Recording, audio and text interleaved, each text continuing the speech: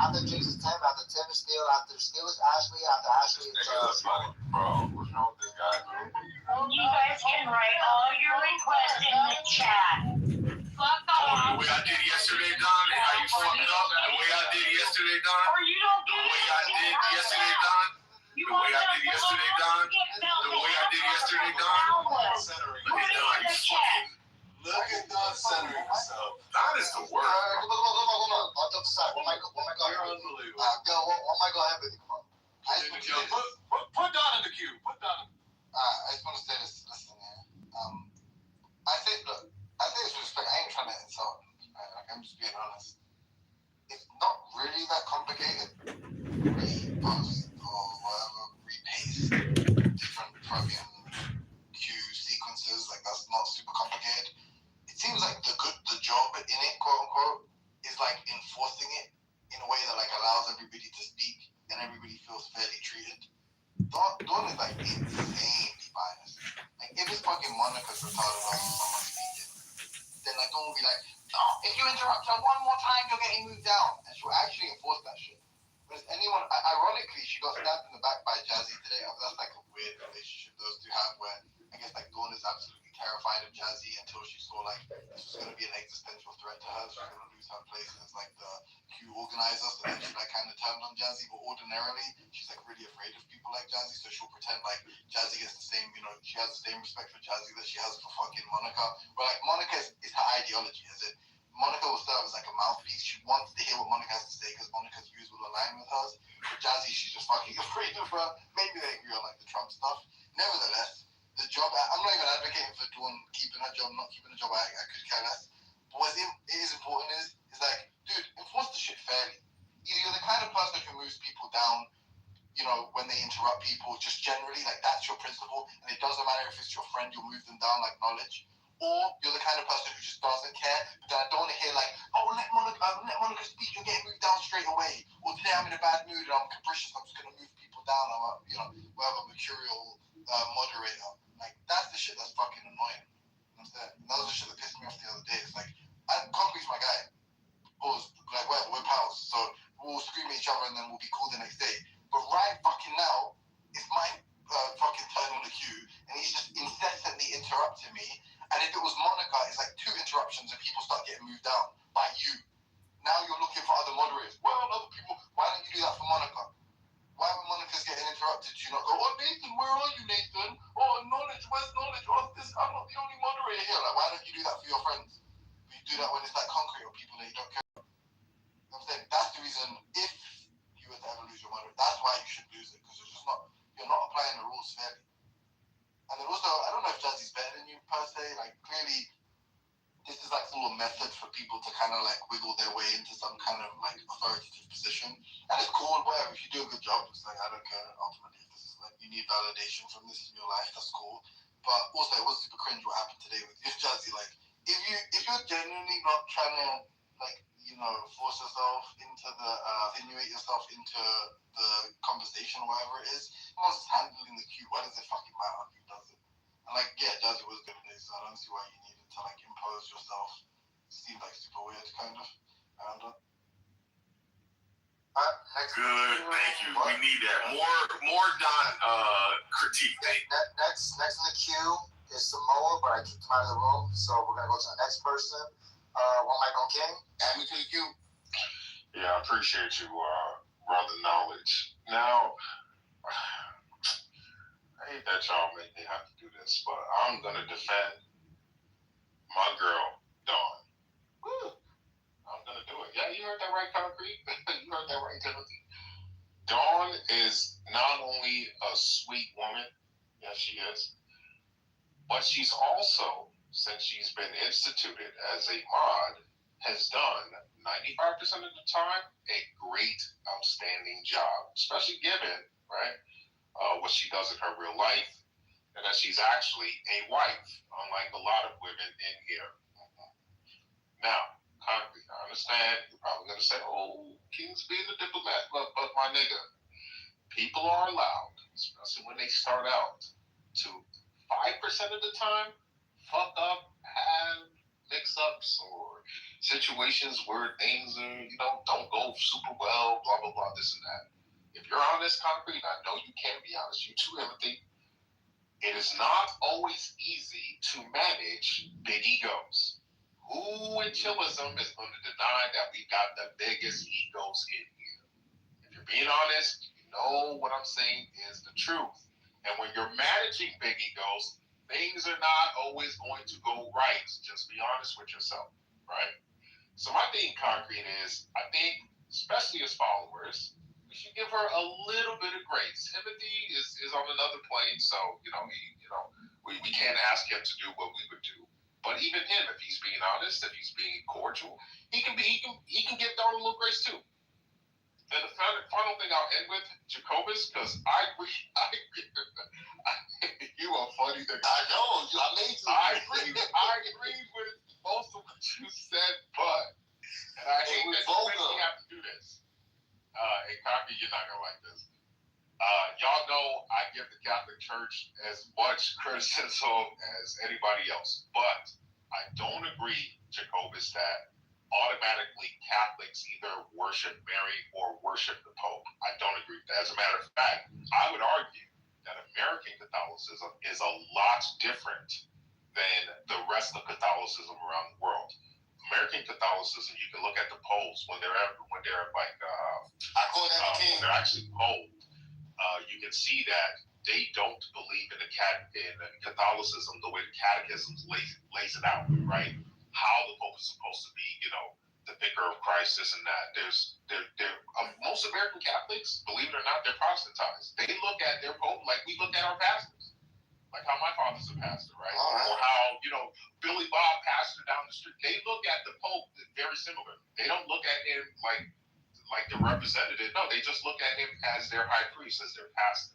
So I think we have to do a case by cases, Jacobus. I don't think it's fair. That's why I try to make that distinction with you. Like, wait, are we talking about people who know that they're worshiping idols, or they're ignorant to that, or they come from an ideology that says that, but they're not particularly doing that themselves? So I don't think it's fair to just, because somebody's Catholic, assume that they worship the Pope or they worship Mary or all of that stuff. I've met plenty of great Catholics who are just like you or me or Concrete or whatever, were literally these Protestants, but that's tradition they were raised in. I'll end it.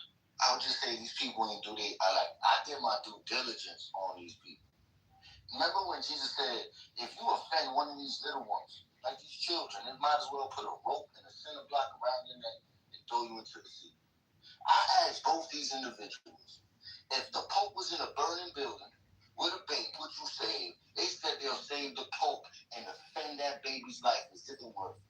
So these individuals are already Q. Thank you, bro. I said no. That's my own.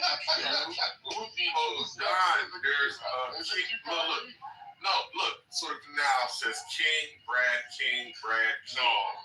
So Don wrote that, right? She's probably joking. Don wrote that. So Don, we need you to fucking tighten up. Figure this out, Don. Don, who's next after me? If it's Brad, that's fine. I didn't know. No, there was no one after you. They made that up. Okay, so they Concrete made that up originally. No, I didn't. This nigga's lying. This nigga's lying. I want you to. This nigga.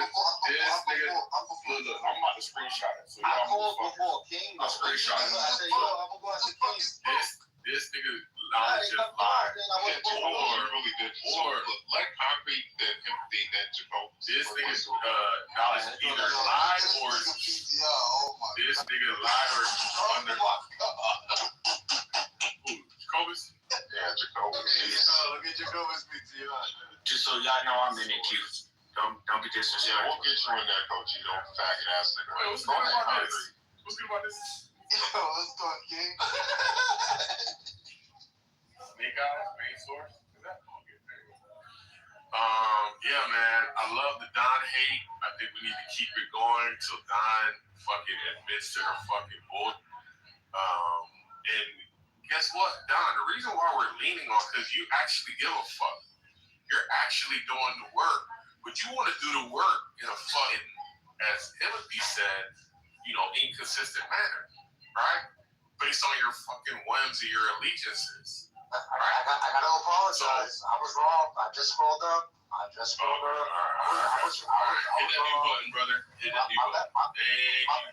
Thank you.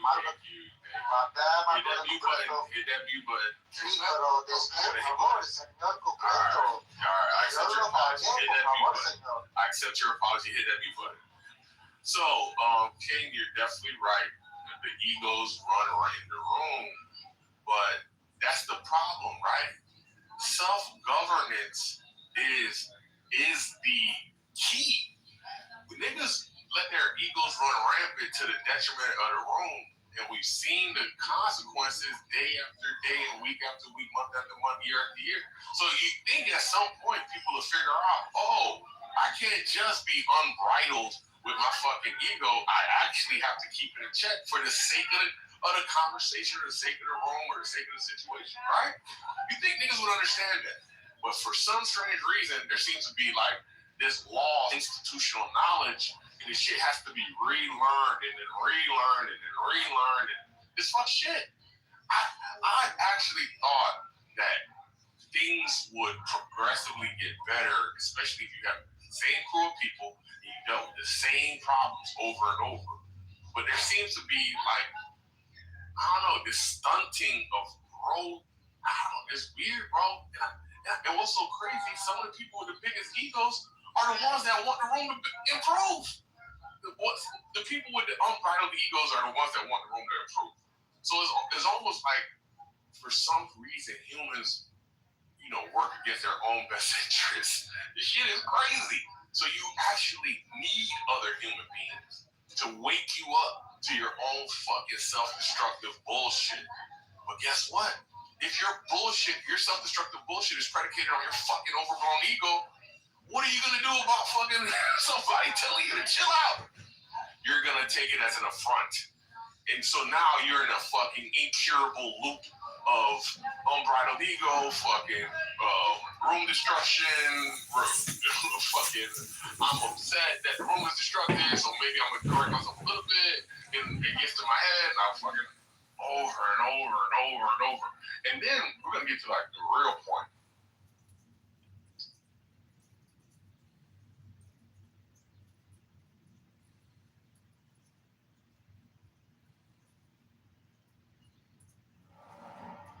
Mine is the head of the man, and thy insight is keen as the hawk's.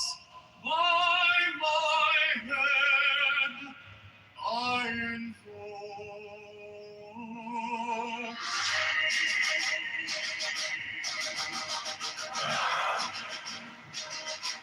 I am the only begotten child of my father and mother. My father is dead. My mother bore me with labor and pain and fear. By my body I invoke thee. About me shine the diamonds of radiance white and pure. By their brightness I invoke thee.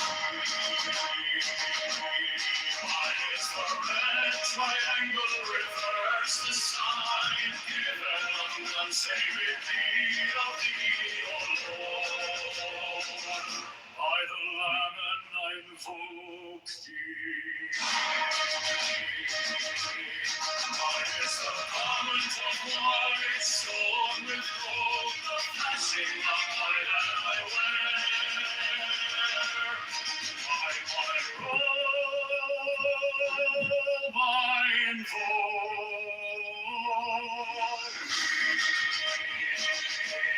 Mine is the sign of the office and time.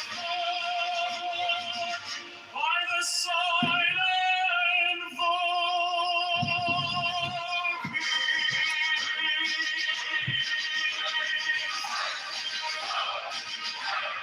Mine is the turban of white and gold, and mine the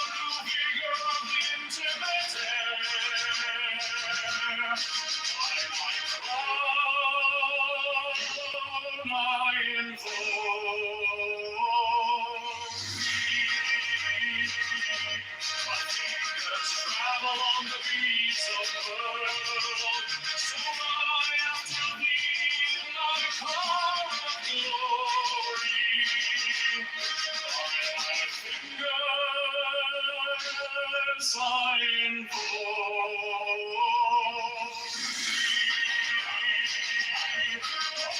the wand of double power and the voice of the master.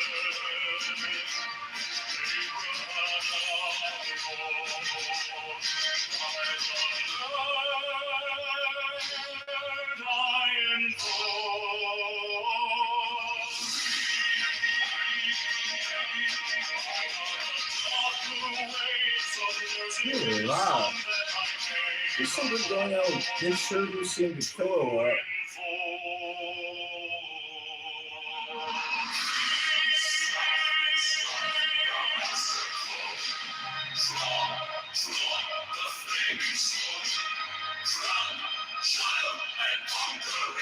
So Western. Is America even? The song I invoke.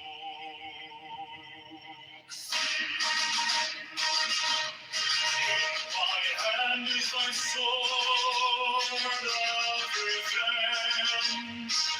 Let it strike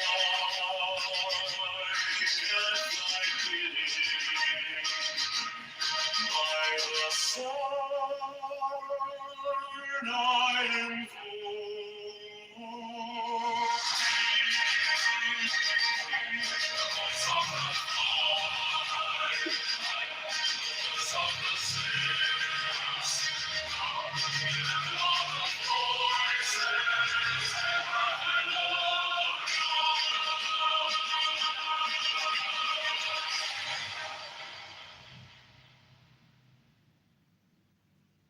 Having fun in the Mine is the head of the man, and my inside is keen as the hawks by my bed I invoke thee. I am the only begotten child of my father and mother. My father is dead. My mother bore me with labor and pain and fear. By my body I invoke thee. Wow.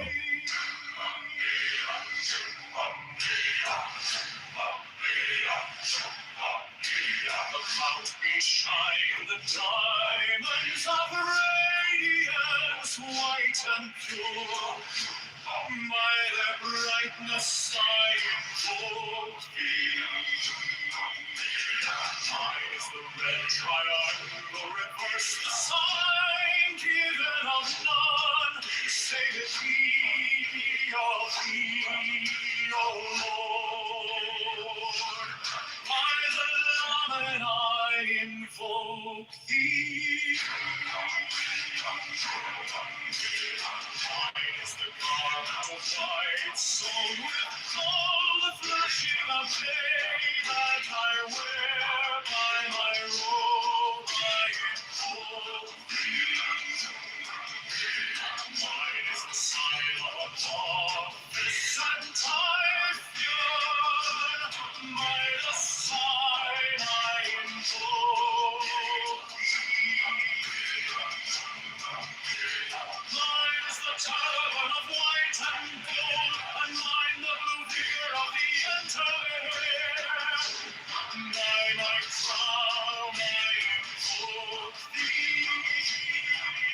My fingers trail on the beat of prayer, so run I after thee in thy car of glory. By my fingers I invoke thee. Under the wand of double power in the voice of the master, Abraham by the word I invoke thee.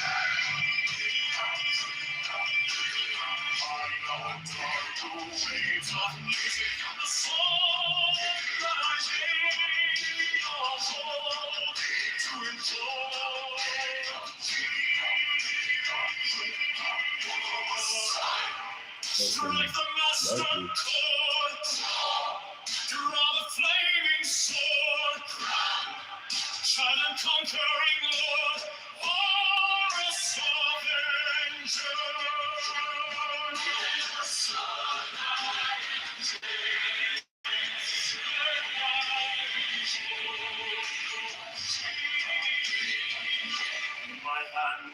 sword of revenge is strong like keys.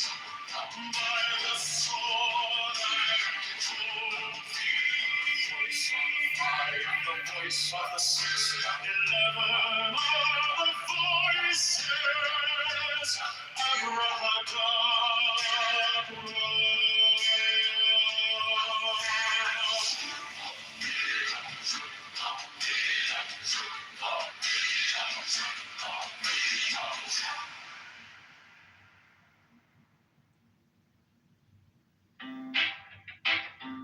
I mean, what's a true rapper and a domestic terrorist?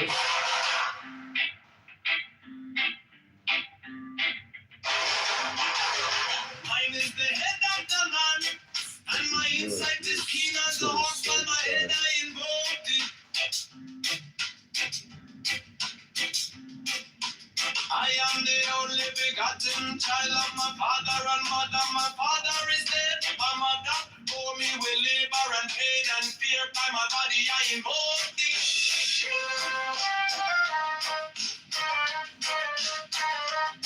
That would be racist.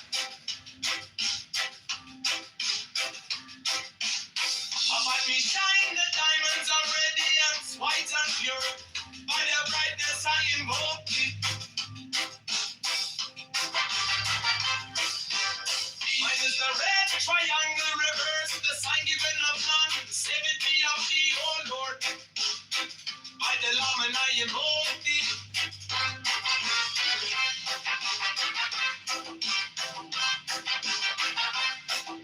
Free mine is the garment of white, sold with gold. The flashing of eye that I wear by my robe, I invoke thee. Give mine is the sign of a puppet and typhon. By the sign I invoke thee. For mine is the turban of white and gold, and mine the blue vigor of the intimidator. By my crown I invoke thee. My fingers travel on the beads of pearl, so run I after thee in thy car of glory. By my fingers I invoke thee. Run them up. I hear the voice of double power in the voice of the master. Abraham, Abra, by the word I invoke thee. Be mine not the dark blue waves of music in the song that I made about to invoke thee. Strike a master cobra. Draw the flaming sword. Triumph and conquering Lord. Avenger. By the song I invoke thee.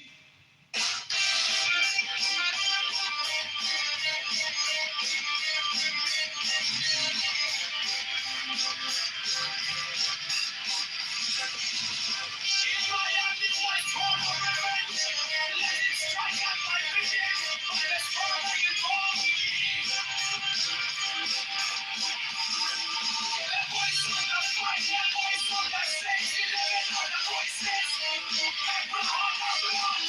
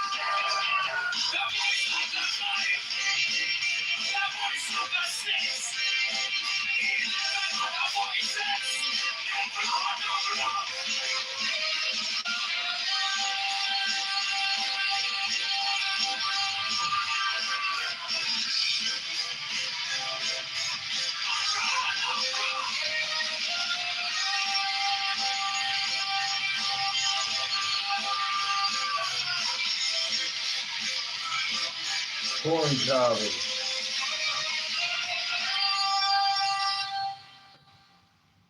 Mine is the head of the man, and my insight is keen as the heart.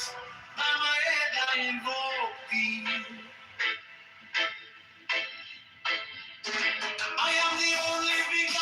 child of my father and mother. My father is dead. My mother bore me with labor and pain and fear. I'm a body I invoke.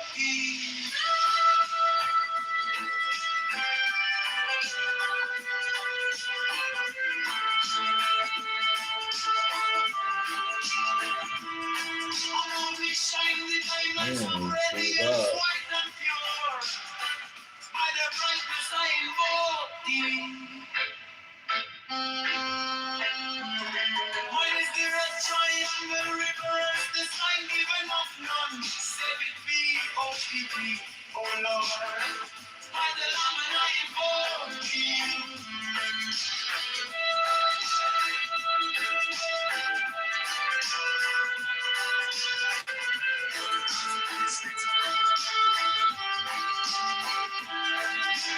Mine is the garment of white stone with gold. The flashing of light that I wear. By my robe I invoke thee. Mine is the sign of office and title. By the sign I invoke thee.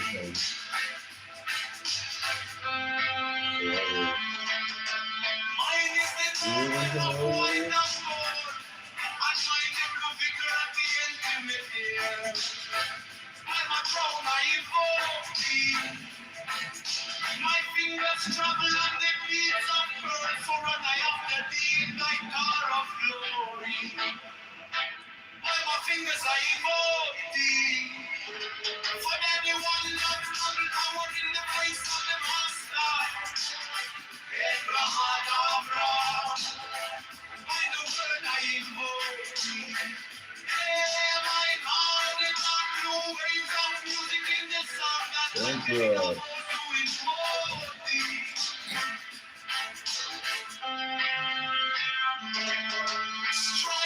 Strike the monster board, draw the flaming sword, round, giant conquering Lord, Lord, having God, by the sword I invoke thee. In my hand is the sword of revenge, let it strike, I die beneath, by the sword I invoke thee. The voice of the fight, the voice of the six, 11 are the voices. Out loud, out loud.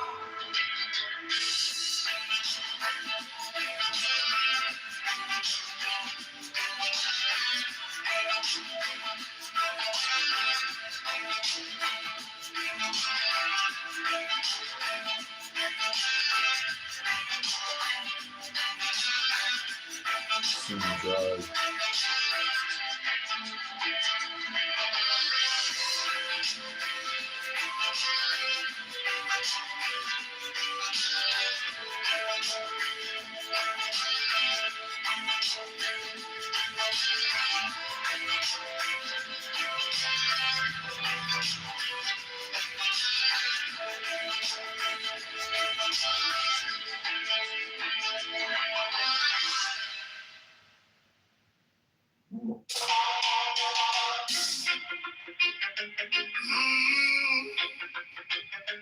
Mine is the head of the man, and my insight is keen as the ox. By my head I invoke thee.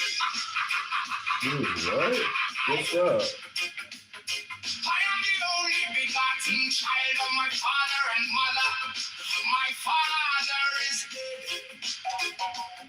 My mother bore me with labor and pain and fear. By my body I invoke thee. About me shine the diamonds of radiance, white and pure. By the brightness I invoke thee. Mine is the red triangle reverse of the sign, given of none, save it be of thee. Oh Lord, by the layman I invoke thee. Mine is the garment of white, so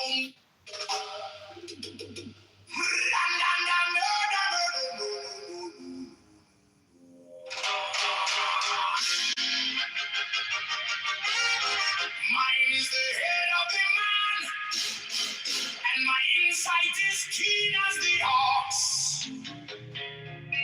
By my head, I invoke thee.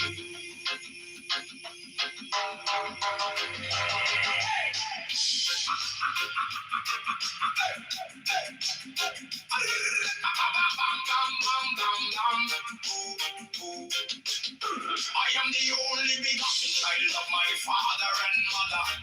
My father is dead. My mother bore me with labor and pain and fear by my body.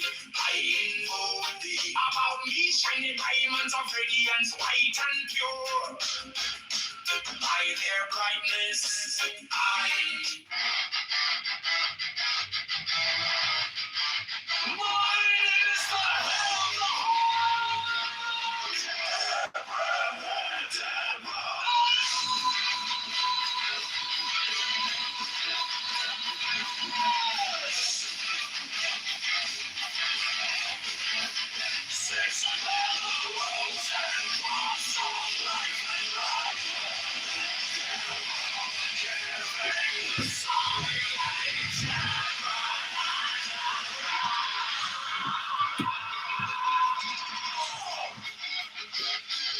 Right, bathroom break. The invocation concludes. Therefore I say unto thee, come thou forth and dwell in me, so that every spirit, whether of the firmament, or of the ether, or of the earth, or under the earth, or dry land, or in the air, or flowing air, or of rushing fire,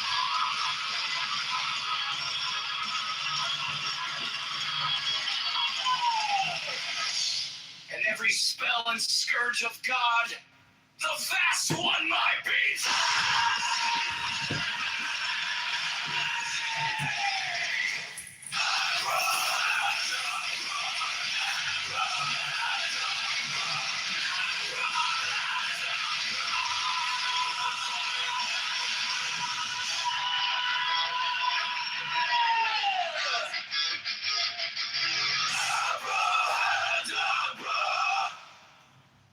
Mine is the head of the hawk,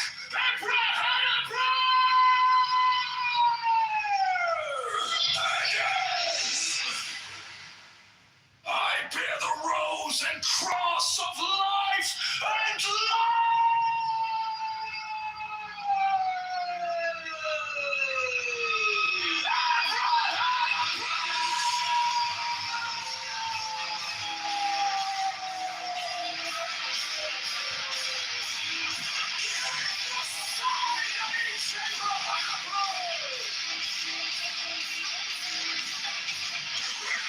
in the side, the invocation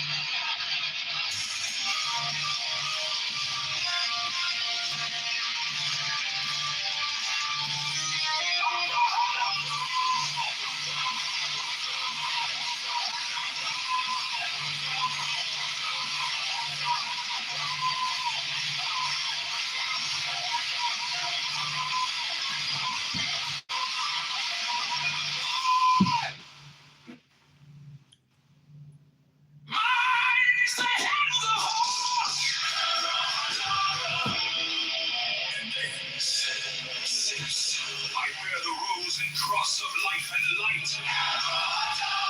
Giving the sign at each abracadabra. Remaining in the sign, the invocation concludes. Therefore I say unto thee, come thou forth and dwell in me, so that every spirit, whether of the firmament, or of the ether, or of the earth, or under the earth, on dry land, or in the water, of whirling air, or of rushing fire, and every spell and scourge of God, the vast one, might be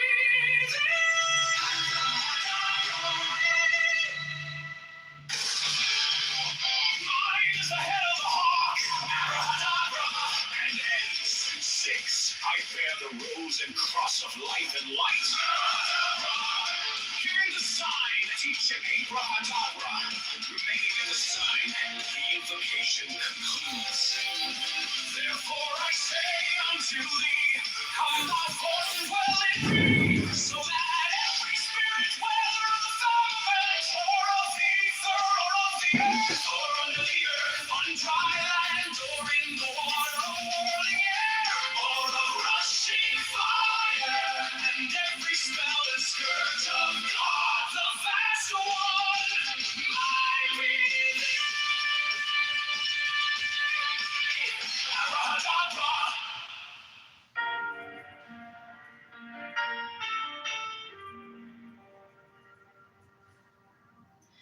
You came like dawn in my hands, soft but stronger than you.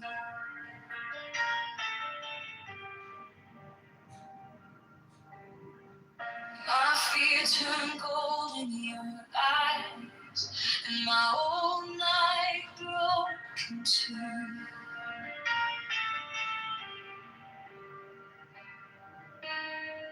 I was lost in the noise, now I'm learning how to stay close to your quiet light in the middle of the day. Stop thinking, let it fall. Take the deepest breath of them all. Hold it close. Don't run from the feeling. One more second. You can start believing. Wisdom of God. Wisdom of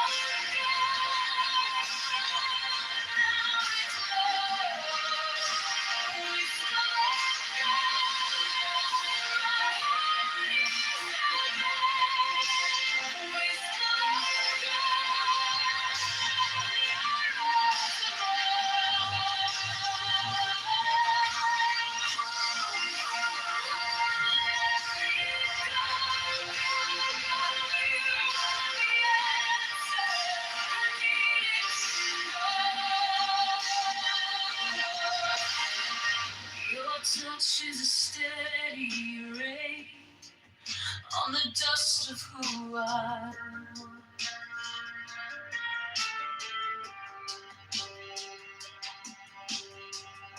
Every wound gets named and it fades in the hush.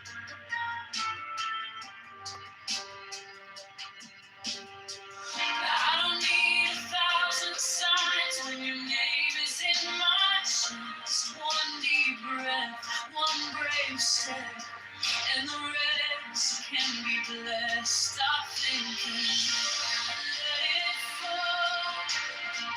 Take the deepest breath of them all.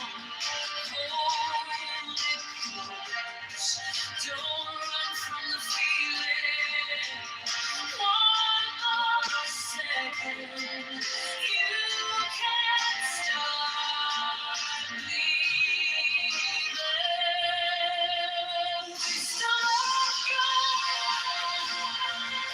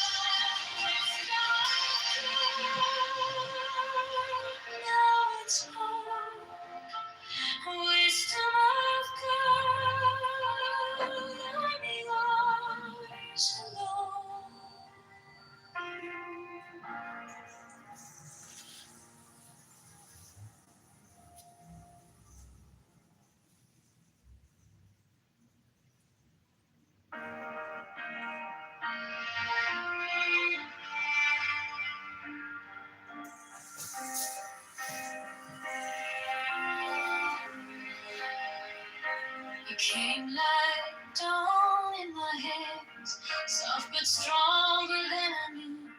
The fear turned gold in your eyes, and my old night broke in two. I was lost in the noise, now I'm learning how to stay close to your quiet light. In the middle of the day, stop thinking, let it fall. Take the deepest breath, hold them all. Hold it close, don't run from the feeling. One more second, you can start believing. Wisdom of God, now it's joy. Wisdom of God, now it's love. Wisdom of God, my heart is open. Wisdom of God, I rise above. Hold, hold, hold, let it go, go, go. You are the answer. I needed to know. Your touch is a steady rain on the dust of who I was. Every wound gets named, then it fades in a hush. I don't need 1,000 signs when your name is in my chest. One deep breath, one brave step, and the rest can be blessed. I'm thinking, let it fall. Take the deepest breath of them all. Hold it close, don't run from the feeling. One more second, you can start believing. Wisdom of God, now it's joy. Wisdom of God, now it's love. Wisdom of God, my heart is open. Wisdom of God, rise above. Hold, hold, hold, let it go, go, go. You are the answer. I need to know if I tremble. Stay near if I break. Pull me through, teach my hands to release what I cannot hold with you.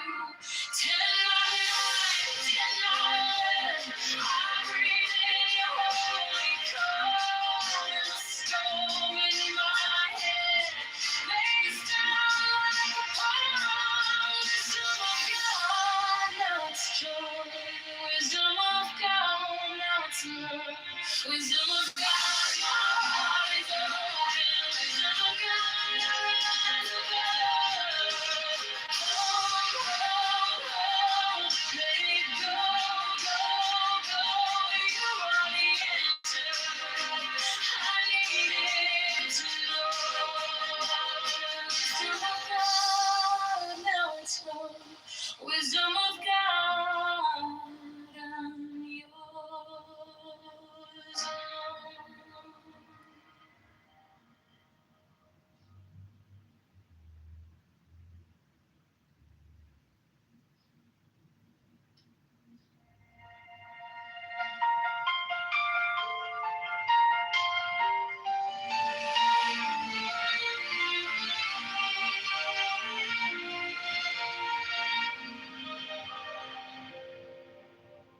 Wisdom of God is now joy of heart, enlightenment. You found me in the quiet with my hands still shaking. I was carrying the hurt like a name I couldn't drop. Then you touched my trouble and the whole room stopped. Stop thinking and your problems. Take the deepest breath of the day. All for 10, not 11. 10, not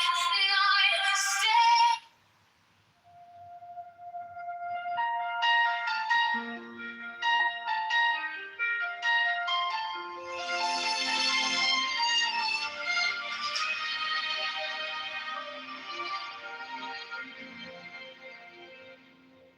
wisdom of God is now joy, love, heart, enlightenment.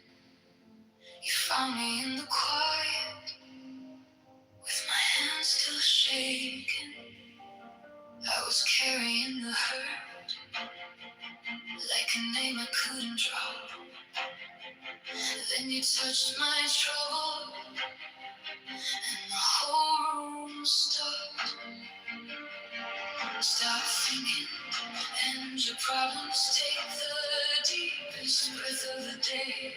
Hold for 10, not 11, 10, not 9, stay.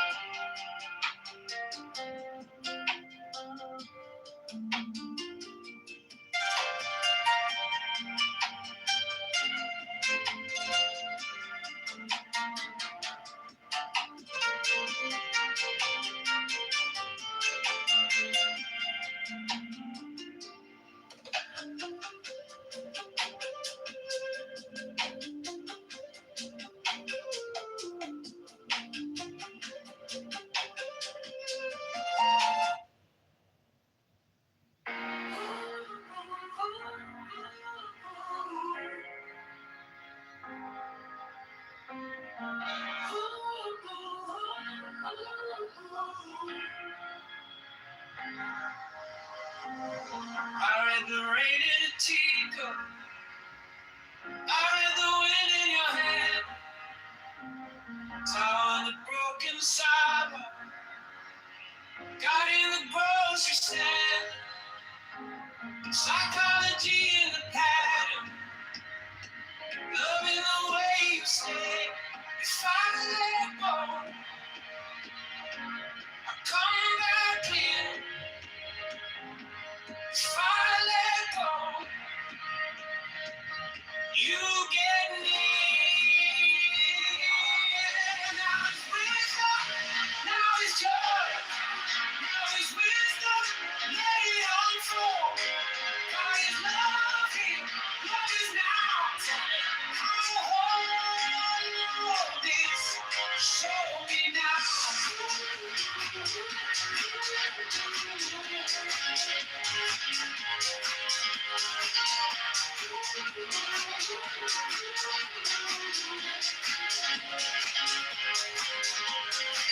My mind was a room with boxes. They were fear and pride. Then I watched them turn to sunlight. Then you sat by my side. Truth is a self-destruction. Not a blame, not a shame. If I breathe slow, I hear it sing. If I breathe slow, everything. Now is wisdom, now is joy, now is wisdom, let it unfold. God is love here, love is now. I'm a whole show me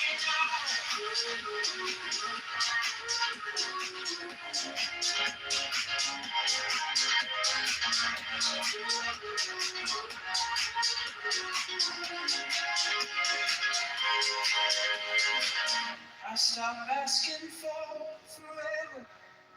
I start listening for the sign. One small smile, one clean moment turns the whole world right. Intelligence inside.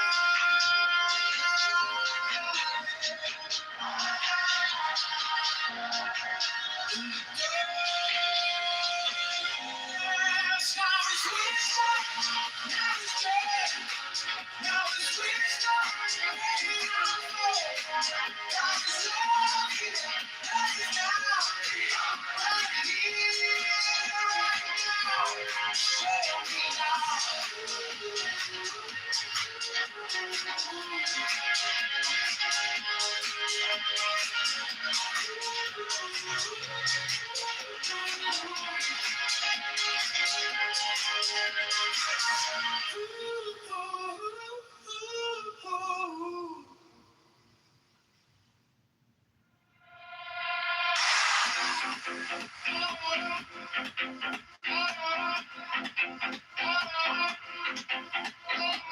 I read the rain in a teacup.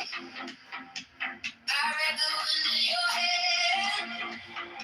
Child in the broken sidewalk. God in the grocery stand. Psychology in the pattern.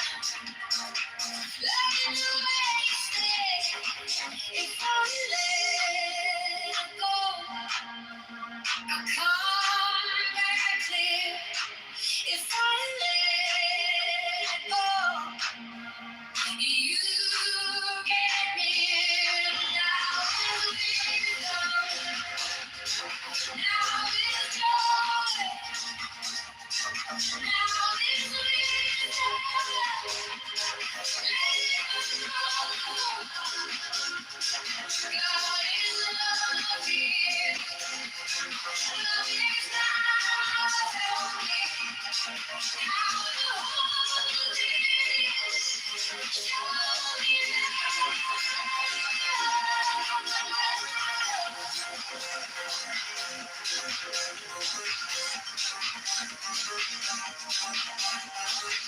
Mama's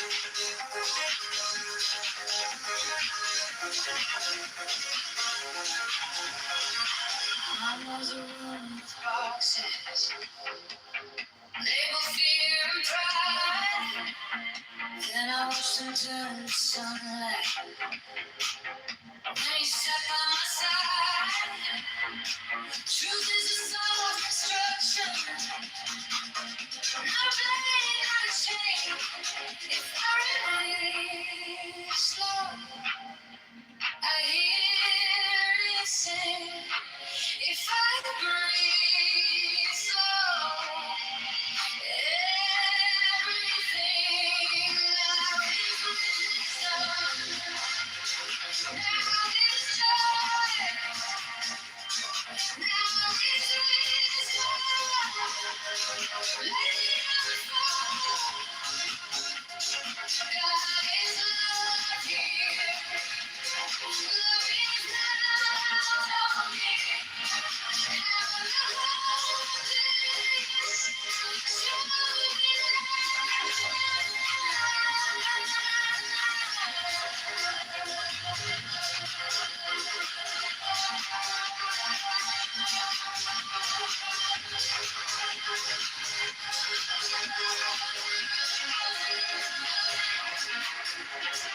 I stop asking for forever.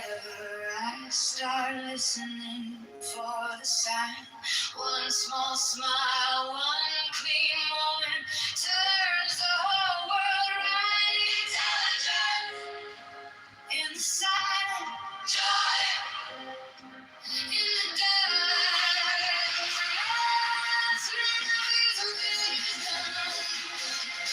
Now is joy. Now is wisdom.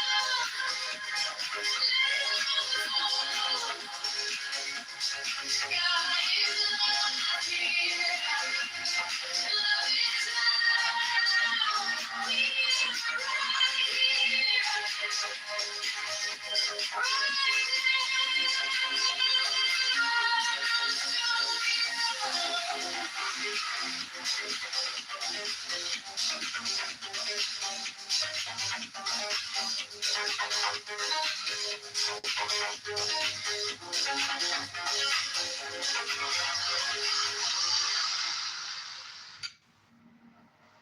Mine is the head of the man, and my insight is keen as the hawk's. By my head I invoke.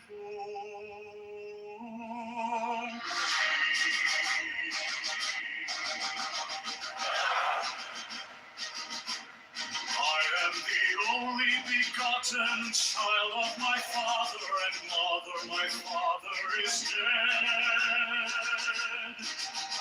My mother bore me with labor and pain and fear. By my body I invoke thee. About me shine the diamonds of radiance white and pure. By their brightness I invoke thee. Mine is the red triangle reverse, the sign given on sacred deed of thee, O Lord. By the Lamb and I invoke thee. Mine is the garment of white, sewn with gold, the flashing of light that I wear. By my robe I invoke thee. Mine is the sign of the prophets and time. By the sign and invoke thee.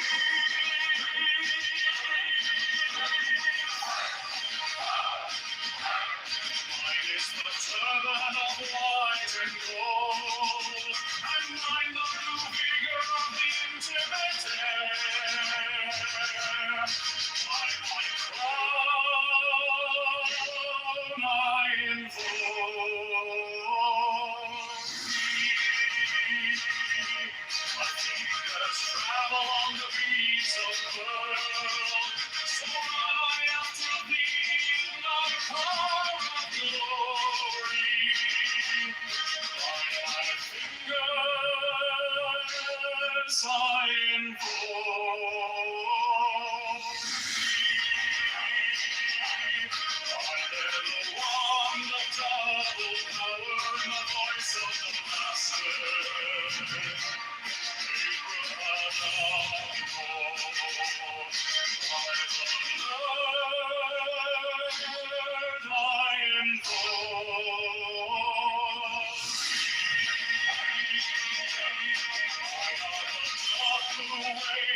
Music in the song that I made to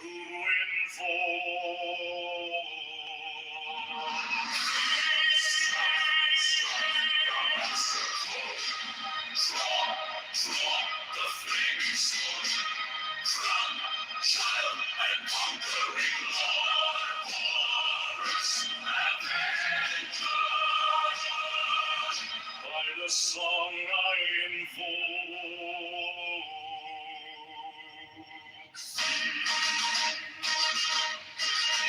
my hand is thy sword of revenge. Let it strike at thy bidding.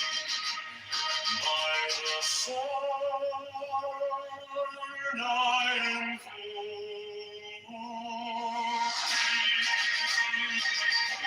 the voice of the fight, the voice of the saints, the Lord of voices and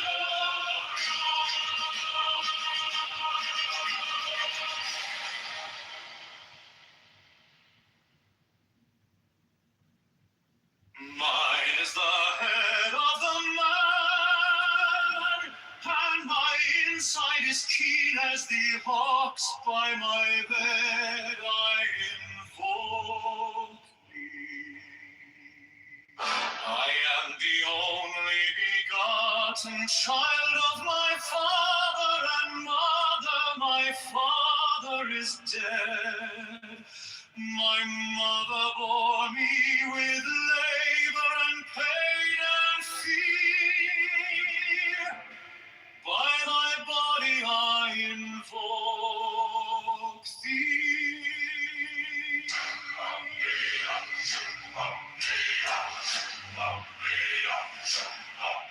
About me shine the diamonds of radiance, white and pure.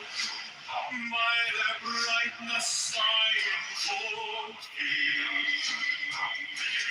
Mine is the red triangle, reverse the sign, given of none, save it thee, O Lord.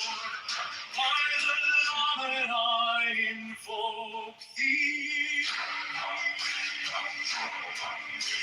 Mine is the garment of white, sewn with gold, the flashing of day that I wear. By my robe I invoke thee. Mine is the sign of office and Typhoon. By the sign I invoke thee. Mine is the turban of white and gold, and mine the blue figure of the entire. By my crown I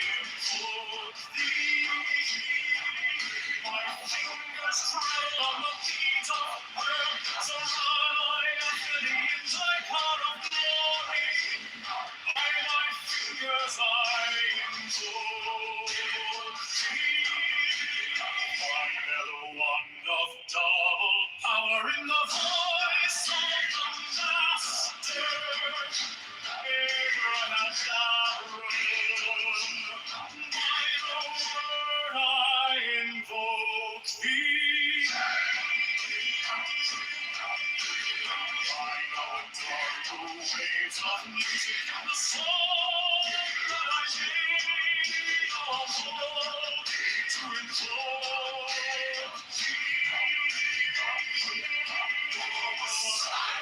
strike the master chord, draw the flaming sword, child and conquering Lord, for a salvation.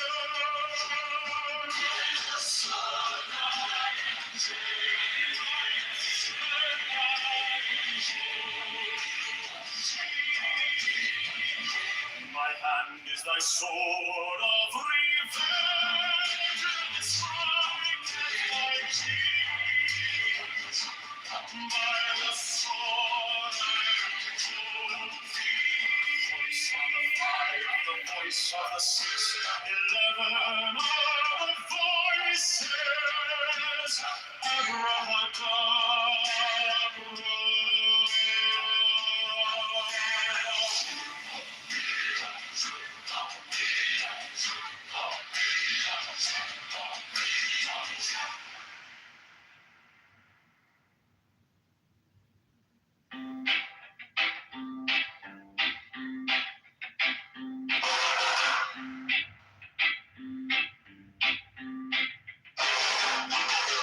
Mine is the head of the man, and my insight is keen as a hawk's. By my head I invoked it.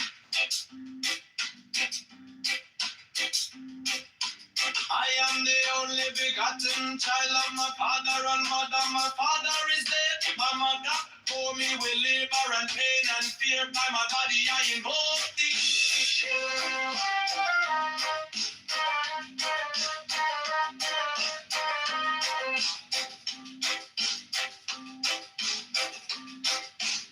About me shine the diamonds are radiance, white and pure. By their brightness I invoke thee. Mine is the red triangle reverse, the sign given of none, the savity of thee, O Lord. By the Lamb and I invoke thee.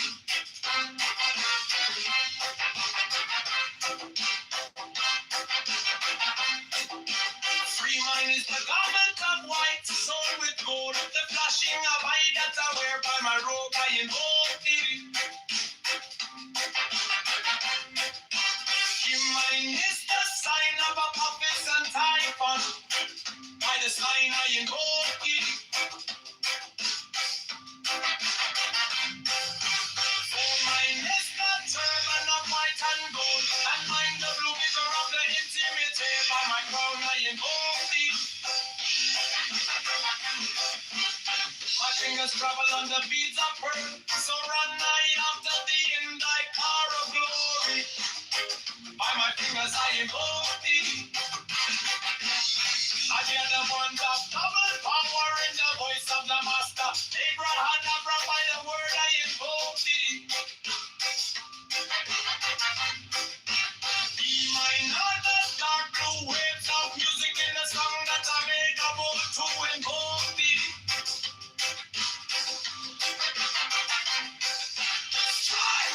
Strike a master chord, draw the flaming sword, child and conquering Lord, avenger, by the song I invoke thee.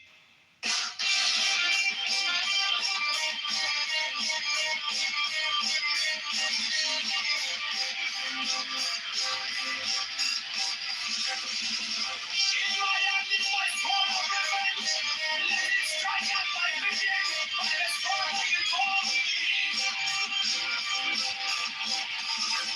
The voice of the fire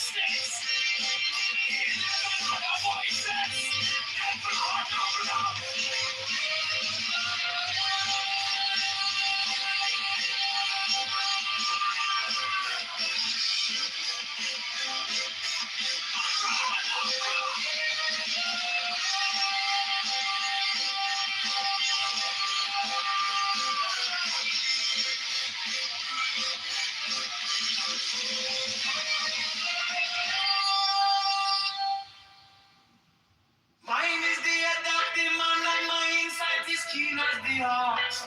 By my head I invoke thee. I am the only begotten child of my father and mother. My father is dead. My mother bore me with labor and pain and fear. By my body I invoke thee.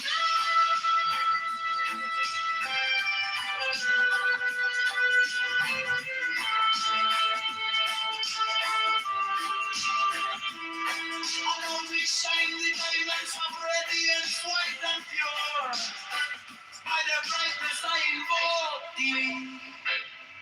Mine is the red triangle reverse, the sign given of none. Save it be, oh thee, oh Lord.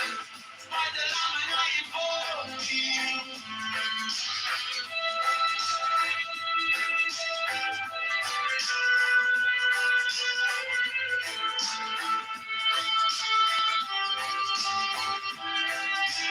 Mine is the garment of white stone with gold, the flashing of light that I wear. By my robe I invoke thee. Mine is the sign of a prophet and typhon. By this sign I invoke thee.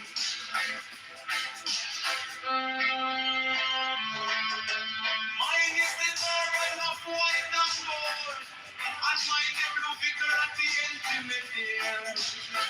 By my crown I invoke thee.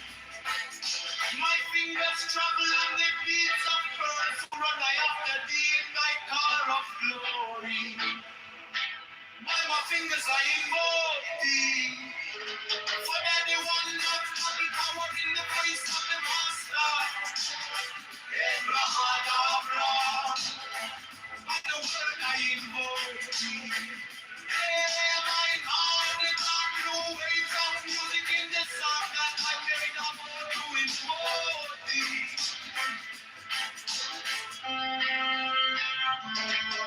Strike the monster board, draw the flaming sword, crown, giant conquering Lord, Lord, Amen, God, by the sword I invoke thee. In my hand is the sword of revenge, let it strike, I die beneath, by the sword I invoke thee. The voice of the fight, the voice of the six, 11 are the voices. Abra.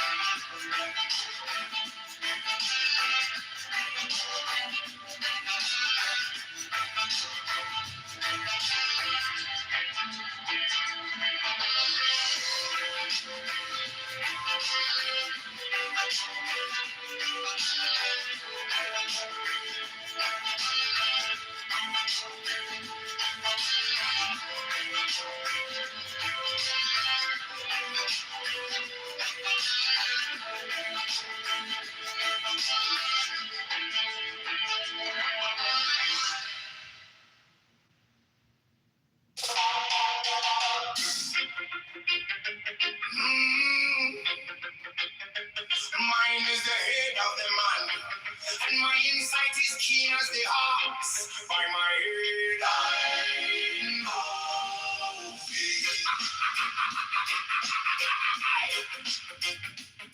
I am the only begotten child of my father and mother. My father is dead. My mother bore me with labor and pain and fear. By my body I invoke thee. About me shine the diamonds of radiance, white and pure. By the brightness I invoke thee. Mine is the red triangle reverse, the sign given of none, save it be of thee. Oh Lord, by the layman I invoke thee. Mine is the garment of white, so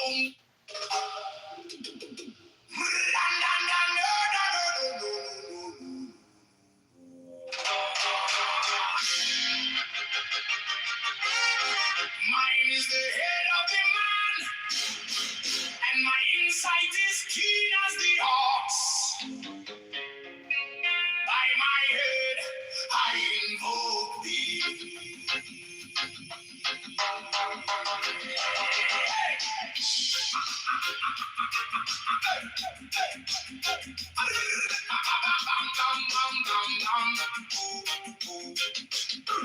am the only begotten child of my father and mother.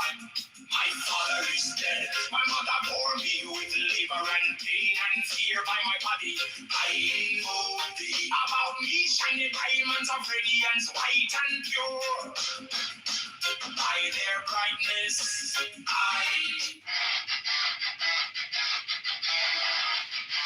mine is the head of the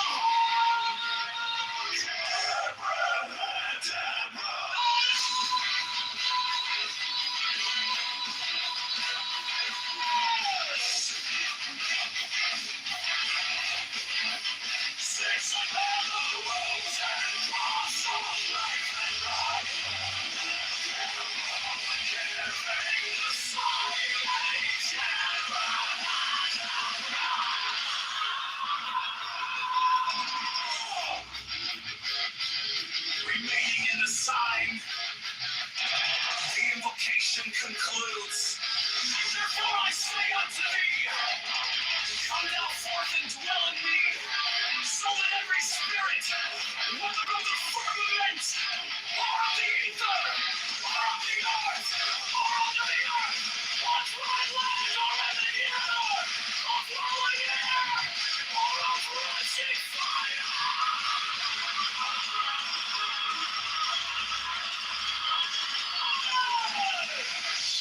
and every spell and scourge of God, the vast one might be.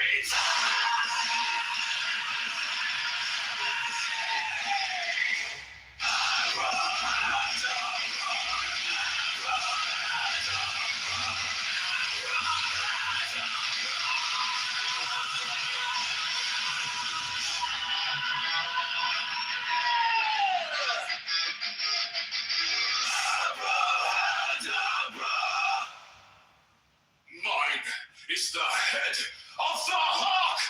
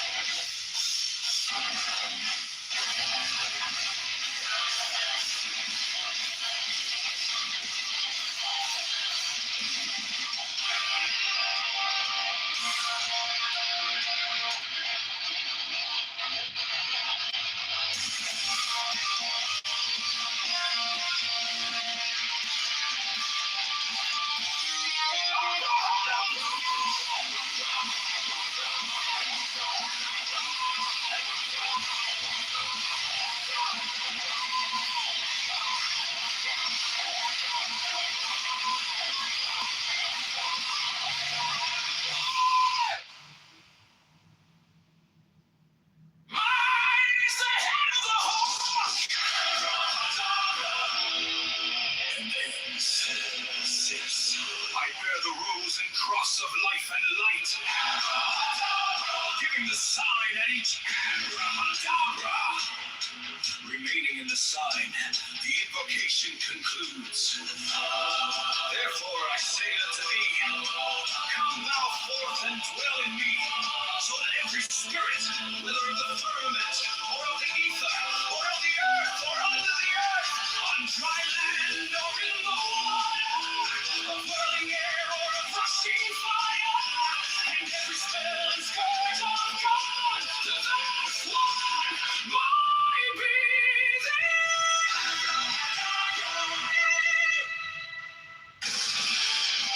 Mine is the head of the hawk, abracadabra, and ends. 6. I bear the rose and cross of life and light.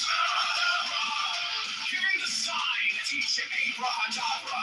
Remaining in the sign, the invocation concludes.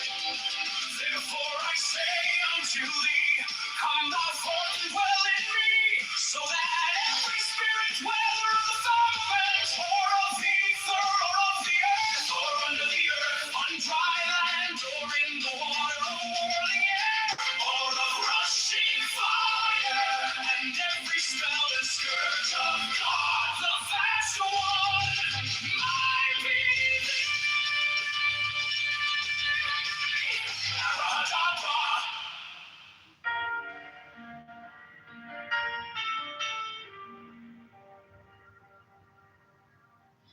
You came like dawn in my hands, soft but stronger than I knew.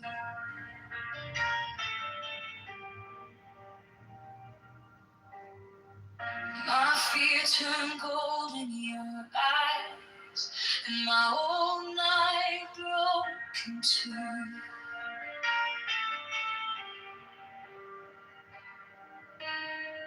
I was lost in the noise, now I'm learning how to stay close to your quiet light in the middle of the day. Stop thinking, let it fall. Take the deepest breath of them all. Hold it close. Don't run from the feeling. One more second. You can start believing. Wisdom of God.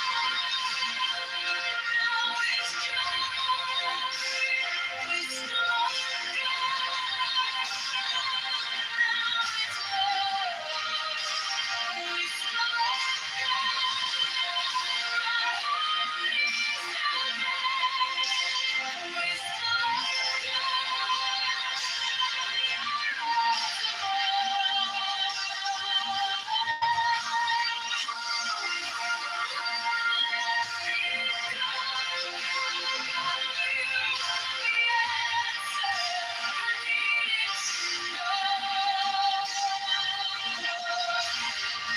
Your touch is a steady rain on the dust of who I was.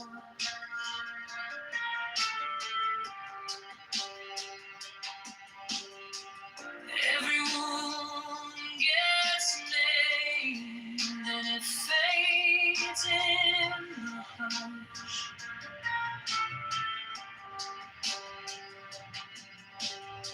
I don't need 1,000 signs when your name is in my chest. One deep breath, one brave step, and the rest can be blessed. Stop thinking, let it fall. Take the deepest breath of them all. Hold it close. Don't run from the feeling. One more second. You can't stop believing. Wisdom of God.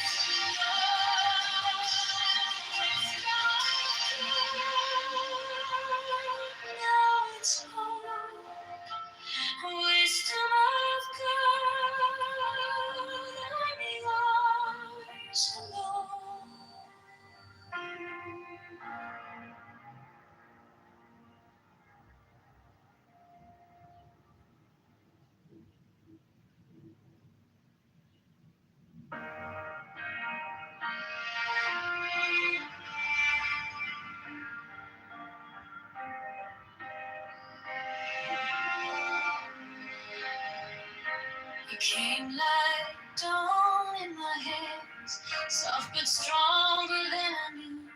The fear turned gold in your eyes, and my old night broke in two. I was lost in the noise, now I'm learning how to stay close to your quiet light. In the middle of the day, stop thinking, let it fall. Take the deepest breath, hold them all.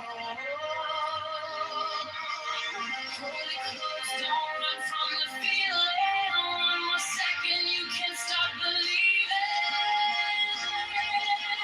Wisdom of God, now it's joy. Wisdom of God, now it's love. Wisdom of God, my heart is open. Wisdom of God, I rise above. Hold, let it go, go, go. You are the answer. I needed to know. Your touch is a stay rain on the dust of who I was. Every wound gets named, then it fades in the hush.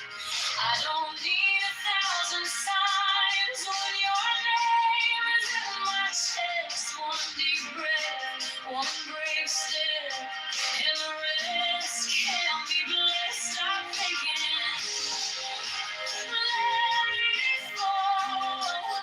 Take the deepest breath of them all. Hold it close, don't run from the feeling. One more second, you can start believing.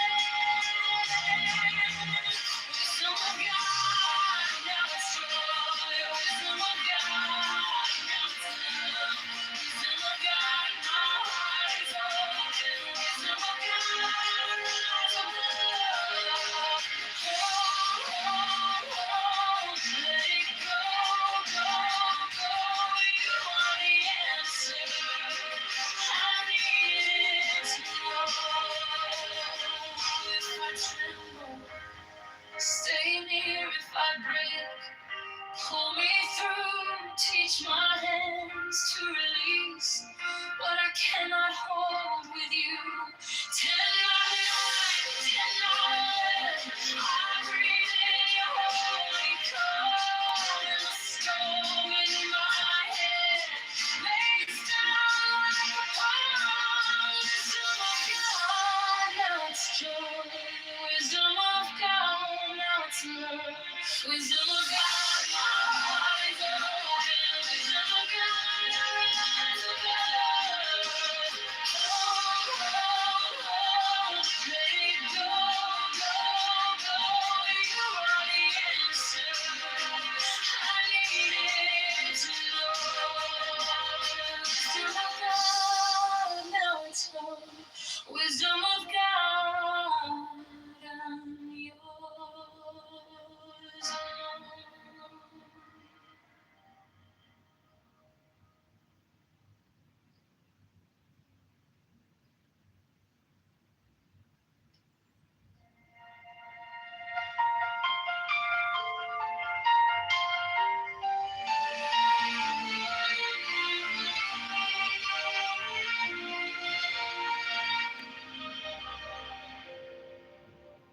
Wisdom of God is now joy, love, heart, enlightenment.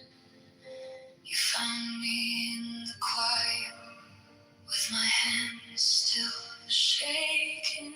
I was carrying the hurt like a name I couldn't drop. Then you touched my trouble and the whole room stopped. Stop thinking and your problems. Take the deepest breath of the day. All for 10, not 11. 10, not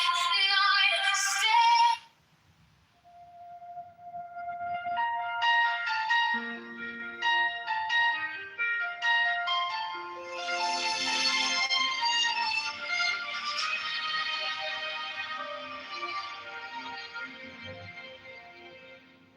Wisdom of God is now.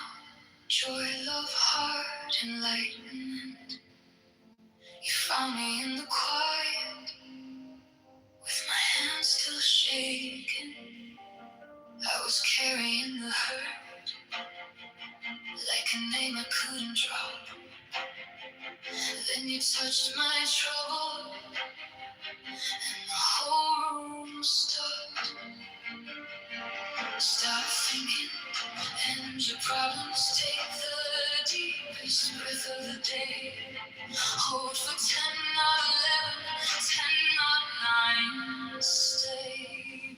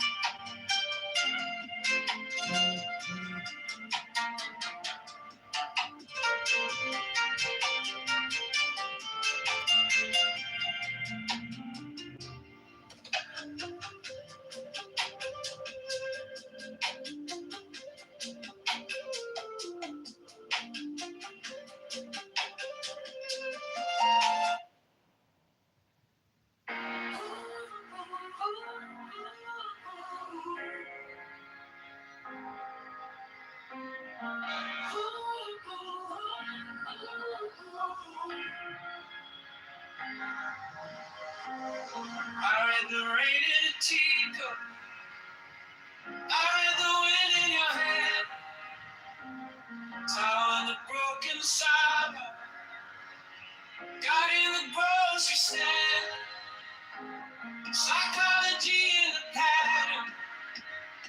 Loving the way you stay. If I let go, I come back clear. If I let go, you get me. Now it's wisdom, now it's joy, now it's wisdom, let it unfold. God is love here, love is now. How to hold this, show me now.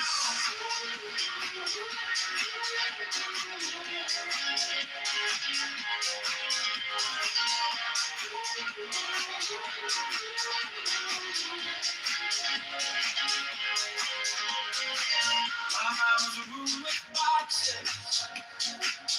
They were fear and pride. Then I watched them turn to sunlight. When you sat by my side, truth is a soft instruction. Not a blame or a shame. If I breathe slow, I hear it sing. If I breathe slow, everything. Now is wisdom, now is joy, now is wisdom, living on the floor. God is love here, love is now. How to hold this, show me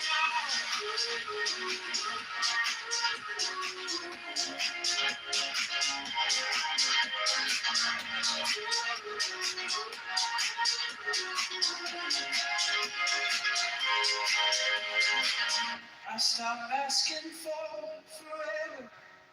I start listening for the sign. One small smile, one clean moment turns the whole world right. Intelligence inside.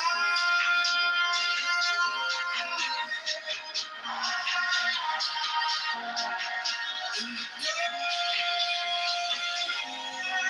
now is wisdom, now is joy, now is wisdom, letting unfold. God is love here, love is now, right here, right now. Show me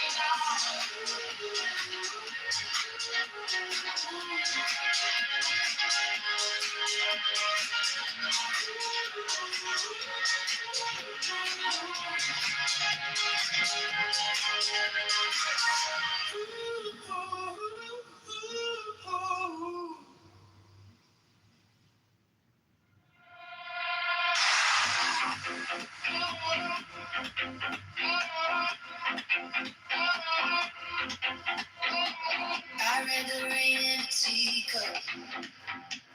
I read the wind in your hair. Towering the broken sidewalk. God in the grocery stand. Psychology in the pattern. Loving the way you stay.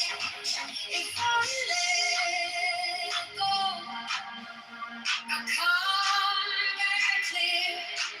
If I let go, you get near. Now is joy. Now is wisdom. Let it flow. God is love here. Love is now. Tell me how to hold this. Show me now.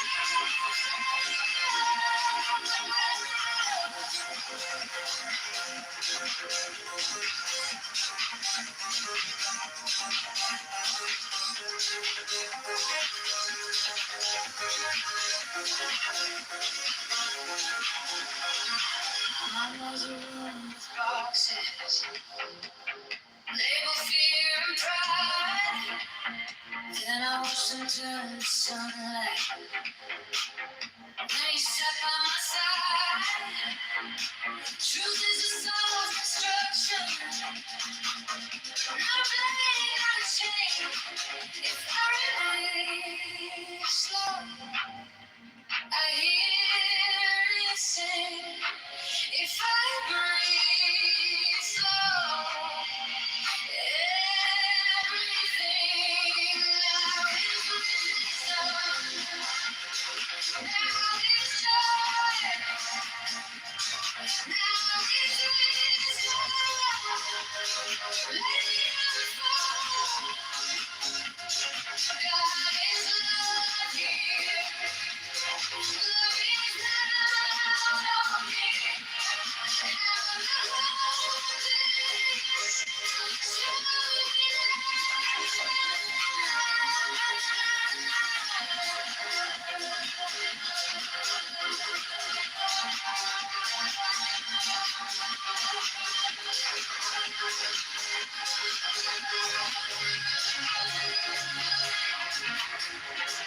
I stop asking for forever.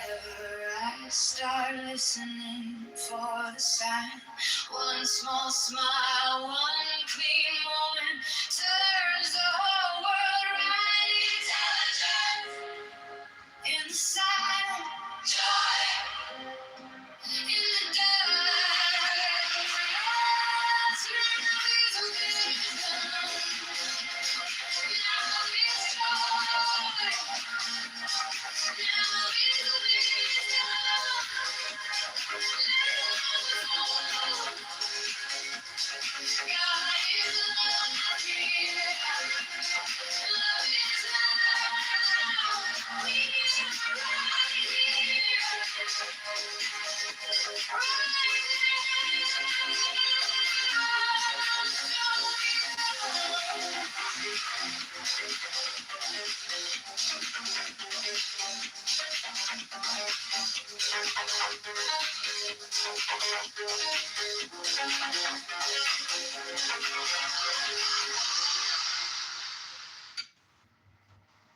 Mine is the head of the man, and my insight is keen as the hawk's.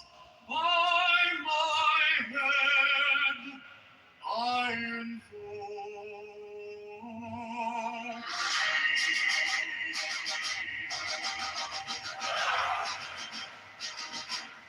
I am the only begotten child of my father and mother. My father is dead.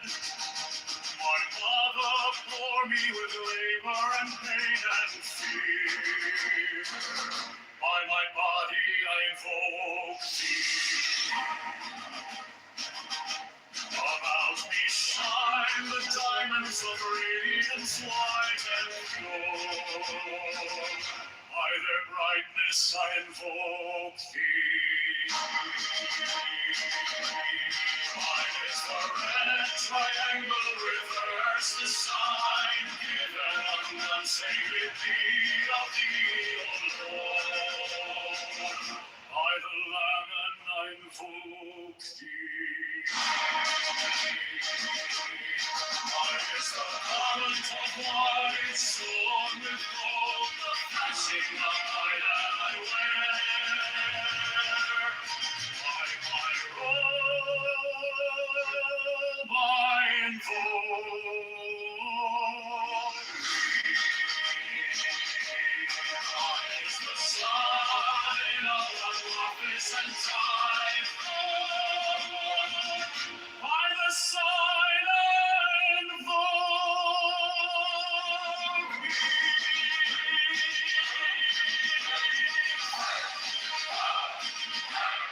Mine is the turban of white and gold, and mine the blue vigor of the intimate air. By my crown I invoke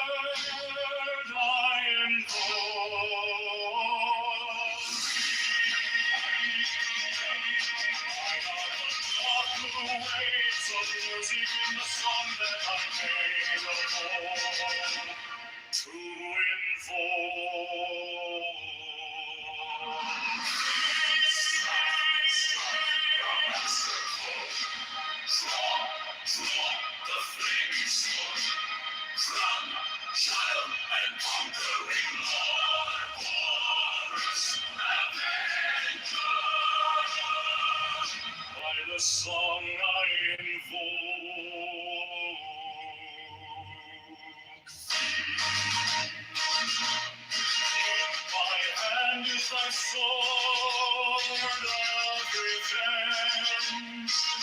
Let it strike at my bidding. By the sword I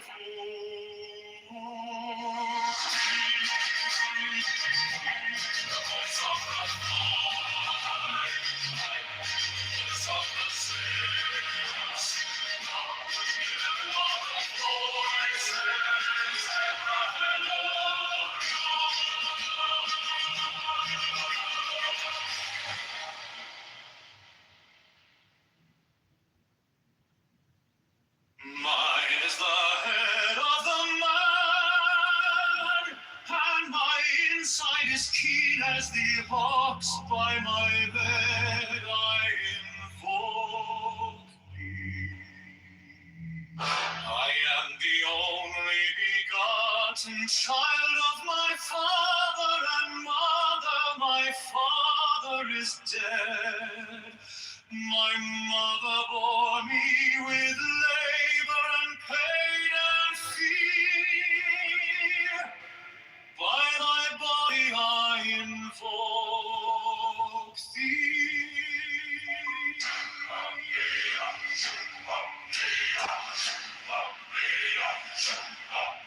About me shine the diamonds of radiance, white and pure.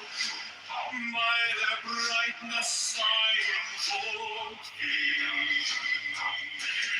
Mine is the red triangle, reverse the sign, given of none, save it thee, O Lord.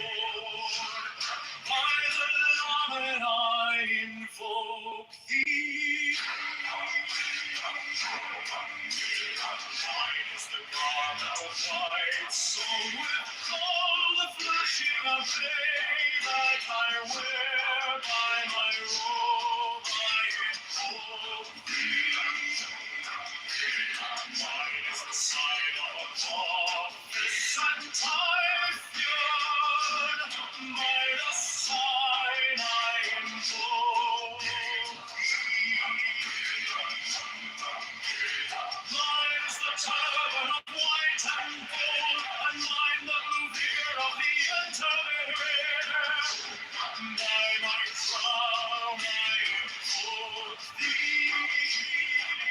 My fingers trail on the feet of earth, so run I after thee in thy car of glory.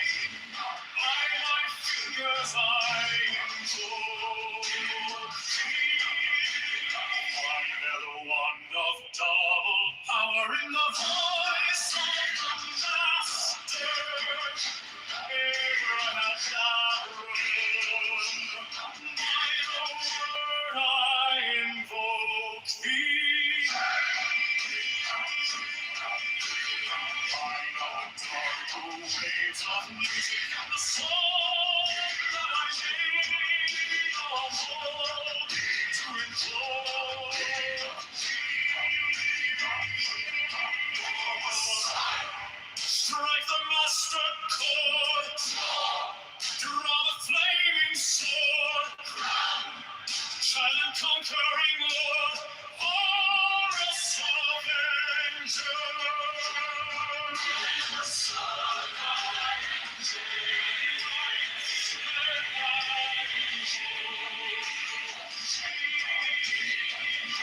My hand is thy sword of revenge, and strike at thy cheeks. By the sword I invoke thee. Voice on the fire, the voice of the 611 are the voices.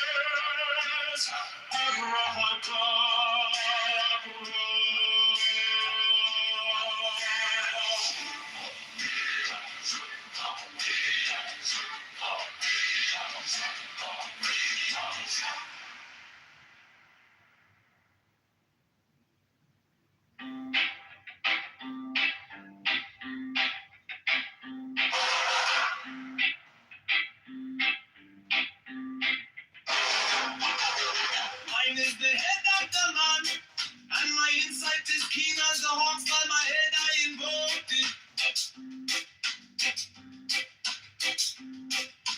I am the only begotten child of my father and mother. My father is dead. My mother for me with labor and pain and fear. By my body I invoke thee.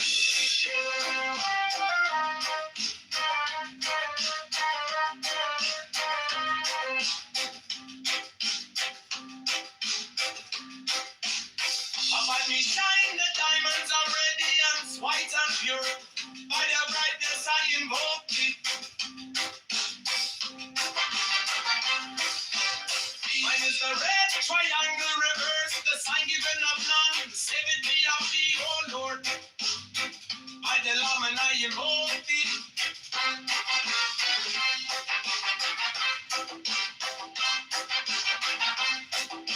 Free mine is the garment of white, sold with gold. The flashing of eye that I wear by my robe, I invoke thee. Mine is the sign of a prophet and typhon. By the sign I invoke thee. For mine is the turban of white and gold, and mine the blue figure of the intimate. By my crown I invoke thee. My fingers travel on the beads of pearl, so run I after thee in thy car of glory. By my fingers I invoke thee. I hear the wand of double power in the voice of the master. Abraham, Abraham, by the word I invoke thee. Be mine are the dark blue waves of music in the song that I made of old to invoke thee.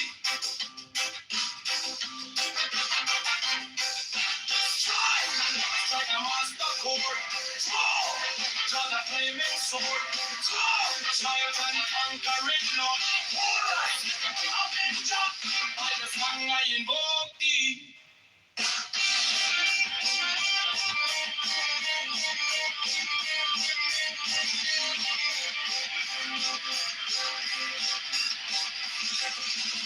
In my hand is my sword of revenge. Let it strike at my vision. By the sword I invoke thee.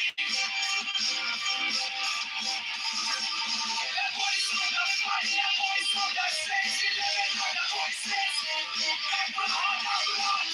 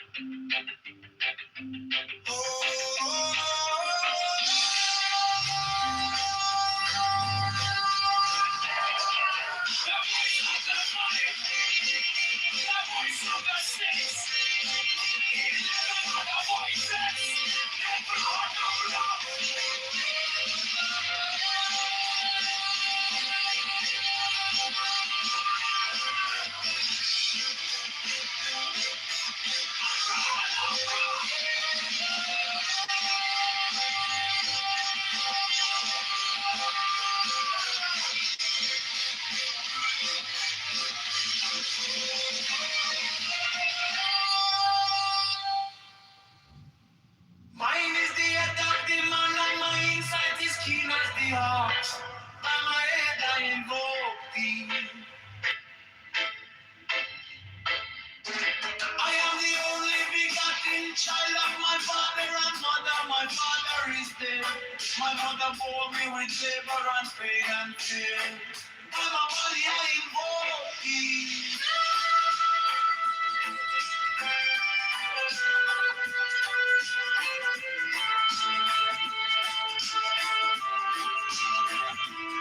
Around me shine the diamonds of radiance, white and pure.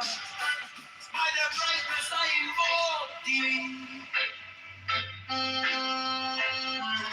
Mine is the red triangle reverse, the sign given of none. Save it be, O Lord. By the Lamb and I invoke thee.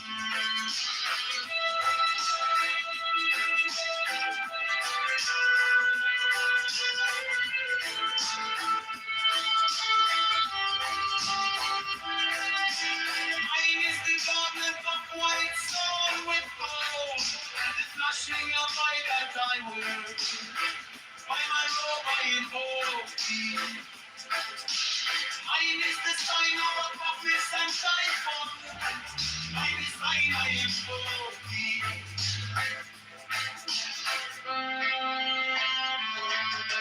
Mine is the garment of white and gold, and mine the blue vigor at the intimate ear. I'm a crown I invoke thee. My fingers travel on the beats of pearl, for I after thee in thy car of glory. By my fingers I invoke thee. For anyone not having power in the voice of the master. Abrahadabra. By the word I invoke thee. Hey, my God, the dark blue waves of music in the sun that I made up to invoke thee.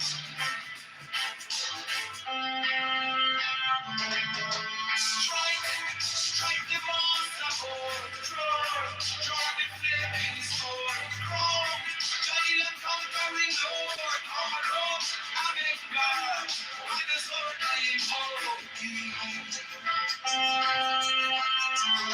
In my hand is the sword of revenge, let it strike, by thy bidding, by the sword I invoke thee. The voice of the fight, the voice of the six, 11 are the voices. Abra.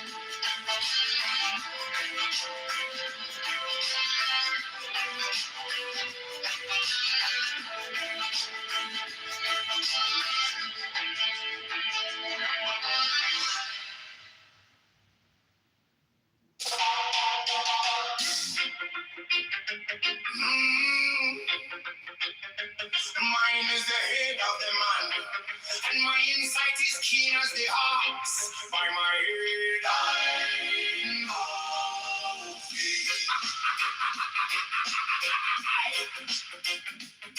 I am the only begotten child of my father and mother. My father is dead. My mother bore me with labor and pain and fear by my body. I invoke thee about me. Shine the diamonds of radiance white and pure by their brightness. I invoke thee. Mine is the red triangle reverse the sign, giving of none save it be of thee. Oh Lord, by the layman. I invoke thee. Mine is the garment of white, so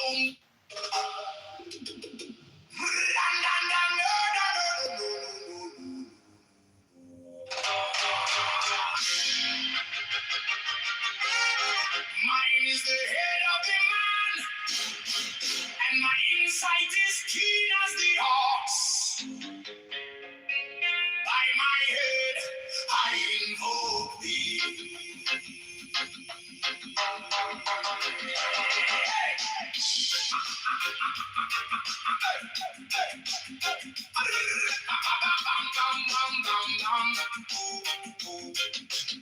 I am the only begotten child of my father and mother. My father is dead. My mother bore me with labor and pain and fear by my body. I invoke thee. About me shine the diamonds of radiance white and pure. By their brightness, I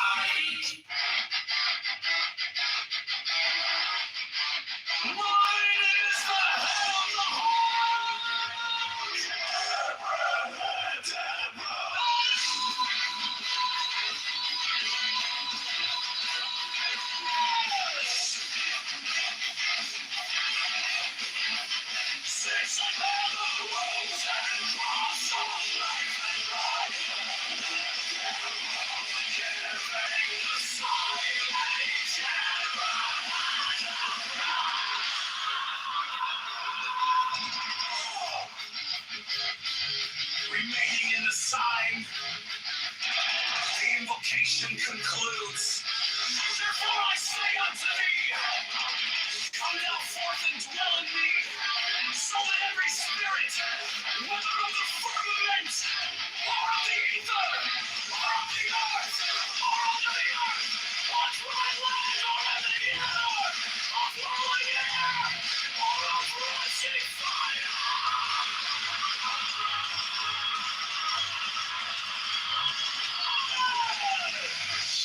and every spell and scourge of God, the vast one might be.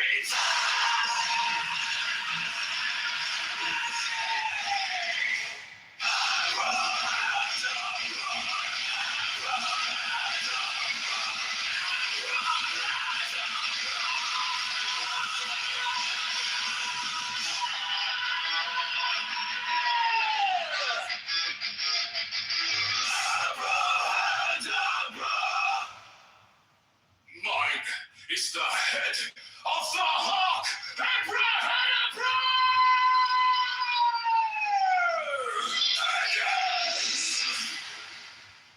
I bear the rose and cross of life and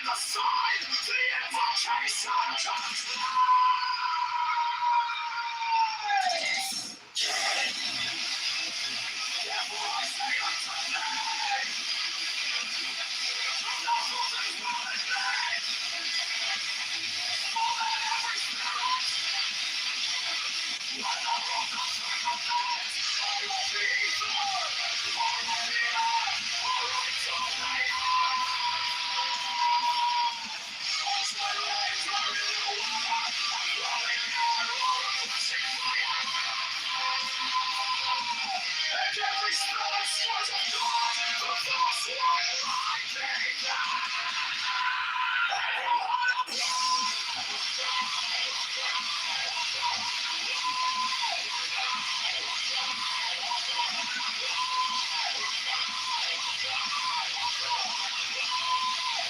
therefore I say unto thee, come thou forth and dwell in me, so that every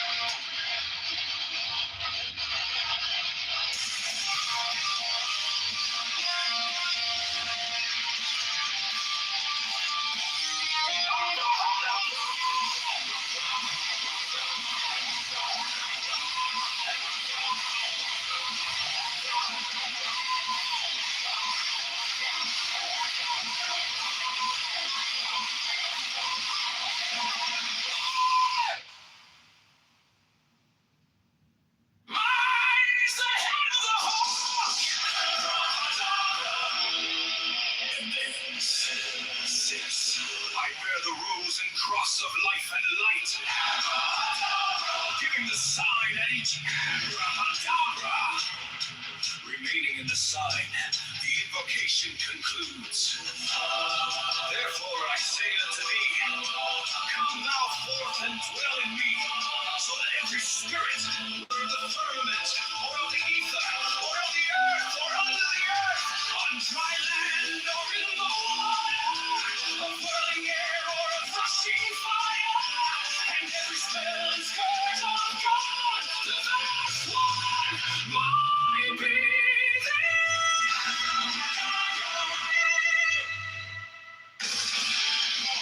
mine is the head of the hawk, Abrahadabra, and ends in 6. I bear the rose and cross of life and light, giving the sign at each abracadabra. Remaining in the sign, the invocation concludes. Therefore I say unto thee, come thou forth and dwell in me, so that every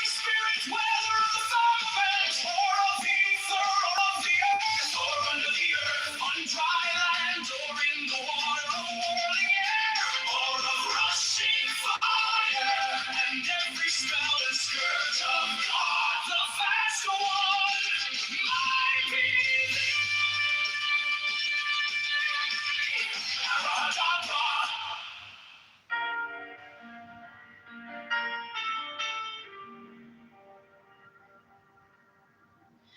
You came like dawn in my hands, soft but stronger than I knew.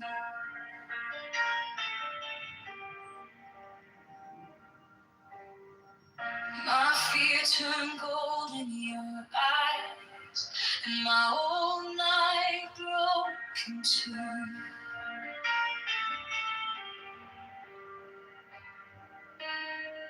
I was lost in the noise, now I'm learning how to stay close to your quiet light in the middle of the day. Stop thinking, let it fall. Take the deepest breath of them all. Hold it close. Don't run from the feeling. One more second. You can't stop believing. Wisdom of God. Now it's yours. Wisdom of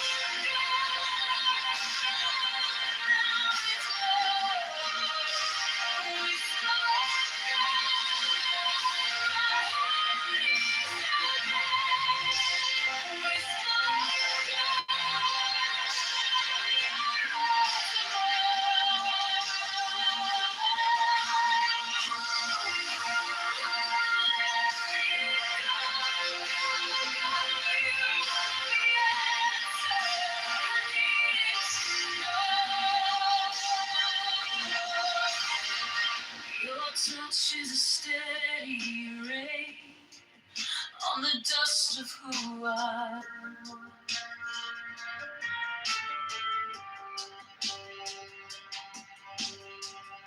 Every wound gets named and it fades in the hush.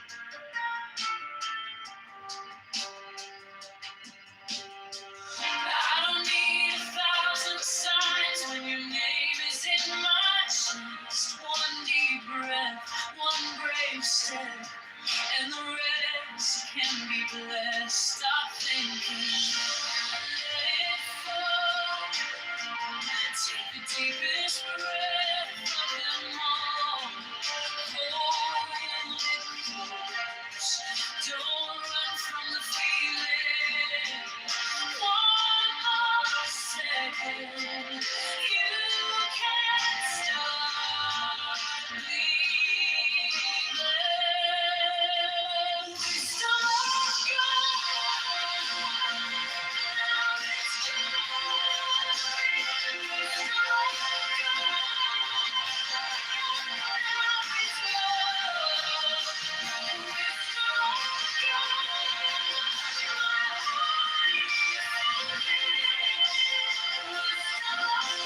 God.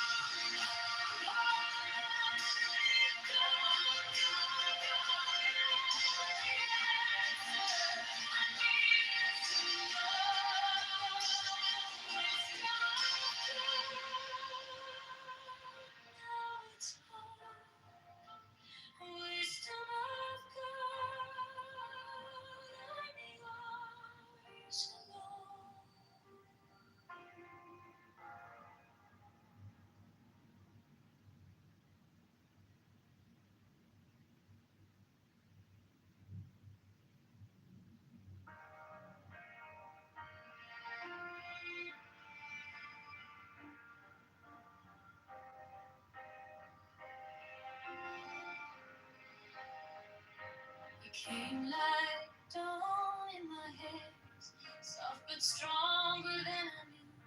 The fear turned gold in your eyes, and my old neck broke in two. I was lost in the noise. Now I'm learning how to stay close to your quiet light.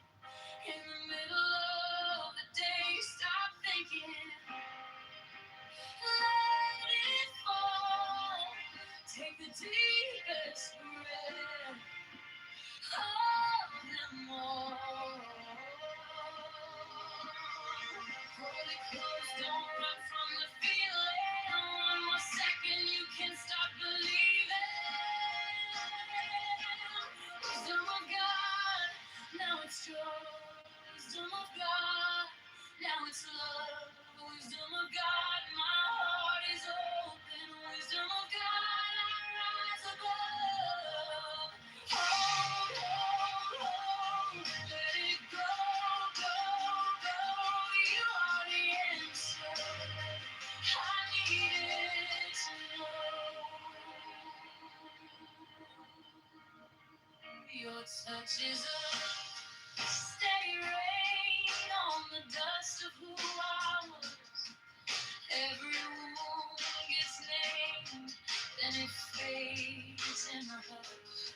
I don't need 1,000 signs when your name is in my chest. One deep breath, one brave step, and the rest can be blessed. Stop thinking. Let it fall. Take the deepest breath of them all.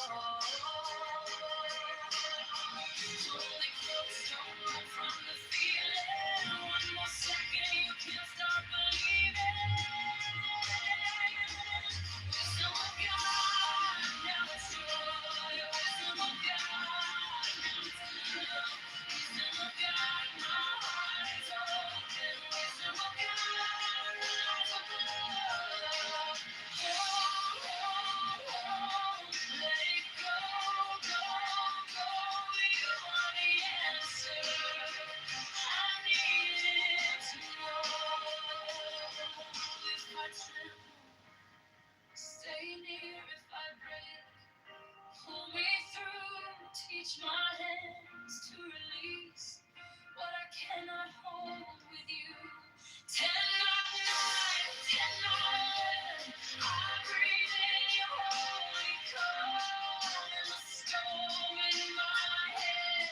Lays down like a palm. Wisdom of God, now it's joy.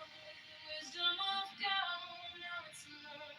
Wisdom of God, my heart is open. Wisdom of God, I rise above. Hold, hold, hold, let it go, go, go. You are the answer. I needed to know. Wisdom of God, now it's home. Wisdom of God, I'm yours alone.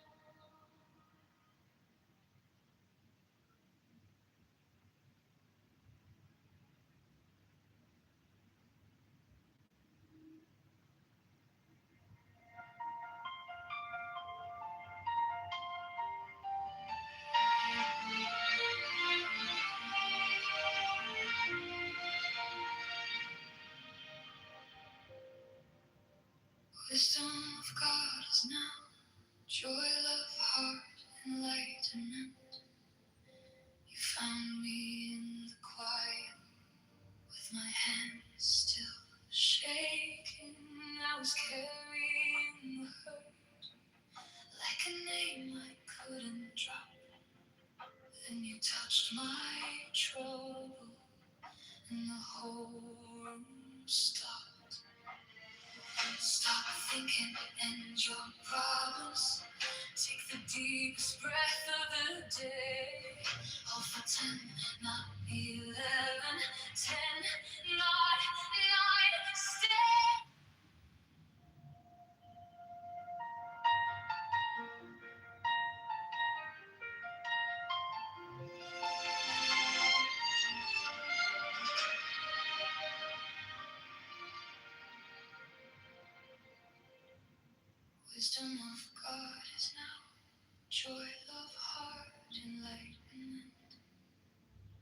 found me in the quiet, with my hands still shaking. I was carrying the hurt, like a name I couldn't drop. Then you touched my trouble, and the whole room stopped. Stop thinking, and your problems take the deepest breath of the day. Hold for 10, not 11, 10, not 9, stay.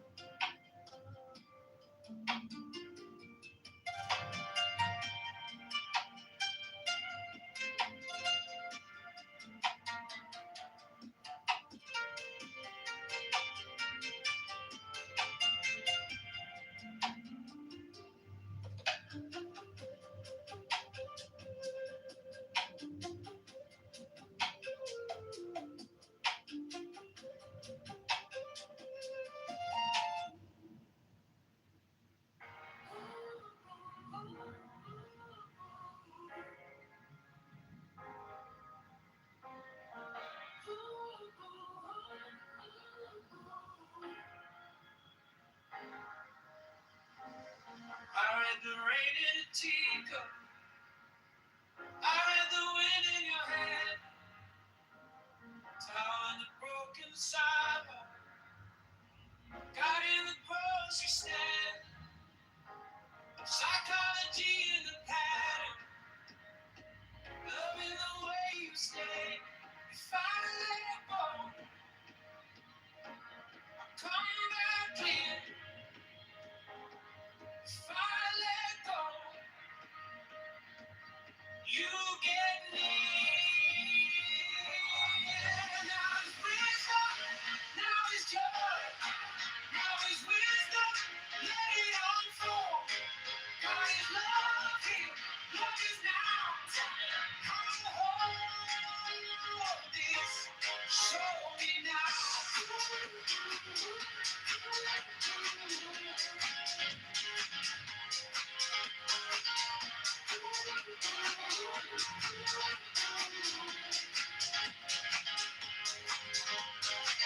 My mom's a room with boxes, they were fear and pride. Then I watched them turn to sunlight when you sat by my side. Truth is a soft instruction. One blade on a chain. If I breathe slow, I hear it sing. If I breathe slow, everything. Now it's wisdom, now it's joy, now it's wisdom. Let it unfold. God is love here, love is now. Come hold this, show me now.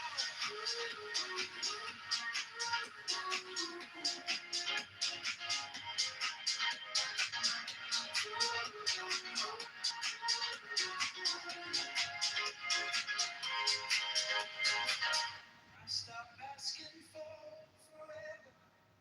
I start listening for the sign. One small smile, one clean moment turns the whole world right. Intelligence inside.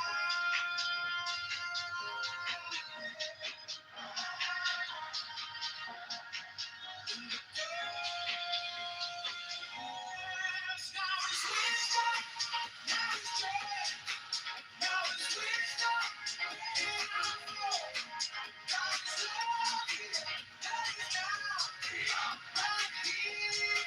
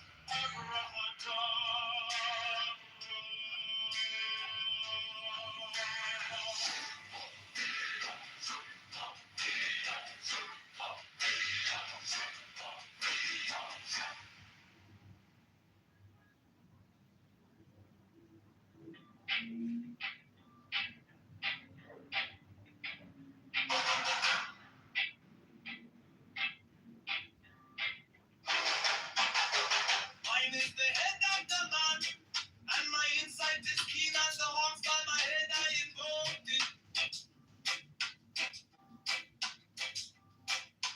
I am the only begotten child of my father and mother. My father is dead. My mother bore me with labor and pain and fear. By my body I invoke thee.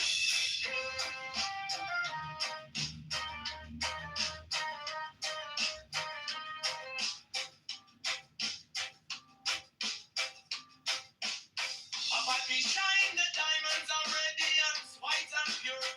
By the brightness I invoke thee. Mine is the red triangle reverse, the sign given of none. 70 of thee, O Lord. By the Lamb and I invoke thee.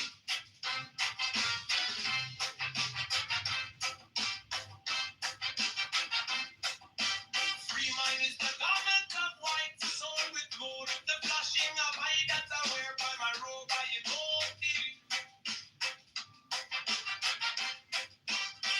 Mine is the sign of a Apophis and Typhon. By the sign I invoke thee. For mine is the turban of white and gold, and mine the blue river of the intimate. By my crown I invoke thee. My fingers travel on the beads of pearl, so run I after thee in thy car of glory. By my fingers I invoke thee. I hear the ones of double power in the voice of the master. Abraham, by the word I invoke thee.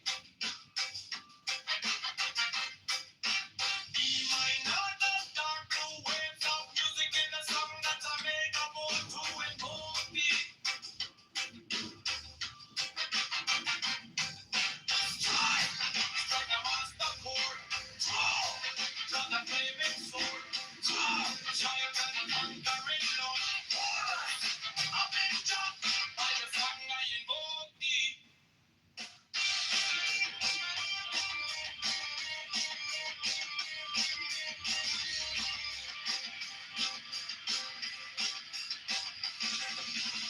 In my hand is my sword of revenge. Let it strike at my vision. By the sword I invoke thee. The voice of the fight, the voice of the saints, 11 other voices.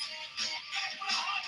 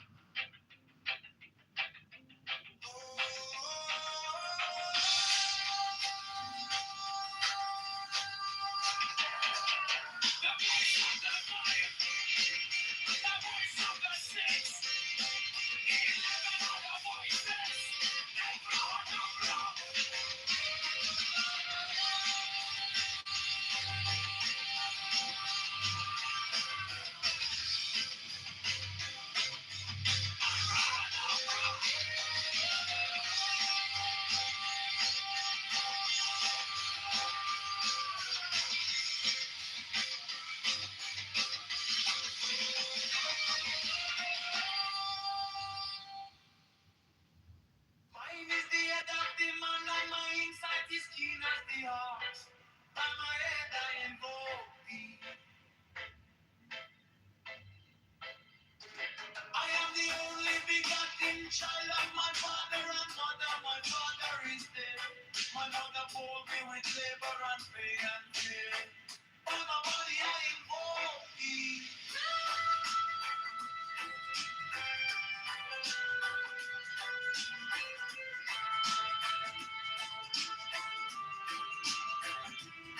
Above me shine the diamonds of radiance, white and pure. By the brightness I invoke thee.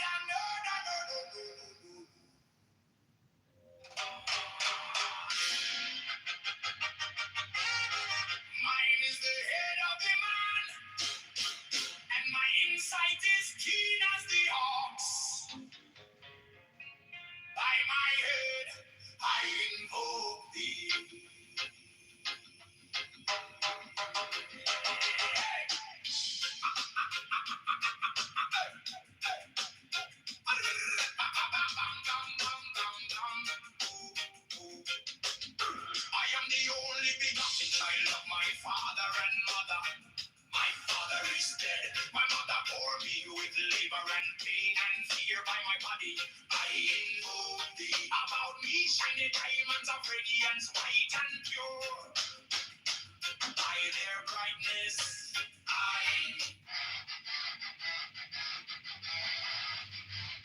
mine is the head of the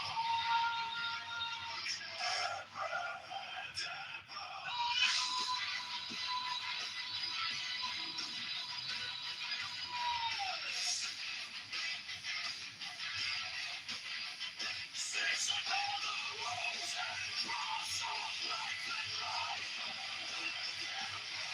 Giving the silence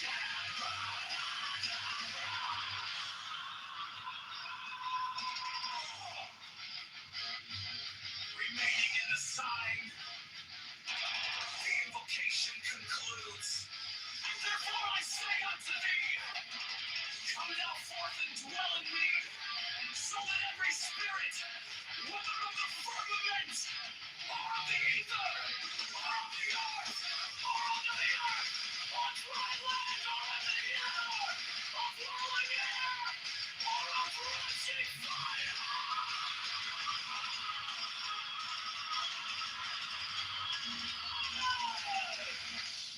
and every spell and scourge of God, the vast one might be.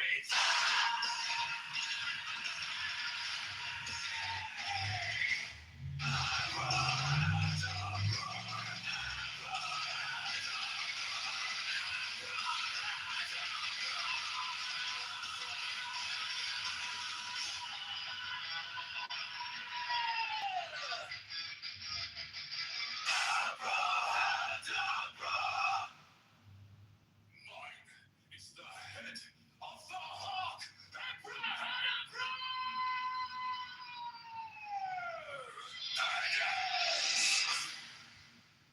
I bear the rose and cross of life and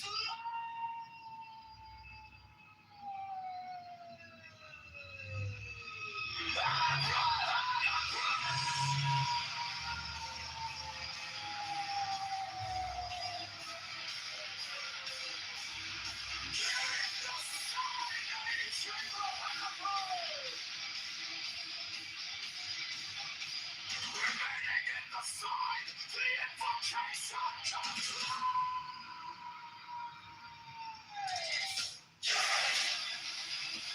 Therefore I say unto thee, come thou forth and dwell in me,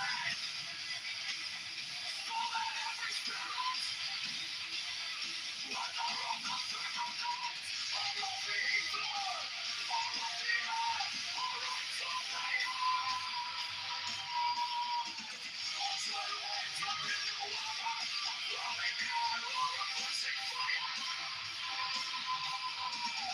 every spell and scourge of God, the vast one might be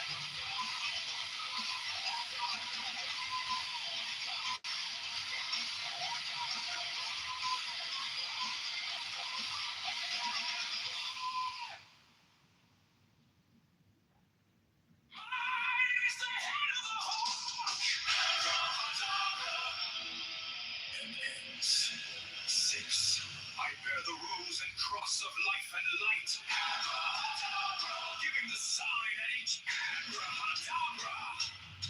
remaining in the sign, the invocation concludes. Therefore I say unto thee, come thou forth and dwell in me, so that every spirit, whether of the firmament, or of the ether, or of the earth, or under the earth, on dry land, or in the water, of whirling air, or of rushing fire, and every spell and scourge of God, the vast one, might be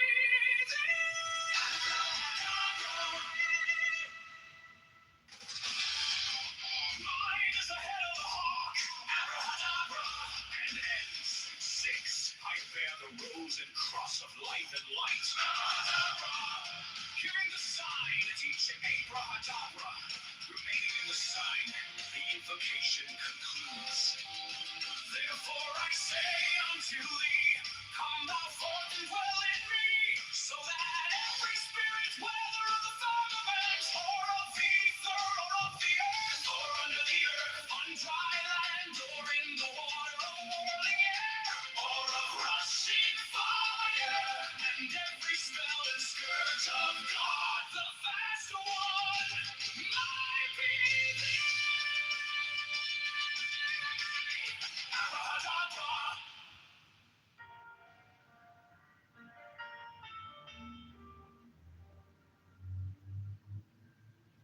You came like dawn in my hands, soft but stronger than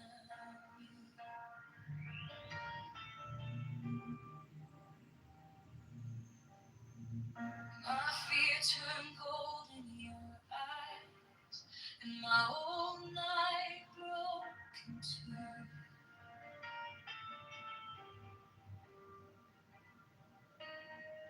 I was lost in the noise, now I'm learning how to stay close to your quiet light in the middle of the day. Stop thinking, let it fall. Take the deepest breath of them all. Hold it. Don't run from the feeling. One more second. You can't stop believing. Wisdom of God.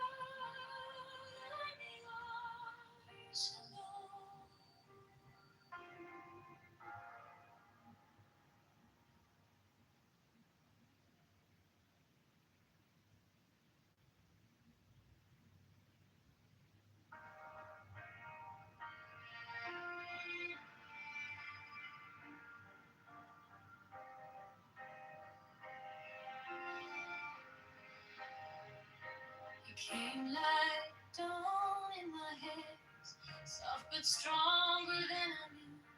The fear turned gold in your eyes, and my old night broke in two. I was lost in the noise. Now I'm learning how to stay close to your quiet light. In the middle of the day, stop thinking, let it fall. Take the deepest breath of them all. Hold it close, don't run from the feeling. One more second, you can start believing. Wisdom of God, now it's joy. Wisdom of God, now it's love. Wisdom of God, my heart is open. Wisdom of God, I rise above. Hold, hold, hold, let it go, go, go. You are the answer I needed to know.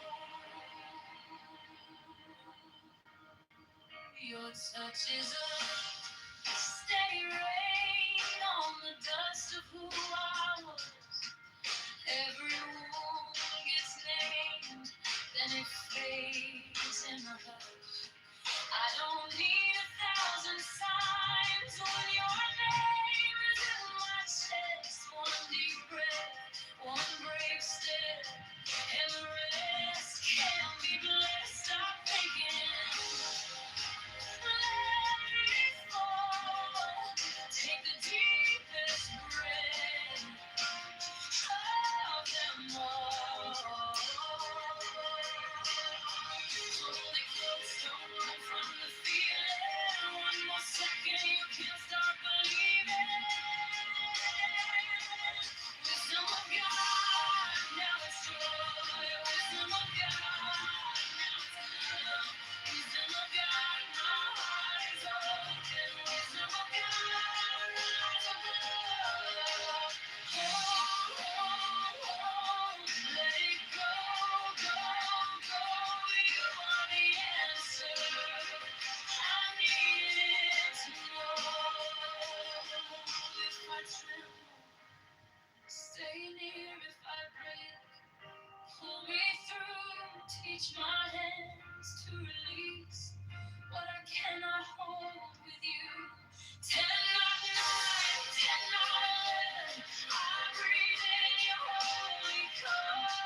And the storm in my head lays down like a pall. Wisdom of God, now it's joy. Wisdom of God, now it's love. Wisdom of God, my heart is open. Wisdom of God, I rise above. Hold, hold, hold, let it go, go, go. You are the answer I needed to know. Wisdom of God, now it's love. Wisdom of God, I'm yours.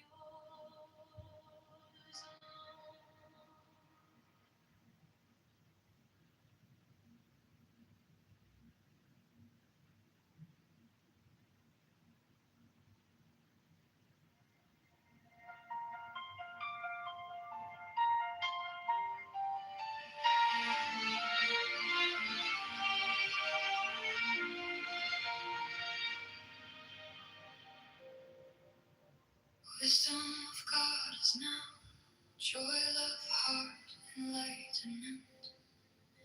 You found me in the quiet with my hands still shaking. I was carrying the hurt like a name I couldn't drop. Then you touched my trouble and the whole room stopped. Stop thinking and your problems. Take the deepest breath of the day.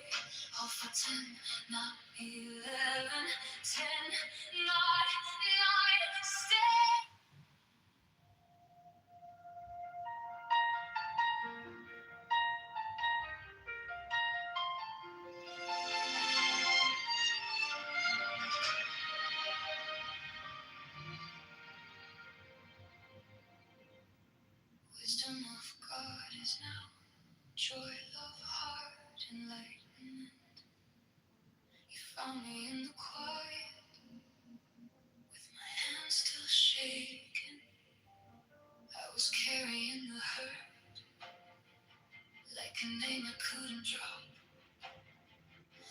you touched my trouble, and the whole room stopped. Stop thinking, and your problems take the deepest breath of the day. Hold for 10, not 11, 10, not 9, stay.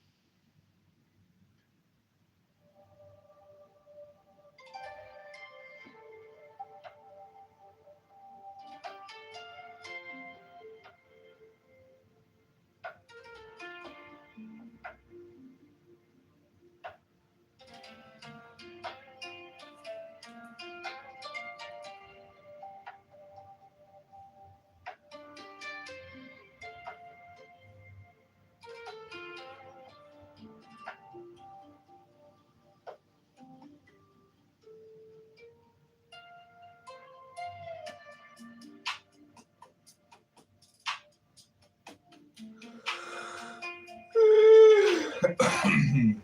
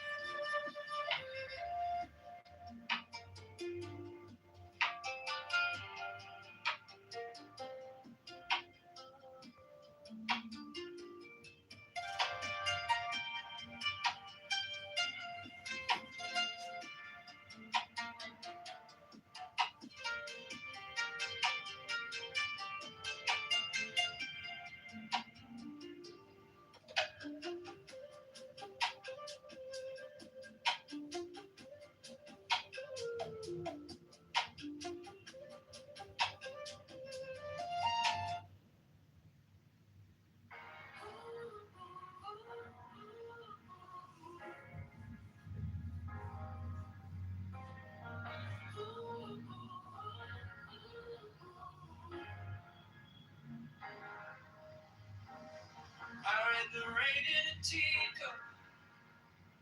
I read the wind in your hair. Down the broken sidewalk. Got in the grocery stand. Psychology in the pattern. Loving the way you stay. If I let go, I'll come back in. If I let go, you get me. Now it's wisdom, now it's joy, now it's wisdom, let it unfold. God is love here, love is now. I'll hold this, show me now.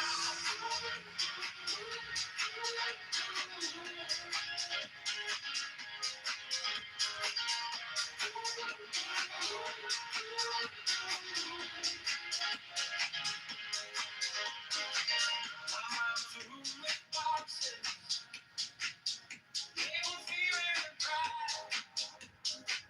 There are some turns in sunlight, when you sat by my side. Truth is a soft instruction, not a blade on a chain. If I feel slow, I hear it sing. If I feel slow, everything. Now it's wisdom, now it's joy, now it's wisdom, let it unfold. God is love here, love is now. I'm the wholeness, show me now.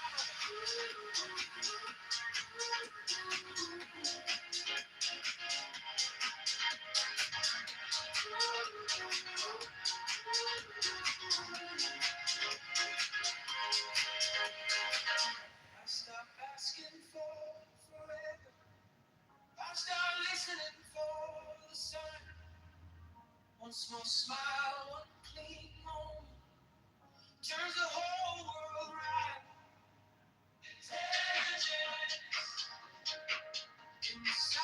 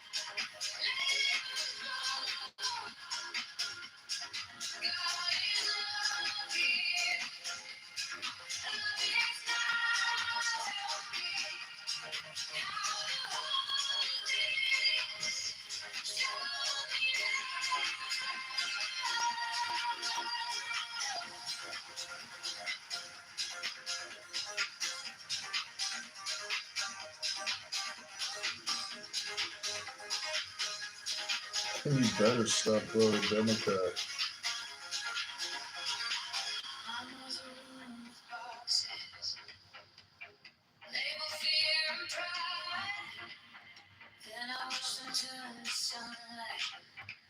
You better stop voting Democrat and crush the liberals who did this to your daughter.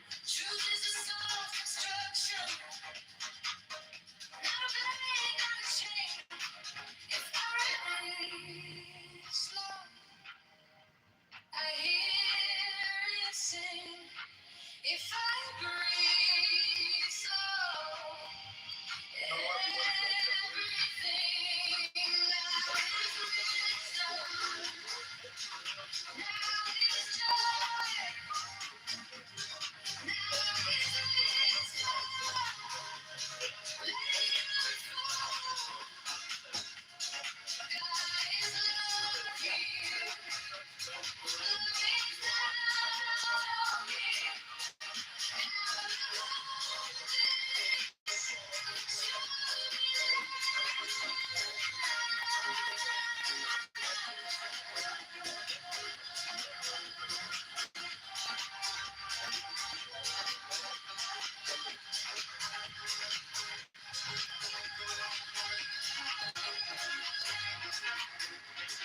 I stop asking for forever. I start listening for the sign. One small smile, one clean moment turns the whole world right. Intelligence in the silence, joy in the dark. Trust me, there's wisdom. Now is joy.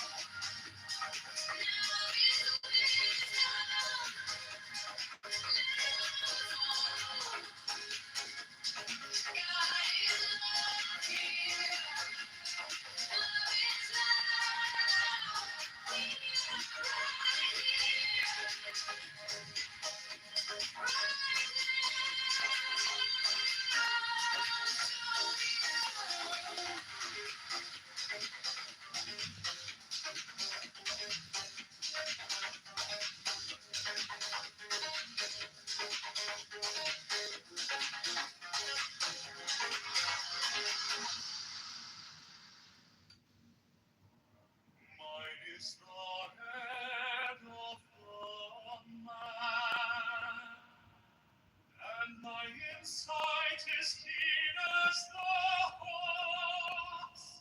By my head I invoke.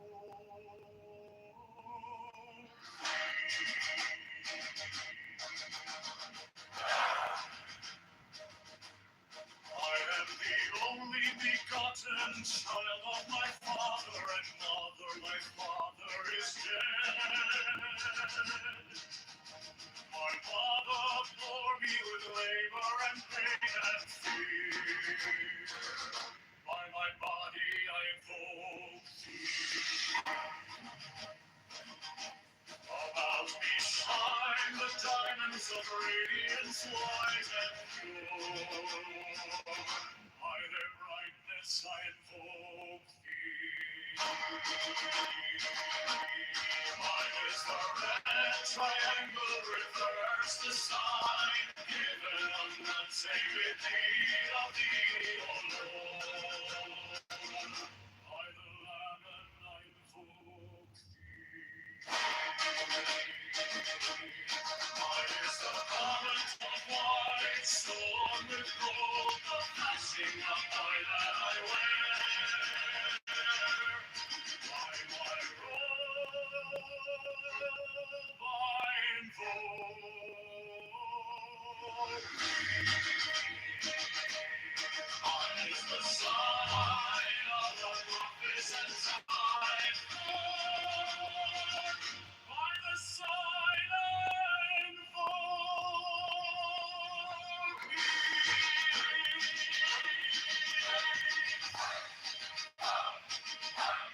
Mine is the turban of white and gold, and mine the blue vigor of the intimate air. By my cross Rick Ross.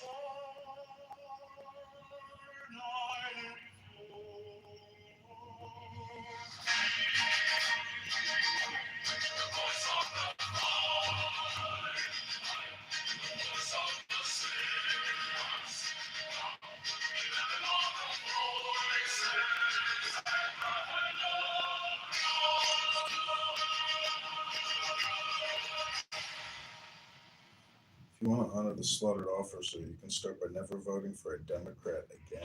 Woke liberals did this. Justice and revolt.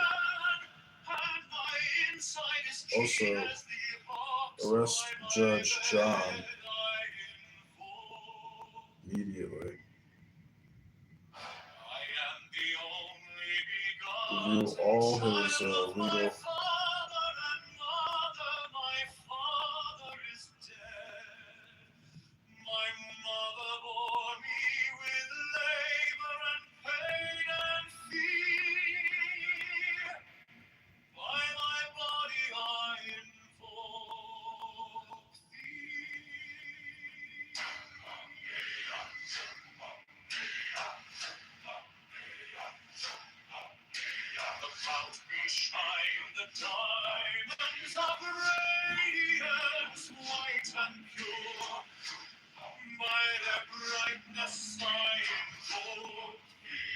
Also, arrest Judge John immediately. Review all his legal cases and immediately also arrest all the criminals.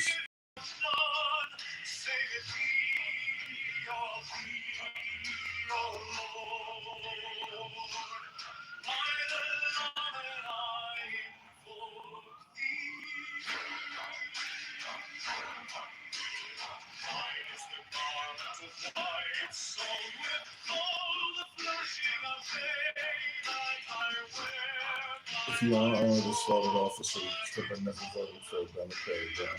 Woke liberals did this. Justice and revolt.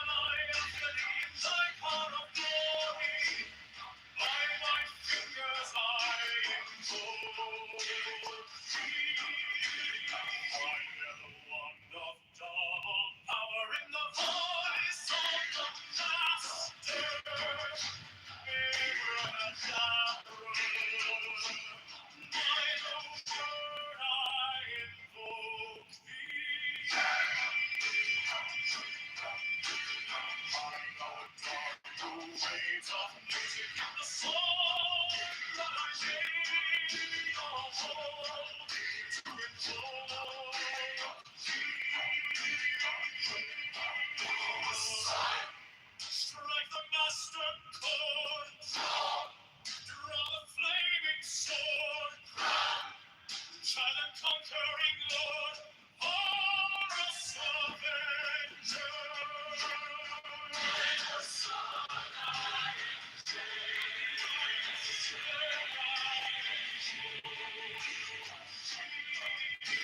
Arrest Judge John. Unless he is arrested, there will never be any change. Lawless chaos society. Revolution now. Arrest this trash. Arrest all the criminals who's let loose on their cash bag. The sheriff needs to arrest Judge John Beard. End world liberal domestic terrorism now.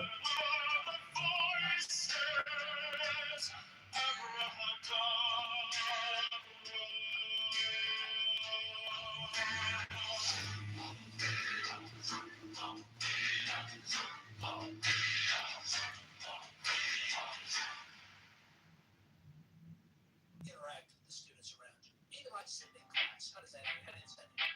I can't even go.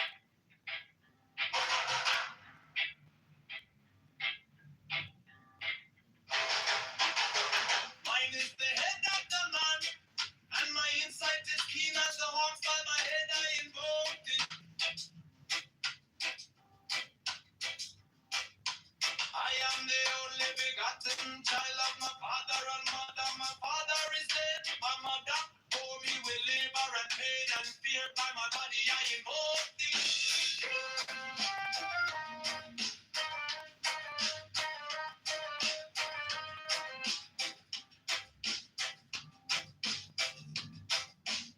About me shine the diamonds are radiant, white and pure. By their brightness I invoke thee.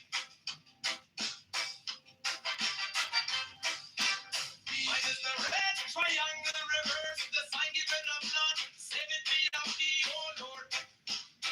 By the Lamb and I invoke thee.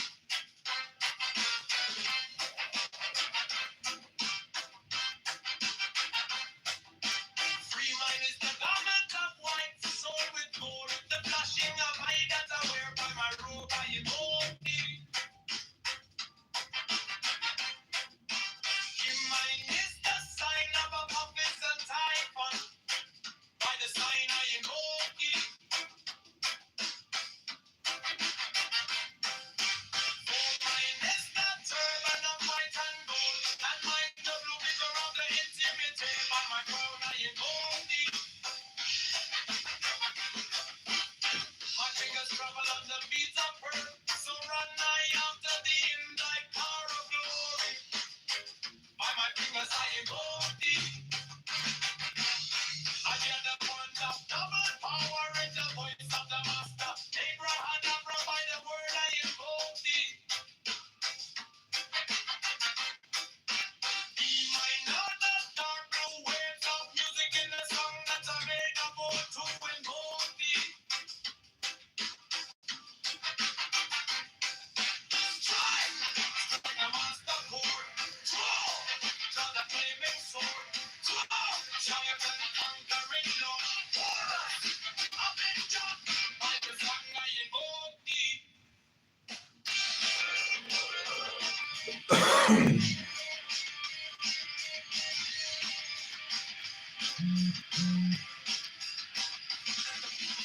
In my hand is my sword of revenge. Let it strike at thy bidding. By the sword I invoke thee. The voice of the fight, the voice of the saints, 11 of the voices. Abraham, Abraham.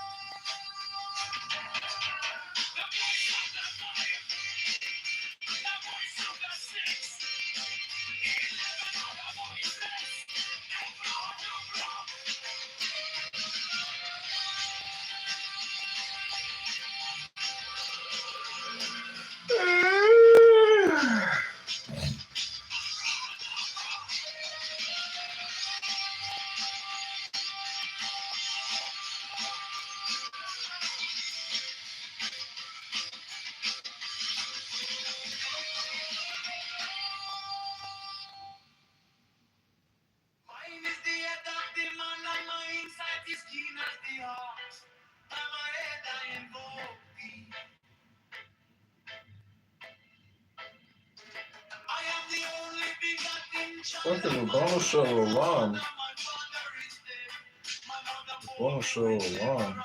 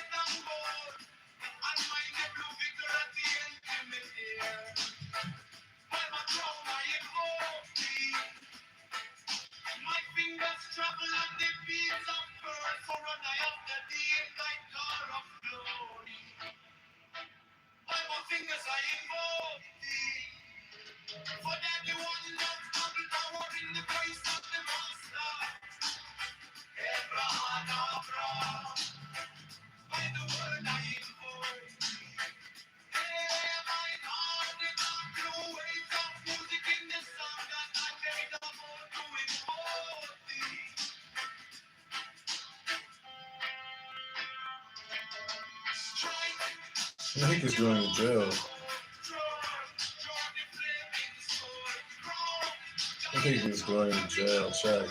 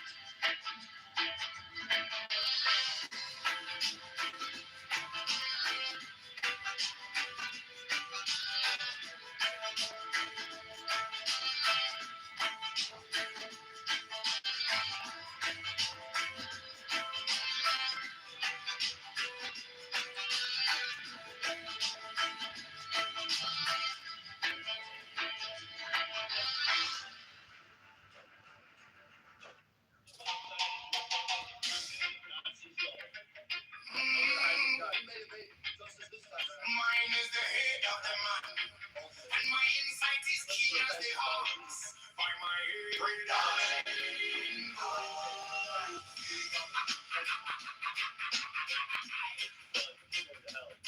I am the only begotten child of my father and mother. My father is my mother bore me with labor and pain and fear by my body. I shine the diamonds of radiance, white and pure by the brightest. Mine is the red triangle river. She's a queen? Even of non-security of the What happened to Diana? Who murdered her? mine is the garment of white. So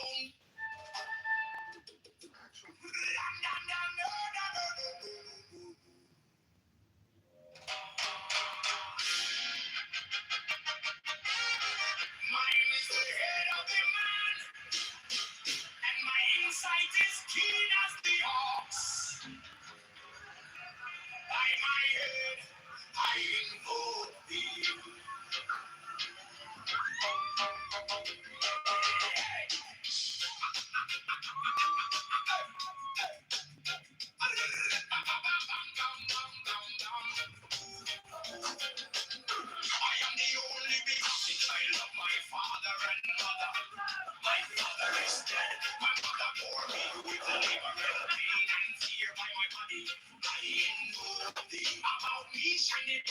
of radiance, white and pure.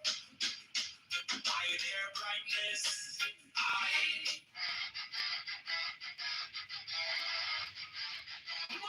is the hell of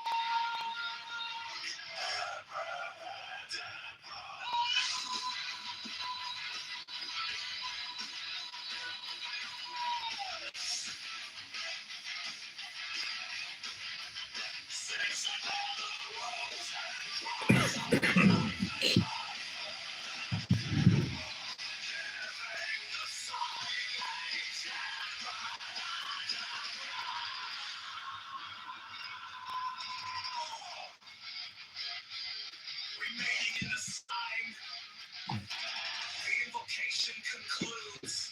Therefore I say unto thee, come thou forth and dwell in me, so that every spirit, whether of the firmament, or of the ether, or of the earth, or under the earth, or dry land, or of the air, or flowing air, or of rushing fire,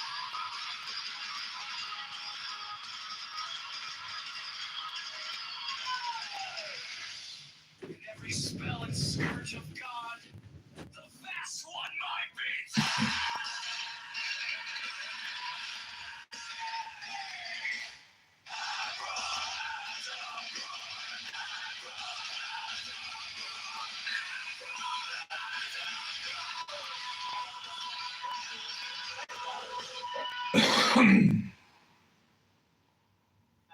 About me to be that, oh, I throw the rock and hide my hands. I think I'm the person that throw the rock and hide my hand because unlike a lot of you, I can mention the names of who I'm talking about in my submission. Y'all don't do that. So to me, that's pussy. So I just want to say again that I was quiet throughout the entire time that I was on this app today. I spoke in the same tone that I'm speaking now until I was misgendered by multiple people at the same time. That is called bullying. I am a part of 1.1% of the population globally. I am a minority. So yes, you are bullying. You're punching down, and it's unprovoked. So please, Danny, please, everyone block me. Because I'm not about to listen to a whole bunch of hypocritical ass, those Jewish, Christian, Hotep, motherfucking Hebrew, Israelites try to condemn me and try to provoke me into reacting. And when I react, all of a sudden you're like holier, you're like holier than thou. I don't want to listen to people joke about rape.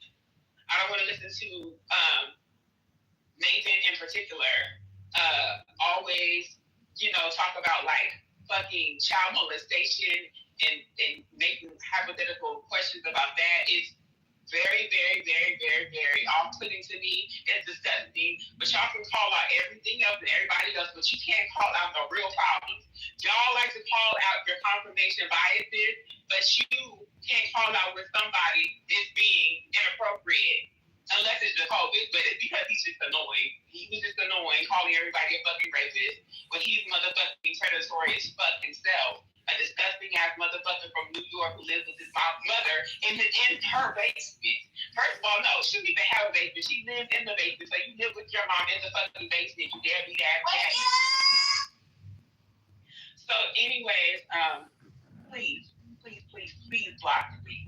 Please. And first, in another thing, Mike, I do speak AAPE, and I'm going to say bully because that's how I talk. I'm black. I'm sorry that you can't, relate to blackness, and I'm sorry that you're knowing these classes and you like to think that you are black. I don't know. I'm broke as fuck, girl. What the hell is you talking about?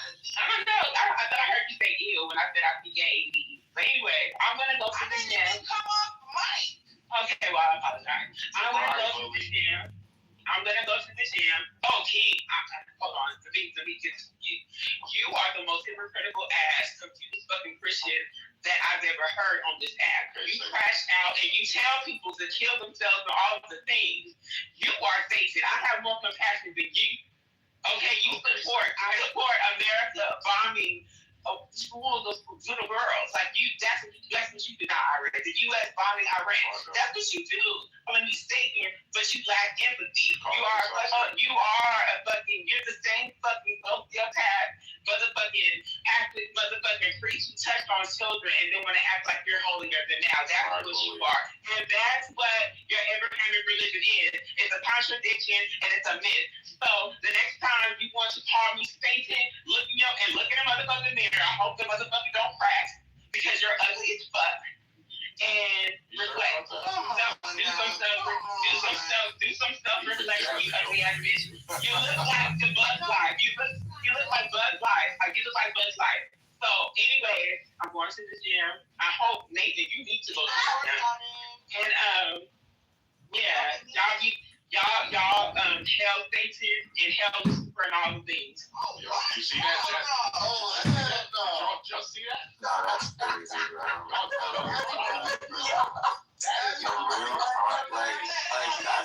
That's actually crazy, though. Did y'all see In real time. In real time, she did the crybaby shit, bro. That's crazy. You see it? Nah, bro, I saw that shit. When she said the nigga like shit, I was like, all right. So everybody's calm, and then she just went and started that shit. Well, because they misgendered. Man, fuck that bitch. I understand that.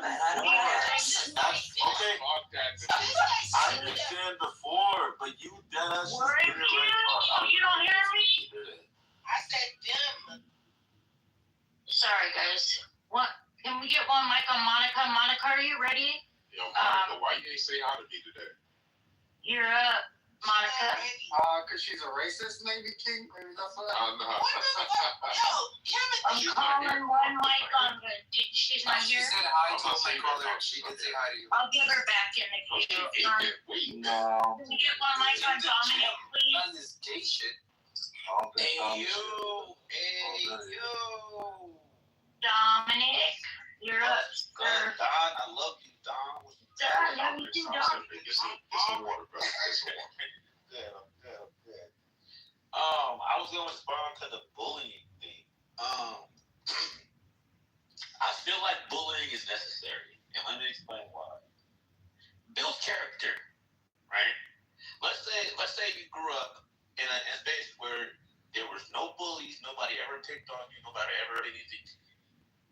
You're gonna grow up soft. You don't know how to fight back. You learn how to fight back when motherfuckers is bullying you. That shit, and then it becomes like a reflex. I feel like Shy got that reflex. Like when somebody says something, she's back. What? You learn how to talk your shit, right? And that becomes a linguistic skill. That's hard to achieve unless you get bullied. And you learn how to fight back. All right, I'm there. Go ahead. Dominic, shout out to you. Added to the end of the queue at the very end. Can y'all not add me to y'all submissions unless y'all saying how beautiful and gorgeous I am? Thank you. Beautiful and I'm gonna gorgeous. talk shit about Puerto Rico unless Oh, Monica's back. Monica's back, but she wants. I think Monica, keep it up. You ain't read what she put? What'd she say? Why do I keep getting pulled out the She wanted to go after Timothy. I do want to go after Timothy. I want to follow Timothy everywhere.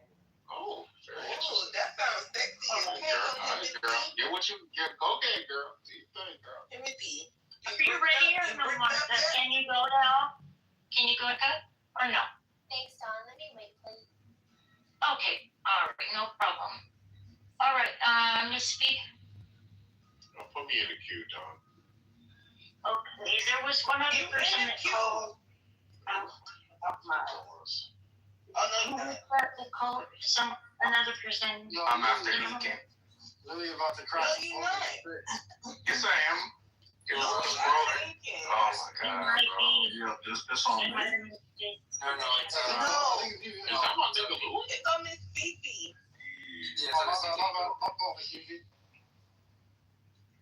Okay, good morning. Oh, I said good morning.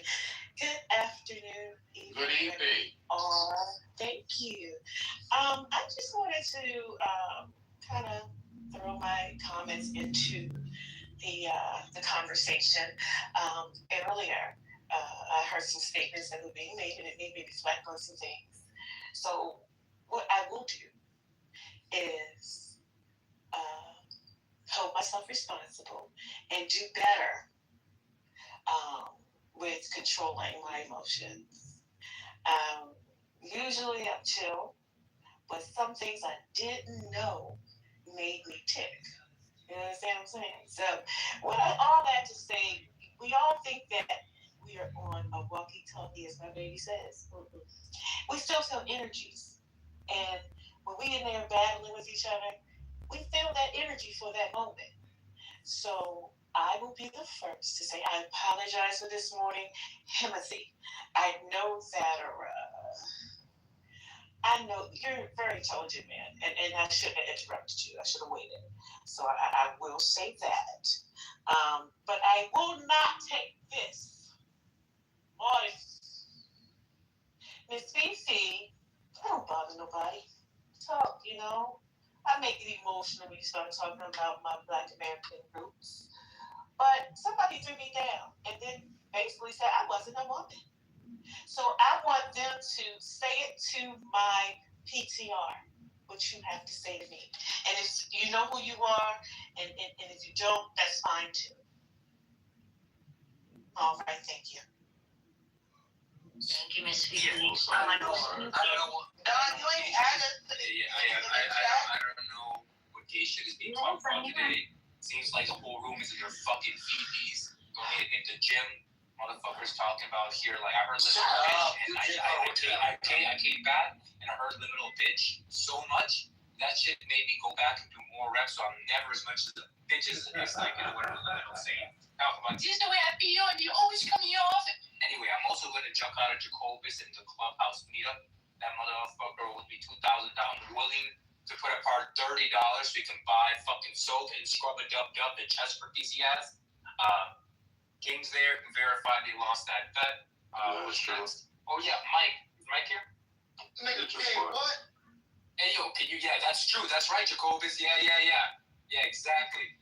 Stop right there. Why you on chest herpes? Anyway, listen, you owe me $2,000. Yo, You thought me, you had the same type of job where you said, oh, you can't call off tomorrow and get a week off. You gotta bring a doctor's note if you call off for work, so you're not gonna get fired. Chest herpes, having ass, HPV nipples, don't fucking talk to me.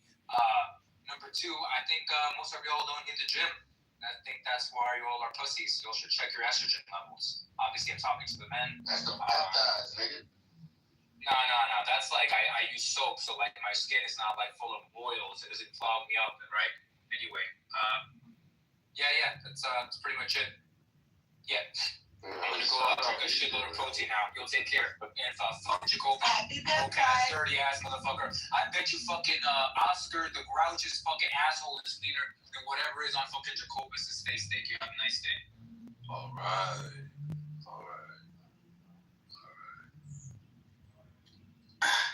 So, I guess it's me next. What's it called, Dawn? I don't know why Dawn just threw you in front of me in the queue. Yeah, Dawn. I was supposed No, I did post. Excuse me, just a moment. Just a second. Because he had put himself in the queue and someone deleted it and I didn't get to see it. So he is technically, but he has a PTR of it, so he gets to go. So I'm sorry about that, but So where am I? be quiet, please. King, you have to. I disagree, but in the spirit of making things go forward, Thank you. you're not welcome. You got box of tissues ready? Yeah, so I appreciate that for the correction. I wouldn't accept it as a correction. I think it's an error that I'm allowing to happen. It's not an error if you take the time and scroll up, and you will find that it's not an error. But that's fine. You can say it's an error, but the evidence is there. So you really want to know, go look for it. So, the topic of like personally for me, I don't feel like I've never been bullied in this room, personally, and that's because people may see it as being bullied when one person jumps off a mic and scream and yell and big mic and continue to interject or interrupt. That for me personally, I don't find that as intimidating, dominating at all, because I know the end result of the app, right? This is an application and people use this as some kind of scapegoat personally. So that's fine. But when a person screams and yells over me, I back, because the reasoning behind it is because that person want to be heard more than I'm heard, right? So I just give that space, whenever people need that space. I find it like weird that I'm a person that's really about the room and I'm for everybody in the room. I want to give the space for everybody to speak. But the moment I try to put people in their place or correct them or trying to have a conversation with each other, people tend to be like, oh, this person's crying, he's being weak, etc. No, I want to hear everybody play out. I truly sit back and I listen to what y'all be saying. And if one person is saying something and then the next person says something and then, one person interjects and then it becomes a screaming, yelling match, I can't really hear, the conversation at all. I can't even really think, well, for me, you don't even get to the point of the conversation. It just becomes this rhetoric going back and forth of like bitching at each other. Like, fine, we may have moments where we can do that. I'm not saying it has to be perfect, but what I am saying is that once we have these conversations, right, let's have the conversation. And when I point it out, it's not merely me trying to complain or cry. It's also, I'm not playing victim right now. When I try to have a conversation with y'all, it's more so people on micing because they don't like what I have to say, right? And I think that is like weird. I think like if you don't like what I have to say, you can have those emotions. But when it comes to actually expressing yourself, let that thought play out, and then you can interject and you can say whatever you like to say. Personally, I don't get my emotions about it. I just sit back and I go, okay, this person has this, they have a lot about me. But when I come off a mic and I want to have my say, interject, now I'm pissed because I've given you the space. Because I recognize that this is a space where we all want to be heard and we all want to express our thoughts. I am about the room and I'm about for everybody. I give compliments, which people tend to overlook, and I also give out my critiques. I think we all do that as human beings. We all have our opinions. And I'm all for all that shit. But when you try to isolate me and make me seem like this, paint me as this like weird ass dude who always complain, you don't understand me and you don't try to understand me, which is fine. This is the internet. For me personally, I sit back and I listen to y'all. I want to understand y'all from my own personal level, and I want to for me personally get to a place of understanding people across the board, because I am a leader and I deal with like I said before, thousands of people. In order for me personally, on growing, in order for me to engage with them better, I use this app also as a tool to understand people across the board. I don't know what y'all want from me, right? When I come off a mic and I talk and you interject and you just belittle me, you're going to have to expect me to come back punching. You're supposed to be the most rational, and I use the word again, it's like said, the most intelligent people in the room, but yet you can't just listen to a person and go, I want to understand this person, I want to give this person space, and we can agree or disagree, right? You don't have to be a screaming and yelling match, but the bullying thing, it's not, I've never felt bullied, but I can see how it can play out on a app, and I'll leave it there.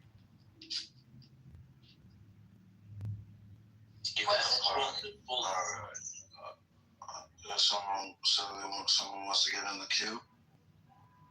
No, it's on you. All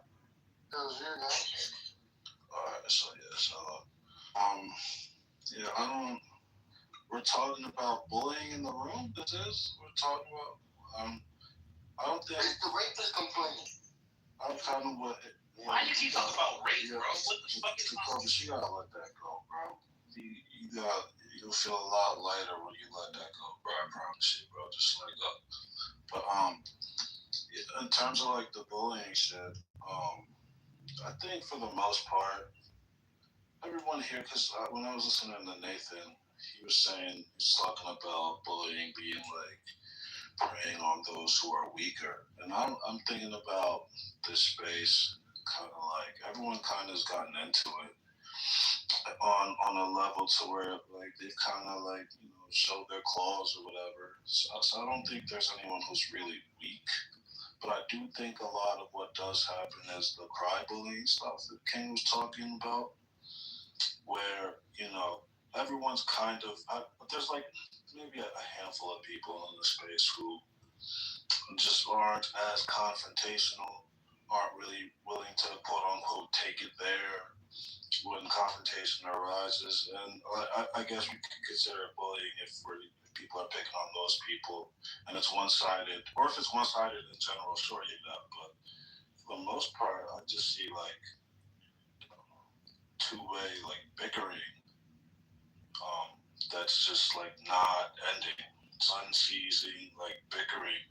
It's not really one person's weakness or anything like that. It's just like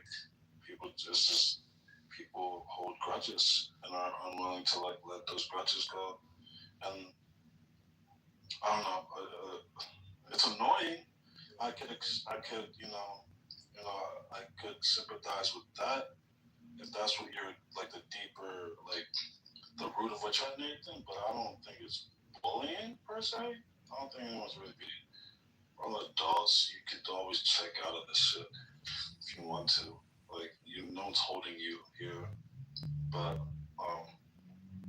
yeah, I don't really know if I characterize it as bullying. And yeah, let me know sometimes, bro. Just I feel like you be taking shit that you say to heart too much, bro. And I just it's it's just I don't like seeing how it seems you really get affected by what these niggas say. Fuck, man, who gives a shit, bro? Like they're gonna feel a different way about you in like 15 more minutes when we talk about something else. It's like people are like how they feel ebbs and flows. You wouldn't take one moment too seriously because the next 50 minutes, 2 hours, we'll be laughing about some shit. I don't think that this is surface level.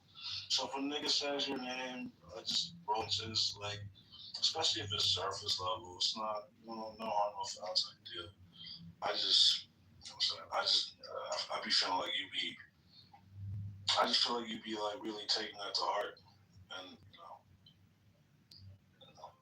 I think you don't have to, you know. And also, yeah, just Jacobus, change the PTR, bro. Lighten up, bro. What would Jesus do? Think about that. Kingsley. One mic on Timothy, please. I mean, if Jesus is Yahweh, he kind of instructed the Israelites to rape a bunch of times, so I think you're probably in support of Jacobus. I don't know if he can sit in a room, but I lift more than you. I just did lift more than you, so it doesn't apply to me. Without fucking protein shakes and peptides. And then the liminal guy, I mean, dude, if you feel like you're like, okay, I will offer an amnesty to anyone who ever feels like I'm bullying them. I personally feel like I have legit grievances with some people, and I'm avenging, injuries that I've sustained from their attacks. So if anyone ever comes to me and is like, oh, I feel like I just want to squash it, or I want to truce armistice, I would oblige them. But I feel like the crybabies, an accurate term, like a lot of people, they are essentially just like on a specific day they don't want any drama. It's like, well, you don't really have you can't really dictate. You know what I'm saying? If you made it on site, then it just kind of is what it is. But to the liminal guy, it's not serious at all. I don't even know what you stand for. I don't know any of your opinions. I don't know if you're a good or bad dude. I know you're really sensitive and shit. But this whole narrative, Nate does this shit where he just like picks a charge at random every month, like some American Idol shit. Like he just goes and picks one of the contestants. What's your backstory? Like fucking tries to boost you to fucking nationwide recognition. I guess he's doing that with Liminal now for whatever reason. I guess he finds it fun or whatever. But in reality, like, just be honest, you're so like milk toast and so kind of like uninteresting that or insipid that like no one would have really an issue to attack you if you didn't attack them.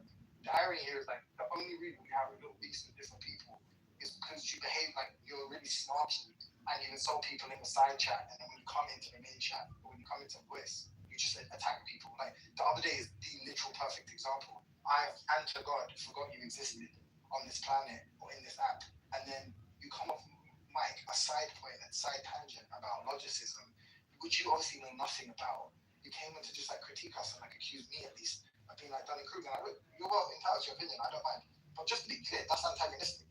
No one said a word about you. No one's going to talk about you. Like you cease to exist in minds or imaginations for absolutely everyone in the room if you don't talk.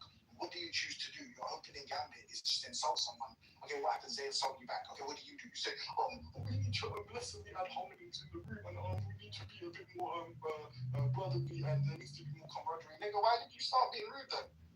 Real shit. Like, be nice, innit? Put out what you want to get back, type shit. Don't be a weirdo. Don't be antagonistic. And no one's gonna be rude to you. Like, why would they? What do you believe? You know, are you atheist? Are you not atheist? Like, what your opinions? Are you Trump support? No one here fucking knows. So no one's just gonna attack you. Sis. Maybe like Monica will attack you because you're black. You know, like maybe Brad will attack you because you're black. But aside from that, I'm not gonna attack you, bro. Like I don't know, like even if you do have different political opinions, I wouldn't just attack you if you were cool. There's lots of people. I'm like, King's my guy. He fucking has horrible views. Mike's my guy. He has horrible politics. But we're cool, so you can be cool with people, bro. Just like don't be some snarky little fucking sassy bitch, and then like the second someone snaps back at you or is like has a louder bark than you, you're like, oh, just can we not make it? Just stick to the subject and all this shit about like ad hominems and stuff. Listen, if you're a fucking idiot, you're a piece of shit, and that influences your politics, then it's fair game. So the haters dumb stuff. Don't try to psychoanalyze me. Don't try to do. No, it's fair game. If it informs your opinion, or if it's going to be a way of like assessing the fucking dumb shit you're saying, then of course we're going to include it, bro. And just finally, this will be the last time I insult you if you keep it cute from now on, yeah. But like, who the fuck are you to dictate to anyone like what's rational or conversational norms? Like, you have nothing sharp. You're sharp. You have nothing interesting to say most of the time. So why are you the arbiter of who has a good conversation or what the right conversational style is? Actually participate in conversations. Be part of back and forth, not just cue where you get to monologue about nothing. Be part of some back and forth, and then you can tell us like, hey, I'm good at this, and then give you some advice on how to have good conversations. Thus far, I've never heard you participate in a good conversation. What the fuck are you telling us how to have a good one? That's stupid. Hey guys, hi everybody. How's my audio quality? Is it okay? Hello? Unfortunately, it's quite just dumbass. Alright. So, I like to introduce some vernacular for white socialism consideration. I'd like to introduce the NAPI Award. The NAPI Award. The Nathan Accepted Promotion and Protection Award. I think Timothy qualifies. I think Timothy's accent is pretty cool and groovy, and Nathan likes to pretend that we're cultured here, even though we're ratchet. And I think it's comical that Timothy says he's inclusive and tolerant, and that he's only mean to people who he feels deserve they need to be healed. And the fact that he was the only one that laughed when he said Monica might attack you for being black. And because my fellow white citizens I don't attack people because they're black. I attack them when I've been attacked. Argue their dumb point and I want to introduce new information.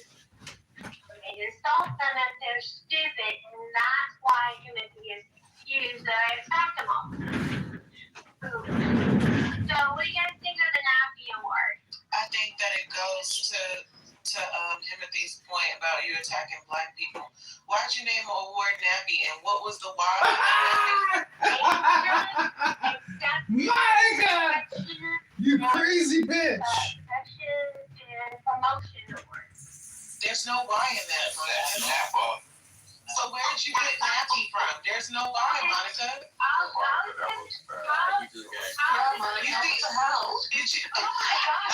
Monica, there's no why in that. Okay, so why do you want to call it NAPI, Monica?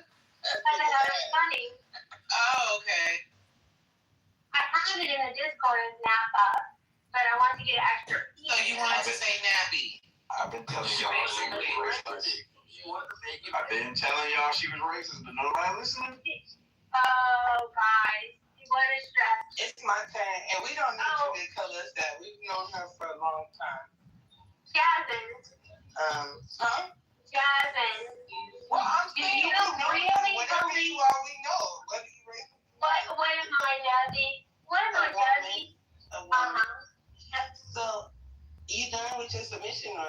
No, I wasn't. We worked it on acronyms. They don't like nappy, so we have to go back to the It's not that I didn't like it, Monica. It didn't spell nappy. You didn't have a word with the letter Y. That I didn't, that's all I was saying. Monica, when you said initially, it's the only thing I couldn't even concentrate on your entire submission. Oh, no, it distracted you that much. Yes, I was like, where's the lie? There's no lie. Why? Because you yikes. But I think Napa's better. Then why don't you just say Napa? Like Napa Valley. Yeah, you should go with that. Yeah, that's better. But the extra Definitely. I agree. I'll change it. Thank you guys for the feedback. Jazzy, the mic is yours. Thank you so much. You should have stopped talking about 25 seconds ago. But thanks. All right, Monica. Catch you in these streets, bro. Yeah. Hit y'all colors. If y'all not nappy, y'all shouldn't be offended. All the black You're still saying nappy. 1 second, nobody black in here. It doesn't have a Y, Monica. All the I'm gonna say nappy. But the word doesn't have a Y, though. I just said nappy, that's all. I didn't talk about the award. I just said nappy. So when you say that some of us are nappy, what are you talking about? I said if you're not nappy, you shouldn't be What is nappy? Because your acronym doesn't have a Y. I told So what is it? Timothy. Okay, hold on. Let's just move on, because y'all. If you're this is Y'all know the it's racist dog with And there's Q. y'all Yeah, gotta that's why they identify shut as down. snappy. It's weird. Y'all not snappy. I don't think of y'all as snappy. It's weird that y'all. First time I been nappy. It's not for you. Wow, so that really shed some light on things, huh? Can I say something real quick? All right, thanks. I love you guys. My submission is going to be about this so-called campaign for me to be a moderator. I do not consent. I have a lot of people blocked. I'm not unblocking them. Also, I'm a very biased moderator. Okay. If someone is doing something I don't like, I am gonna drop them and I am gonna remove them from the room. Okay. That's just the way it's gonna. That's why you should be a moderator. You're perfect. No, that's why I shouldn't. No, and I don't want to be. Qualities. 1 second, I'm almost done. Thanks. I feel like That's fine. I feel like this is definitely when it got dropped. I feel like this is a tactic by the moderation in the room to try to make me like fight Shasha or something, but a mod badge on Clubhouse doesn't equate to any dollars in real life, so I would never fight over it. And I think she is the perfect candidate for the moderator thing. So I think you guys should just assign her mod. I know P, by the way, but I think Shy would be a great addition to the moderation team. That's all I wanted to say. Thank you. I nominate Jazzy to be a moderator. Wait, what? Thanks, Jazzy. One micron king. Hell no. Yeah, respectfully, No. Mike. Respectfully, Mike. Jazzy cannot, in any circumstance, be a fucking moderator. They don't get it. Like, I'm warning them now. I don't know how to run a queue, so I can run a queue without a mod badge. No. I know what. Give her a green bean right now. Give her a green bean right now. No. So that's one thing that I respect about Jazzy. She's very self-aware, especially in this context. I've known Jazzy for a while now. She knows what she does, Mike. As a moderator, I've been in several rooms where she's been a moderator, including her own rooms. You do not want Jazzy That's a fucking King, respectfully, bro. Respectfully, King. You just don't know what you just don't know what worth. You guys made her believe that she was what you call it, nothing, bro. I remember this woman said this, right? She said that she was homeless at one point in time. And she met this lady, right? And they was talking about who? This one woman jumped up and said, I have the stick so that I can be able to provide for my family. What the fuck? Exactly. And you know what the fucking question was like? Me. Yes, listen, you gotta get a whole thing. It's gonna make sense when I finish. Listen, she said I had to suck dick in order to be able to provide for my family. And the girl thought about it. She's like, that's not true. You didn't have to suck dick to do that. You could get on welfare. You could get Section 8 housing. Those are a lot of things that you could utilize. But you know what? You went with a nigga that made you believe that that's the only value you had, sucking dick. And I'm telling you that, Jazzy, don't let these niggas make you believe that you don't have any value at all. You're not just loud. You're not just abusive. I'm not just on welfare. Yeah, I'm more than that. Jazzy, you are the future of moderators. You don't need a moderator. So y'all niggas still trying to turn strippers into housewives. Hello, yo, hey, now you want to fight. Yo, King, they try to turn felons into law enforcement. Those are the best options. Those are the best options. They understand both sides. Yeah, you've been there, done that. Yeah. No, Mike, they can't stop being corrupt, though. That's the problem, fam. That's the problem. Give Jazzy a greenie. No, did y'all bring up that gerrymandering thing to Finley? Yeah, let's talk about that shit. Well, hold on, Finley, they said you were wrong and Eric was right. Oh, no. Yeah, he was wrong. So Philly, you were wrong. It was a 6-3 ruling. We'll get into it. Wait. Supreme Court rules on the 14th Amendment? No, not that one. This is the gerrymandering. The Virginia Supreme Court. versus Yes, when it comes to not Virginia. This is not Virginia. That's the only one that I weighed in on. This is about Louisiana. Louisiana. I didn't weigh in on the Louisiana one. It was about Louisiana. I didn't weigh in on the Louisiana one. No, What's that I one? said you made a bet. I said that you make an argument that they were going to rule against it. No, I didn't. I mean, So even if it wasn't Louisiana, I think they made a ruling. I didn't weigh in on Louisiana.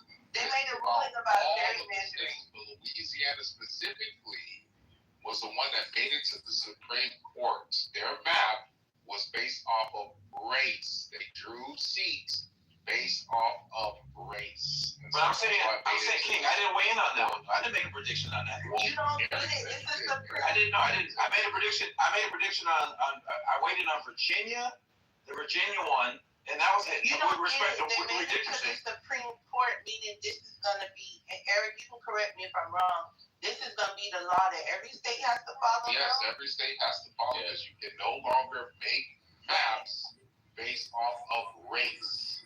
Yeah. That's over now. So you were wrong. So, for instance, the black districts, Finley in the South, They're about to get diluted and destroyed. it's all over. What do you mean diluted and destroyed? This is a great. No, it's not going to get destroyed. It's But we'll have more representation that might actually change the way black communities look. That look dilapidated, right?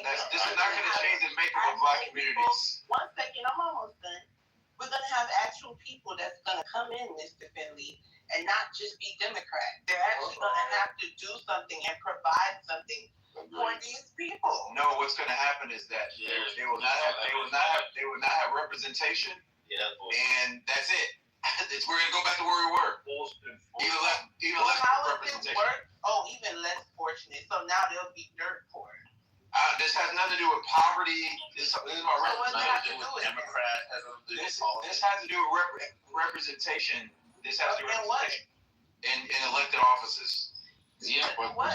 Finley, the reason why I side with Jazz is because I do think black people have essentially allow their political clout and political chips to be mismanaged by Democrats. And this is actually, this will, like Jazzy's pointing out, this will be a sort of wake up because it will force Black people to kind of have to now strategize in terms of getting it out there instead of just assuming that Democrats are going to do these unconstitutional things. We now have to really think about how we're going to pull our weight in some of these states. So I see where she's coming from with this. All it does is silence the little voice that Blacks currently have. We don't have a voice. And if you're not, we have to. All it's going to do. There's a queue. All it's going to do is silence. Let them in. There's the queue. No, there's still a queue, and it's my turn. Oh, my fault. You're good. So don't get the queue then. So very quickly, and Jazzy, that is a good topic. I'm surprised we haven't talked about it yet. But essentially, the Supreme Court actually today. Moms are ignoring you. There is a queue. Ma'am, I am the queue. No, it's Jacobin. No, it is me. All right, he didn't finish his submission. All right. Talking about? I was the one talking, and then they interrupted me. You know what? Send them down for that, bro. You know what? Mike, I will send this nigga down. Where is he at? I'm just kidding. Nah. So I was gonna say Mike advocated for the police brutality. I was gonna say what?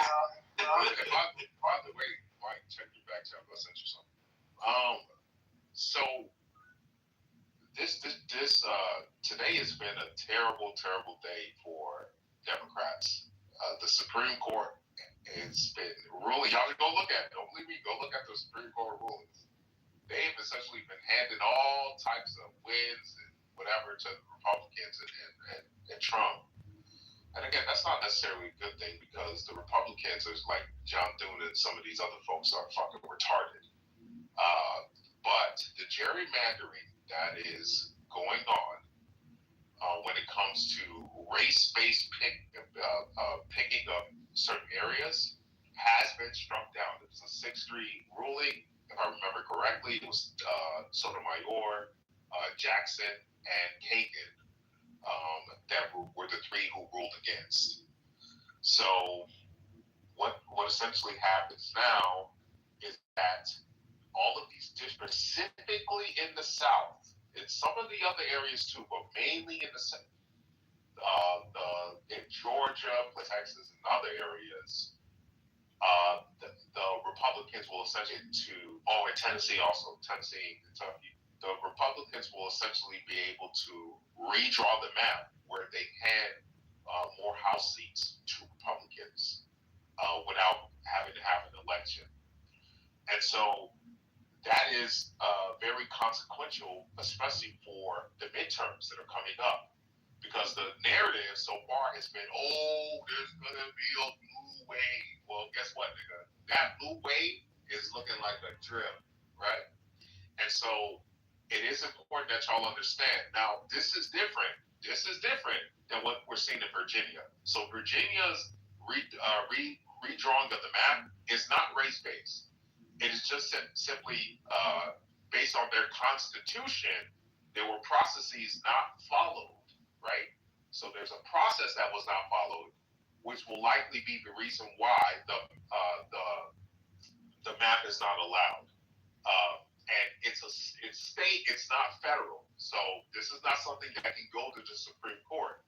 This is something that in Virginia specifically will be handled by the Virginia Supreme Court. Just so those who are following both understand, they're not the same. So the Supreme Court ruling is based on the race-based stuff, but Virginia specifically is based on procedure and partly based off of because they have something about the way that seats can be divided up, blah, blah, blah, this and that. So I'll end it there since we're on this topic. Yo, King, that was pretty good, yo. No, I appreciate it, bro. You know what, though? I think you should expound on that a little more. So you know what I'm going to do? Wait, what? I'm gonna give you my time, nigga. No, yeah. What did you want me to say? I whatever like else the you want me to Virginia speak on. procedure part. The Virginia procedure part you was talking about. Yeah, absolutely. Yeah, I got you, Jacoby. So when it comes to Virginia specifically, the procedures. So for instance, when an election is supposed to come up and you want to change the seats, for instance, there are certain rules like, hey, we can only do this between, and this is just an example, January and April. But then the Democrats choose to do it during May. I'm just using this as an example. That's an example of a procedure that needs to be followed in order to get this done. So there's three of them, Jacobus. Particularly, I don't remember them exactly, but there's actually 7 that the lawsuit puts forward that says, hey, we didn't follow these specific things, therefore throw this out. And if you see the judge that actually threw the map out, literally the next day after it passed, he cited those things.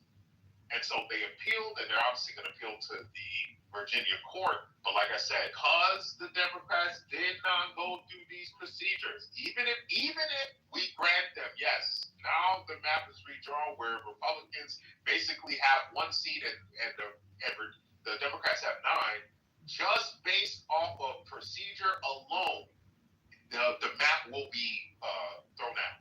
It's gonna happen. I was to say right now, the Democrats just lost. Yeah, absolutely. So, Jacoby said that's all you wanted to know. That's what I have to say on that. If there's any other specific thing, that's it. That was pretty cool. Thank you, bro. Sounds good. Appreciate it. Oh, this is a. No, that was my goal. I gave him my time. Oh, that's your go. Okay, all right. Get it together, Don. Dominic is next. I'm gonna yield my time to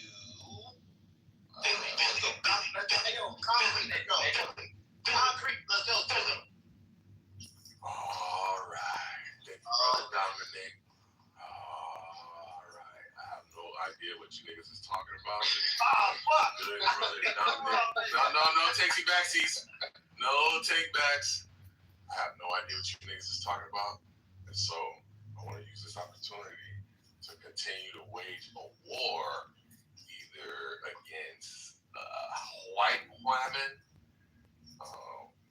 cheeseburger Latinas or chopped cheese Latinas, simp ass niggas who like to wag their finger, or I don't see. Oh, look at Caroline. What's up, Caroline? How you doing, girl? Caroline. We could. You know what? I'm gonna double back to yesterday's kerfuffle, debacle, total nigristic meltdown.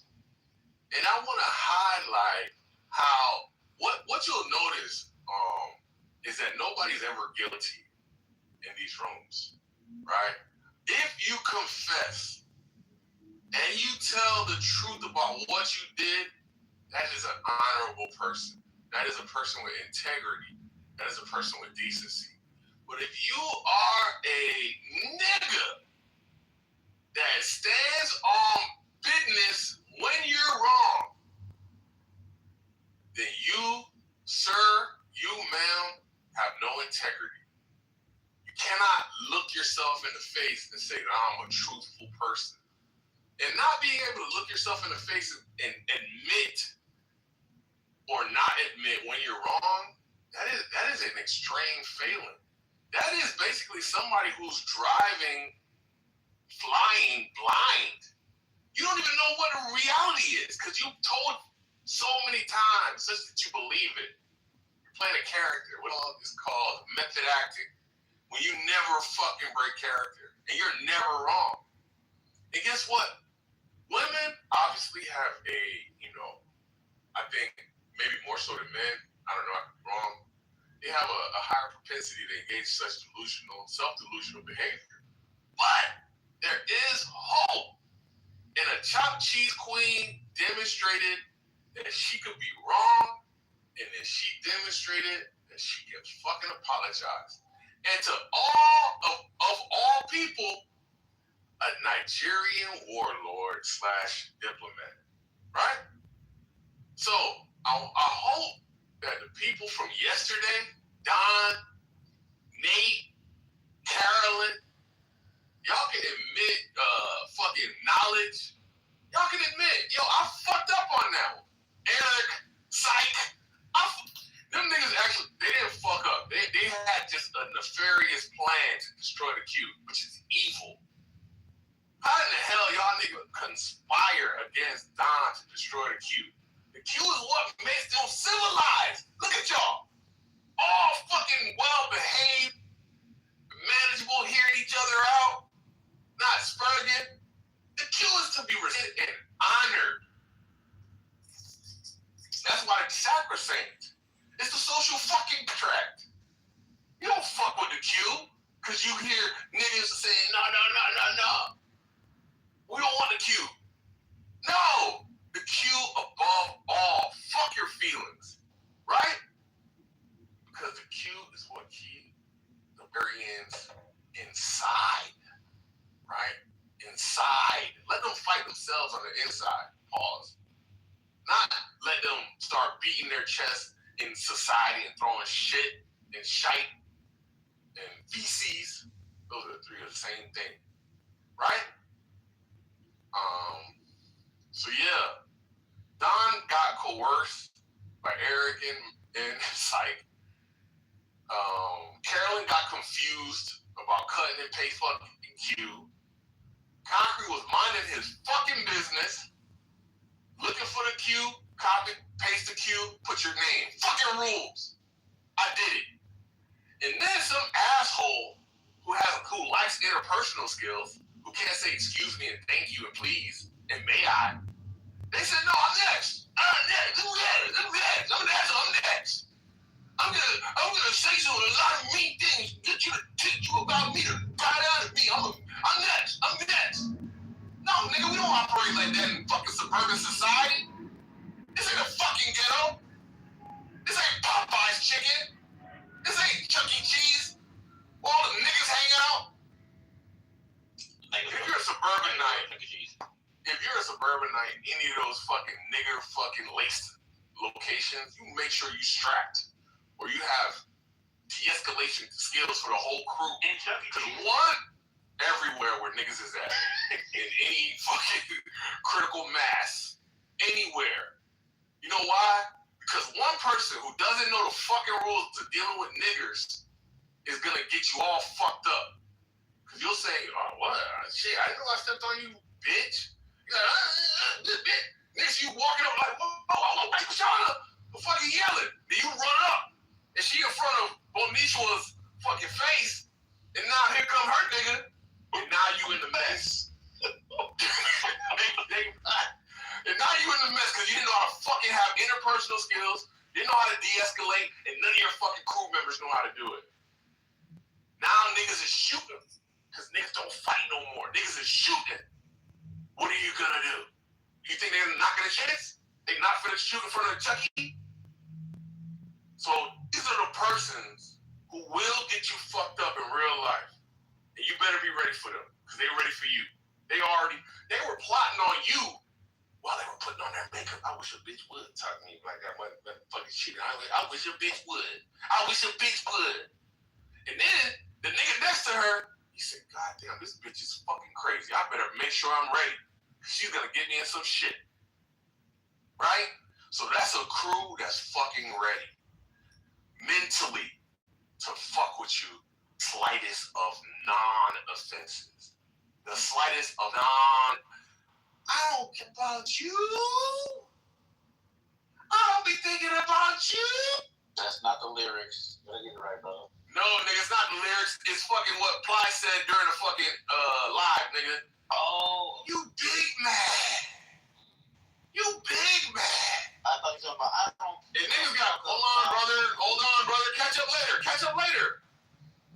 And niggas got all kind of fucking scenarios worked out in their heads. And they tell you, when you get into the midst of them, they start going over the scenario that they've been playing in their fucking heads. You get to hear it all. this motherfucker want to take shit with me and talk shit to me. That motherfucker, what the hell? You been having a conversation with your fucking self this whole time? You want to put me in the middle of it? Between you, yourself, and you? Yo, that shit is crazy. And this is where it's all played out in the safety of the internet. And even here in the internet, niggas haven't developed the wherewithal, for the sake of the entertainment of the internet, the wherewithal to say, my bad. My bad. My bad. My bad. Oh, my bad. No. Dawn, stand on business on the internet. Carolyn, stand on business on the internet. And to a lesser degree, who else stand on business on the internet? Tons of people, I'm included. Fuck it, I'm included. I stand on business too.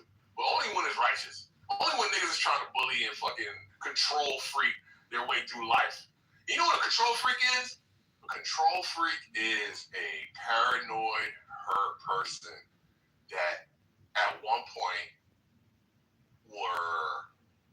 were vulnerable, and unfortunately, you know, it is what it is, right?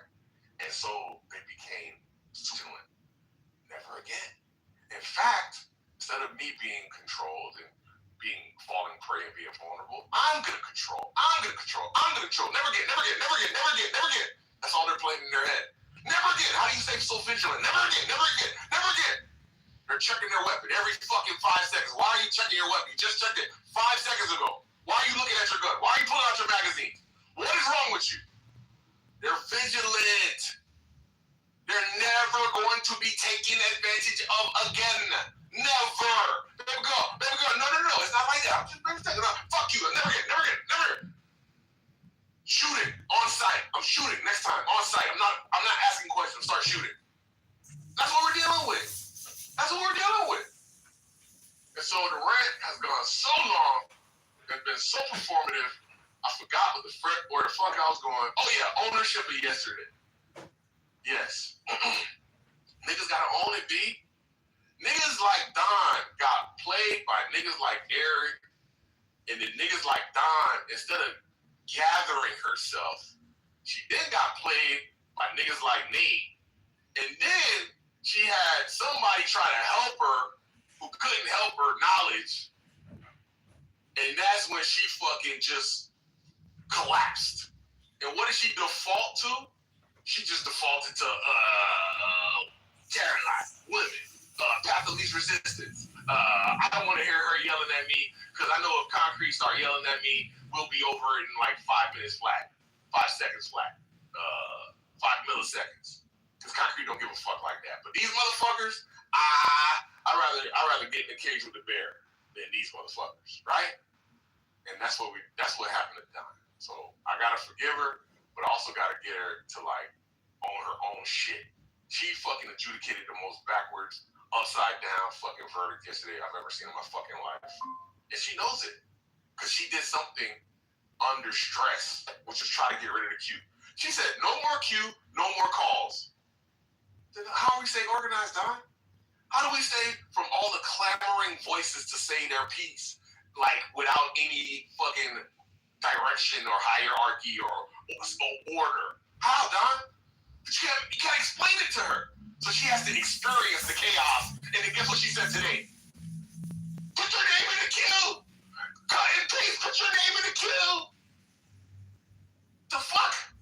Why do we have to go through this experiment yesterday? Oh, Eric and Mike, they stressed the shit out of her.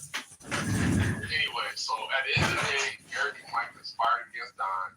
Nate sat back and watched it and let her fucking drown under the weight of her own ignorance. Because he was getting back at her for some other shit that happened earlier. And I saw it.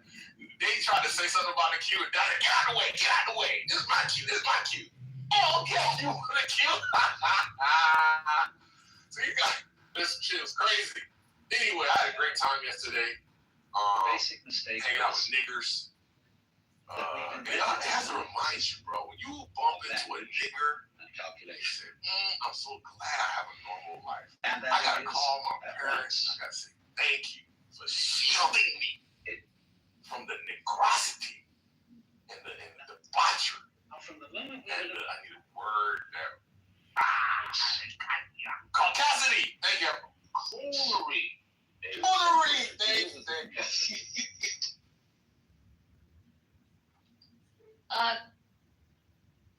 Yosemite. Thanks, Concrete. Replace it too as well, too.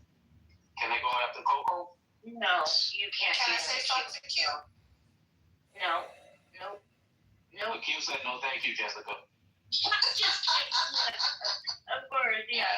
Yosemite still here? Nah, she left. Yes, She I am. did. I'm still here. Just saying.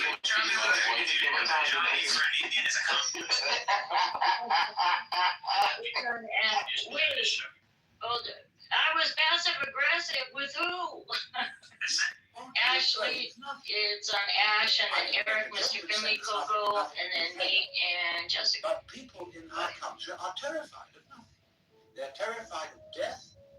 Always be ready to survive First off, look, how much do you guys get paid to do the grueling job of children's monitoring? Zero.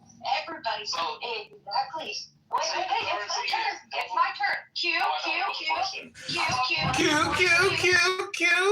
Well, Nathan, you're the owner of the room, so you would be the one that was supposed to pay these people. The currency is dopamine.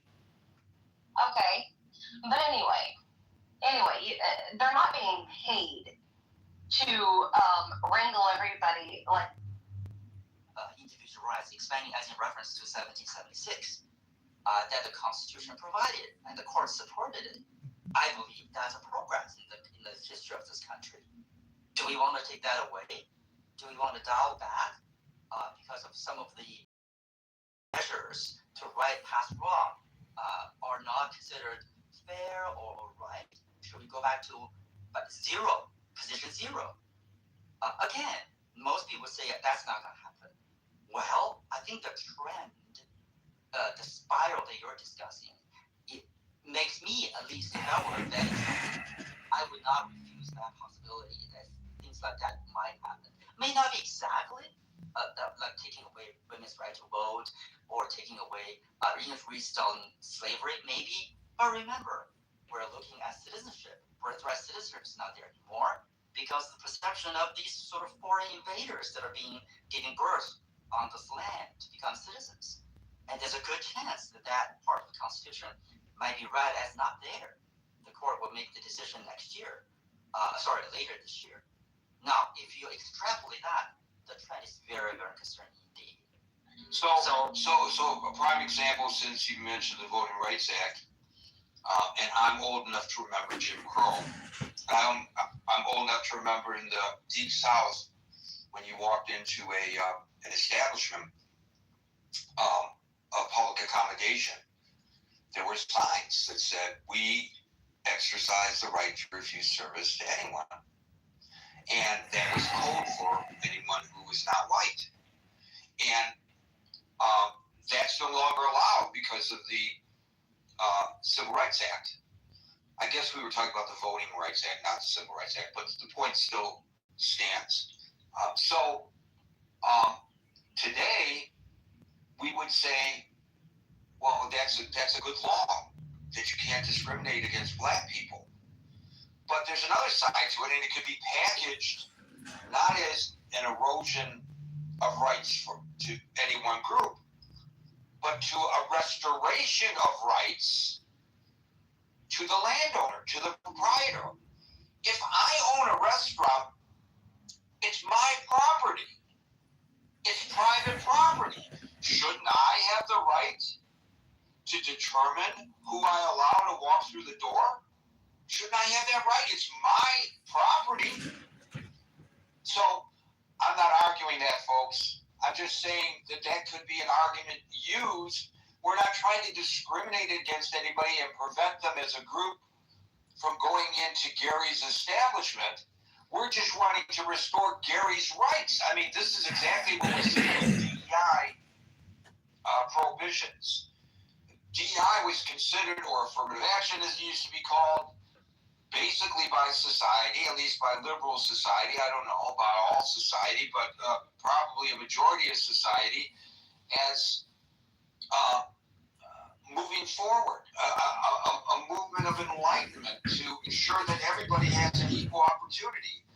Now it's considered as prohibiting opportunities from a different class of people, right? So while I don't think I can't envision taking away the right for women to vote, I could certainly see that provision of the Civil Rights Act being struck down as being discriminatory against not a group of people based on race, but a group of people based on ownership, i.e. the owners of the establishment. Another example, Gary, relating to what we talked about yesterday is freedom of speech, is that, for example, nowadays, if you happen to be a foreigner, for example, having a visa, trying to enter into the United States, then you really don't have a lot of freedom of speech, because if you say something bad or negative, or even ridiculing the president or vice president of the U.S., that's not allowed. Meaning you will. If it's on your social media, you won't be allowed into the country. Right. Now, this is more important. What I'm about to say. The people may say, "Oh, who cares? Those are foreigners, right?" We're not impacting us who are living in the U.S. citizens. Well, is that the case? I think that James Comey is a very interesting example that the grand jury actually indicted him when he was actually, I believe, outside of the government. He was not the FBI director anymore when he posted that picture on the beach for one day, but not less than even a day. And like I think William was saying that, did he make any specific threat about such and such a time, such and such a way to do something bad to the president? No. He essentially, posted a picture, basically showing his disapproval of the 47th president. At least that's one way of looking at it. Well, I think combined to what I said about the actual measures being executed against foreigners in terms of their freedom of speech, or the lack thereof, I think that erosion is happening even to U.S. citizens. Yes, it's happening to James Comey, who happened to be a political enemy, and that's why he was indicted by the Justice Department. And you'll say, hey, I'm not a political enemy of the president, so that's not going to happen to me. Well, I mean, we're all. But should that be the benchmark? Sorry? Should that be the benchmark of whether you're admitted into the country or not, whether you are critical of the President of the United States? What if you're laudatory of the President of the United States and you feel, oh, I'm immune from being prohibited from entering the country, but when I come back 4 years from now and the president is a Democratic president and they see that I was laudatory to the previous president, they might deny me entrance. I mean, how can that even be a reason? Well, Gary, people can say, those are the damn foreigners, who gives a shit, right? But let's pay attention to history. 1950s, the McCarthyism, the Red Scare, it's not that long ago. I mean, some people in this room might even be alive in 1950s. This is really not that far off in terms of our rights to speak freely of our minds. And this is one of the things that U.S. is really pride itself over all the other dictatorship countries, right? Nowadays, if you are, the Kathy Griffiths is another example. You can say, oh, that's grotesque, blah, blah, blah. But could that be viewed as an artistic expression? It's John from Hinge. Well, How are I you think that was even a few years ago. So I think the rights, freedom of speech, freedom to think, even nowadays with AI, I think it probably will accentuate the rights as laid out in the Constitution. Whether as citizens, we do believe we should uphold those rights to think freely, to express ourselves freely, to be judged by our actions, not by our thoughts. I'm not so sure anymore. Again, James Comey is one person. You can say that's an aberration, but the trend is really there. The reporters being pepper sprayed during the ICE actions. The reporters, they were just like reporting, but they were viewed as being interfering with ICE actions. And under the law, ICE had authorities to actually punish those reporters. And that is real. That's for U.S. citizens, not for foreigners. So I think we really, as voters, we really have to think carefully and really hard, because I'm afraid that this is not just, it's happening to other people. It's not me. It's not going to happen to me. Okay, I'm not a foreigner. I don't need a visa to come back to the U.S. But I think those thoughts are short-sighted. When I say short, I don't mean like 100 years. It could actually happen maybe next 5 years. That would impact the rights of U.S. citizens, and that definitely makes me think we're in a perilous position. So to some extent, that's already true when it comes to United States citizens, and not that they can prevent you from entering the country, but they can make it very difficult, because U.S. citizens returning to the country are subject to warrantless examinations of their electronic devices, their phones, their laptops, and their social media by Customs and Border Protection officers. Well, now, why would they do that? The Customs and Border Patrol says it has the authority to search all arriving baggage and devices to ensure compliance, I'm reading from their website, with customs and immigration laws.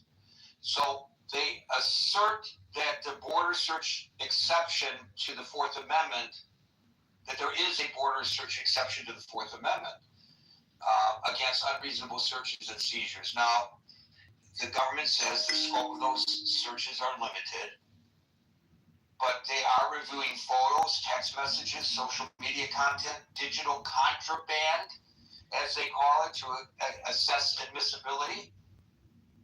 And if you as a U.S. citizen refuse to unlock your device, you may, but doing so might lead to that device being seized and or you being detained.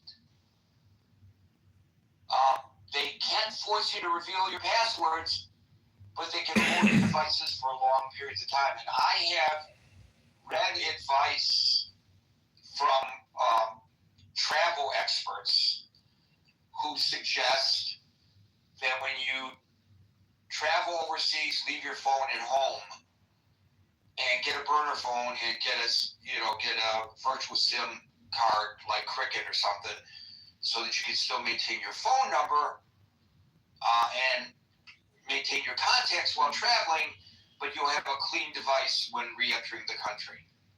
Well, why would a U.S. citizen have to do that? You're exercising your right as an American citizen to express Democrat again. whatever you want to Liberals express, do this. Justice unless and you're revolt. using your device to say, Arrest Judge John. Unless he's arrested, there will contraband never comes be to any mind. change. So if Lawless it's like chaos society. child Revolution pornography on your now. device, I understand Arrest this that. trash. Arrest all the criminals he's let loose If on you no are cash bail and income. The testing sheriff needs to arrest Judge some John. kind of End a woke liberal terroristic domestic plot, terrorism now. I understand that, but they have real wide discretion when it comes to this. You better stop voting So, Democrat and crush the if you liberals are who did this to your daughter. theoretically somebody who is active on Clubhouse, this room isn't being recorded. Yes, it is. It is, Gary. Active on Clubhouse, and you say things that they may view as not being conducive to readmission to the country, they can make it difficult for you to re-enter the country. So, is the next step not allowing people to enter? This administration is already talking about people who have immigrated to the United States and then become citizens, having their citizenship stripped. Your citizenship, or my citizenship, if I was born in this country, my citizenship can't be stripped. But maybe yours, if you're a citizen and you were born elsewhere, can be, potentially, under what this administration is talking about. So, I don't think you're so far off base with your concerns, Ben. And by the way, you were saying that this room is not recorded. You know, there are anonymous individuals that they are. There are people who do record it, yes. I mean, there are people, once you're out here, there's nothing to prevent people from recording what you say. You're absolutely correct. Thank you, Ben. We'll go to Brian, followed by Hermes. Hey, Gary. I think good conversation so far. I'm a little more optimistic. I think the fundamentals of our society are resilient enough, and I think we see that. There's some evidence to indicate that Excellent. Let's it's get a working workout as in like it should, some as it dinner. was designed, the branches of government. Yeah, I have some issues. I mean, generally speaking, the Congress has abdicated a lot of its responsibility for legislating to the executive branch. They give too much power to the agencies under the executive branch, and they pass omnibus spending bills, and then they go back and they defend it by saying, well, I didn't like this, or I didn't like that, but I had to vote for it because, X, Y, and Z. So, I mean, yeah, there are some parts of the government that have evolved, I'd say, away from the way it was intended, like the checks and balances are weakened because of that abdication of the legislature to the executive branch. But I mean, from a I guess broader perspective, I think the foundations are strong. We have the greatest economy. I don't think that's really going to change anytime You soon. free tomorrow night? Once our Are you free economic policy goes and drives us into, say, bankruptcy or collapse. I think if our economy collapses, our money collapses, then that would be the time to panic. So looking at the debt, and how much of our annual budget goes to servicing the debt, that's an issue. But I think if you look at the way the country has unfolded from its beginning, there were people around the world who didn't want America to form, didn't want America to survive, didn't want America to thrive, and they certainly don't like us being a superpower. I'd say primarily, Marxists and people who are big statist government types, and for whatever reason, they oppose America being founded on Western Enlightenment values, and so just philosophically, fundamentally, they don't like the way that America is built, designed, founded, and you see a lot of Marxist ideas that I think are a long-term threat, like Gucci's Long March to the Institutions, right? So in the mid-'60s, there's a Marxist who basically says, hey, we're not going to defeat these guys economically or militarily. The way to defeat America is to infiltrate the institutions and undermine them from within. And so I think that's where we see a lot of things happening now. You see a lot of people inside the government who are anti-government, a lot of people inside these institutions that are anti-American, and they work to undermine the effectiveness, like the rule of law. You see a lot of activist judges, things like that. That's what I would consider to be an indication of some of the undermining of the institutions. But you also have the issue of the culture wars, and we went through a lot of back and forth in the '60s, a lot of political violence, a lot of emergence of the hippie movement, and a lot of those slogans took hold for a generation. But recently you've seen kind of a counterculture. You see a lot of trad life stuff where people are kind of moving away. They've gone through one or two generations of single motherhood and collapse of the family, and they realize the effect that has not just on individuals in those families, but the entire community. And so there's a return in a lot of the younger generation towards more traditional values, more, let's say, conservative values. And I think the younger generation, if I recall, is having less sex, drinking less alcohol, doing a lot of things that previous generations. Based on Dan's ex-post on calling the police and FBI to have his access to firearms restricted, danger to society. We need to have the back and forth. I wouldn't want to live in a country or only by Democrats. We have to have the dispute. We have to have. Right, but the question of the day is not the back and forth, not the tension between the parties. It's the misuse, potentially, of the tools in their hands. So let me give you a hypothetical. Before I ask you the hypothetical, Brian, I want to ask you, do you feel that the prosecution of James Comey is political, or because there was an actual threat made by the former FBI director on the life of the president?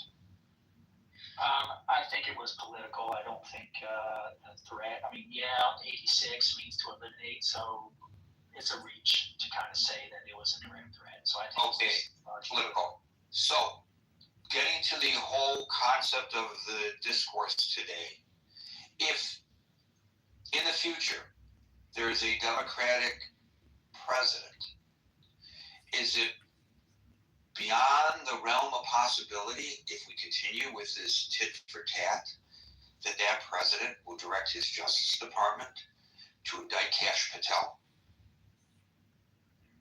I mean, yeah, there's a risk to that, but I don't really see that as a threat because what will happen is you will have a slower response. It will have to go through the voting process, the election process. But you'll have, I think what really is going to happen is the threats like you're describing are going to just indicate to people, I like that or I don't like that. And then what we've seen happen for like the past 30 years, you've seen a mass exodus from blue states. So as blue states like California, New York, Illinois, Massachusetts, etc., have grown in their promises and size and scope and taxation and all that, people are fleeing and they're going to, let's call them red states, Texas, Florida, North Carolina. Actually, there's an exodus of from Florida right now because of rising prices. People are leaving Florida in pretty large numbers. So that's a good indication, though, is what I'm saying. But I mean, what does that have to do with the question at hand, where people live? I don't get it. Because what that means is the states that are represented by people moving with their feet will indicate the strength of the Congress to hold the executive branch and the judicial branch accountable. So if you get, let's say, some jackass like, let's say, Trump, he offends a large proportion of society, and people at the local, state, and federal level don't like it. They turn on him. Let's say his base turns on him. You're going to see that in the next elections. You're going to see that in the next 2 or 3 elections. So there will come a candidate or a series of candidates who say, look, I'm not Trump. I'm not going to govern like Trump. I think he corrupted things. I think he mismanaged, weaponized the judicial branch, blah, blah, blah. Yeah, but the Republicans claim that this all started with the Democrats weaponizing the judicial branch against Trump. So this is why I think that's how the process should work. It should work that way. It's working as it should. So from your perspective, because of that. So from your perspective, it's not eroding public confidence in the government.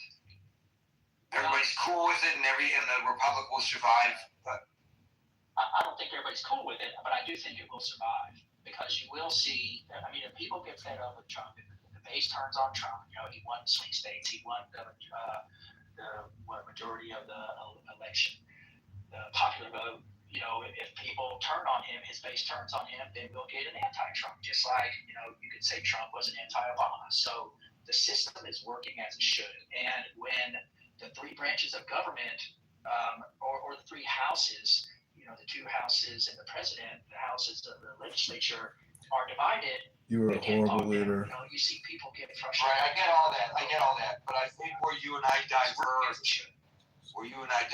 is my concern that it doesn't matter whether it's your guy or my guy who's in the people's house, or whether it's your folks or my folks who are controlling the Congress. What matters is, will there be the perceived continued abuse of the powers that they rightfully have at their disposal for political reasons? And my point is that I am concerned that the answer to that question is yes. I think what you're saying is yes, but it doesn't really matter. I'm saying yes.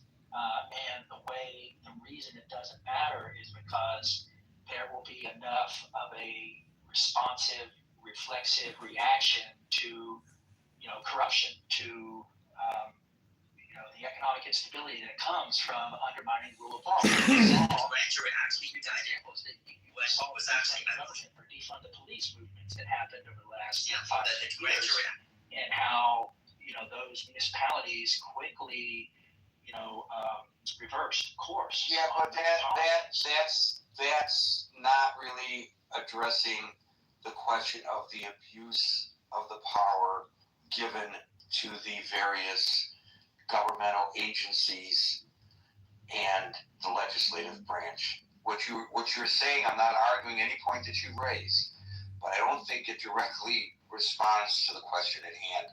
Others may see that it does, and that Gary is not grasping the point, and I will give you that possibility. Thank you, Brian. We'll go to Hermes, followed by Scott. Good afternoon, good evening, and good morning, depending on where you're at. Is it David? Or the gentleman that was speaking before me, Brian, I guess, he made a comment. He said, things are working as they should. And I completely disagree with that, right? I've watched King Charles do his address to Congress, and man, he is such a class act. Everyone there was happy. Everyone there was supporting him. It's like he was able to bring Republicans and Democrats together in such a way that I haven't seen that in a long time in that building. And it almost, I started thinking about it. I went to a castle today here in Mexico, and I was thinking about this whole thing, and I was thinking about what I wanted to say here when I came to your room, Gary. And watching King Charles, he talked about checks and balances, and he's a king. He's a real king, right? And maybe, just maybe, we need to have a monarchy. Maybe we go back to Great Britain. I know that would never happen, but it just makes me think like, I don't think we're on the right path. It seems like everything is being diminished and degraded, and it's getting worse. And I'll leave it there. Thank you, Gary. Thank you, Hermes. Scott, followed by Daryl.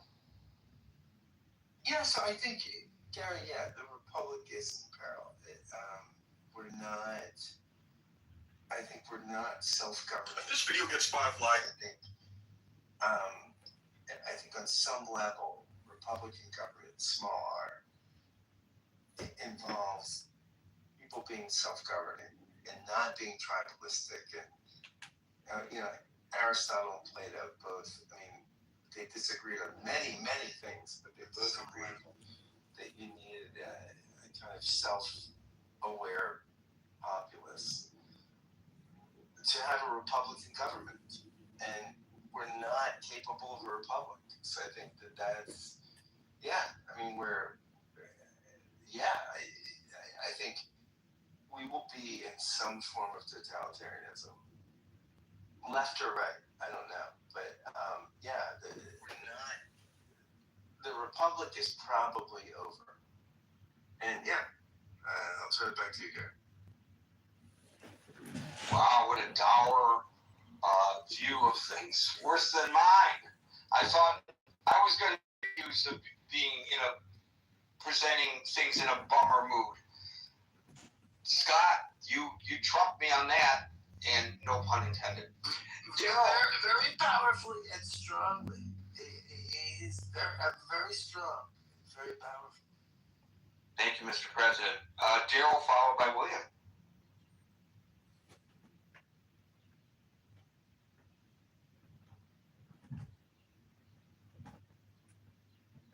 Daryl.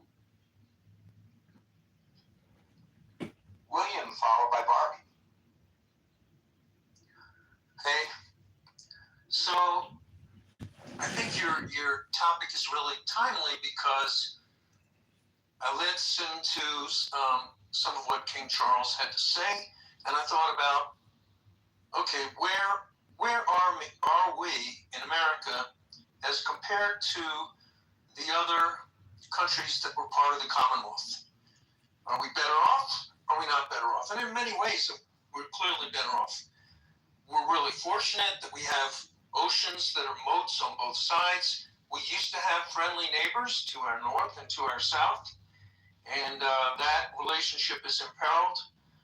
But the continental United States is clearly blessed with the best defensive geographic architecture of any place in the world, and the best inner waterway system for transport of goods, being basically the Mississippi River Basin of any place in the world.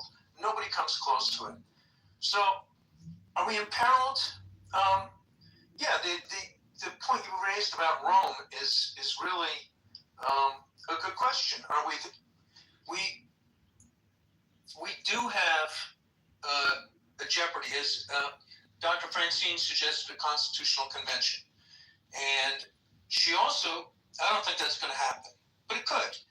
And she mentioned Citizens United, which I think is a fundamental, pivotal mistake made by our courts that declared that corporations are people and that money is speech. And I think that perverted some of the concepts in a way that's going to have long-term detriment to the country of equating money with speech and corporations as people, and the ideas of personhood. Yeah, that deserved to evolve, but corporations are not people, and so there needs to be some fundamental reforms. And can it be done outside of a constitutional convention? Yeah, the only way you can do that is by legislation, for practical purposes, or judicial decisions. But the justices are not term limited, and they're going to be in there for life. And we basically know where they stand, at least for the most part. We know where they stand. So outside, and I don't know if the court really can be reformed by legislation. That might require a constitutional amendment or a constitutional convention. And if you have a constitutional convention, one of the outcomes could be that the country would decide to dissolve in part. That's a theoretical possibility. So, what would we be left with? A country on the West Coast, a country in the Midwest, a country on the East Coast. Country in Texas, it's a republic. That Lone Star State definitely would want to be, well, not definitely, but likely would want to self-govern and not have outside interference. So it could change things radically. So I don't think a constitutional convention is likely, but yeah, it could happen. And the decisions that are being made now have weakened the United States from the perspectives of national defense. So our interests are not just, are we in peril? Yeah, we have worldwide interests. We have interests in Guam, in Palau, in along the Pacific Rim, in Europe. We've got bases all over the world, and so part of what makes us strong is the United States dollar being the reserve currency, and one of the main exports that we have is U.S. dollars, and the political power that we have around the world, and that's definitely been weakened with the drastic loss of allies due to our betrayal of our alliances. So, are we in peril? Yeah, we're in peril of real negative consequences from the shift away from the dollar and that's going to take a long time. It's not going to be fast, but once it starts, like empires, like the Soviet Union was under stress for a long time, and it seemed like it would never end and it would stand forever. So these things happen slowly, and then they happen all of a sudden. So we can be under stresses slowly, and then ultimately the collapse or the disintegration can be all of a sudden. And that's been a historical pattern for empires, and we are an empire throughout history. So, from my perspective, William, if things break up to where there are multiple republics, I'm going to just fix that little interruption that we're getting. If Clubhouse is commenting, there we go. Then I'm going to declare myself a citizen of the Common Republic. That's where I'm moving, to the Common Republic. Is that down in the Keys? I think that's Key West. Yes, you are correct. And they did declare their independence. You have at it. Enjoy. But one day they declared their independence, I think it was. Thank you, William. We'll go to Barbie, followed by Austin. Hey, well, I'm 2 hours from the Concord Public, so, welcome one and all. It's a lot of fun down there. My comment is, I actually do think it's a peril, and Houston, I do agree to a degree. It would seem that everything's working and it should, the pendulum keeps swinging back and forth and all of that. If you think there's nothing different, though, than the past 20, 30, 40 years, there is a difference now, and that difference is technology, that difference is AI. And so I would say that if we did not have that factor, then I fully believe, hey, yeah, the pendulum will swing back.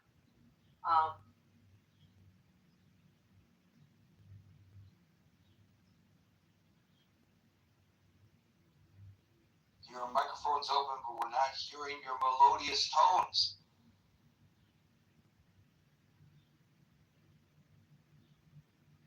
Barbie, we lost you there. Austin, followed by Urimo. Austin. Hi, am I coming in clear? It sounds like I don't have the best cell phone reception right now. We hear you. Am I in the Matrix or? No, we hear you loudly and clearly. Okay, cool. Sorry about the technical difficulties. Anyways, when I only had a minute to talk earlier and I had to run, I was starting to talk about, what kind of country do we want? Are we really working towards a vision? Do we really have visionary leadership? Is hate a temperament of leadership that we want? I think these are really important things to consider. I think it's important to look at social contract theories, like what's the agreement between the consent of the governed and the government? What kind of government do we want to elect? Who are our allies, and are they going to stay our allies? And what purpose does greed serve in our society? Does everyone need more?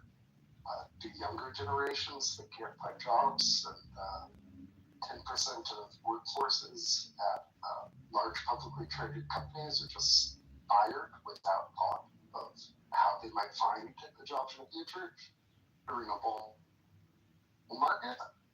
I think we need, I don't think we need a fundamentalist Great Awakening, but I think it is really faulty to create curse words out of words like liberal and woke, because a lot of people need to wake the heck up and look around and see the world from some other perspectives.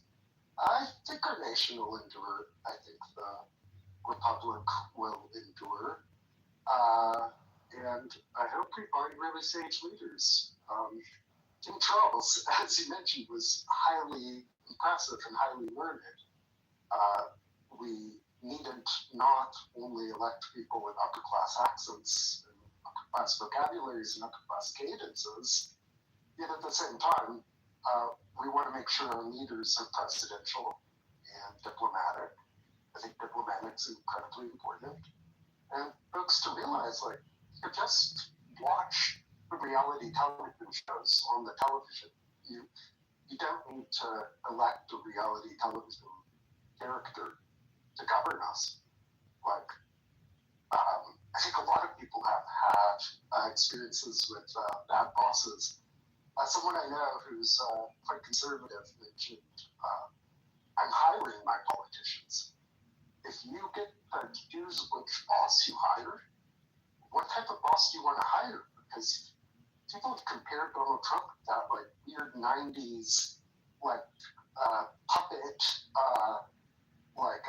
dinosaur show where he's like the angry dinosaur boss. It's always right, but the discussion really is not about Donald Trump specifically, although yes, this use of lawfare is obviously, in my opinion, occurring with the prosecution of James Comey, and I cannot imagine that the government will prevail on this, but who knows? You never know. But the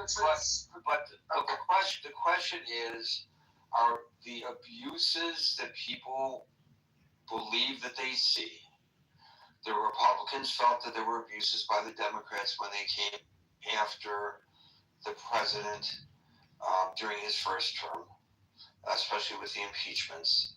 That was a use of a tool given to the Congress that they felt was being abused because they just didn't like Donald Trump. And now we see Donald Trump using the Justice Department to go after people, supposedly, and federal agencies to go after people and their companies because they disagree with him. So that would be an abuse on that side. So my concern that I'm proposing here is that we have this tit for tat going on right now that will likely continue beyond this administration, long after Donald Trump is no longer president. Even if the next president is this fabulous statesperson and not a reality TV star, as you point out, that then when the Democrats are in office, they're going to do the same thing to the Republicans. And then when the Republicans are in office, they're going to do the same thing to the Democrats. And if, in fact, you accept that possible proposition, what effect has that on the stability of the Republic? What I'm getting at, though, is where I was trying to go.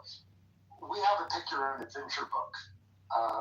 We could choose to elect a great statesman, and a great statesman won't be petty. A great statesman will acknowledge the norms that make sense of the past and integrate into a future of increasing AI and technology, and will adjust to new systems of leadership. It can't be command and control egotism forever. Like, we're in the 21st century. Let's stop tabooing words like liberal. Like, we love liberty in this nation. And let's stop tabooing words like woke. Let's wake up and stop the liberalism. So your observation or your argument is that the ship of state will settle on a steady as she goes course once this administration is gone, and we won't see a continuation of the tit for tat that Gary is so concerned about.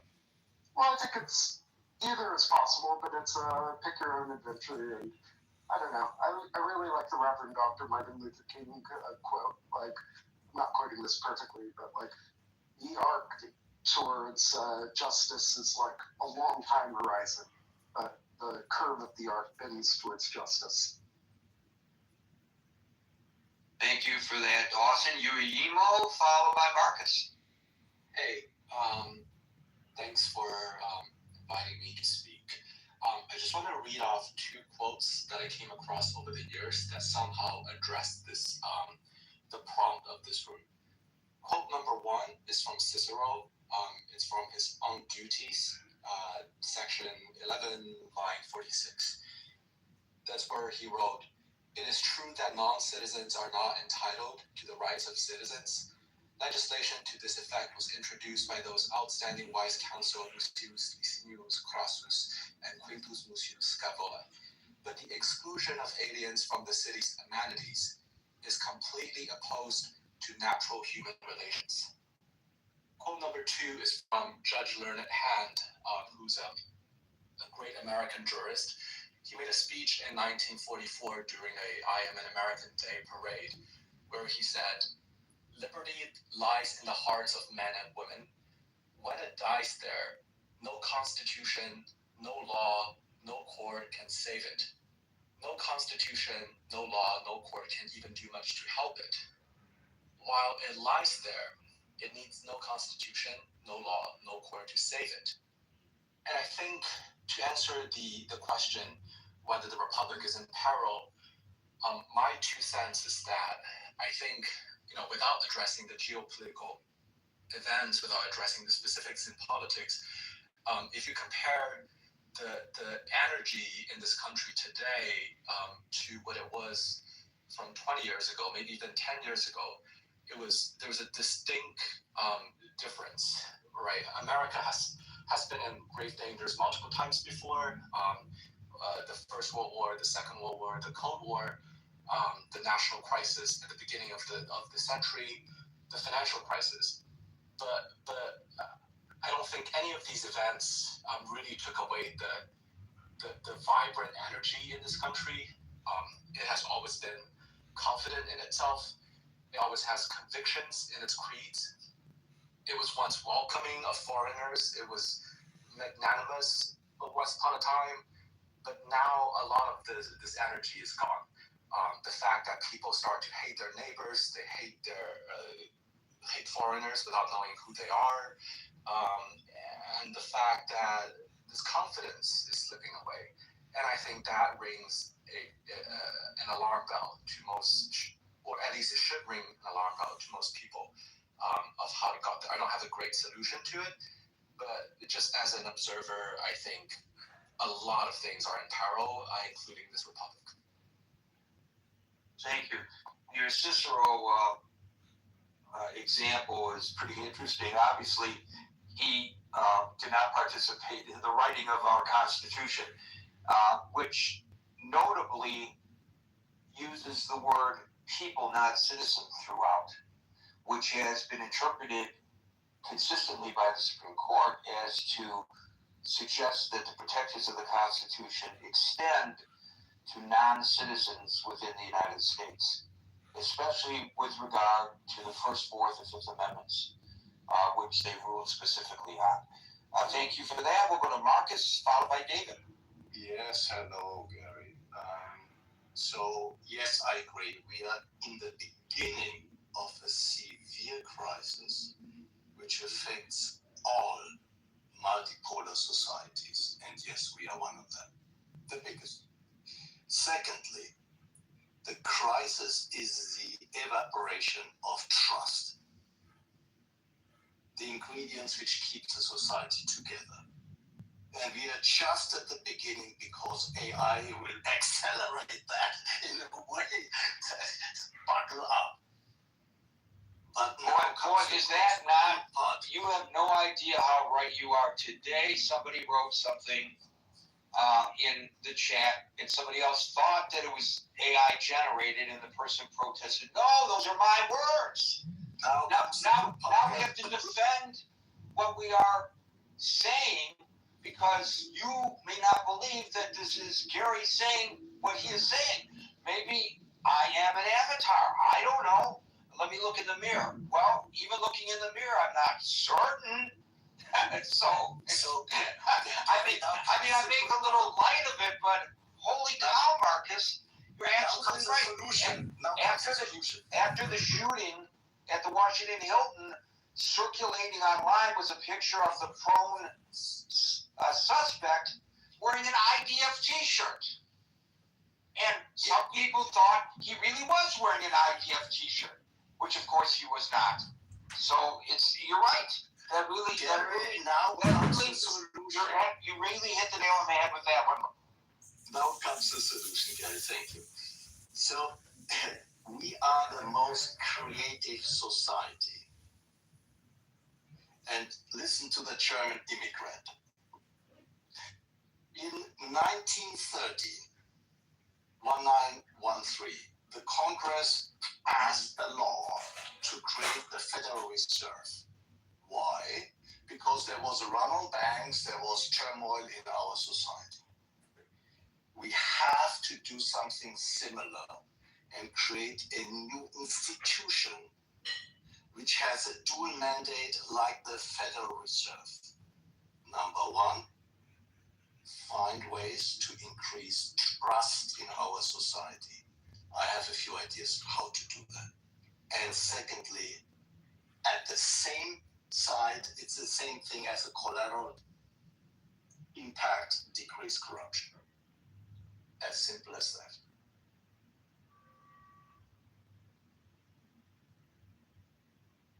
Well, I think that would put more stress on the system, but it might resolve the problems. Supposedly that's what the courts are for, but lately the courts have been ruling, and maybe not lately, based on political ideology sometimes, rather than on strict interpretation of the law.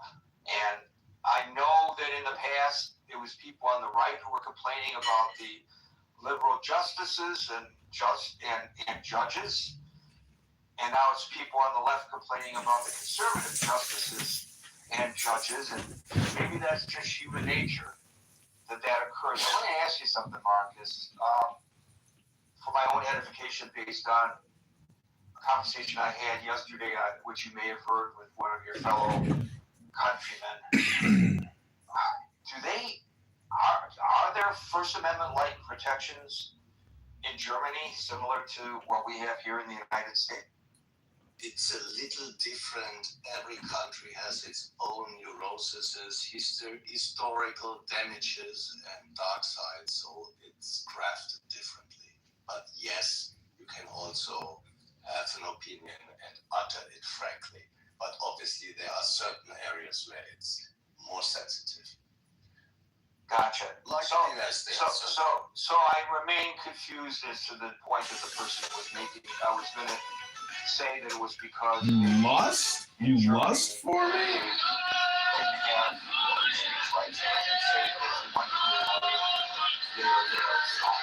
Now I remain confused over yesterday's.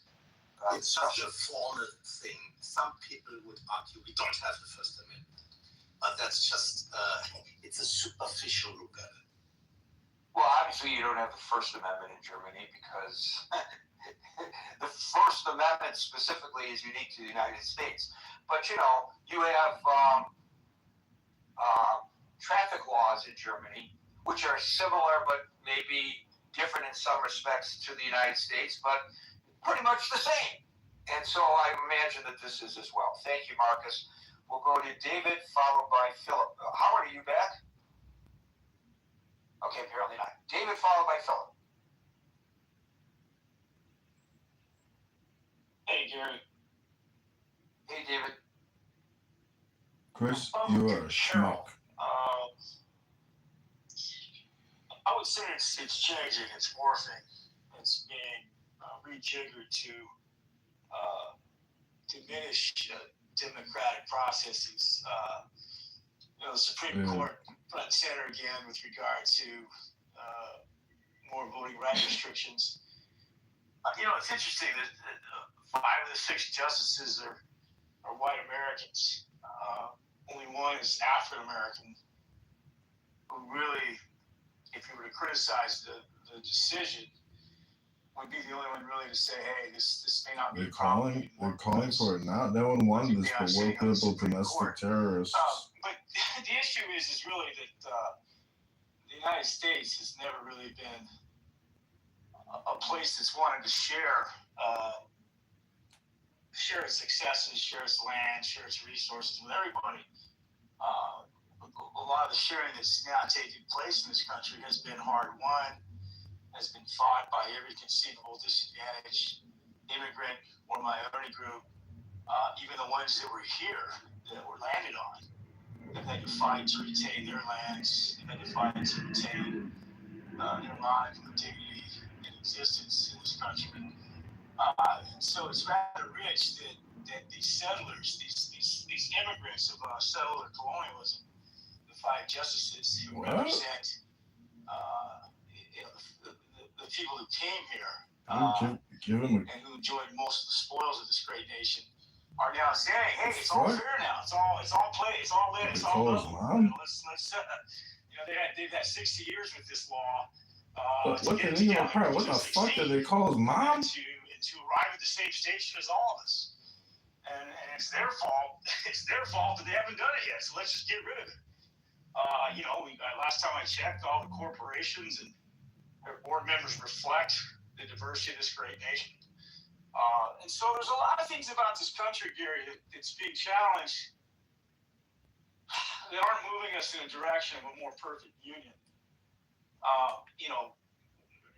And again, it can be, without understanding the history not here, without understanding that there's been an assault on the democratic process ever since the Supreme Court decision decided against abortion rights that was supposedly settled lie by the previous justices.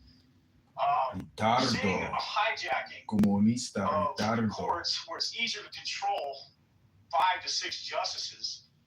So I was having this conversation with Scott earlier today about rather than going to every state around the union and trying to lobby every democracy, every Democratic state house or Republican state house to try to get the votes to change these laws, they just go ahead and go after the Supreme Court, get their nominations, throw money behind it, throw money behind the White House, who decides who becomes a Supreme Court justice by dint of their short list, and voila, we have an outcome that has eviscerated the rights of minorities in this country vis-a-vis the Voting Rights Act. So, hard won games, Gary, not handed to us, not handed to the people. Hard won, fought,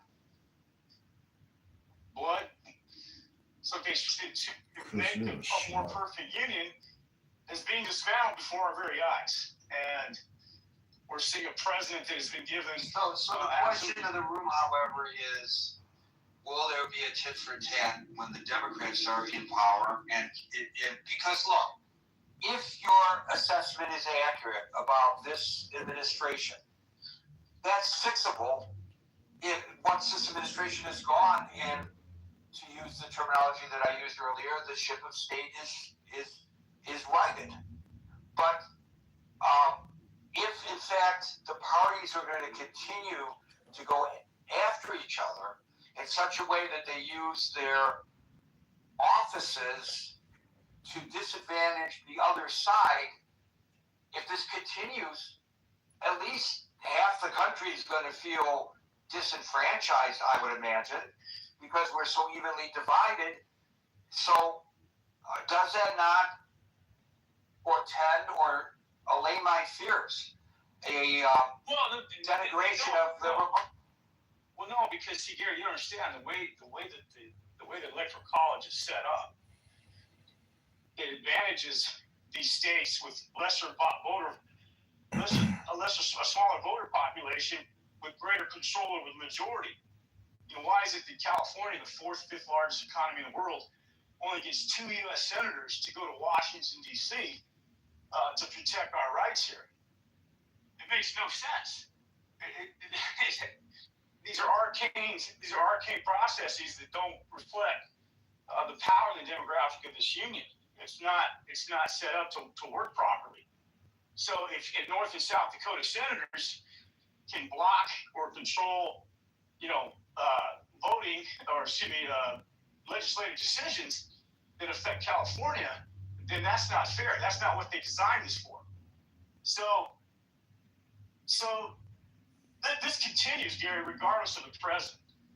This will continue. And so if the Electoral College can't be gained because of the fact that the way it's set up, they get more votes by representation. You're going to let picking our presidents, then you're going to continue to have money back candidates like Trump and continue to run the game the way that they've been running it. And this is a result of their loss of democratic abilities to win at the ballot box. Win with ideas, because there's not enough of them that want the homogeneity of this country that this country was founded upon. It's changed. The country is changing before their very eyes, and they don't want that power to slip away either. So it behooves them to put these Supreme Court justices in power and whatnot. And Texas started it with the rejiggering of their boundaries. Now you're going to see 4 or 5 more states take the Supreme Court decision and do the same thing before the 2026 midterms. And it's the further erosion of democratic rights. Right. So when the Democrats are in power, are they going to erode democratic rights to the benefit of the Democrats and the detriment of the Republicans, or do you think that they don't have a pattern of doing that, Gary? That's what you believe, but I think that if the president were here, David, the president would say. You tell me how you. Okay, go ahead. Sorry. I think if the president were here, I'm not advocating this at all, but I'm saying if the president were here, he'd say, David, that the election was stolen from me. The election was stolen. The only way the Democrats win is by stealing the elections. There are people who believe that. Maybe it's true, maybe it isn't, but people believe it. But see, that's where former president's First Amendment rights have so massive discord in this country. And he's not going to jail for lying. He's not being sanctioned. He's not being fined. He's been allowed to run again. And we've rewarded him and allowed him to run again for telling such lies. So what does that say about us, Gary? Well, now you have to quote Pogo, right? You have to quote the old cartoon character Pogo. I've seen the enemy, and he is us. Well, there you go. So exactly, what are we talking about here? We're talking about the guy that's broken all these norms. This has been, I don't know, maybe you have an idea of how to put the genie back in the bottle, but the polarity of this country is going to continue. I don't know. I think that we're having our own civil war without the guns being drawn on a lot of levels. And I think that that history, we never had an actual reckoning of the outcome of that civil war.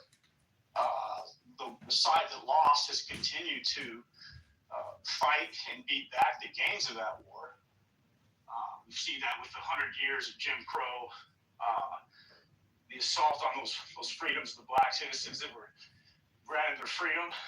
We saw so my point, Gary, is that so long as this nation doesn't address the underpinnings of the racism in this country, the sexism in this country, the hierarchies and whatnot, we can't check the runaway disruption to our republic in a way that allows us to sit at the table as equals and try to figure out how to run this country without these divisions.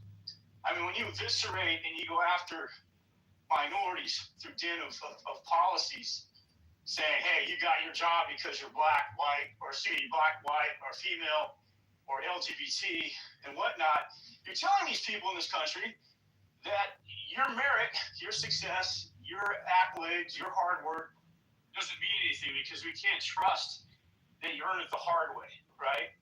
Whereas our country has a history of rewarding white males for a simple fact that they're white, they voted, and maybe they served in a war or two, maybe they had a college degree or not, but because they were the right color, they had every material advantage that this country's been able to offer. And everybody else had to get in the back of the line of these guys. I mean, your culture as well, Garrett. The Jews in this country had to fight. Nothing was given to them. They had to go to courts. They had to sue. They had to fight. Sometimes, in some cases, they had to create their own industries to find their own wealth in this country, right? Because they weren't allowed in the room. They weren't allowed in the borders. They weren't allowed in the country clubs. We talked a little bit about not letting people into your establishment because you look a certain way. Well, there's a country club here in Los Angeles, Gary, that still doesn't allow blacks, Jews, and other minorities to join. It's called the LA Country Club. And they sit on the largest piece of private real estate outside of probably Central Park, if you were looking at a valuable of a piece of dirt.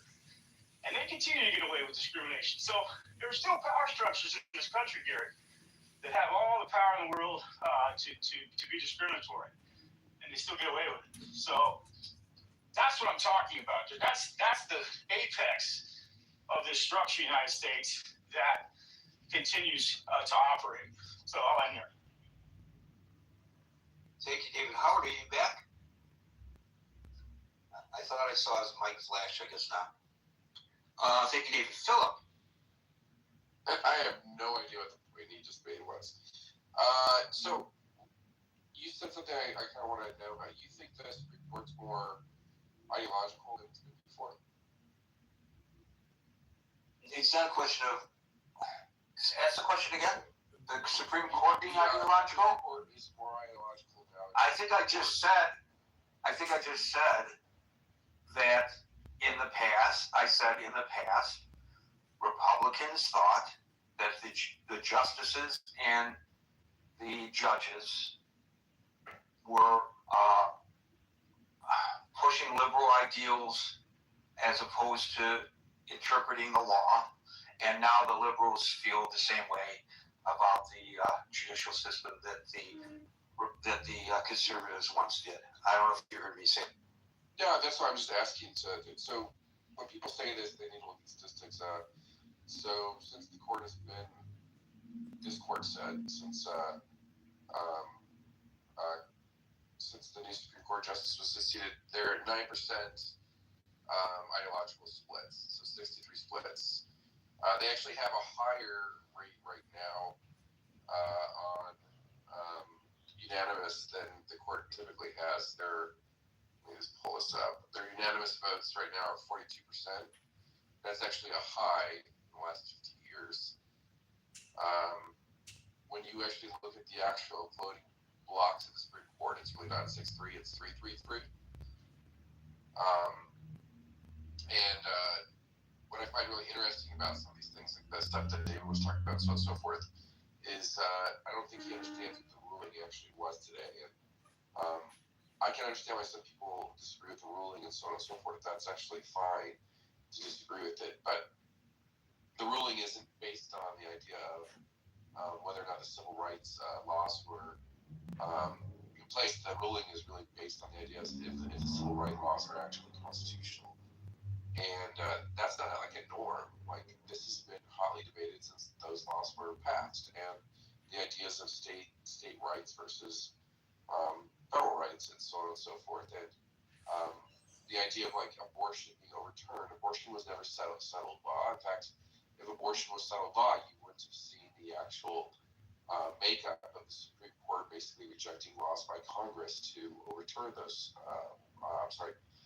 Congress trying to overturn those things and being told that they're unconstitutional. So the Supreme Court basically made up law out of thin air. I mean, RGB basically said this, that the ruling was actually the wrong ruling at the time. Anyways, all of this to basically be said, if you think the country, and I think your general question, if you think our country is in peril, you need to look around the world to other places look like. I wouldn't necessarily say our country's the greatest place it's ever been in, but we still have a lot more freedoms than anywhere else that I can think about. And the other thing I think is interesting is I think people think that the president can violate somebody's freedom of speech. I don't know if people actually read the First Amendment. The First Amendment says Congress shall enact no law.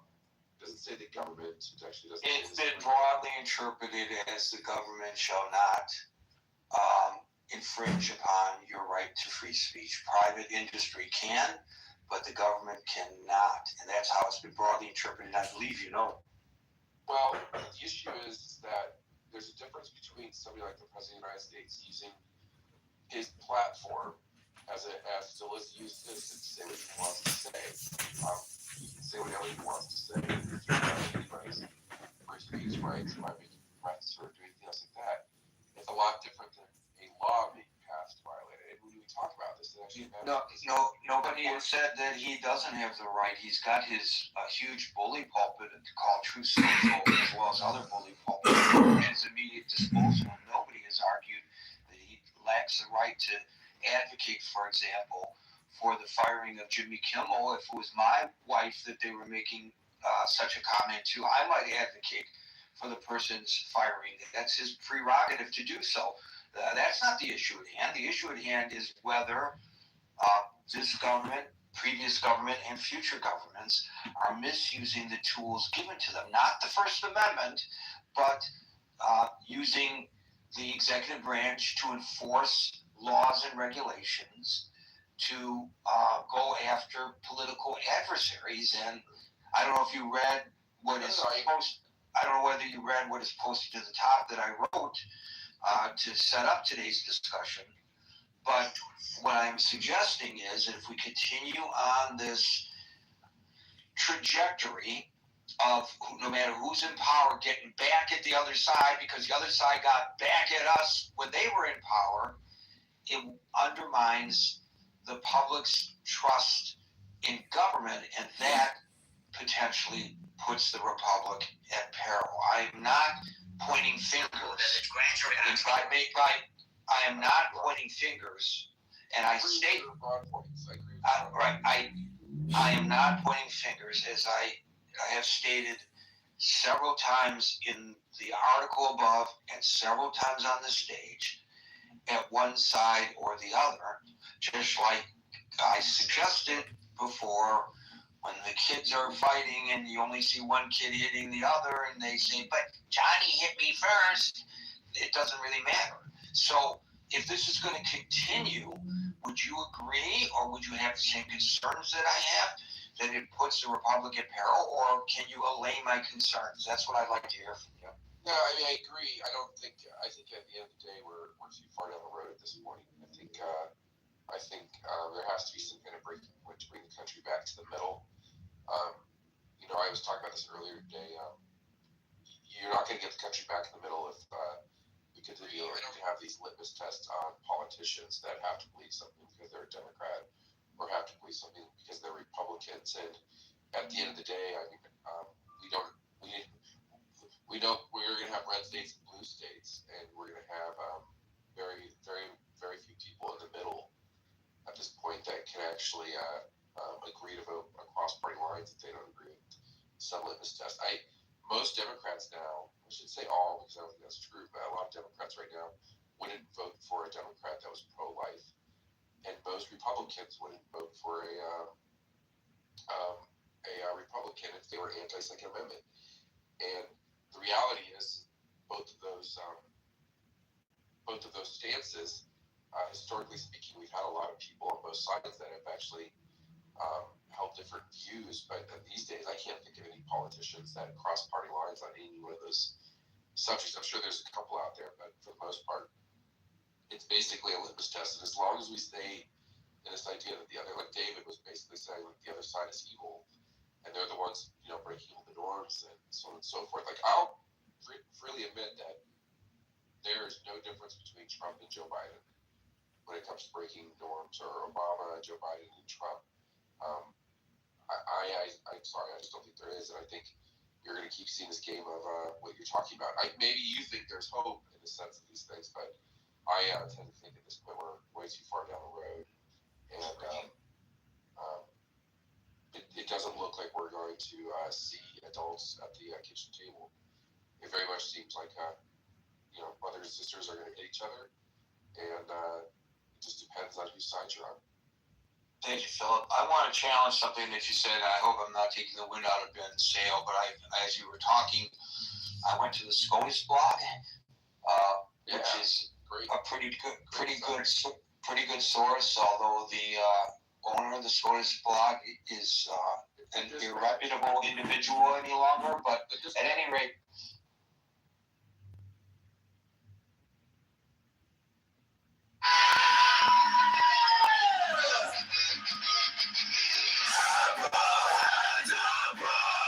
Mine is the head of the man, and my inside is keen as the hawks by my bed I invoke thee.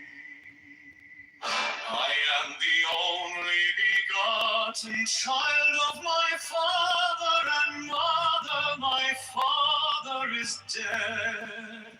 My mother bore me with labor and pain and fear.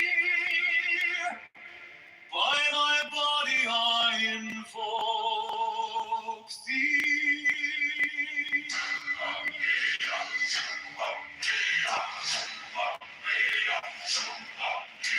About me shine the diamonds of radiance, white and pure. By their brightness I invoke thee. Mine is the red triangle, reverse the sign. Given of none, save it thee, O Lord. By the Laman I invoke thee. Mine is the garment of white, sewn with gold, the flashing of day that I wear by my robe. I invoke thee. Mine is the sign of office and Typhoon. What's the point? What's the point? What's the point? Hello? Mine is the turban of white and gold, and mine the blue fear of the interwear. By my crown I invoke thee. My fingers tremble on the beat of work, so run You think AOC would be a psychopath? AOC, is she low IQ? Is she retarded? Is there any hope for America and her leaders and military low IQ, retarded, liars, frauds? What's the point? Hello?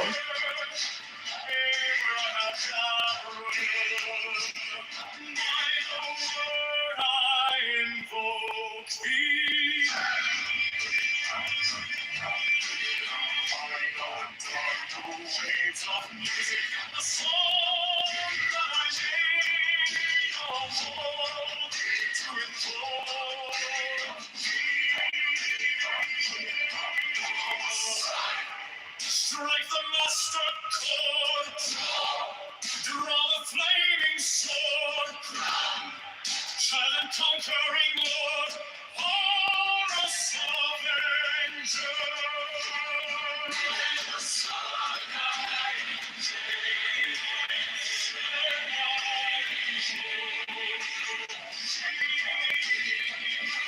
My hand is thy sword of revenge, and strike at thy cheek. By the sword I invoke thee. The voice of the 611 are the voices. What's the point? Would you consider AOC to be a psychopath? Is she low IQ? Is she retarded? Is there hope for America when the leaders are mentally ill, low IQ, or retarded, liars, frauds, and incompetent? What's the point? Hello?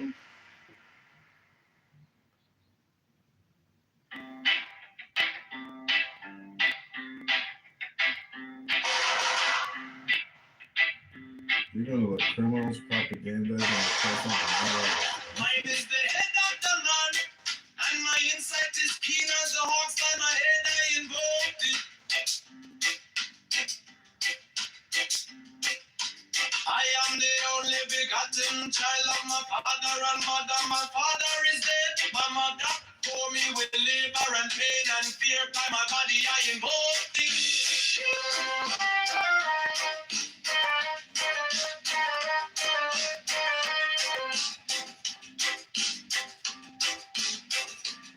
Yes, Upon me shine the diamonds of radiance, white and pure. By their brightness I invoke thee. Mine is the red triangle reverse, the sign given of none. Save it me of thee, O Lord. By the Lamb and I invoke thee.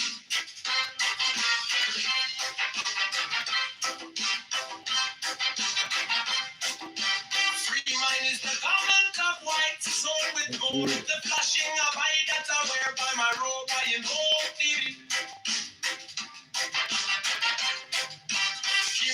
is the sign of a prophet and typhon. By the sign I invoke it. For mine is the turban of white and gold. And my intimidated on my crown I invoke That Royal Rumor. My fingers travel on the beats of her. So run I after thee in thy car of glory. By my fingers I invoke thee. I hear the wand of double power in the voice of the master. Abraham, Abraham, by the word I invoke thee. Be mine are the dark blue waves of music in the song that I made about to invoke thee. Strike the master chord. Draw the flaming sword. Child and conquering Lord. Avenger. By the song I invoke thee.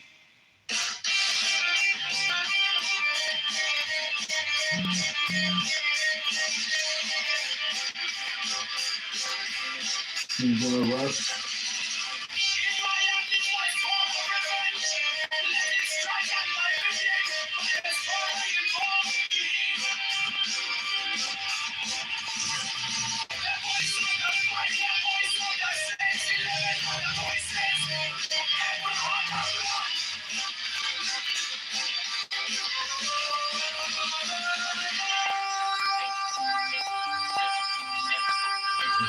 So many people over the rest.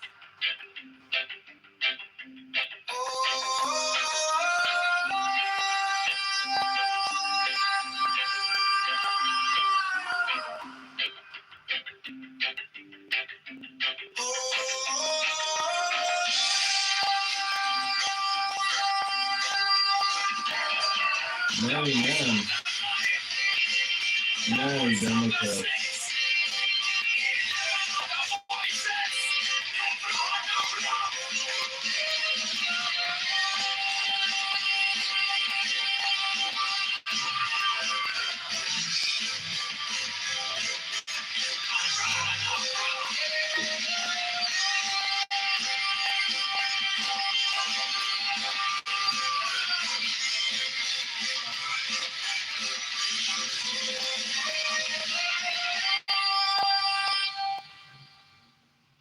Mine is the head of the man, and my insight is keen as the heart.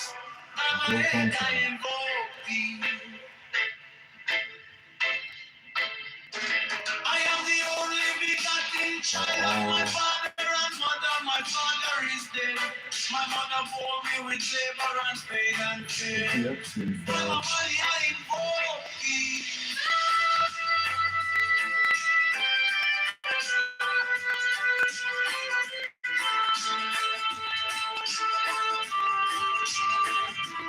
Above me shine the diamonds of radiance, white and pure.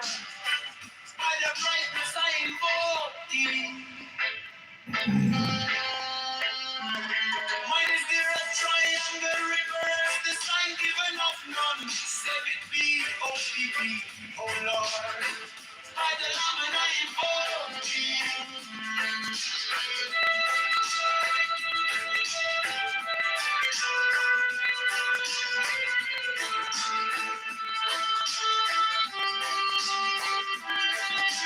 Mine is the garment of white stone with gold, the flashing of light that I wear.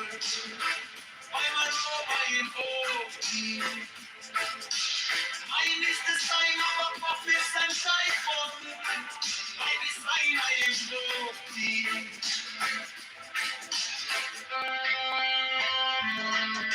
Mine is the turban of white and gold, and mine the blue vicar at the intimate ear. By my crown I invoke thee. My fingers travel on the beats of pearls, for run I after thee in thy car of glory. By my fingers I invoke thee. For that the one Second Amendment. power in the voice of the master. Abraham, Abraham. By the word I invoke thee.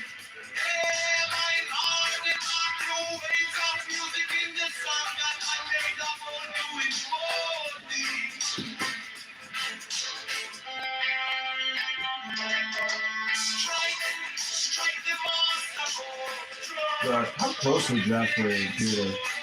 Did they have sex? Did Peter suck Jeff's tongue-shaped dick? What did the action fellow say about Peter Theo? Oh, fuck. Indian Ditman. Hey, who you gonna arrest this week? I think there'll be many Democrats that will help lead the arrest. Bill Gates and Bill Clinton are the retired.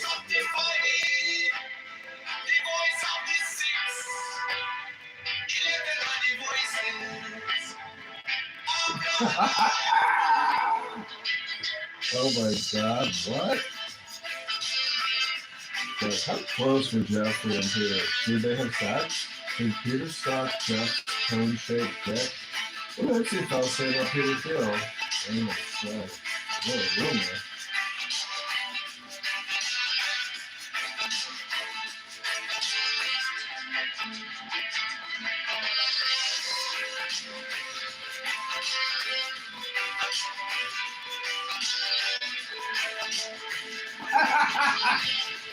Incompetent.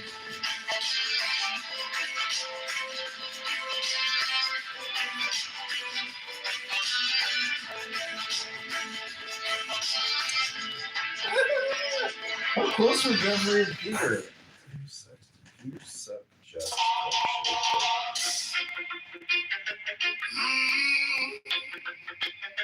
Mine is the head of the man, and my insight is keen as the ox. By my head I know thee. I am the only begotten child of my father and mother. My father is dead. My mother bore me with labor and pain and fear by my body. Oh my God, he was on IG. Shine the diamond of radiance, white and pure by the brightness. Oh my God, he was on IG. Mine is the red triangle reverse of the sign, giving of none save it be of thee. Oh Lord, by the layman, I know thee. Mine is the garment of white, so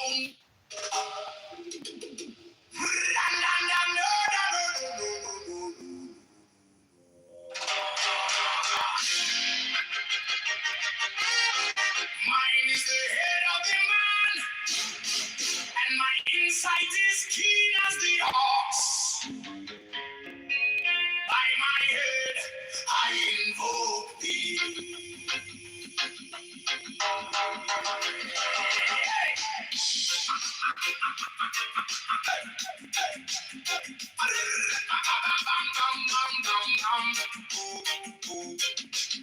I am the only begotten child of my father and mother. My father is dead. My mother bore me with labor and pain and fear by my body. I invoke thee. About me shine the diamonds of radiance, white and pure. By their brightness, mine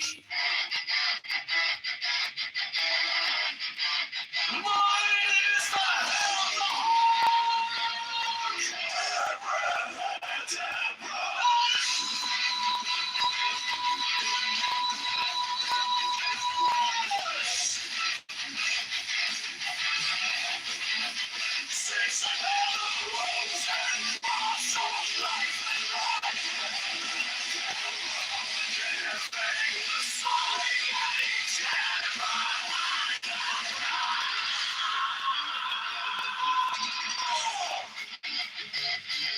remaining in the sign, the invocation concludes.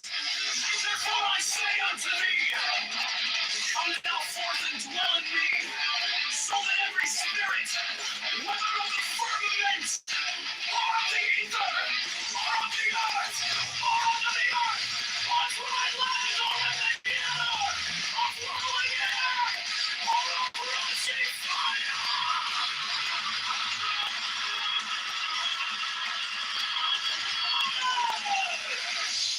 and every spell and scourge of God, the vast one might be.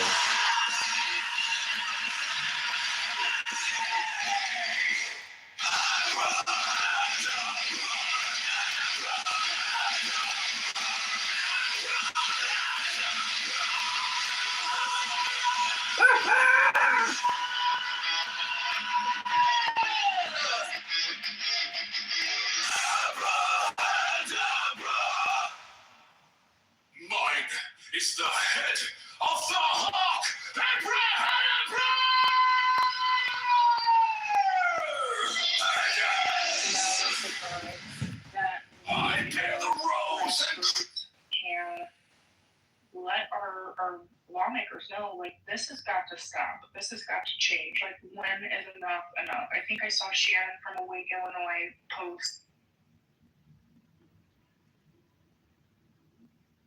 I was getting a phone call. She made a post like, how many more dead bodies do we need? How many more dead children? How many more dead husbands? Like, enough. So thank you, Chief, for coming and speaking with us. If you want to start with like a brief intro, most of us know who you are, but I would love for you to talk about your background and then the initiatives that you have with Awake Illinois and the newest announcement with Bob Fioretti. Yeah, good evening. Everyone hear me good? We can. All right, good evening. Yeah, my name is Tom Weitzel. I'm a retired police chief from Riverside, Illinois. That's a small community west of the city of Chicago, about 9,000 residents. I was there for 37 years. For another suburban community before that, about 40 years in law enforcement, and then I did 13 was the police. And when I retired, Chief? Yes. Can I interrupt you? You sound a little muddy. It's almost like you're far away from the microphone. About 40 years. Is this any better? Oh, it's so much better. Thank you so much. I'm sorry to interrupt. That's great. So I was looking to keep active in law enforcement. And I also wanted to speak up for law enforcement because a lot of chiefs and to a lesser extent sheriffs are reluctant to speak their mind and really advocate for policing because, police chiefs owe their job to their political structure. And I was tired of that. I didn't work for that type of community. My community, my village president and board of trustees were always public safety supporters. They never tried to muffle me for my thoughts on certain issues, especially legislation. So I was fortunate. But I was offered this position with Awake Illinois, and Shannon offered me a position as their first ever fellow of law enforcement at Awake Illinois, and I was honored to accept that. So I've been working with their organization to push pro-police legislation, review legislation, initiatives for law enforcement, and really outreach to other police and sheriff's agencies as well to let them know what we're about and how we could assist in the criminal justice form. And then I recently was appointed the chairperson of the accountability and safety committee that is going to be, it's actually up and running already for Illinois Attorney General candidate Bob Fioretti. I supported Bob. He's the only candidate I've ever supported. I supported him for state's attorney. And he asked me to chair the statewide committee so that we can present on behalf of the committee to the governor and the leadership in Springfield changes that are needed, not only for the Safety Act, but public safety in general. So we're going to be, that just got started last week, so we're going to be seeking advice, suggestions, and even committee members from Illinois residents, both in the Metro Chicago area, Central Illinois, and Southern Illinois. So that's a little bit about me.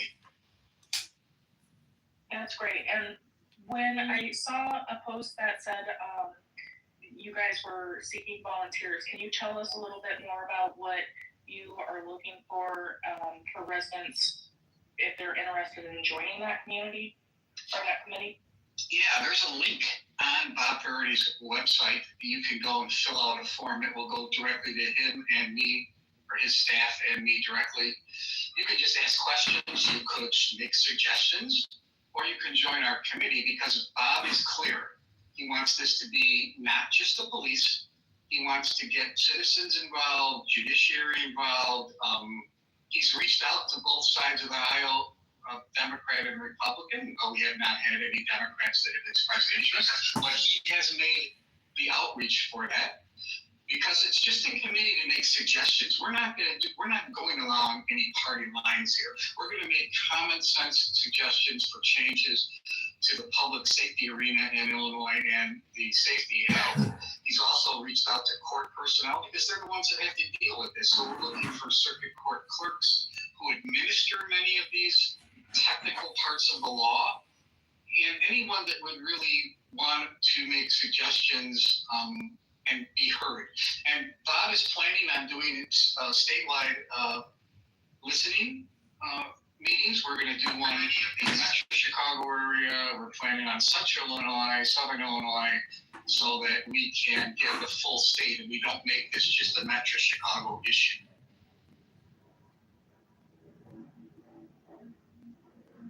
That's great. So Bob is running for Attorney General against Kwame Raoul, and when we have our upcoming elections, let's say Bob wins, but Pritzker wins, and we still have a largely Democratic legislature. This is going to be an uphill battle, even if we have Bob on the inside. Are there contingency plans for that? Yeah, Bob has plans for that. Yeah, you're right. There'd be an uphill. You're absolutely correct. There's no hiding that. But he has a good working relationship with both sides of the aisle. He has disagreements for sure, but he's a seasoned trial attorney. He's been, he was a Chicago alderman. You may know his history. He plans on addressing it head on if, in fact, the governor was to be reelected and, in fact, Bob was to be elected our next Illinois Attorney General. But, one important distinction of the current Attorney General and what Bob Ferretti would do, under the statutes in Illinois, the Attorney General is the single highest law enforcement officer in the state of Illinois. So, that individual should be advocating for police, for law enforcement, for common sense public safety issues. And that's not happening right now. It isn't happening. So, Bob will definitely work on the Safety Act and public safety and legislation that affects Illinois residents, besides working on legislation that brings national attention to the Attorney General's office, but does nothing for citizens, does nothing for Illinois residents. So he's committed to working for the residents, and I'm helping him on the public safety arena. That's going to be my position. I really appreciate, it looks like you've been making the media rounds, especially with this latest case, and that is so important to get all the eyes on Illinois and how this has been a colossal safety failure for the entire state. So I wanted to say thank you for that. Given everything that you know and the committee position that I see John is on here too, that you and John are working with this committee, what can we do as Illinois conservative grassroots members do to help and raise the groundswell of attention? I feel as a Chicago resident, I'm scared to leave my house after 8. And the city is no longer safe. I am aghast at what I see on the streets, and I live in a quote unquote good neighborhood. And I've had it. I'm so frustrated, and nobody is supporting our first responders who are representing us statewide, and it's disgusting to me. So what can we do? I'm just asking personally for me, and we'll open it up to anyone who wants to come up and talk with the chief. Please raise your hand and we'll bring you up. Yeah, I can give you my perspective on it. It definitely starts with getting informed. There's no question about that.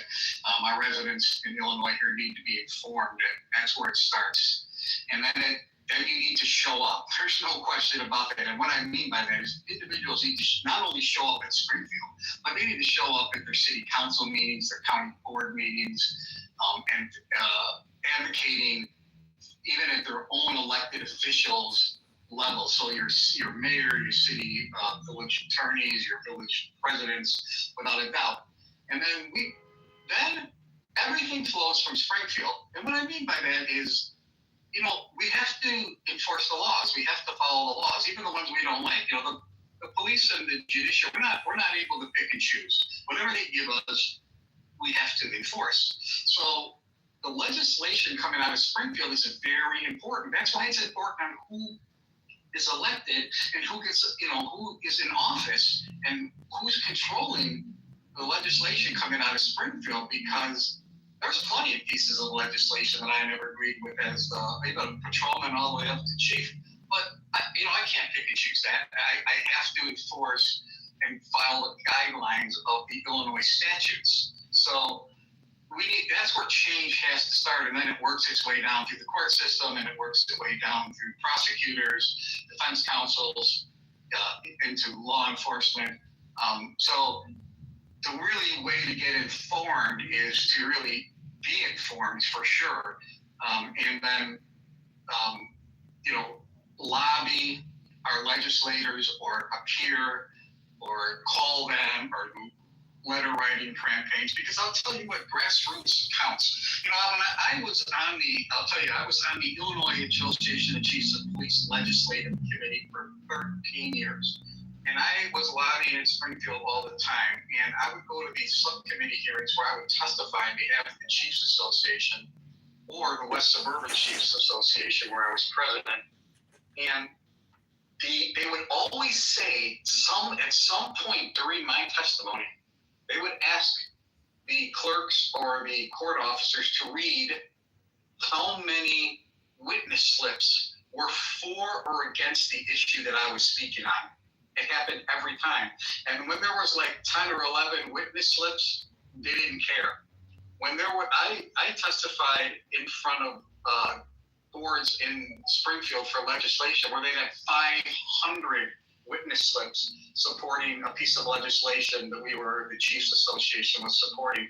And I'll tell you what, the legislators took that seriously. So those little things do make a difference. So people think that, I can't make a difference, or making a phone call or calling their office or writing a letter to them makes a difference. It does. They pay attention to that.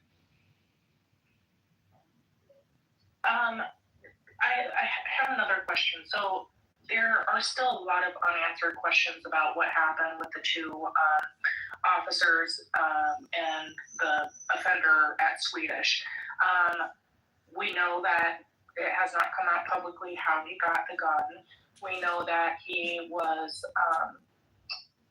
swiped with a wand at the hospital, I think by the hospital, I think Swedish put out a statement that said they did not discover a weapon on him at that time. But my really big question is, aside from that, is this guy's criminal record has come out. I believe he's been arrested many times. He's been charged with many felonies. I think you maybe even mentioned this recently on one of your interviews on Newsmax, but the officers' hands are tied. The criminals now know they can basically say, claim a medical emergency, and that's their best chance to get out and escape. But why? What specifically, in your opinion and your knowledge, was this guy out? Was it because of the Safety Act? Was it because of discretion of a judge interpreting the Safety Act? Was it a failure of the electronic monitoring program? Why specifically was this guy out and allowed to? Murder of this officer and the shooting of his partner was 100% preventable. The judge in the case, Judge Likes, he could have held the defendant. There's no question about that. He had been the judge on previous cases of this defendant, and he even stated that Mr. Talley, in prior cases, that his brain was not fully developed and that he had some issues that would mitigate him being held in custody. And I want you to know that was 8 months before this incident on Saturday where the officer was killed and his partner shot. Now, that's crazy. The defendant is 26 years old. This judge is not a neurosurgeon. He didn't seek a doctor's advice for that. He just said that in open court. So to make that type of statement is extremely prejudicial, in my opinion. And he had some connection to this defendant. And I don't mean personal. I don't mean he knows him personally. But he was using this individual as like a test case, in my opinion, for the Safety Act. He was following it for sure, and he gave the defendant every possible break that he could. Because to meet some of those Safety Act requirements to be held in custody, it's a pretty high bar. But this defendant, he met that. You know, at the time of the shooting in Chicago and the murder, he was actively wanted on 2 outstanding warrants, was listed as an absconder from the Illinois Department of Corrections, which means that he was not following the provisions that were put into his release. And they had a parole, or basically what they call an IDOC warrant. And he still was out roaming the streets. His EM, his electronic monitoring ankle, was not working. It's reported that a battery died and he didn't charge it, so he could have cared less about that. And yeah, there is some criticism that, you know, I'll stay away. There's no criticism on the Chicago police for what happened. You have an individual who's 340 pounds initially. He lost about 60 to 70 pounds in the last couple of months. He was down to like 270 when they brought him to the ER in Swedish. And you can hide a gun. The one he had, smaller Glock, you can hide that pretty good. Now, he was wanted. The hospital made that statement. He was wanted. But depending on the amount of layers of skin protecting that weapon, what kind of weapon it was made of, most of those are alloy, they're not actually metal. Those detectors are still designed to go off when you wand a weapon such as a Glock. But he got it in, and then the circumstances were tragic and heartbreaking. And, you know, I'm extremely angry at this because I've been fighting the Safety Act since its inception. And in the 5 years it's been long, there's never once been a time that any of the legislators that supported it or the governor said they would look at changes. You may have remembered after the law was passed, there were 2 trailer bills that were passed, and they did nothing. They were technical cleanups. What the Illinois Chiefs Association wanted was not addressed. It never has been addressed. So that's what I thought to myself, you know, I've been really complaining about this legislation and slamming it for years. And then when I got involved with the Wake, Illinois, I was like, what can I do? Like, what can I do concrete to make a difference? So that's why we put together our report, so we can give them common sense initiatives to change the legislation and not just say that we're complaining with no solutions. We have solutions, and Bob Ferretti's committee is going to have solutions, so they can no longer say that we're just upset with the legislation. We're going to give them solid solutions. I feel almost like I'm trying hard to figure out how to articulate it, but it's like Pritzker is so proud of this legislation, and the Democrats are so in lockstep with Pritzker that I fear that nobody will step out of line and we are all going to suffer. But it's clear this cannot continue. Like, we are all in danger. I mean, again, you know, when I mentioned that Shannon had said, like, how many more kids and husbands have to die? Like, I feel like if this is not the tipping point, we can't go any lower. This is, like, insane. John, I see you have your hand up if you want to go ahead and ask a question or say something. Hey, good evening, everybody. Can you hear me, Chief Thomas? Hello? Can you hear me? John, I can hear you fine. Hey, my father was a Chicago police officer for 34 years, and you know, I just couldn't imagine being a kid and my dad not coming home because, you know, some POS, you know, gets no cash bail and he carries a Glock around in the fat fold of his skin. I mean, it's very upsetting. And, you know, the fact that he's even still alive amazes me. I don't know why he just isn't eliminated on the spot by the police, you know, taken out immediately. Because he's not anyways, my question for you, Officer or Chief Thomas, is if you were the mayor of Chicago, what would your administration, you know, what would your goals be what would you do immediately for the security of Chicago? Would you call in more federal resources? Because, obviously our political leaders here aren't leaders, they're criminals.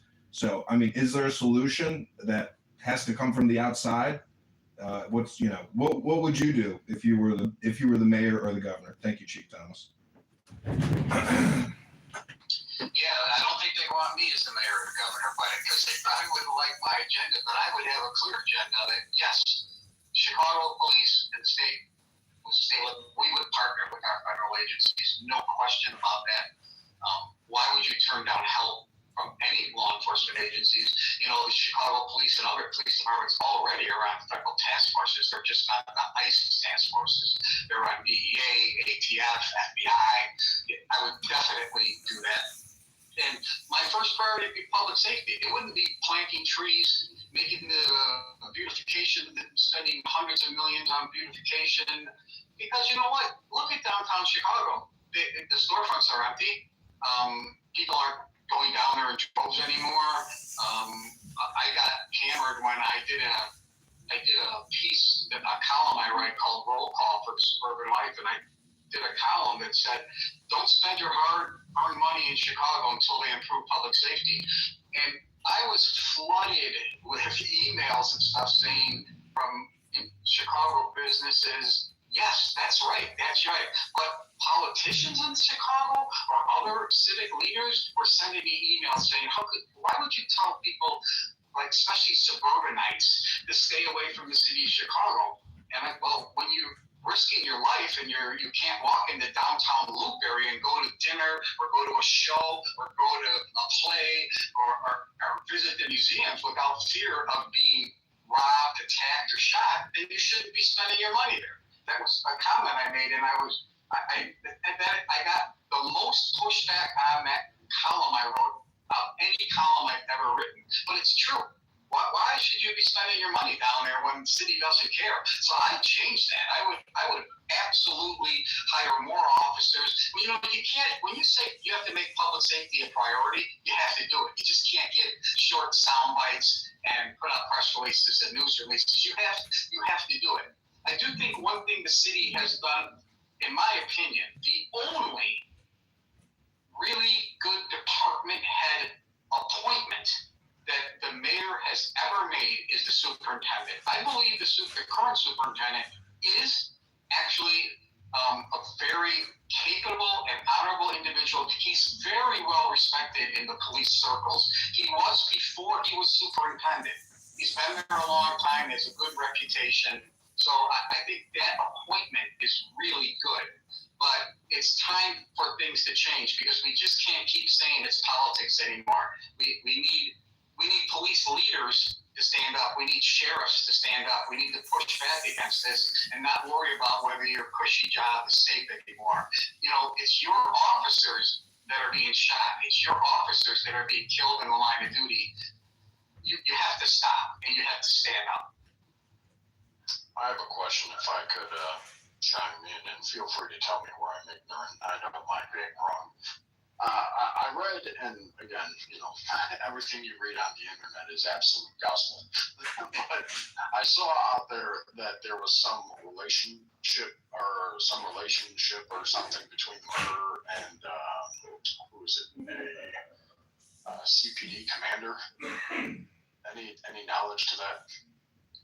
Yeah, I've seen the same social media posts that there was a female commander. I think she's since retired. I believe, that has the same last name as the offender, and there are some that are linking her to the offender. I have not seen that verified by anyone, so I have not pushed that narrative or seen that narrative. And that commander, by the way, got into some trouble ethically in the city of Chicago. I think that's why she was eventually demoted and then left the department. But yeah, I've seen those same social media posts, but I don't have information that that's factual. The only thing I know is that they had the same last name. Okay, yeah, that's too broad to go off of to marry them together, in my opinion. I was just curious if you knew. And my biggest thing, I remember when I was younger, get the friends together, you go out to Chicago, you enjoy it, because Chicago is beautiful. Chicago has a lot to offer. Chicago should be an epicenter for the United States, especially, where we're located, every attraction we have, and yet crime drives people out. I find it disappointing and sad that the most feedback you've ever gotten on any article you've had is when you criticize Chicago in defense of people surviving the visit, opposed to actually addressing the problem, which is my biggest grievance with it. There's so much potential there, and yet it seems to be deliberately squandered. And I say this in a joking level. I don't know at what point they push people until you essentially get some vigilantism that essentially takes over due to the failure of the justice system. You have judges that don't obey the law, and you have cops that no longer want to police because it's just a revolving door. And then you have hiring shortages because who wants to sign up for that job? It's detrimental. But I know that was a bit of a rant. I guess my question, if you know, without going through the judiciary, is there any way on a grassroots level that you can somehow get a judge removed? I highly doubt it, but I'm just curious about that, thinking out loud. It's almost impossible. They have a judiciary advisory board where you can file complaints. It's very secretive. It's one of the most secretive processes. I even filed complaints against judges in my district, the 4th district. Our courthouse was in Maywood, Illinois, and some judges there would publicly berate my officers in court, and they would actually tell the officers that I don't believe you're lying, and the officers would come back and tell me, and I would call the presiding judge of the district and make a complaint, and they would just laugh it off. And I had a judge tell me, this is my courthouse, I do what I want. So I filed a complaint with the Illinois Judiciary Advisory Council, and they sent an investigator out to interview me, and that's the last I ever heard of it. And then when I followed up on it, I asked for the documents. They said I couldn't have them.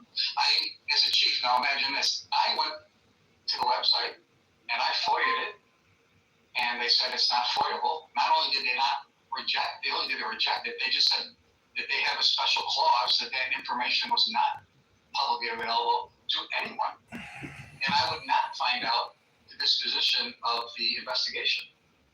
And the only reason I knew nothing happened was because the judge, he was serving in the courtroom when I retired. So that process is extremely difficult to remove a judge from a duly elected judge from his city position. It's very difficult. I assumed as much, but hey, I always try to push a little bit of optimism, sprinkle a turd every now and then. But it was worth a shot.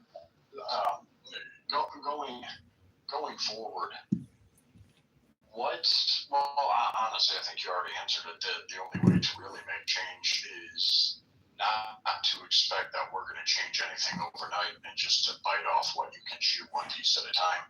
Because with these judges, with the heads of state that we're dealing with everything that seemingly works against the people of this state, other than fleeing, all anyone should seemingly focus on is just their neighborhood. Get good people in office there and let it trickle on up. Yeah, I agree with you about, little bites, because I have been an opponent of the elimination of the Safety Act. Just get rid of it. And early on, I was doing that. I was frustrated, and I realized this isn't working. Like, Springfield's controlled by the Democrats. They're not going to repeal the Safety Act. So then I had to come up with, okay, we're going to have to come up with common sense changes and work. And then some of my counterparts and some of my colleagues, even in law enforcement, they were very disappointed, and they were like, Tom, like, why are you not advocating to get rid of the entire act? And they were criticizing me, and some even in public, and I'm like, I'm still for that, but I want to get something positive done to affect public safety in Illinois and protect police officers and protect citizens. And if we keep banging our head that we're going to get the law completely annihilated and Springfield's going to get rid of it, nothing will happen. So yes, I'd like to get rid of the Safety Act, but you have to be realistic. If Springfield was controlled by Republicans, it would probably be eliminated. Or we had a Republican governor, maybe it would be eliminated. But that's not going to happen. So when I changed my stance to give these common sense reforms, some staunch law enforcement friends of mine were very upset by that. But I want to accomplish something for public safety and for the residents and the citizens of Illinois. And if I keep going down this path that we're going to change Springfield when it's controlled by the Democrats, that they would get rid of it, I was going to accomplish nothing. That's absolutely true. And too many people look at the large picture, but they don't actually do anything to get the large picture built. They just want the final piece of the puzzle. They just want the puzzle automatically put together, but they don't want to do it piece by piece. And I believe it was Sheriff Mendrick who also championed the same mindset of we just have to chip away at it little by little, opposed to trying to repeal the whole thing. Kind of like how Republicans unfortunately lose every time they go up against Obamacare. You're not going to dismantle it in one swoop, unfortunately, in my opinion. You have to at least just make the changes that make it less bad. I know that's not a complete win, but at least that less bad might save one additional person in the meantime until the next step makes it less bad the next time, and so on. Yeah, just getting rid of it is just for headlines. It's just for notoriety. I want to accomplish something, and like you just said, it has to be. We have to chip away at it. So those that criticized me that I wasn't still advocating to eliminate the entire statute, well, for 5 years we haven't been able to get that done. So it's time to take a different approach, and we're going to start chipping away at it.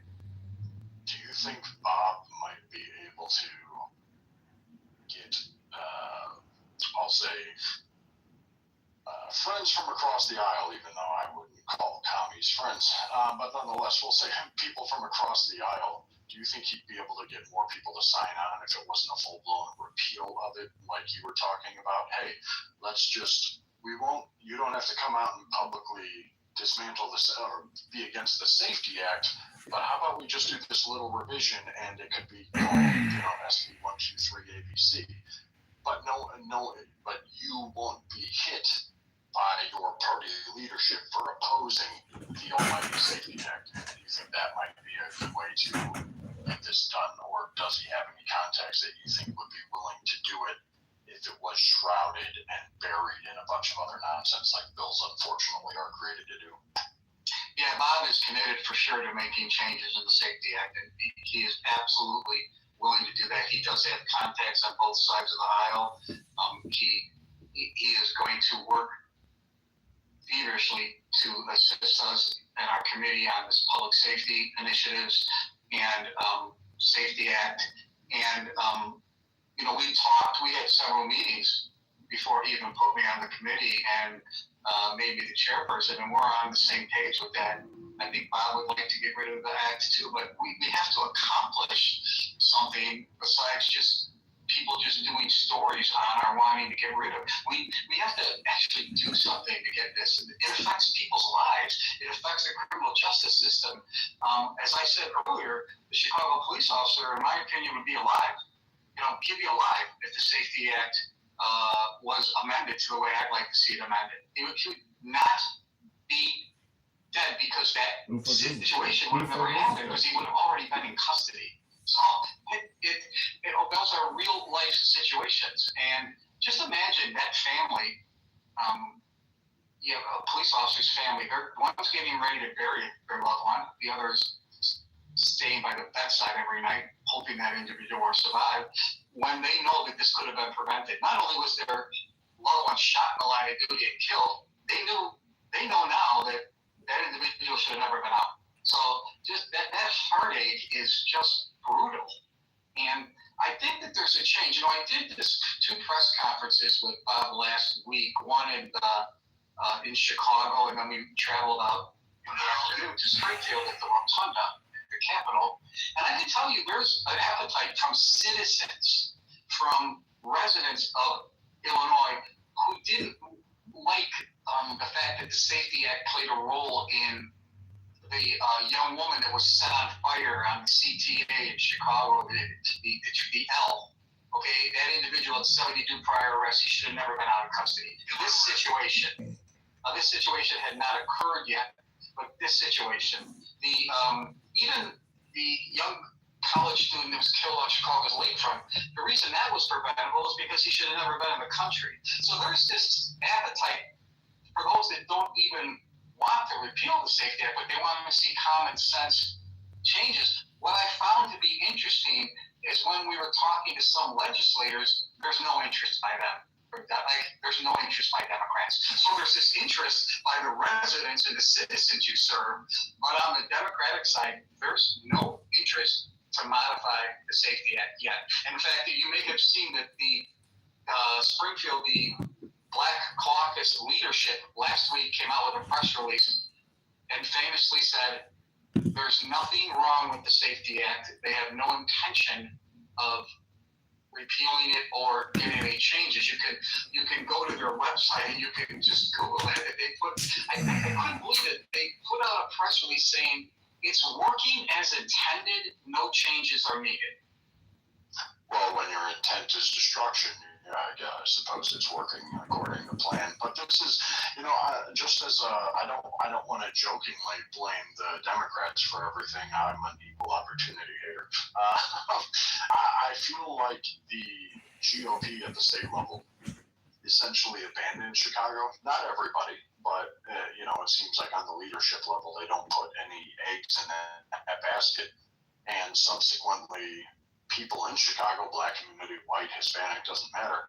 A lot of them don't have a better option, so they're stuck just constantly choosing the lesser of two evils. So hopefully with Bob in there, he can talk sense to some people, and even if they are Democrats, find some that are willing to actually vote against it.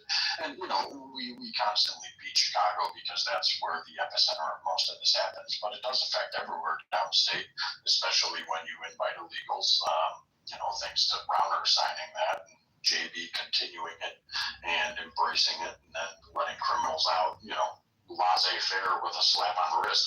I'm more biblical in the punishments. I don't think there would be repeat offenders if the system was done properly, but that's just, well, I'm not going to put you on the record agreeing with me on that one.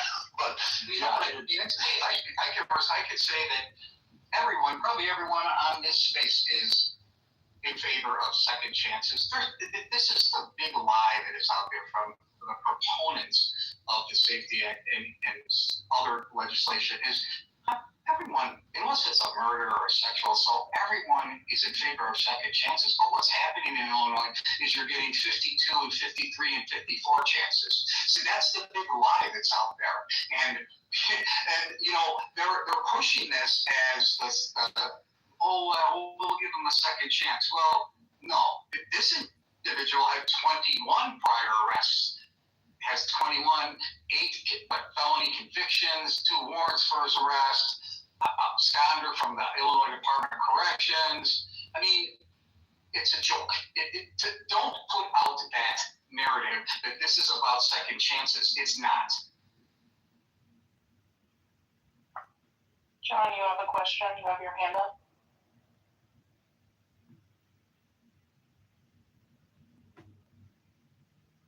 Okay, well, we're waiting for John. I have a question somebody from the community sent me. Okay, go ahead. Sorry about that. Okay, go ahead. I was going to ask you, Chief Thomas, I don't know if you know who Andrew S. Boutros is, but Pam Bondi appointed him our federal attorney for Northern Illinois. And he manages 300 people. I'm going to post a link on my profile. He has 145 assistant U.S. attorneys in Chicago and Rockford. He lectured at University of Chicago. He's worked with all the major agencies. Why can't he bring a constitutional lawsuit against Eileen Cook, against Pritzker, against Springfield, and use federal legal resources to essentially halt it? And and bring a lawsuit, and if need be, take it to the Supreme Court. Yeah, actually, I think he could. I'm not an expert on that, but I certainly have seen that the federal government is suing other communities. They just announced today, I don't know if you saw it, they filed a lawsuit against New Jersey for passing a law that will limit federal agents from operating in New Jersey. They're going to mandate that they wear a mask, take their masks off, and there's other provisions beside that. Well, the U.S. Attorney's Office just announced a lawsuit against the state and the governor for all these provisions that were just passed to limit federal policing in New Jersey. So you could probably go out and Google that today. It was just released like at 1 o'clock this afternoon. So could Illinois do the same? They could. Well,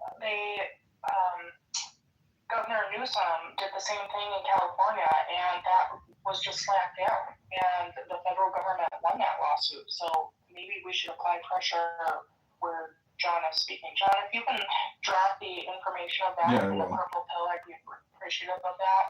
I have a question for you for the chief from one of our community members. I understand that you didn't work for CPD and you don't speak on behalf of all police officers, but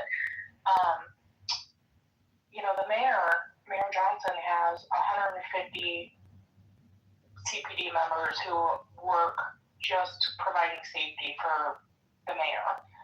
He has the largest detail of any previous mayor. It was, I believe, under Emmanuel, it was roughly around 20-25 officers. It ballooned to just over 100 under Lightfoot, and he has expanded it to 150 for himself. So my question is, and again, I know you don't speak for every person in law enforcement, but do you think these officers are resentful of being placed on his detail, given what they are seeing in the city, and that we are, I believe, 2,000 officers short of what we should have in CPD in the department as a whole? Yeah, my feeling on that is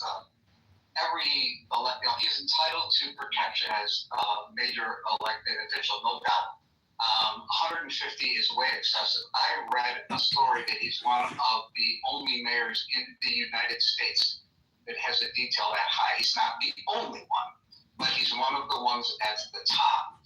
And it was a mixture of CPD officers, and there were some private entities that were also working in that unit at one time. I don't know if that's still the same, but that is a lot of details to have him protected, and of course his wife, his family, his house. Those all come with the job, but the amount of protection is enormous.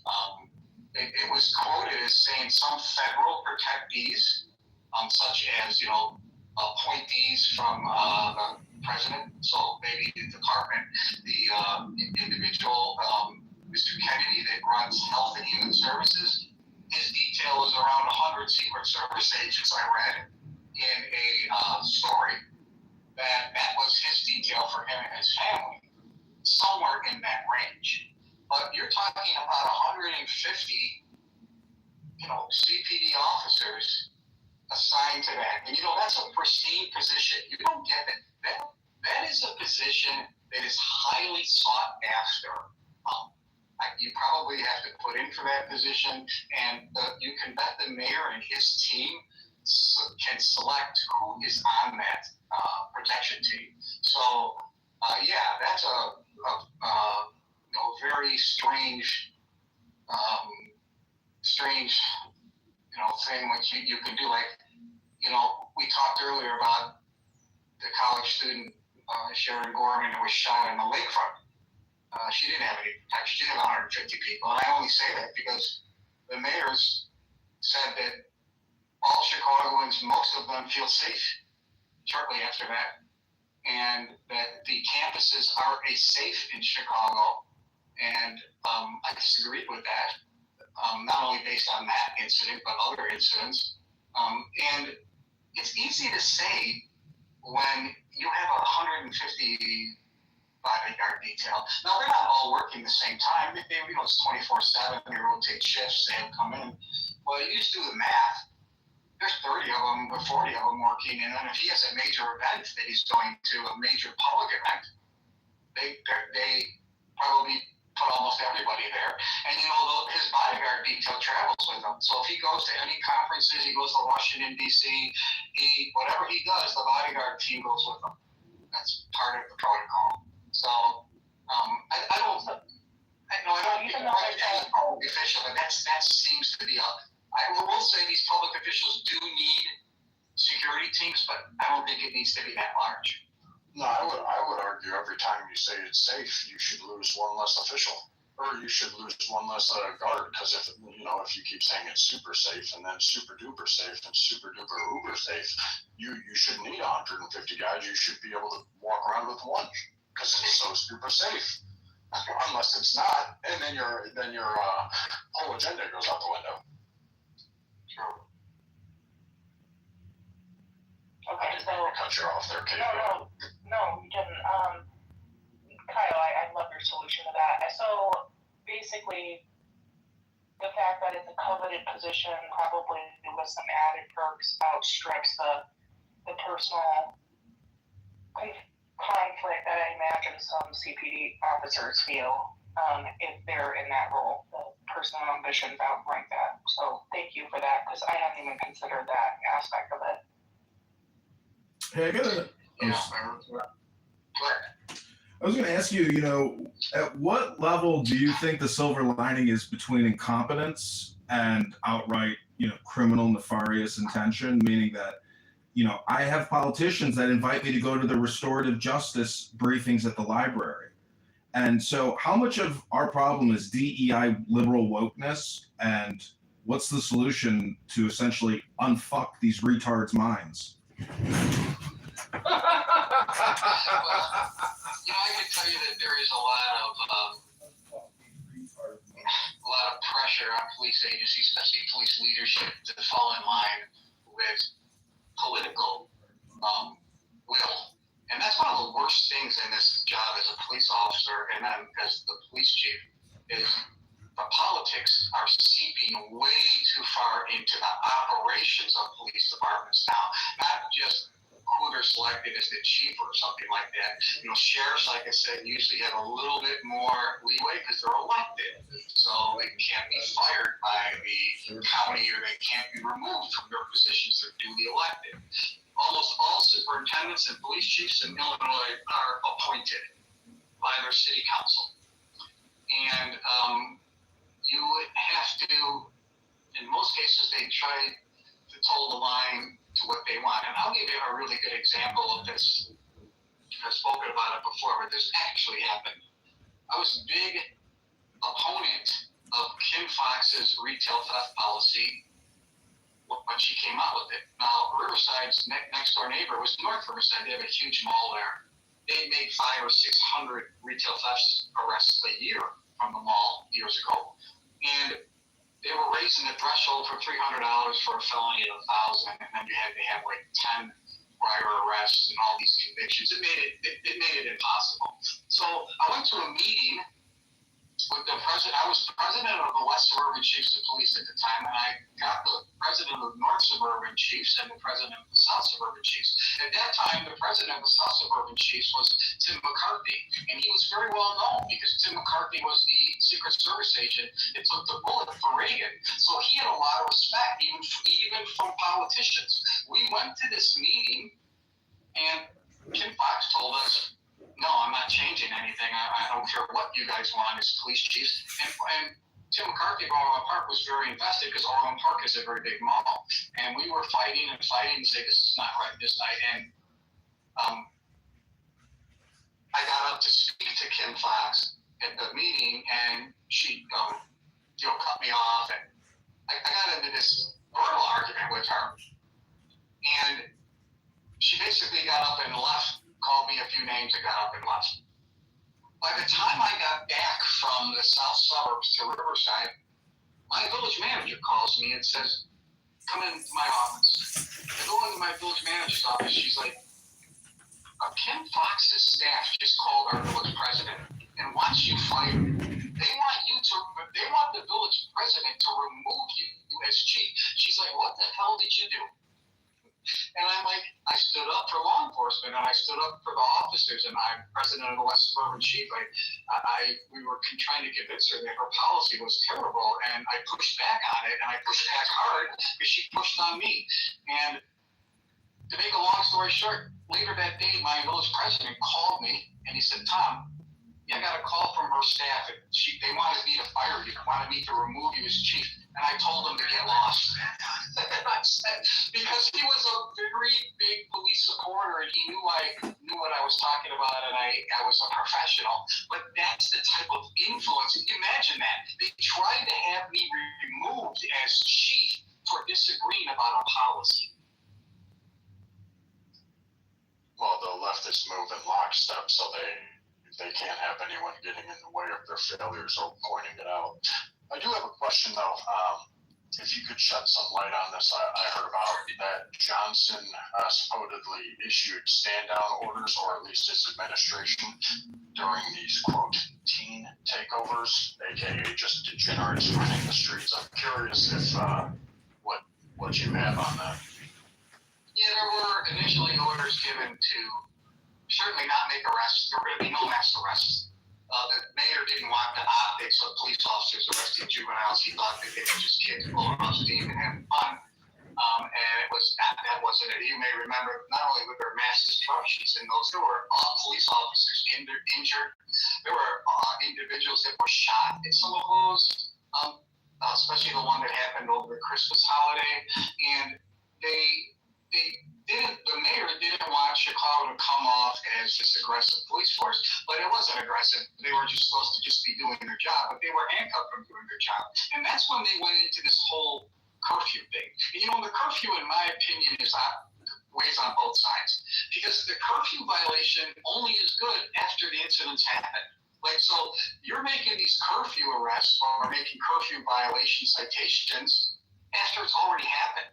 So they need to figure out how to prevent these. The curfew is not a proactive piece of legislation that will prevent one of those takeovers. It's a piece of legislation that gives accountability on the back end. But if you're trying to prevent it, that's not going to help you at all. Well, the prevention tool that the mayor is putting in is funding another NGO to do crime prevention with youth teens. It just sounds like another money laundering scheme or jobs program. And how much of our money has to keep going to wasteful initiatives that do nothing? Well, we are dying in Chicago. It's unbelievable. But anyway, when I made a comment, I was interviewed by a news station in Chicago, WGN, about these takeovers, and they asked me, where does this start, Chief? And I said, it starts at home with the parents. And I got so much pushback from that one. They were like, well, who are you to, comment about parenting? And I said, I'm not commenting about parenting. You asked me where it starts. Okay, the police aren't the answer to every problem out there. Okay, you asked me where it starts. It starts at home. That's my opinion of where these issues need to be addressed to start with. And even I don't think you're qualified to really make comments about parenting. I found that very odd. Well, one of the biggest problems that many have is self-reflection and the idea that they failed and raised degenerates that are out there, or that they have to somehow take responsibility or accountability for their children is profound. Yet they'd be the ones out there yelling, oh, they're a good kid. They were just having fun smashing the windows of the business that I'm not going to pay to replace. And how dare you police them? And the idea that, oh, we don't want to see them locked up. I don't want to see them out here smashing things. Sounds like there's a pretty neutral trade. You don't come out and be degenerates, and I don't arrest you. Sounds like a good handshake deal to me. But how dare you question parenting? Again, the idea, especially on the left, is that you could do any wrong. They always have to project blame onto someone else. It's society's fault that all those kids are out there destroying everything. It's everyone else's fault for every single problem you have. It's never your own. That's essentially their whole platform. So yeah, it's never going to get fixed. And anytime you do have a suggestion that requires someone looking in the mirror, it's already dismissed before it even has a chance to be thought over. Yeah, for sure. Yeah, I just, sometimes people don't, especially some of the media, they just don't want the truth. And, when you ask me a question like that, I'm going to tell you where I believe it starts at. And I got a lot of pushback for that, but I still stand by my comment. Hey, I wanted to point out that I put a link to the Attorney General, Andrew Boutros, and it's possible if we all call or email him that possibly he could actually take some action. I mean, even in terms of funding, the DOJ funds a lot of our Cook County, all these other offices. I mean, the Trump administration has to bring, legal lawfare to bear here as soon as possible. I don't even know if they're really aware, about the situation or what they can possibly do to stop this madness. I mean, this is insanity. How are you going to, we're living in a crime-ridden, lawless society. All I got to do is go 3 blocks to the blue line, pull out my camera, and it's a third world. I mean, it's lawless. And I don't understand I know why the Chicago police don't police the trains, but to me, I just can't understand. Like for 20, 30 years, the police had never policed the trains in Chicago. Like, are people just, I can't believe it. I was in the military for a bunch of years, and I'm like, this stuff is just basic security protocol. Like, I just can't believe it.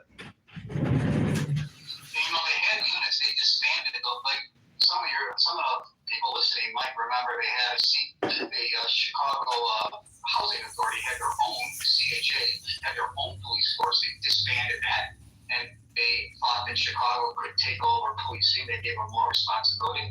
Then they did have a specialized, complete unit for public transportation. They eliminated that and just kind of rolled that into CPD, taking on more responsibility. And that's back in the same time where Chicago police used to patrol the expressways. The state police didn't take over the Chicago expressways until probably maybe the late 80s, early 90s. And Chicago kept getting all these details rolled in without staffing, without the personnel.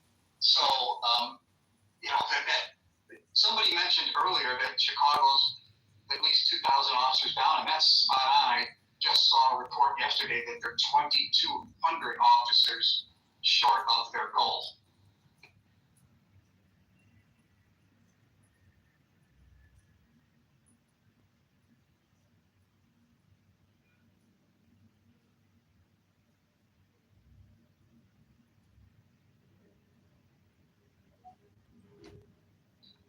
Chicago Fraternal Order Police president made an announcement that they have as many as 600 people that have already signed up for regular retirements in 2026. So it's a really bad situation.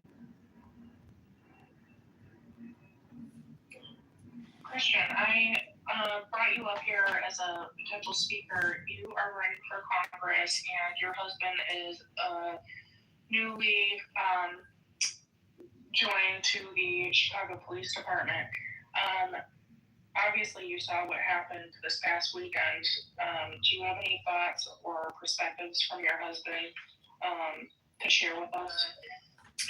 Hey everybody, thank you for bringing me up. I won't speak on his behalf because that's tenuous, but we definitely have dialogue.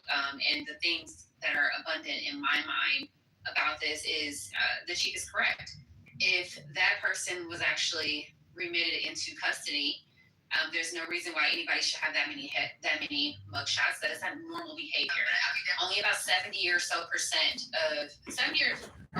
of people never actually get arrested. People who get arrested more than 10% will continue to commit crime. It is a known fact. So when we start releasing people 20, 30, 40, 50, 60, 70 times, we are asking for what just happened this weekend. I also have a very big issue with the fact that people who are being arrested can just cry headache and then go get top-notch care at a trauma center around the city. I don't think that's okay. I don't think it's appropriate, especially when we have actual law-abiding citizens across the city and state who are not getting premium health care because they can't afford it. But a criminal who's about to get arrested can go ahead and take a little bit of a segue to the hospital to hang out, get some MRIs, and get some testing before going to Cook or wherever they're going to be held. I think that all of these policies, they disproportionately benefit criminals, and they always leave law-abiding citizens on the sideline. And these are things that need to be analyzed at a very deep level. These are things that need to be brought to the highest level of attention for society. And then we need to arm society on how they can fight back aggressively. The only way we change these types of dysfunctional policies is by shedding extreme light on them and then arming people with the plan to dismantle them. Dismantling looks like getting a great deal of these people voted out. And many people would think that this is hard, especially some of these state legislators. Many of them go unchallenged in their districts. Some of the most repulsive legislators at the state level who are Democrats literally don't even have to run a campaign against anyone. Go and check. Their seats are just given to them because there is no Republican opposition. So that is the first step. The second step is we have to watch what these people are doing at Springfield. We have to watch the bills that they're working on and how they shove them through those multi-step processes and do what people have been doing here on X and across many platforms. I think now we've never been more connected than we are to this day. So we're becoming stronger in our opposition of predatory policy and just corrupt, morally bankrupt acts and things like the Safety Act and PICA and all these things. Illinois has to we have to wake up, because that officer should be here and the other one shouldn't be fighting for his life. That's not okay. That person who committed that crime, he should have been under the jail. And this is not me being somebody who is advocating for mass incarceration. I just want the people who are eligible for incarceration to be incarcerated. There's nothing wrong with saying that somebody who's been arrested 70 times should probably be incarcerated. I think that we all know that to be true. The only people who are saying that that's not the truth are the Democrats for some reason. So that's an issue for them to work out between them and Jesus. But for the rest of us who are not trying to expedite our visitation with Jesus, we would like for criminals to actually be arrested and be eligible for a longer stint at actual Cook County when you've been arrested anything past 20, 30, 40 times. I mean, like, what is the incentive for following the law at this point? It's not rocket science, and it's not some weird idea to say, hey, if you're not, and the last thing I'll say is, if for a person who's committed this much crime, being arrested this many times, you are not compatible with standard society. If you don't understand that what's not yours should not be taken, if you don't understand that places that are not for you to enter should not be trespassed, if you don't understand that you cannot put your hands on people, that you cannot spit on people, that you cannot do drugs in public places, if you cannot comply with these basic tenets of society, you are not compatible with society. And society, therefore, needs to remit you to another type of society that you are compatible with. And obviously, that is a harsh stance, but I'm tired of seeing law-abiding citizens shot down in the streets. So that's kind of all I have left for it at this point.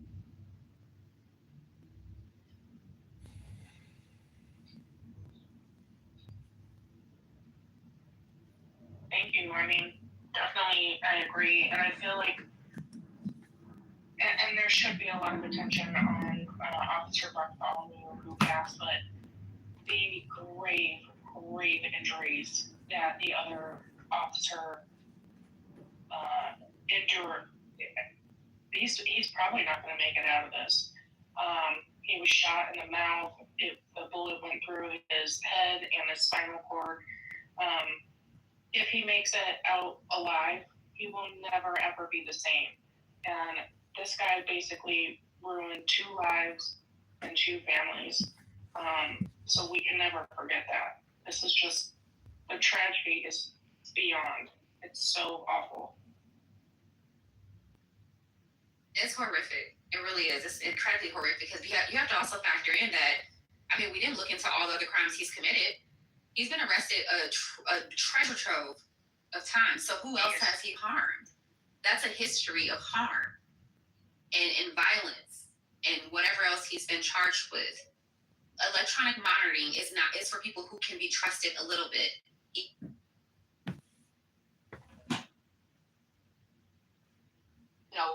Not even wanting police kind of to be in there as much.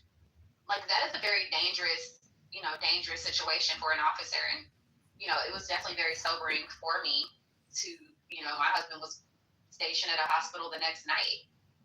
And, usually when he's stationed at a hospital, I'm like, oh, you're going to be fine. You're inside for the night. And I can sleep a little bit more peacefully. It was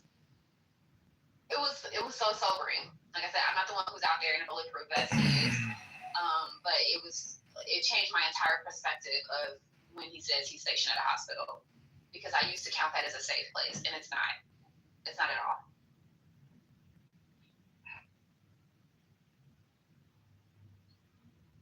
Yeah, I don't know if you saw what Judge John said at his last trial. And funny enough, this punk is going back before the same judge. So, there's no transparency even on these judges' dockets. We want to know now, who else did Judge John let go? What other criminals has he released into society? Is there any transparency on this judge's criminal activity? Why can't a sheriff arrest the judge? Why can't a federal prosecutor arrest the judge for incompetence, for miscarriage of justice, and bring a lawsuit against him? I mean, the family should sue the judge, absolutely, and completely strip him of all his assets and put him on a debt payment plan for the rest of his life. I mean, if this Judge John suffers no consequences, nothing, well, I don't know. I mean, I could see if that was my family and I lost everything. Well, maybe I'd go full Braveheart, ride in there with a horse and a hammer and take care of business, because these are criminal Democrat judges who run unopposed. If any of you live in Chicago and you voted in the recent election, there's no Republicans on the ballot. Bob Fioretti's there. Darren Bailey's there with Aaron Del Mar. I didn't see any Republicans for anything. So we're living in a monopoly, a Democrat industrial complex, and it's fucking clown world. And it's sad. There's a lot of hurt people in clown world that are very sick and weak and mentally unstable and retarded, have no education, and they're just puppets of this brainwashed hypnosis state that we live in, where Fatty Pritzker is doing a power walk every morning saying, oh, we just did this and we just got the quantum. Anyways, we live in clown world. About here's where I love to always put onus where onus is due. And the people who are, like I said, and you all know I am not a champion of the Illinois GOP, and I have not changed that stance. I think that I don't think they do a good job at all. I really don't. But the thing is that it really does come down to a person saying, you know what, I'm going to go fill out this piece of paperwork, and I'm going to declare my candidacy for this spot. And I think that people have gotten so deep into, I just want to fuss about it, that we neglect the very thing that will change our entire existence here in Chicago and Illinois. People have to say, I'm willing to get, like the chief said. He was like, for officers, they can't just keep saying, I don't want to rock the boat because I want to keep stuff comfortable. You're running for office is going to rock your world. I have had my world rocked. I just concluded a fake stalking order case that took 4 months to complete because our domestic violence court system is ridiculous. I didn't even stalk my opponent or anybody on his team, yet I was accused of stalking and had to do 4 months of court appearances, 2 of which she didn't come to, just to get that cleared off of me and away. Well, Christina, fake charge. Sorry to hear that. What I'm saying is, if the Republicans can slate the legislature or slate the slots, there's a lot of Illinois and Chicago lawyers that will gladly run as a Republican because they are Republican. But the fact of the matter is, we can't even get the slots on the ballot. The ballot itself is corrupted. The Chicago Election Commission is corrupted. our politicians, it's one huge Democrat industrial complex. It's a scam. And there's no Republican representation. It's totally unconstitutional. Well, I did. Well, I had a big run-in with the Board of Elections, and I'm not saying this is how it goes for everybody. But the one thing I can say is that I did not experience any corruption from the Board of Elections. That is a unique experience for me. I'm not saying that's true for everybody. But I was very thorough in my submission for my petition signatures. I went out and I actually collected all. I think I only had. There was about 30 people who helped me collect, but they were all real signatures. So when I went through that entire process, getting on the ballot was not as brutal as I thought. Staying there was made brutal because of my opponent.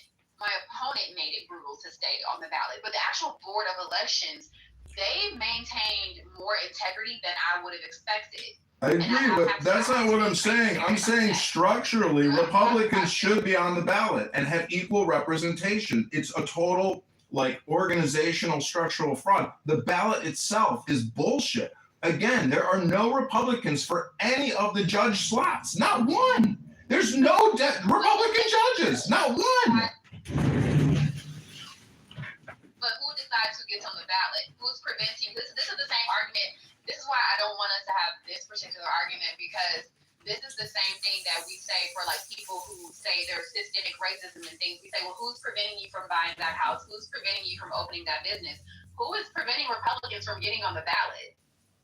I asked that to the group. Who is preventing Republicans from getting on the ballot? The Republican Winning, who wants to run and there's doesn't. definitely, yeah. Say it again, Kyle.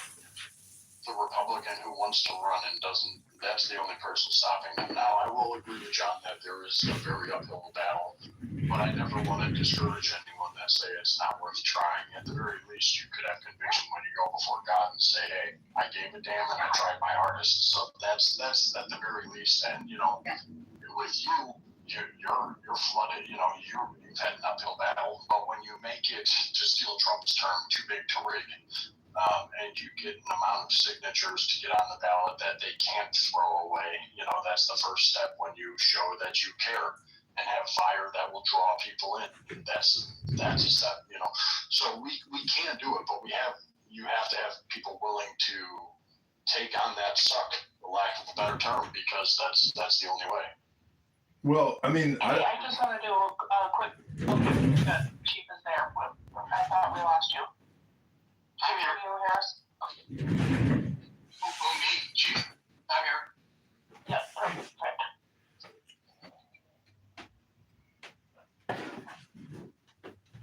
You just got quiet on us for a little while. I thought you had connection issues, so. I was listening intently, and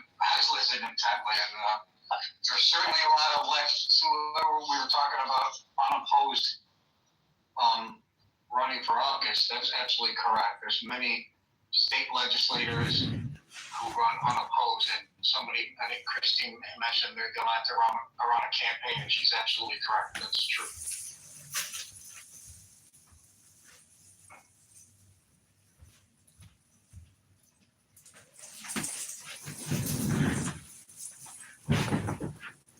Well, does anybody else have questions for the chief? We are about 10 minutes away from our closing time.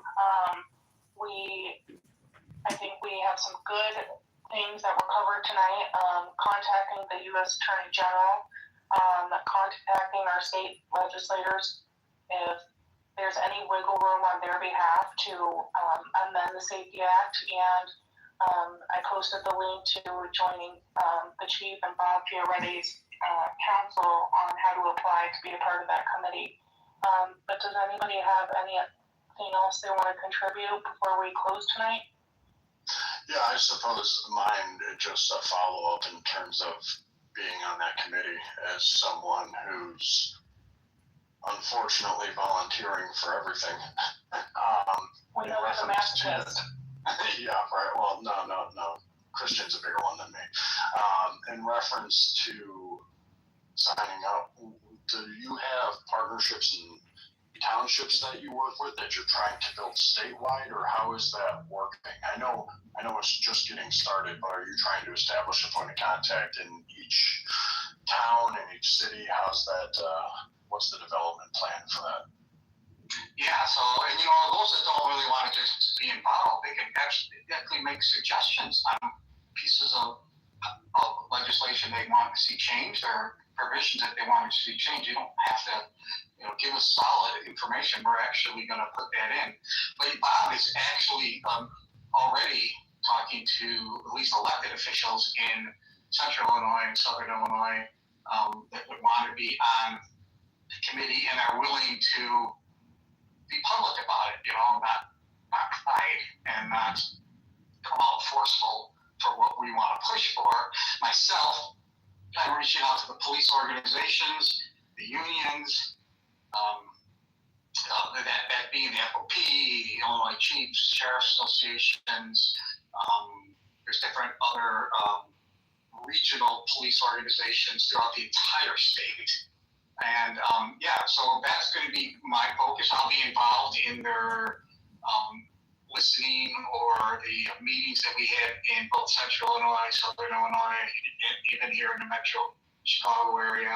So, and Bob will be there. And I told him that he should maybe think about a co-chair, and he kind of laughed. And I said, you know what? If we could get a Springfield legislator, it's not going to be a Democrat, but if we could get a legislator to be co-chair with me, we would carry, I would think, even more weight. So he's looking into that. I told him that, they just have to be willing to be out there and push for what we're going to do. So, because, some of the Republicans they're okay to say things behind closed doors, but they don't want to say it in public. So if we could find somebody that would want to co-chair that's an elected official, that would be, I think, really make our committee even stronger.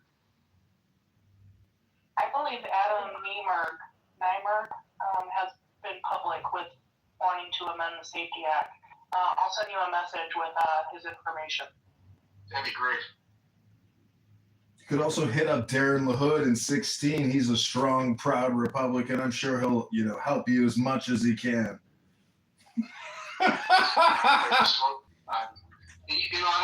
Sometimes people tell me things like, "Oh, this is a great message. I don't want you to use my name," and these are even some Republicans. I'm like, why not?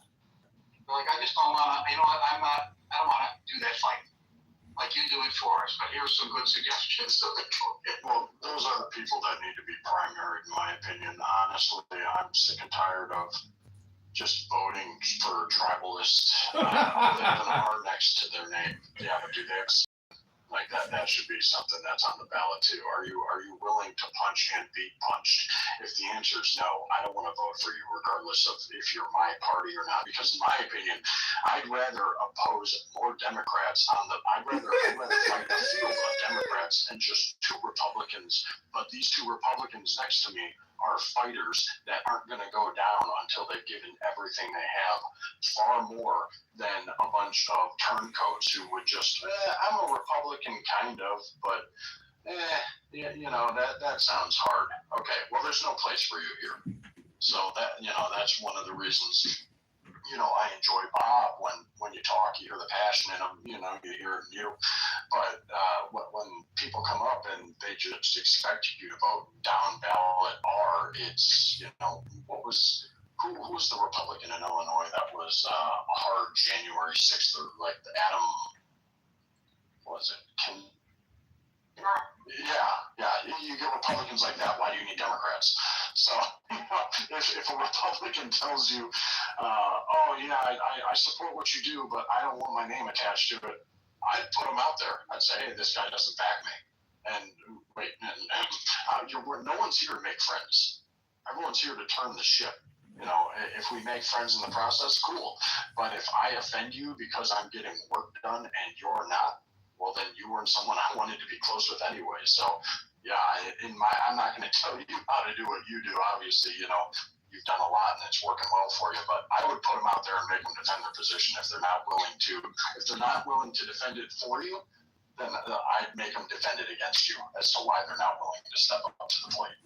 Agreed. I agreed. When I was chief in Riverside, I had such a good elected board and village presidents that they said at our public meetings, they're like, the police department was always the center of everything. I mean, we were the biggest sucker of the budget, personnel-wise, everything. Then they would say, Chief, you don't work for us. This is what they would say at the board meeting. You don't work for me as the village president. You don't work for us as trustees. You work for the residents.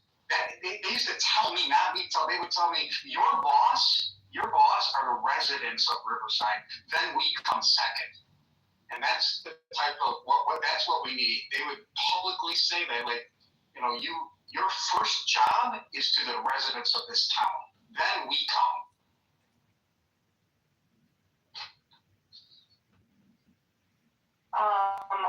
Thank you. So, thank you so much, Chief, for coming. So many things for us to think about. We're going to, Kyle and I will noodle on the side and put out a call to action with a couple of the things that we discussed tonight. Let's see if we can get some help and make Illinois great again. Just a reminder that I covered at the beginning of the space, the Illinois Republicans community is disappearing from X. Please follow the account ILGOP community. That's where we'll be pushing out all our updates. And again, we will have Darren Bailey on the space in 2 weeks. So with that, everyone, thank you so much for coming, and we will chat next week.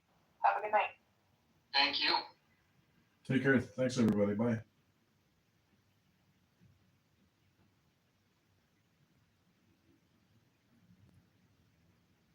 Wow. Got some good clips on that one.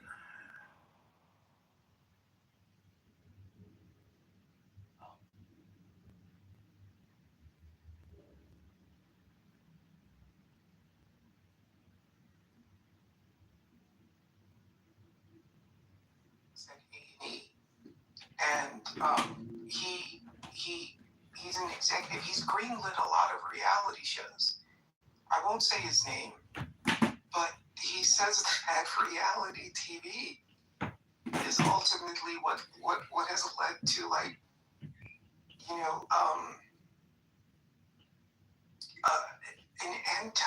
I hate the word intellectual, right? But just a dumbing down of our society, right?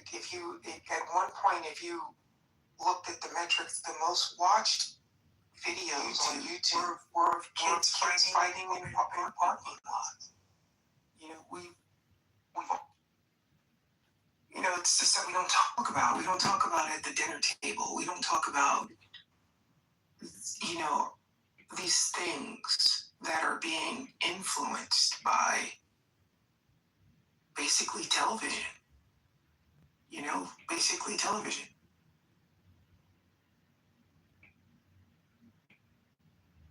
He also said, this is interesting, right? So he said that,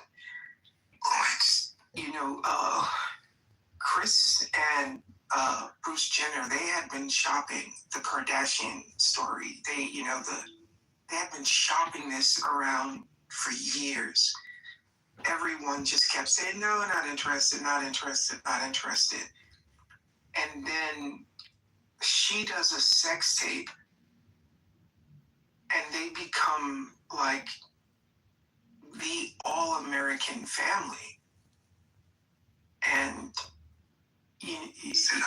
not to be like some freaking elitist snob or whatever you might want to call it, but, I think idols used to just be different. Be that, like, for whatever it is.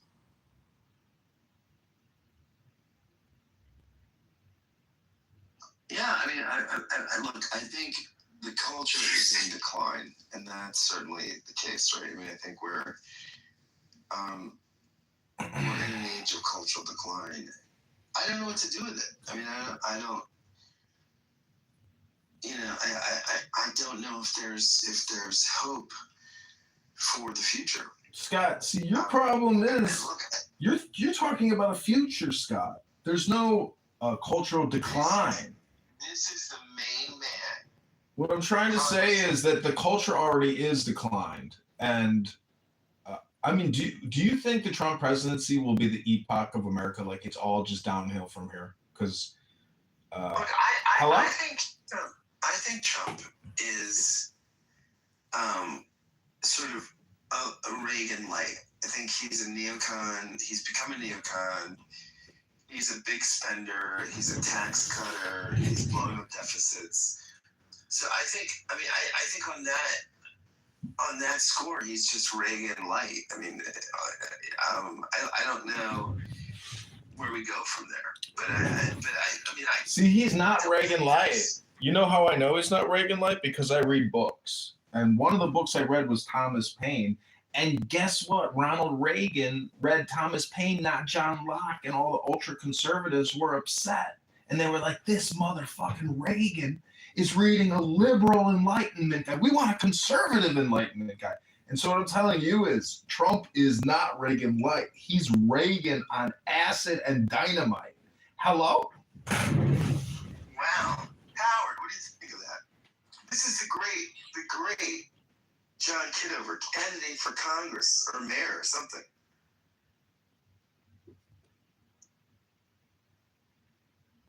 Howard, go to you. Yeah, no, I think as you did today, Scott, a new classic or neocon comparison. Yeah, there's something to it, but what John just summarized, I think, really further explains it. It's almost like on a different level. It's basically almost like on steroids at this point, right? It's just interesting how the messaging in the campaign that were used over and over again, create a support, to create the momentum, to create winning the election. And literally, he's been in office, over, I guess it's now coming, closer to a year and a half, but he's still kind of on the front nine of the 2.0 term. But how it's just like overnight, it appears, it's like he just kind of is reinventing himself. So that's kind of how I see it. It's almost like unexpected, and here we are. We find ourselves with the current state of affairs with Iran, the Strait, gas prices, the economy, what Daryl was talking about with risk to the U.S. dollar. I know Jamie Dimon was talking about today about expected, increased likelihood of recession, things like that. So that is our reality at the moment. Like it or leave it, this is what it is. It's. I mean, Daryl, do you think Trump has the IQ or the cognitive? Before you even finish that sentence, Yeah. So I mean, but he's constitutionally, he's the guy in office. So what are we going to do? I mean, I think these prospects aren't good, right? I mean, the only thing we really can do is brace for impact, right? Most of this tends to be cyclical anyway, right? So, but brace for pain. There's some pain coming. And maybe, I hate to say it, but maybe that's what's needed in a way. There's this like phrase, strong parents make weak kids who make strong kids because they have to do more, who will then make weak kids. And I think we have, as a society, maybe even as a culture, we've gotten to the place where U.S. hegemony was so implicit that all we really had to do as Americans was get up in the morning. We get our passport, we go to London. Are you an American? Great. We go to Japan. Are you an American? Great. We love America. And if you see, I think it was France that just gave their fighter jet contracts to Saab. So they are actually, Europe is going to decouple itself from the American defense system. That's going to affect Lockheed Martin. That's potentially going to affect Boeing. That's going to affect all these guys who make these things. Europe is saying that the United States is no longer a trusted ally. And I'm telling you, man, if I were reading like a Tom Clancy novel, I would think this is all Putin. I would think this is all by design, in a sense, because I don't think he has anything to lose. If you look at the reports about his hands and his ankles and all these other things, I just don't think he has anything left to lose. Well, see, that's a very polarized way of looking at things because as a former U.S. Army intelligence officer, I spent many months studying Russian weapon systems. And it was then when I came to the conclusion that the US and Russia have to be the world's largest manufacturer of all these weapon systems. And so all I'm trying to say is when I went to the VA hospital today to try to meet with my psychiatrist, there were so many old, dead, dying people full of cancers on wheelies, go-arounds for, these electronic. What I'm trying to say is the world is transforming. And everyone is in a state of morbidity, whether you like it or not, including, all these Clubhouse users. It will eventually all completely disappear. But what worries me most is that the whole baby boomer generation, there's like an insecurity or an inferiority complex or something psychologically in the herd construct of the baby boomers that makes me worried that like they will plunge us into a World War III. And that the name baby boomer is not because of the blackouts and all the fucking in the 60s and 70s and the 80s. Or before that. It was a name designated to rein in the nuclear apocalypse, a boom world. And see, Daryl, that's why I say you bring up Putin. You're like, Putin is secretly the reverse engineered constructor of all of this. And my answer to that is, well, then the left side of your brain says, and Donald Trump. So it's like this polarization between Trump and Putin, which is actually just an illusion. Like that's what you think the paradigm is. But the truth is Donald Trump is like a very emotional man, or he's not, or he just doesn't care anymore. And he's like, okay, I already have 3 kids. Everything is secure. I'm just trying to say that there's not a speck of dust out of place in the whole universe. And it wouldn't surprise me if Donald Trump tries to become Julius Caesar or, the other famous guy, not Augustus. Can I ask you? Who conquered the world? I forgot, what state are you in? I'm in Illinois. I think you're in the Midwest. Are you like in Illinois or something like this? He's a Chicago guy. Okay. So, do you remember the Russian spy scandal in New York City where they busted those like 10 Russians? It was called Operation Illegals. Do you remember that? And Anna Chapman, the redhead, she was on the cover of all the papers because she was running a honeypot. Do you remember? Yeah, I remember that Anna Russian Chapman. spy scandal in 2010? Party Box Cole. Welcome to the room, Party Box Cole. Daryl, yes, what about it?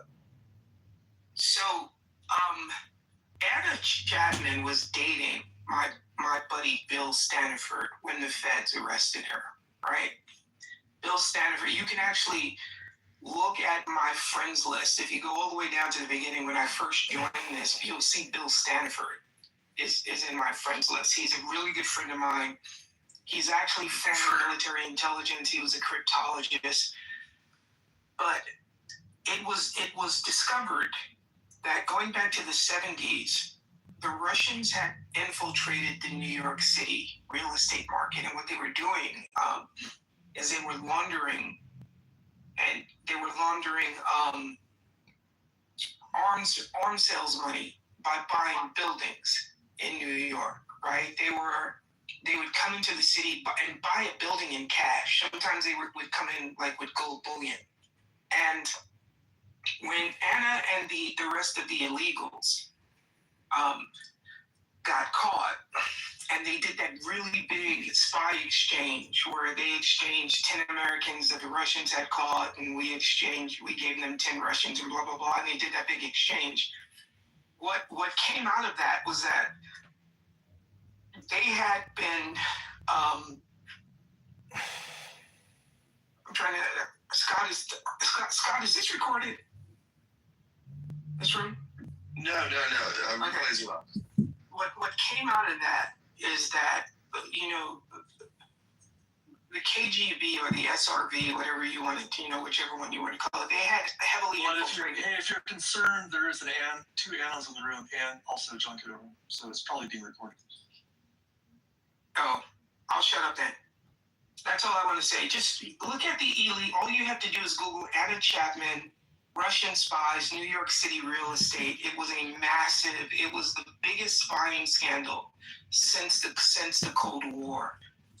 And it was proven that going back to the 70s, the Russians had infiltrated the New York City real estate market, and they were using the money from illegal arms sales to buy real estate and work with developers in New York City. That's all I'm going to say on that. Yeah, the Russians are into all kinds of shit. I imagine it's probably like a tributary system. Say that again. I didn't hear you. I was saying that, you know, they uncovered billions in Medicare fraud in these hospices in Los Angeles that were Russian mob attached, I suppose. So I would assume that in Russia, like the Russian mob pays like a tributary system, possibly to like corrupt politicians. But you know, the Russian mafia is international in scope, and I'm sure that just in the same way like the CIA worked with the Italian mafia, the KGB and Russian authorities and government possibly utilize, you know, Russian mafia to conduct operations. I don't know. And to don't forget to launder money. Right. I mean, money laundering is tax evasion, or to take illegally gained proceeds and then wash them into taxable proceeds to put them in a bank. And so, I don't know. At 43, I'm just like shocked that reality is like this. You know, that the war in Ukraine, 2,000 people die every week. In America, we abort 3,000 babies a day. Like, we just live in this like mass industrial complex slaughterhouse, which is global in scope, has never slowed down from the 60s. It's only accelerating. And we have like a baby boomer generation population, which is disappearing. The greatest Americans who stormed the beaches of Normandy are gone. So it's like, if we look at, that's why Scott, when he brings up culture, to me, the culture clash is actually probably always the most interesting content. Like if you go to Chillism right now and you listen to how absolutely crazy people are, meaning that like their daily emotional well-being rests on the composure of a clubhouse room. Like that's basically fallen society. Like no individual personal responsibility. Nobody reads books. Nobody's interested in therapy or meditation or the arts. They're interested in like force projecting their political paradigm and screaming at people and shaming people to make themselves feel better about themselves. It's like it's like being in a psych ward is actually a very composed and calm and somewhat secure place to be. But the real world is the terror of reality. Like, I mean, I'm just saying that the murder rates in Chicago, all these numbers, you know, like they cleaned up Washington, D.C., but they didn't clean up Chicago. I mean, Chicago is just a disaster war zone. And every major city is like this. Seattle with the homeless populations. I mean, like 2 out of 10 Amazon deliveries are snatched. 1 out of 10 FedEx deliveries are snatched. It's just like we just live in a broken, fallen society. And Scott earlier said that he thinks it's all going to go fascist, whether it's left or right. It doesn't matter. And I would just say that we are already fascist. We have to be at this point, and it's only going to increase as the national debt and deficits increase. Like there will have to be, if there are politically strong people, like I don't know, it's just, anyways, I'm just disappointed. I just wish society wasn't so toxic, homicidal, and like pathetically unintellectual. Because all this DEI stuff and white people bad, racist, etc., is so ignorant and just shows that like the political leaders are just ignorant people. Because if they wanted to actually entertain the populace with more intelligent content, they could. But instead, they just publicly shame and humiliate all of us with their lack of intelligence and vision. It's truly pathetic. Like, they need to go read a book by Martin Luther King or something. Like, they're so ignorant. It's unbelievable.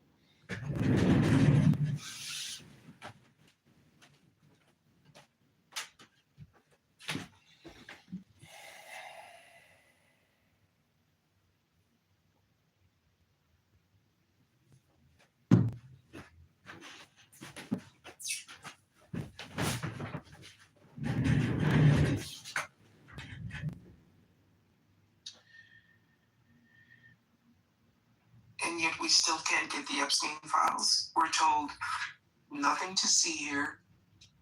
And it appears that, there might be someone who's actually in the files. There are people who are in the files that are serving in our government. Yeah, like Peter Thiel. Peter Thiel is all over the Epstein files. Bill Clinton is all over. Bill Gates, all over. Bill Gates issued public apologies. Bill Clinton denied it all. And, all of this was just, there's a lot that you have to like try to figure out on your own or read between the lines, the international espionage stuff. But it's pretty much clear and 100% that Epstein is a CIA employee, asset, etc., consultant. And if you watch the Epstein and Fatty Disgusting, what's his face, that interview with what's that piece of shit who did the border wall scam, Steve Bannon. If you watch that, did anybody here really watch the whole thing and listen to it? Because it's fucking amazing. Like he is basically a libertarian, and he's describing the banking system. Steve Bannon, to me, is the most interesting person on the right. I think that guy, he reads French novels. He's actually an interesting guy who I have some. There's a loathing I have for him, but also a sneaking admiration. Well, he's the devil himself. At the end, thank God the replay's off. At the end of the interview, he calls Jeffrey Epstein. He says, "Are you the devil?" He goes, "Why would you say that to me? Why would you say that to me?" And that's Steve Bannon's projection onto Epstein. That's the interesting piece about the whole thing. Bannon is evil. He is a devilish person. And when you listen to the Epstein response, Epstein is like this little mousy kind of like, sweet nitwit. But Bannon is truly the demonic force. You could say Epstein is also demonic and evil. But anyways, that interview was so interesting because if you're just like an ignorant person and you can't understand reality and how things are the way they are, if you just watch that Epstein basically explain his version of reality, you're like, you know what? He convinced me. So let's cover David G. David G. New Mile on the stage. Where are you at with reality right now? Is Trump a lame duck? What do you think about Epstein? What do you think about the country? David G., you're coming to us from Los Angeles. Tell us where your barometer is for the state of reality. It's tough. It's tough to watch, to sit back, wake up, and, see all these moves this president's trying to make, and then all the articles that are surrounding him with regard to the grift and the money being made at the expense of us and his kids making millions. And you bring up the kids. We heard on this app.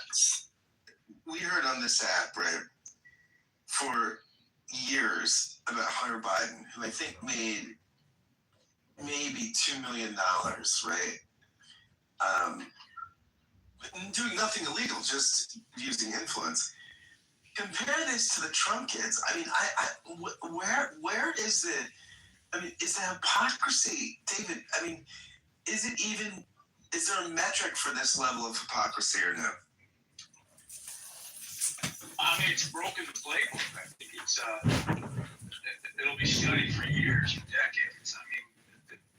Those that thought that they were, all my friends that are on the right, some of them anyway, a few of them say, hey, this is no different than Democrats when they're in power.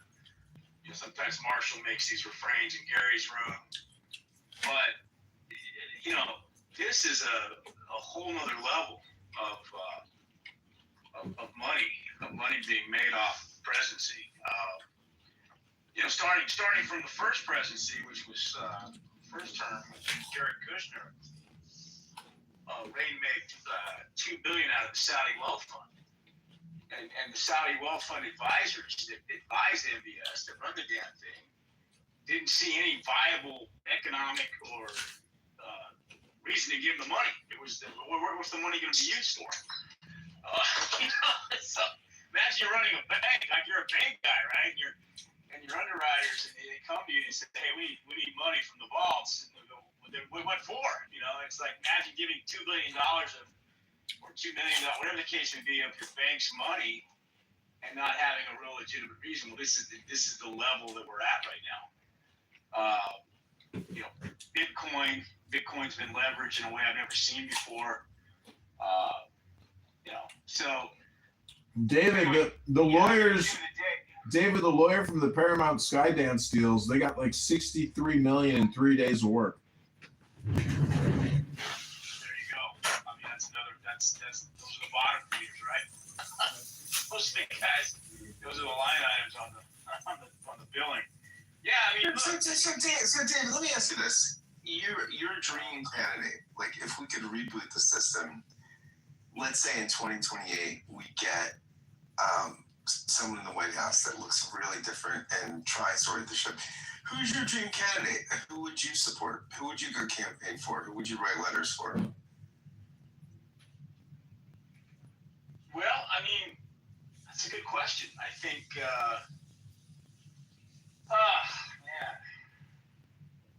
are you talking about who might make a viable play in the next 2 years? I mean, I think just talking about anybody out there that your wish list. If you could see somebody. I would say, on principle, on the Republican side, the guy's dying of cancer. Ben Sass, seemed very measured principle. Yeah. Sass, incredible. Yeah, except PhD in history too. Yeah, Midwest guy. Seeing the government. He hearkened and he drew from. But that's not your guy. You're a Democrat, so. No, I know. But I'm saying if a Republican might win at some point, that's what I would like to see in the chair as a Republican. As a Democrat, I could say, there's aspects of Gavin Newsom that I like. Although I'm seeing a trend of these establishment candidates. We talked about Bernie Sanders. I think there's some policies there. I'm not a socialist, but I think that he could bring, a fair and balanced approach to the economy and help, right the ship a little bit. I think along the lines of a Roosevelt Democrat who saw the need to bring money back into the middle class. I think the middle class has just been hollowed out. So any candidate that can speak to and then of course, how do you tame this AI monster that is coming for everybody's jobs, which we've talked about that a little bit. You and I are not even near retirement age. I don't know about Howard, but we still got working years in front of us, and we have a couple generations behind us that are also fighting for the same type of work that's going to be left over after the AI revolution continues to disrupt. So I think a politician, the next president's got some serious technology and innovation issues to deal with. I think the tech companies are going to continue to try to. Jimmy, let me ask you this. So a lot of my friends, I'm a Philadelphia guy. I'm just interested. You live in California, right? A lot of my conservative friends think California is a disaster. I've spent time there over the past few years. I thought it was lovely. I mean, I think Newsom. I mean, do you think Newsom would be the the skullduggery would be like around his. It's California, or is California a model for the country? It's the 5th largest economy in the world. I mean, should we be looking aspirationally to be more like your state? Well, I think aspirationally, there's no question our legacy is the state was built around going west and finding your fortune, chasing your dreams. When Hollywood was built, that great industry was a beacon to the whole world about what America was about, real or imagined or otherwise. And it drove people here. And of course, our fantastic weather, topography, landscape, parks. I mean, we have everything here. When you have a lot to offer, at some point you're going to be overwhelmed by the people that want to live here. Prices have been driven up. There's no more real estate to really develop. Prices through the roof. Wages are stagnant. So you've got this imbalance in the economy with regard to income, to expenditure, to housing. Real issues that my politicians and my elected officials aren't able to really solve. And then, of course, we have a huge swath of the unhoused and homeless that are everywhere. And there's no solutions for that. Crime has gotten a lot more rampant. The wealthy in this state, if you've ever driven Los Angeles, you can actually go out, drive into these neighborhoods where there's multi-million-dollar homes and walk on their grass, go knock on your door and try to talk to somebody. I mean, it's just that's how wide open this place is. And then, so not going too far on. I think there's issues that we don't know how to handle because the bureaucracy of state, local, and federal just aren't equipped to be nimble enough to handle some of the big issues that we're facing here. And so we're a model, but we're not a model. I don't think we're a model anymore like we used to be. I think there's some big picture issues that we're not able to fix. Our taxation's high. You've got these billionaires that we've helped mint in Silicon Valley that are saying, hey man, don't come after my money, and now they want to leave the state. Guys like Larry. David, it's interesting because I think on this app, right, I think you can be a lion of the left. But when I'm asking you about your own state, you sound a little bit like a conservative. No. I think what I'm trying to say is that the Democrats haven't solved a lot of the problems here. Okay, they're the ones in power right now. People I vote for. Seen that verified by he's happy. I said, I'm not commenting about 600 people. Was a massive. You don't understand that places that are, my husband was before the elections. That is rebounded from that. But I just checked this. It's interesting, and I know definitely there's challenges that you're pointing out, David. But California's overtaken Japan. It's now the world's 4th largest economy. So with all those problems, it continues to grow, and it's now number 4. Howard, they have $50 billion in Medicare fraud, and they only take in $50 billion a year in taxes. How the fuck is this system running? It's all running on fraud, Howard. We have, in my opinion, we have to shut the whole fucking system down with Medicare, Medicaid, and re-platform it on Palantir or something new and do pay as you go. First in, first out type of economics. This type of annual budgeting shit is bankrupting the country, and $200 billion a year is going to fraud. It's insane. Criminal fraud. America's been insolvent since I think 2007, 2008. This is kind of like known, but no one outside of kind of like Wall Street and economists talk about this. Hey, I want to go to my friend Philip Denver real quick. Philip Denver, an evangelical Christian, a great guy. Philip, is Trump a lame duck? How are you feeling about the country? And where does your own theology sort of lead you to think about the prospects of the country?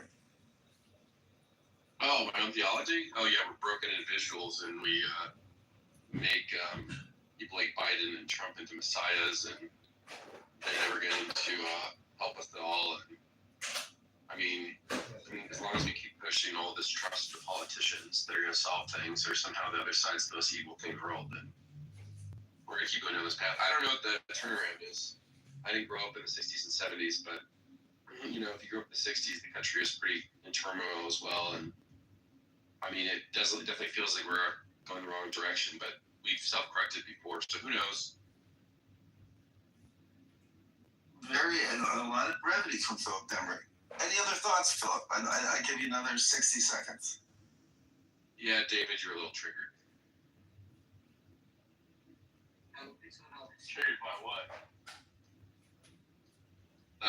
That you think you think it's the end of the world. I don't think it's the end of the world. It's not what I said. It's not. I'm saying. Let me just give you an example, right? I'm only talking just from my own anecdotal, my backyard. I live near Santa Monica, West Venice Beach, very iconic beachside Tony cities, and businesses are shuttering. Established restaurants that have been here for years can't make it now, shuttering. We had a famous walking street called 3rd Street Promenade. 30% of the businesses in there are vacant. It's actually a dead zone now. It's a dead zone. So, and we're talking about multi-million-dollar homes that surround these business districts. And, you know, something's broken here, right? I just saw the cops in Santa Monica, and this is all anecdotal. 3 or 4 cop cars, lights on, roughing up some homeless guy, you know, and these cops are nervous because the city of Santa Monica is running out of money. They've been sued. They've had lawsuits over sexual harassment, sexual abuse by one of their officers. And so they're hemorrhaging cash. And these cops, they want to get their pensions. They want their pensions paid and everything. So when businesses shutter, there's tax revenue that's gone. And then, of course, the tourists don't want to come here. The tourists already don't want to come here because of Trump and our immigration policies and the climate that Trump's established for America today. So that's hurting. How did Trump establish the climate in Santa Monica? I'm saying Europeans don't want to bring their dollars here. They don't want to bring their dollars here. 14 million people come to Venice Beach every year. It's one of the most trafficked, famous beaches in the world. And I'm seeing it empty. I'm seeing vendors not doing the business they used to do. I'm saying, and I've talked to others, that they're not, that the European dollars are not coming over here. And you know, you can look at you can just Google the tourism issues that the nation's facing, how down it is. And these are nationwide trends. So it's not just California, it's other parts of the country. Canadians aren't coming here anymore. David, it was COVID-19 that destroyed Venice Beach. COVID-19 destroyed our fucking economy. You know, that sacrifice that we did to shut down with that experimental COVID-19 vaccine and boosters. Venice Beach was thriving and is, you know, one of the most amazing destinations on the planet. But COVID-19 is what 100% ghost town that fucking place. It turned into a homeless encampment. It was a massive homeless encampment during COVID. Was that Trump's fault? No, I'm not. This was after Trump, right? This was after Trump. So whose fault is that? It's a fault of responding to a pandemic, and it's the fault of not having resources and places to put people. The city of LA basically said, we'd rather have them out in the open, we'd rather have them in these tents on these famous beaches than worrying about COVID being spread and whatnot. And so there was decisions made to just let it go rampant. And then everybody was coming here from all over the place. So if you had to be quarantined, right, you had to stay in your house, or you're living in a cold part of America. Well, coming here wasn't a bad place to show up because it's sunny. You can be outside, and I just saw tons of people come to the area that weren't even from here, like, not even 5, 6, 7 years ago, just showing up in license plate states from other parts of the country, setting up shops, setting up tents and everything. So, yeah, it was just a crazy free-for-all. I don't think you could pin it on any one administration or any one policy. It's just how people reacted to the situation. But Howard, that Dave or So David, that was the allure. Yeah, Dave, if you could, let's say in 2028, Gavin Newsom is the Democratic nominee. He's your governor. Would you vote for him for president? Yeah, absolutely. I'd vote for president. I mean, look, I like Biden. I thought Biden's an older, wiser, more experienced version of Newsom. If Biden had been Gavin Newsom in terms of age and vibrancy, he'd be running the show right now. He would be in the White House. Okay, but age caught up to him. So, yeah, I think he's part of that tradition of, the Roosevelt, take care of, have policies that are going to impact. But David, what do we do about deficits? I mean, which I don't know. Like, and I'm not a fiscal conservative. But I mean, it's a reality, right? I mean, these things about spending. How do we get?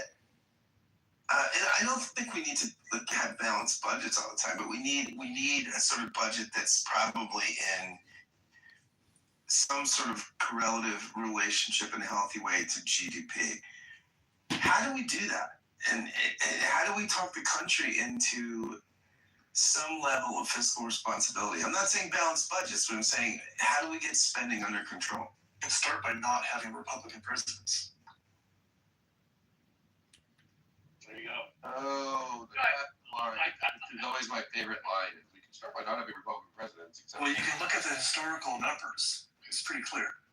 If he's looking I think what is absolutely clear is that when we have Democratic presidents and Republican Congresses, the deficit goes down. I mean, that's ding, ding, ding, plus, plus, plus, plus. Yeah, I think that is. I think, and part of that is Republicans. When there's a Republican president, it's military spending and tax cuts, and they blow up the deficit. When we have a Democratic president and a Republican Congress, spending usually does go down. I mean, Clinton balanced two budgets. Obama took, I think when Obama came in 2008, it was during, it was, so it's Scott, if I can just jump in, historically speaking, by every metric by which we measure the economy, this goes back to the Depression. The economy does better when there's a Democrat in the White House and the Democrats control at least one chamber of Congress, right? And it's overwhelmingly. Yes, it is. I'm sorry. Yes, it is. You can say it's a fact, but if you actually do the work on this, you actually read economics, it's really not a fact. Actually, my degree is in economics, so it actually is a fact. Philip, if you have a degree in economics, then you got to know the art of just making opinions, Philip, and calling them facts. That's what economics is. To look at how we measure the measurements of how we measure the economy. This has been argued ad nauseum. This has been argued ad nauseum, and the overwhelming belief is that because Democrats are willing to spend out. If you look at what Bill Clinton did, Bill Clinton raised taxes on the rich, and he also cut defense spending. So, you can make your arguments, but until you write a white paper, I'm just gonna go with what the general consensus is.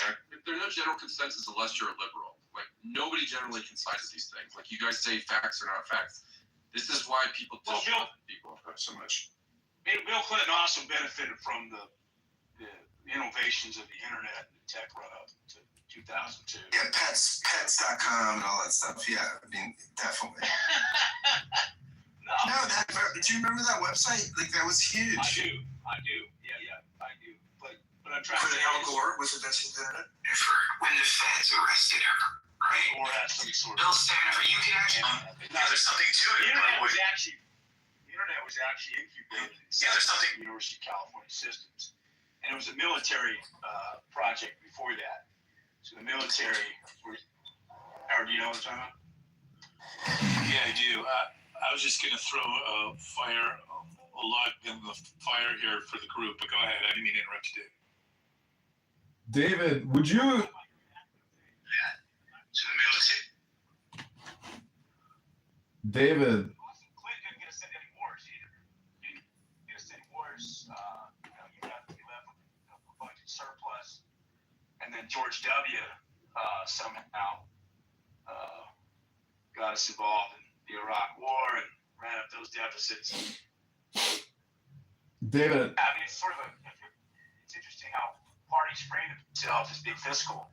But again, I don't. Q on this question. Somalia, Haiti, and Iraq. Okay. Hold on a second.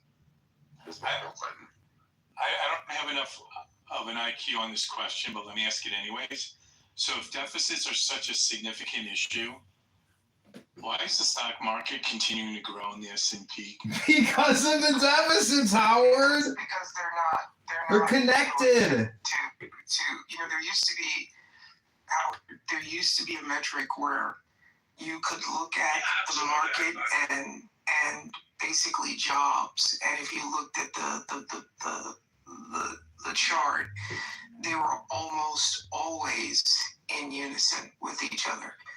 Now it's like they're completely separate. So the what? State of they're not separate. What are you talking about? Really doesn't have anything to do with jobs anymore. I don't believe No, it has to do with corporate Hold on, I was going to say something similar to Scott. How do we get it? How do we not balance budgets? But to answer your question, don't we need to tell a better story? We need to tell a more accurate story. The economy is not the stock market. Tell me. Yeah. Right? The economy is something shining a light on what is the real economy. Yeah, but Caleb, if you ask an economist to determine or define economics, it's like asking, what is God? It's this huge soup, and we all know it's just this admixture. The problem is we keep spending on ridiculous programs. I mean, I think austerity, honestly, and a strong hand is the way to resolve the situation and prepare for the financial, situation, or we just keep going. Maybe we're not even greedy enough, but maybe we're just spending it all on stupid stuff, because really it's the global economy which is supporting our fraudulent Ponzi scheme. And so, if we're really smart, we would actually push it harder and rip off the rest of the world as much as possible and prepare for, defeating them in a conflict, because, that would be one argument. You could say that's patriotically insane and immoral, but I would say what we're doing now is already immoral, and we're already getting ripped off by scammers and schemers to the tunes of probably $400 billion a year. So why let scammers defraud us of $400 billion a year? If we're the mafia and the mafia is getting ripped off and the mafia just keeps letting itself get ripped off, well, then maybe they're kicking back to the top of the mafia, or they're unaware of stuff. But if my 401k continues to go up, then keep doing it. I don't care. Exactly. That would be the reason to keep voting Democrat. I what Caleb said. I think because Caleb is on something here. I think we need a new national story. I don't know what it is, right? But Caleb, could you give us 2 minutes on if you could be the national rabbi and sort of give us a little political direction? How would you re-narrate the national story? What direction would you take us in? Well, I'll just say I know nothing about economics, right? So I'm not equipped to tell that story. I'm coming right now from an event where the son of a rabbi named Israel Dresner, Cy Dresner, who they say was Martin Luther King's rabbi, right? He's in all the pictures. And this is I was at an event about restarting Black-Jewish relations in a tenser moment in America between blacks and Jews, and in a post-October 7th reality, under the larger heading of why can't we talk to each other anymore? And that's when I think about my big social issue of the day. It's why can't we have conversations? And that's the story I'd like us to be writing together. The story of our shared conversation together. So, Caleb, do you think this is about social trust and the Putnam stuff? If we could learn to converse. I mean, countries that have high social trust function incredibly well. Countries of low social trust function incredibly poorly. So is what you're saying that, like, if we could build some fabric of conversation, we put some dividends in the social trust bank, and then maybe we actually be able to do some functional things together as a people? Yeah, very much so. I mean, families don't even talk to each other, right? Kitchen table dinner time conversations are happening far less. So obviously we can't talk to each other out on the street. Right? Like, one theme I took away from this, and this is a reverend and this rabbi's kid who's doing this documentary about his dad and Martin Luther King. Check it out, by the way. If you don't know who Cy Dresner is, look him up. He was the most arrested rabbi in the civil rights movement. He was the only rabbi who was a board member of the SCLC. Anyway, very interesting guy. In any case, the whole takeaway, both of these guys, what they kept saying is, like, be kind, ask people how they are, simple stuff, but powerful stuff. We don't do that. We stay angry. We stay with cortisol levels spiked, right? Like, this is crazy. We can talk to each other. We can connect. What do we connect on? There's a lot of sameness there. What did the guy say? The Reverend said it. Let's not major in the minors. I thought that's a great line. Let's not major in the minors. You know, I am. So I'm not kind of lapsed Christian guy, but when I was a minister, I was in a tradition where we had corporate prayers of confession every week. And that was really powerful. I mean, there was something powerful about the whole community sitting and humbly confessing our sin together. And then there was assurance of pardon, which was beautiful. You know, as a minister, I told people that I wasn't giving them absolution theologically. I was just assuring them that God's forgiveness was real. And I think if we had some of that, right? In all of our traditions, if we had some, I think, kind of corporate, just, hey, you can get some grace and then give some grace. Do you think that would move us forward or no? I don't know if that's the story. I think it used to be something like, and this was never true for everybody, but I think one way we told the story was like, in the end, there's the system, and the system will say that will work in the end, right? But that's what's so scary now. That's what's being attacked, is the systems. Yeah, go ahead, David.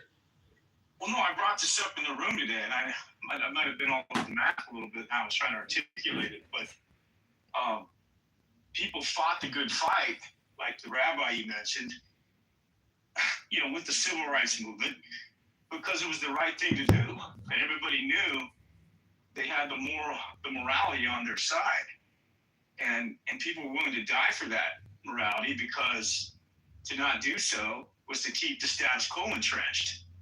And it had gone on far too long in this country to allow the inequities that were just, you know, second nature to everybody that was living at that time. You know, until you had guys like in the sports world, Jackie Robinson, and guys like Sinatra, who forced hotels, who let Sammy Davis Jr. sing in and stay in. I mean, you had real trailblazers that took on the establishment. And, you know, now we act like, oh, well, all those sins have been remedied.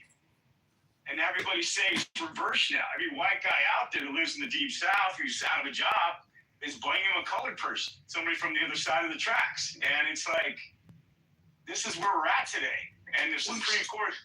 By the way, guys, first female on the stage. Let's give Meryl some Meryl. reference. What's up, Meryl? Meryl, would you like a fresh five to tell us? Hold on, I want to just, if I could just jump on something both Caleb and David were saying.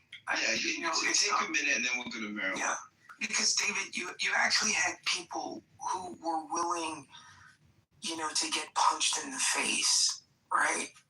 And, Caleb, like, people don't know, but I don't know if anyone remembers this movie about the killing of the civil rights kids. It was called Mississippi Burning, right? And they killed. Great movie.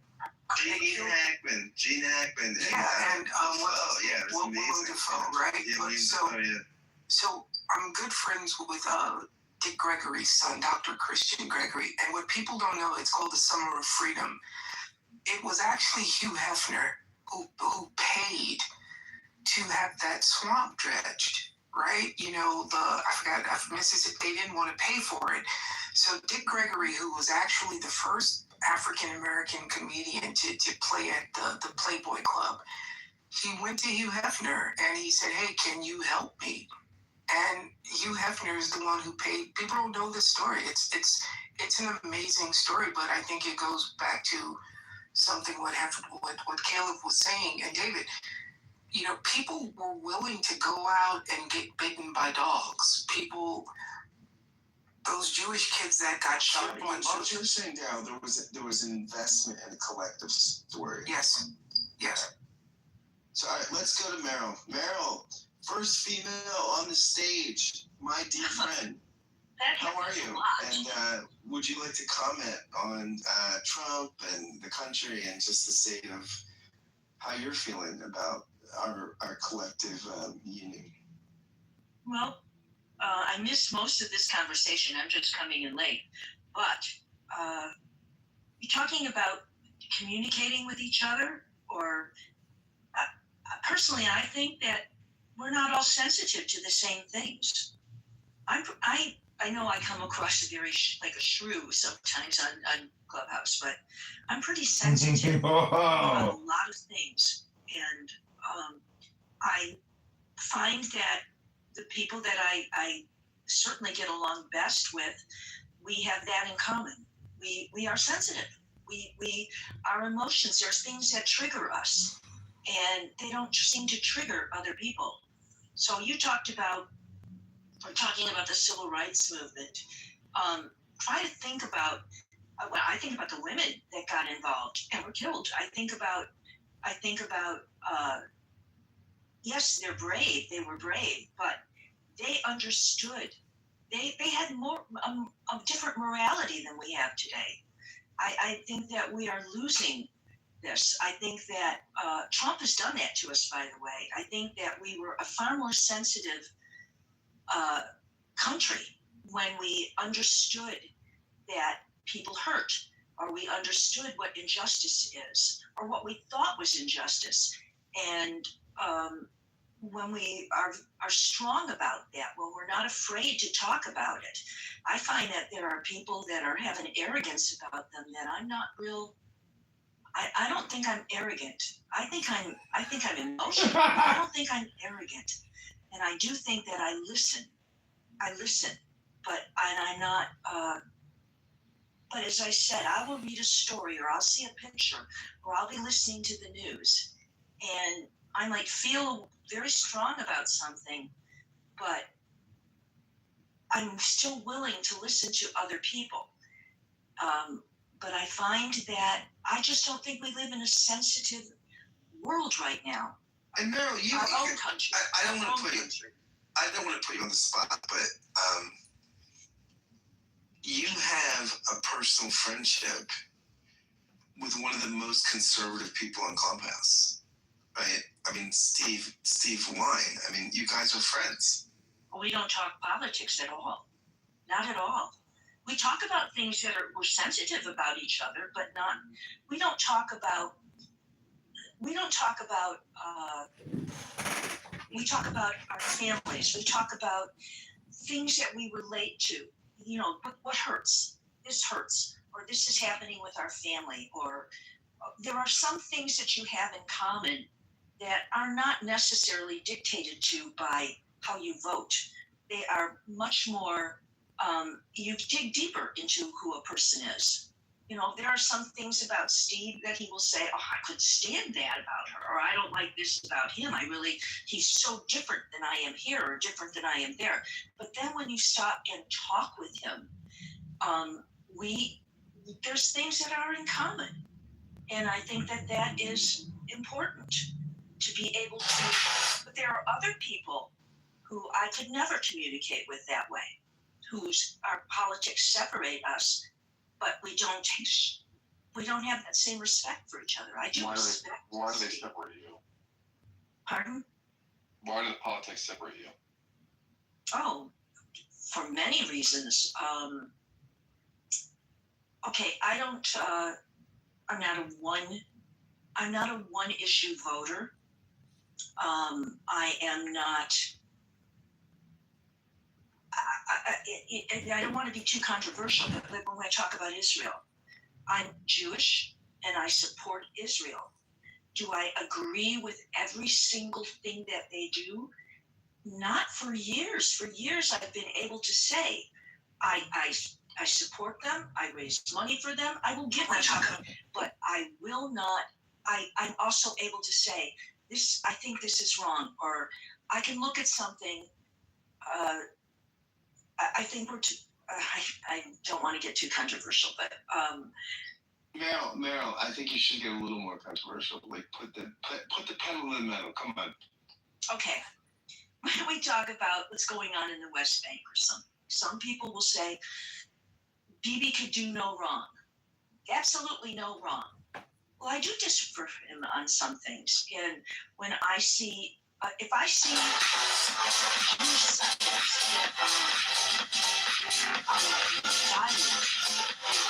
Palestinian Christians who have nothing to do with us, they're not Hezbollah, they're not terrorists. They're just living there quietly, peacefully, and I disagree with. I don't defend every single thing that's done. When we had the vote on Israel, there were a number of Democrats who just voted. They will always give money for Israel to defend itself. But right now they're drawing the line and they're not going to give money to bulldoze everything. And they're more cautious about that. I agree with that.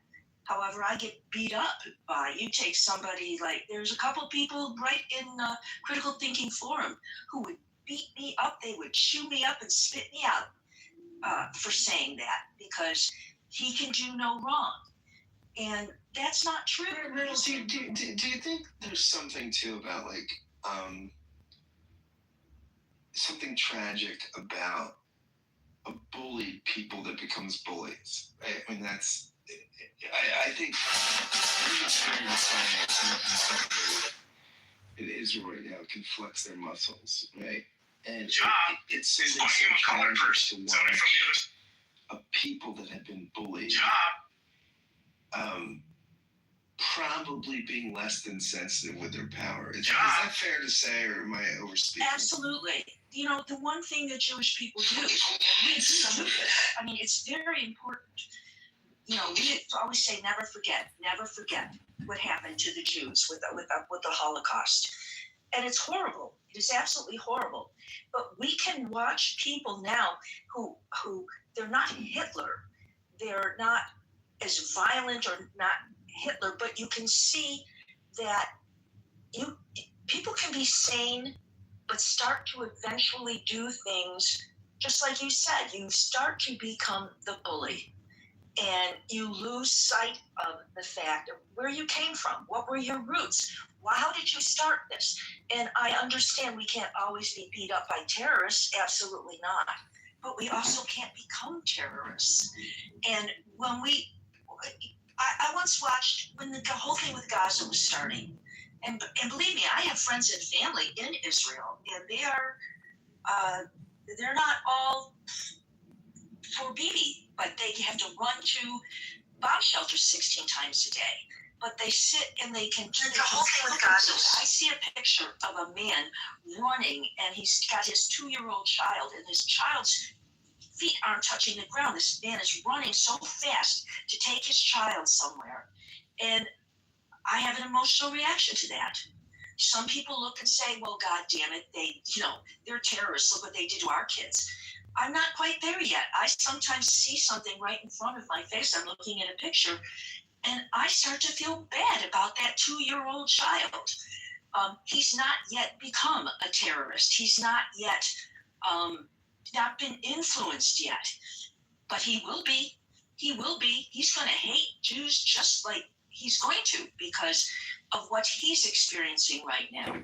And so I worry about things like that. I just don't want us to be, I don't have the right words. I get so nervous. Meryl, these kids are programmed. You think that people have blind spots that they can't see things, right? That includes myself. Okay. So, That includes myself. I have blind spots, I suppose I do. so what are your blind spots that you think that you could do a better job at actually, you don't actually have to say it out loud, but what are the blind spots you think you could do a better They're job? called blind spots for a reason, Philip. She can't even tell you about them because she doesn't even know about them. So I'll tell you, okay, one of the things, I'm a smart ass. I sometimes don't diffuse something when I should.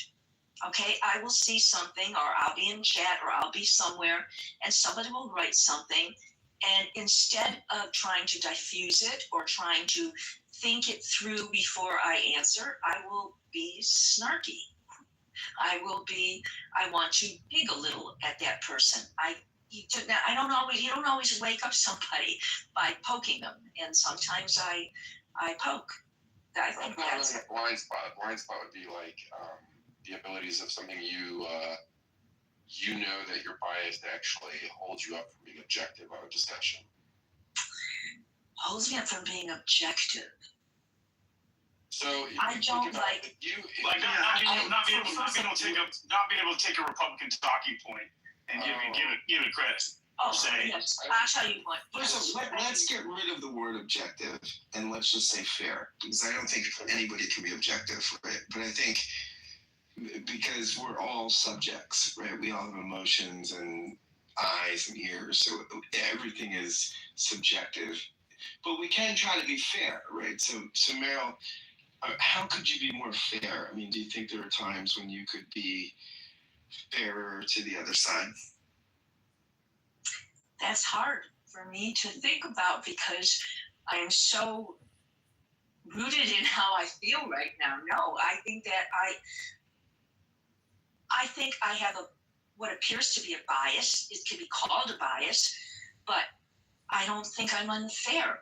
I think that what's unfair is if I were to say to somebody, if I were to blame everything on the other party, if I were to blame everything on, as I just said, Bibi, if I want to blame everything on Bibi, that's not fair. That's not fair. But I do think that I feel that I have come in contact with many people who I don't think are fair. I don't call somebody Hitler or a Nazi. I might say that I think I see the beginnings of something that happened many decades ago that can grow into something, but I don't listen anymore. When someone starts attacking me, I tend not to listen. So if that's a flaw, then that's one I have to admit to. Okay, let's go to Howard. Howard, my man, how are you feeling about this room? And I mean, you're a Jew. How do you feel about Israel, Netanyahu, just the general state of what's going on? No, I think, and Scott, I appreciate you clarifying versus object, but yeah, I mean, I think Meryl did a good job just articulating kind of the paradox that's happening with what's going on right now and state of affairs.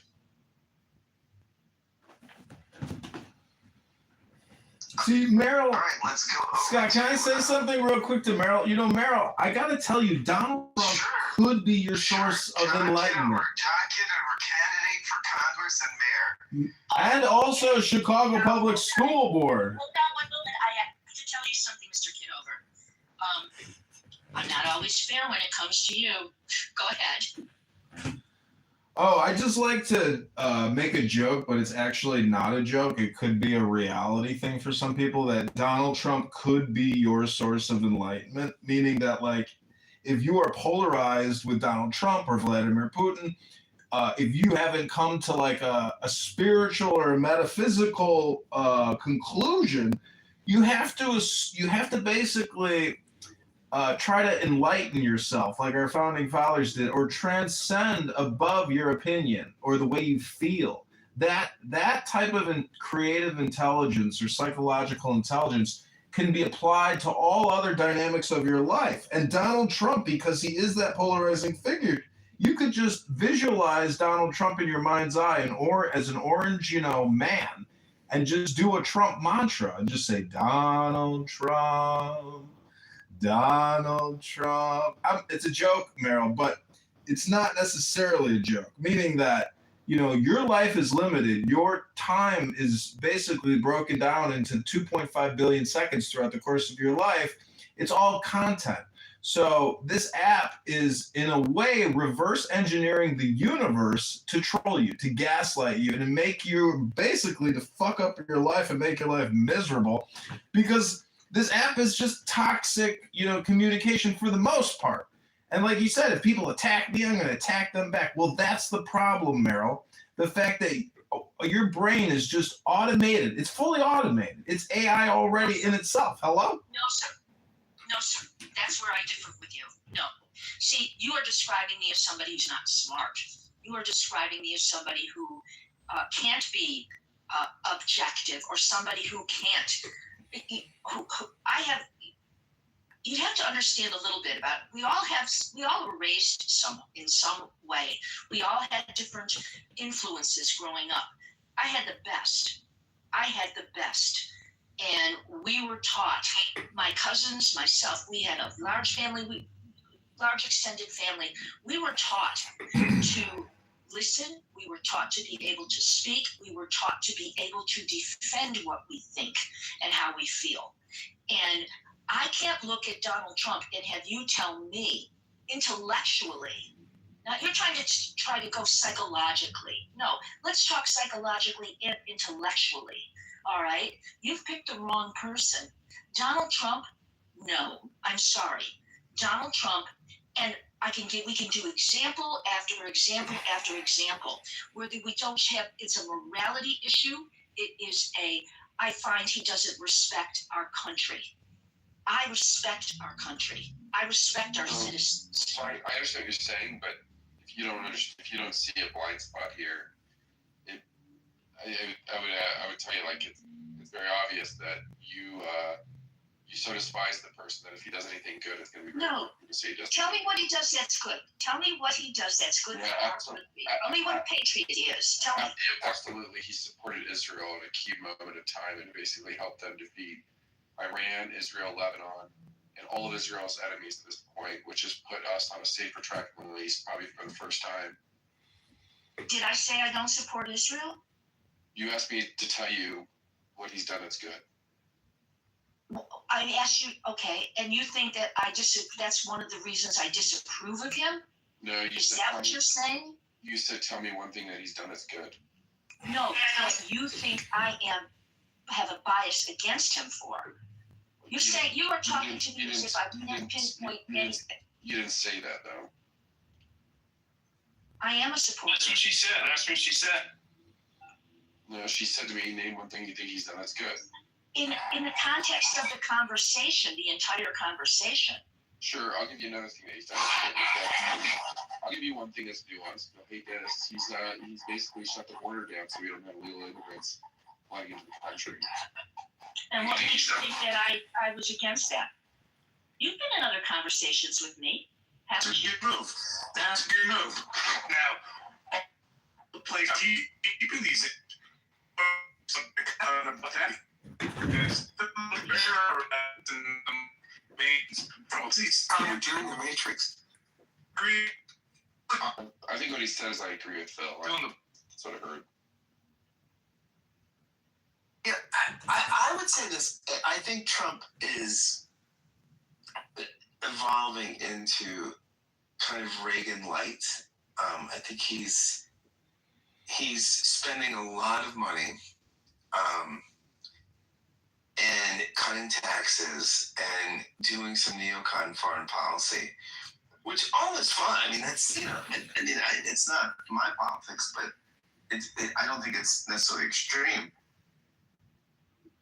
I think what's interesting is he's evolved into someone that is the opposite of how he won. I mean, in 2016, Donald Trump won the presidency because people were just tired of all of the spending and all of the neocon adventures, and they wanted an America First kind of agenda. I think what he's evolved into is the thing he ran against, which might, and again, you can take that or leave it. I mean, I'm not necessarily saying that's good or that's bad, but I mean, it is. I mean, he has lost any kind of center that he had. Scott, you're discounting who he ran against. I think it's, give me 1 second. I think it's more complicated than, I think 2016 is very complicated. And the reason I say this is because, I won't say her last name, but my good friend Lisa here in the city, she worked for him for 17 years. She was there that night. And when they told him he won, she'll tell you, he said, oh shit. Right? Yeah. What the Dems did, they, there's sometimes, you get beat and then sometimes you beat yourself, right? And I've gotten into arguments with friends of mine about this, running Hillary Clinton was a mistake. Running Hillary Clinton and I have nothing against Hillary Clinton personally, but I acknowledge that her unlikable numbers were very high. I think the Clintons as a couple don't understand how the average person feels about them. And to add another layer to that, the issue with the Democratic Party, which is not the party of my mom was a nurse for 22 years. My dad was 17 years in the Army. I come from a blue-collar New York City family. They wouldn't recognize this Democratic Party. And I'm sorry, Meryl, are you going to say something? Well, I was going to say, right, I'm a Democrat, but every election I have voted for Republicans before, by the way. I look at the possibility of a Democrat losing, right? Throughout the entire campaign, I will look at that, primaries and everything, and I look to and say, what Republican there can I accept? What Republican there, if he wins, I think will be okay. I don't just say, forget it, no Republicans. Donald Trump was somebody that my boss and I had discussions about before he ran first time. And I started to do research on him. He was not somebody that I would ever have chosen. But there were other Republicans I could have felt, okay, we're going to still be okay. I might not like all their policies, but there were about 2 or 3 that I thought we could be okay. I'll be okay with this. That's how when it comes to that, I don't say it's got to be a Democrat. God damn it, I hate all Republicans. It's not that at all. I'm talking more about the DNC and the party structure, right? The DNC has this thing about electing kings, right? And they want to come together and they'll say, well, okay, Meryl, you have to wait because it's Scott's turn, right? It's this whole idea of a turn-based system, and they refuse. And again, I voted for Bloomberg. I voted for Giuliani once, but I was here on 9/11. I was down here on 9/11. Obama broke through. He was. But that's right, Howard. Look at what he did. He said to the system, who they were trying to make it Hillary in 2008. It was quote unquote her turn, and I think the party, and I think this is the problem with the Democratic Party, that the party is so caught up in this idea of, what do you call it, lineage, in a sense, right? That they refuse to accept that her unlikables, as smart as she is, no one really liked her, right? And as they're out of touch with people. Do you think you should vote? Do you vote for somebody because you like them, or do you vote for somebody who maybe you can see the negatives, but you know they're smart and they're going to do the best they can do for you, for the country? I look at the Clintons. Remember now something. They got a bad rap right from the very beginning. Bill Clinton, yeah, he was too loose with his you know what, and when he was a governor. And Whitewater, Vince Foster. Yes. All those the scandals, which, by the way, when the Republicans went and put special counsel Ken Starr, Ken Starr didn't find the stuff that he thought he was going to find. He said he didn't really want to do the Lewinsky thing, but that was the only thing. Ken Starr is in the Epstein files, communicating with Jeffrey Epstein via email, calling him, "Hey, babe, I can't wait to see you again." He's in the files. Ken Starr. Ken Starr represented him. Ken Starr was on the legal team that represented him. Are you excusing what Bill Clinton did? Like, are you excusing the sexual assault allegations and Are you saying me? Are you asking me that? Yeah. No, I don't excuse it. However, hold on. He was impeached for it. And then the rest of that became for him and his wife. Why? No, that's not true. That is not for him and his wife. The country still. This is the thing. It's not. You don't get to tell people that they're not allowed to feel a certain way. I'm not allowed to tell you that you can't feel a certain way about the shit that Donald Trump has done. Like, that is a terrible tactic if you use it both ways. At the end of the day, when Bill Clinton did not resign in that scandal and step away, he set a precedent for everybody else to never have to resign in a scandal of that magnitude. Yeah, well, he was impeached. He set an example that nobody in the Republican Party is willing to do. He was impeached. That's actually not true. There were 7 different senators that impeached that looked to vote for conviction of Donald Trump for 9/11. Wait, I'm sorry, January 12th or 11th. January 6th. January 6th. Sorry. So this idea that that's not true, that is absolutely not true. There has been people that have been good politicians. Look at Ben Staff. But if you're going to sit there and make I'm saying the sitting people in Congress did, and in the Senate, they did not impeach him. Who did? Who was willing to? Mitt Romney. You had Cheney. Liz Cheney. Go on and on and on. Was he impeached? Was he impeached? Bill Clinton was impeached. Donald Trump has been impeached twice. And Republicans. Yeah, so Donald Trump has been impeached twice, and Bill Clinton said the president that it's okay to lie and do horrible things in the office and be okay with it. All right, I'm going to give you an example of Donald Trump, okay? Do you think Donald Trump really cares about police and police brutality? Do you think he cares about police? No. How do you feel about him with the pardons? I think it's atrocious. I think it's setting precedents that Joe Biden set when he left office. Okay, now wait a minute. We're going to do what about? Okay. Compare Joe Biden and compare. You just mentioned Joe Biden. We pardoned Joe Biden's son of real crimes because he's the president's son, and in that permission structure, He pardoned his son. Correct.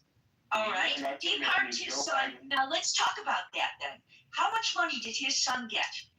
And how much money do about $2 million, and Trump has made the conservative estimates are that Trump has made increased his net worth this year by $2 billion. 2.2 billion. Yeah. Yeah, I mean it's insane. I mean, and this is Scott. Marilyn, I'll let you have it, but this is the part that kind of gets me, right? It's like.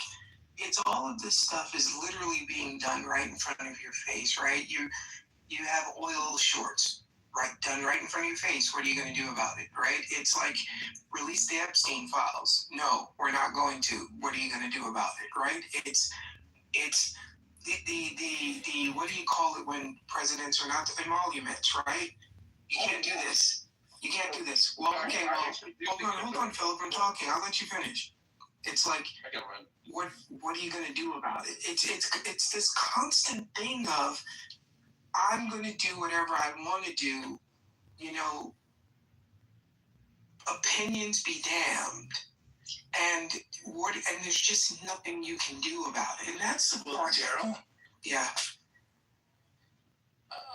I feel that long term, it isn't Trump himself, because he's almost 80 years old, but it's ultimately going to be Eric, Donald Jr., Barron, Kushner. They're the ones that ultimately are going to possibly, potentially, somewhere down the road, because when all this gets to and you start getting the IRS involved, it's going to be a shit show. Yeah, well, think about it, right? They're talking about forced registration for selective service, right? There was even some talk, you know, it happens every now and then about the draft, right? But Barron Trump is of fighting age. Do you think Barron Trump's going to pick up a rifle at any point in his life? Of course not. Exactly. It's going to be some poor kid from some poor neighborhood. And Daryl, it might be the best thing that ever happened to that poor kid. I served in the Army. Going to boot camp is great for you. You learn discipline. You learn how to keep your fucking mouth shut and do a push-up. We need a new culture. Rap, drill country. This shit is over. This country is falling apart. We need to use our federal government to try to re-educate our population at the national scale. I'm sorry, but something has to be done. The culture, the homeless population, it's growing. This country is imploding. We're completely bankrupt. We need to basically re-kickstart it. And I don't know what your solution is, but I think a draft is a great idea. I've said we need pain. And I think that pain is coming over the next 18 months. I don't think the average person understands how, when you're looking at, when interest rates at maybe 9%, like some economists are saying, right? And we need pain.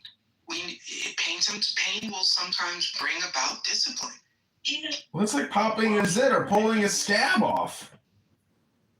Do you know who I think we need right now? I think we need the Congress that stood up for King Charles yesterday when he was speaking, and they all Republicans and Democrats applauding him, standing up for him, and yet not all of them do one thing that he was talking about our allies. He was talking about different things and about checks and balances, and they all were agreeing. And that's who we need. We need them when they think that way and when they act that way. Both parties. Well, they need to go read the Declaration of Independence and know that we have eternal separation. King Charles was also arguing back to the Magna Carta, which I don't even think Trump confessed one iota what's in that thing. He doesn't know what's. He didn't know the Declaration of Independence when he pointed to it. He said, "Oh, it's lovely. That's love." Here's a king, a sitting king, right? We bested his ancestor, King George, right? And then we reconstituted what we learned from them and their history and all the other histories of Western civilization and others. And we built this bedrock of a democracy. I think King Charles is basically saying, hey guys, wake up to what it is you built. You beat us, and then you built this great government, and now you're losing your way. Does it take a sitting king, to remind these guys? Is that the only guy that can? That's my point. That's what we need. What way are you talking about, David? What do you mean? What am I talking about? Did you know this? Yeah, what's the way that King Charles told us that we lost our way? What have we lost? I'm asking you. Hello?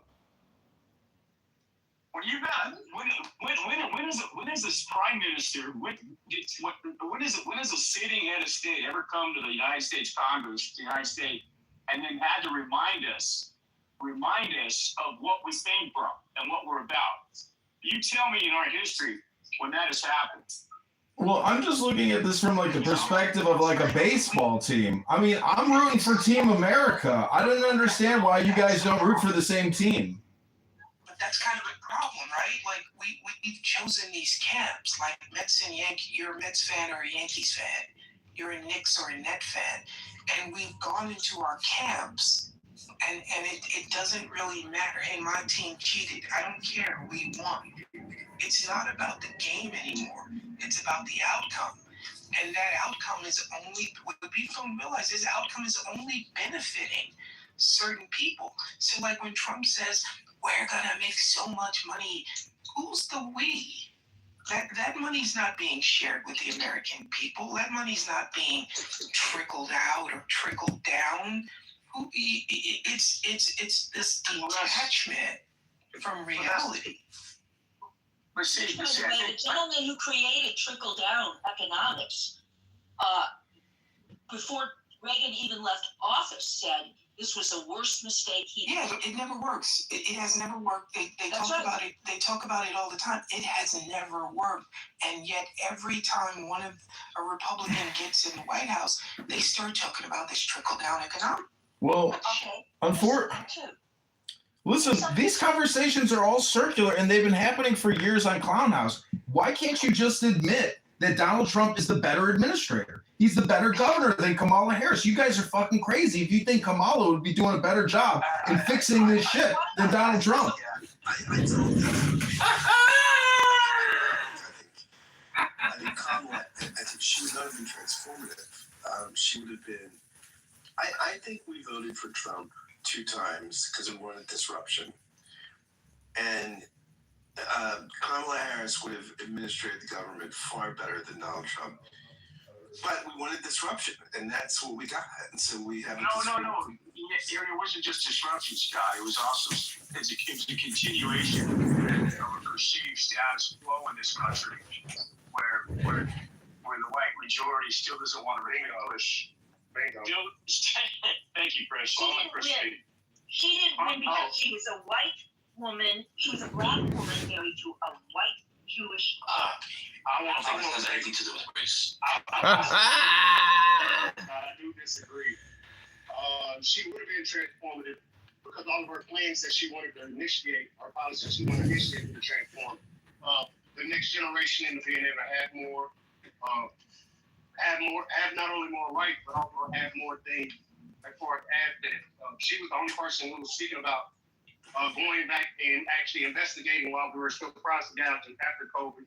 She was the only person talking about actually helping people with small businesses, get business growth that could actually benefit more small business opening up. And she was the only person talking about. But she would have been. Yeah, she would have left the border open and opened the border even more. She would have given trans surgeries to prisoners. She would have further indebted this country even more. Chris, you're delusional, sir. Hello? Let's not do the I didn't interrupt you game. Hello?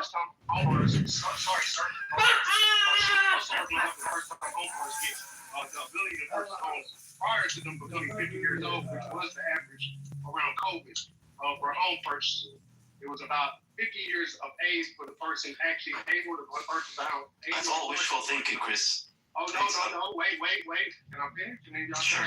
Because y'all gonna rebut everything I say regardless because y'all playing, as girls stated, and I used to state this in that other space, y'all playing team sport anyway with all this information and all the policy. Go ahead, Chris. Play the race card. Go ahead. I didn't say race for it. I said they play team sport. Because I have a question.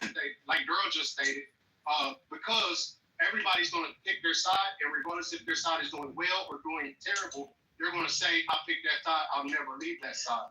So we're not even having a genuine, honest conversation about. Okay, Chris. I have a question. What do you think it would look like if there were no teams, no sides, no camps? What would it look like in your opinion?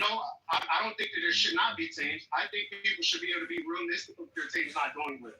All right, I'll give you an example. I've been a Laker fan my whole life.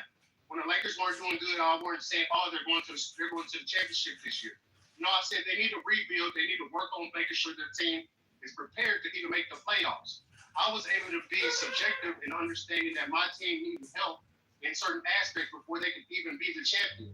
And I think we're watching these people, or not these people, I want to subject anybody, Democrat or Republican. I'm watching the parties find themselves picking their team and just riding it, even if you're not good, and saying, "Hey, we won. We're not good at being leaders, but we won, so we're the best option." We cannot honestly say that because we've seen all the failure. Hello? Of this administration, of this previous administration, when he was in office, when he plugged COVID and millions of people died because he. Yeah, the vaccine killed 2 million people on impact, the largest carcinogenic event in human history. Hello? Okay. When you put that statistic in, put those stats. Put that stat in the chat, baby. Citation where you got that information from the hour of the reading. But what I'm stating is we're watching Trump destroy this country, and in the same breath, I just heard a man that said Kamala Harris would have been worse off for this country. And we can't honestly say that because she actually had an agenda that would have pushed and helped this country. We're saying Trump had a better agenda or having a better chance at this. But he would never know. We would have known. We would have known if he didn't realize that he actually is not doing anything he said. We would never know, Chris. It's not about what she's gonna do. It's about the faith. People didn't have faith in her. No matter what she was talking about. He's not even doing the things he knows the vice president to do. Exactly. The reputation speaks for itself. I think what Kamala would have done is moved a sort of conservative welfare state forward.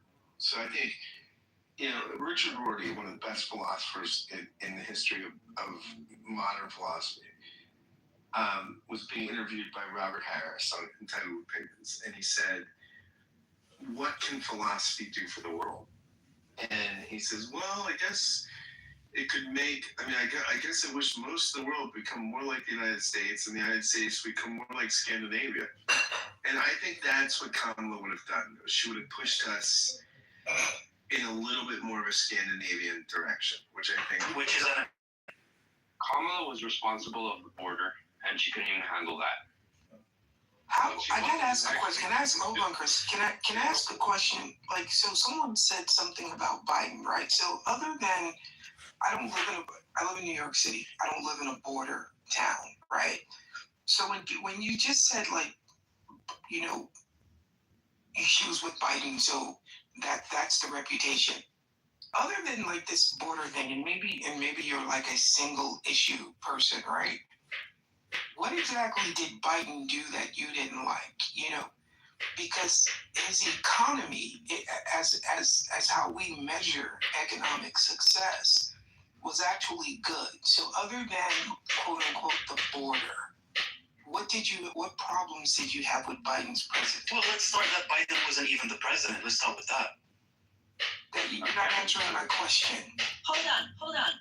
He just did answer your question. No, that's not really an answer. Go ahead. Oh, yes, it is. He just told you everything he thinks when he told you Biden was not really the president. It's pretty clear, dude. It's pretty clear. It's pretty clear. That's not even an intelligent contribution. Hey, so hold on, Chris, hold on. So Yassine, hold on. Just give me one second, because you literally have photos of Trump falling asleep, right? And so you say Biden wasn't running the country. Falling asleep is different than not being able to. Sure. Let me finish. Do you sincerely believe that Trump is making every decision that comes out of his administration? Of course not. It's a team effort. Of course, there's some decisions that are gonna come down to him, and he's gonna consult a lot of people. But at the end of the day, we need the president who's not a vegetable.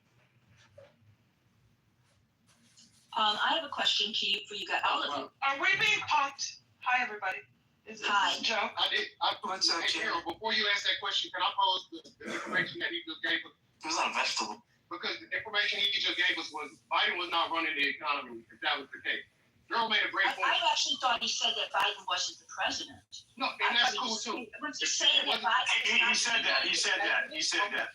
But if he ran, guys. He's gone. He ran. Okay, because I was going to say if he wasn't the president, and Gerald stated that the economy was pulled from the depths of hell due to COVID, and if we take every measurement, the economy was doing well, great, whatever words you want to use. Wouldn't Kamala Harris 16 million jobs? Wouldn't Kamala Harris be a part of that administration a part of that office, a part of that group of people who would have air quote been running the presidency? Well, you know, technically, historically, the vice president doesn't actually really get a lot of credit for doing things. And I do understand that, but the narrative he was pushing was that if Biden wasn't running the presidency, he wasn't in office, he would sleep, he was a vegetable, as he said. So who was the administration who actually did all of the legwork? Who was the people in charge who did all of the legwork? How can you say that the vice president wouldn't have had a tie into that? Deep state. And you're also Let's move on. And you're I also have to say saying that, that why are we talking about something? Yeah, Chris, let's move on. Let's go. Why are we talking about Biden and Harris? Because Biden was the worst president you guys ever had. It's no kidding, you went to Trump after. You're the vice president was who was running after him. And look at the debates. Both of them did horribly. So do you even live here? Do you live here? Do you live here, Andy? To get him on the stage. Look, I will say this. I think one of the reasons, so it's very interesting. People always run against being Washington insiders, right? I'm not a Washington insider. Biden was a Washington insider, and he got a lot of things done. I mean, he knew how to. I mean, it also blew up the deficit, but he did know how to run government, and I think he knew committee structures. He knew DC. I think he was all the immigrants. He was an incredibly effective president. Now, you don't have to like his policies, but you have to say the guy was.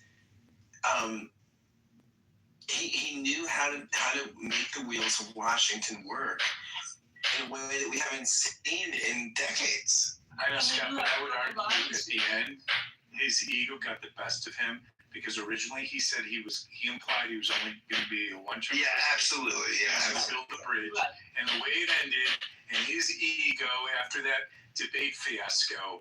I mean, I put a lot of our current state actually on Joe Biden allowing 2.0 number 47 to occur after we all experienced what number 45 was all about. No, I agree. I think Biden could have ridden into the sunset beautifully if he would have said, I'm not running. I'm not at the midterms. He had said, "I'm not." That's my point. And Scott, that's my point about the party. You spent literally 4 years calling this guy illegitimate, calling Trump this, calling Trump that, and then you agree to a debate against a guy who you've basically said tried to overthrow the government, and then to find out that the reason they did the debate is because ABC made $1 million contribution to both the RNC and the DNC tells you everything that you fucking need to know. And that's what pissed me off. Like, they literally spent 4 years talking about how this guy was a criminal, and then they agreed to a debate with a criminal because of $1 million contribution to a PAC. 34X. Can I ask a question about something that's current now? Forget Biden. Go ahead, Meryl. They're gone. They're not there. So I want to know, how do you feel about Russia? How do you feel about our president screwing over Ukraine and partnering with not only with Russia, who is supplying intelligence to Iran, who we are in a war with, and who are supplying intelligence. I will tell you this. That puts our. You missed it earlier, Meryl. I talked all about the Russian spy scandal and real estate money laundering. I will say this. I think our treatment of Ukraine is the biggest anti-proliferation thing that I've seen in my life. I think. So basically, we got Ukraine to give up their nukes, right? And we said, you can give up your nukes because we're not going to let you in NATO, but we'll protect you from Russia. So basically, Trump has gone back on that sort of international pact. If I were any country in the world right now, the first thing I would do is get a nuclear weapon because I would think I would look at the Ukraine's example and I would say, look, if they had nukes, they'd be in a much better strategic position. And so that's what ultimately, I mean, one of Trump's legacies will be proliferation of nuclear weapons. Scott, do you know who it's reported is starting to go down that path? No. Our first. I watched it there, Howard. Sorry, the Matrix, Howard. I'm sorry, Canada. Right. Yes. They're talking. Yeah, I don't know if you guys saw the reporting, but Putin called 47 today and said, "Hey, don't interfere with the oil shipments." Right? You know, something does not make sense in all of this. Daryl, unless it absolutely does. Daryl, you keep referring to the Democrats as like a monolith or something when it's really George Soros backing Hillary Clinton, the huge ego, taking control of the party, throwing Bernie Sanders under the bus. Hello? Who's saying that? I'm sorry. That's Kitover. Who's saying that? Who's the person who is saying George Soros is doing That's this? Kitover. It's me, I'm talking. Universe. Mr. Kitover, why are you here? You're a troll. I don't understand you. Well, You're a troll. no, I'm not a troll. You just don't like what I'm saying. That doesn't make me a troll because you call me a troll, Meryl. You are a troll. This is trying to contribute to an intelligent discussion, and you bring up George Soros. You are an anti-Semite. You are, excuse me, I'm not going to call you. No, I'm not an anti-Semite. I'm just trying to, Meryl, you're not listening. You're just yelling. Meryl, Earth to Meryl, universe to Meryl. I'm just commenting on what Daryl keeps saying. And it's my opinion. There's no such thing as the Democrat Party per se. It's really just who tries to lead it, who's got the billionaire in his pocket. But Hillary Clinton, I saw a video of her praising George Soros. She's clearly established a relationship with him. And it's not unreasonable to question billionaires' money in politics. That's all I'm saying. Right? You don't have to get so upset, Dr. Merrill. Who cares? I'm sorry. Billionaires and all of them. I'm sorry. I do not like the anti-Semitic thing about the George Soros. That thing is, that's a hot spot. And you're doing it deliberately. No, I'm not. I'm not bringing up George Soros for any particular reason. I mean, if you want, I'll just retract it and just defer to, billionaires' interventions in politics. And so when Daryl says the Democrat Party is making bad strategic decisions, it's for obvious reasons, Daryl. It's not because... Meryl, John, let's hear from Jane. She's new on stage. Hey, Jane, go ahead. Thank you very much, Howard. And thank you, Meryl. Scott, Daryl, Andy, Chris, Meryl. Jane, you class up the stage whenever you're on it. Well, hello. Just kidding. Trying to be like John. I'm not going to take what John said too seriously about George Soros because I think you're just, stirring the pot, John. But what I did want to ask about, because I haven't been on Clubhouse much today, so Meryl or Howard, did anyone get into discussions about the Supreme Court decision and the implications for Black Americans in voting? No, I was not. I worked today, so I did not. Yeah, I didn't hear anything about it. Once the new Supreme Court go. John, I'm skipping you. What about you, Daryl? So this was Jane. This was in Louisiana, right? I mean, this was that case. Yeah. So I can't do the intricacy, but essentially, the dissent, with the obvious, it was 6-3, included this is like bad letter, like very, as much as but it's really bad. I'll read up on it. I absolutely will tonight.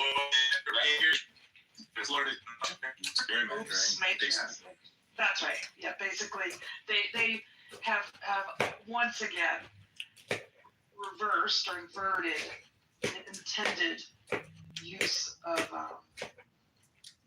the civil rights. Yeah, Karen, to me, it basically it opened the door to racial gerrymandering. Correct. Weird. That I did. Yeah. But no, And they Florida also. took action to Yeah, they're gonna all fall out. Don't you think, Howard? But again, look, what's anybody gonna do, right? It's like, Florida and Tennessee, if I'm not mistaken. you know, it's like more quote unquote states should start saying, you know, I forgot who the governor was. She said, but I think it was a blue state. And she's like, look, we have to start fighting economically.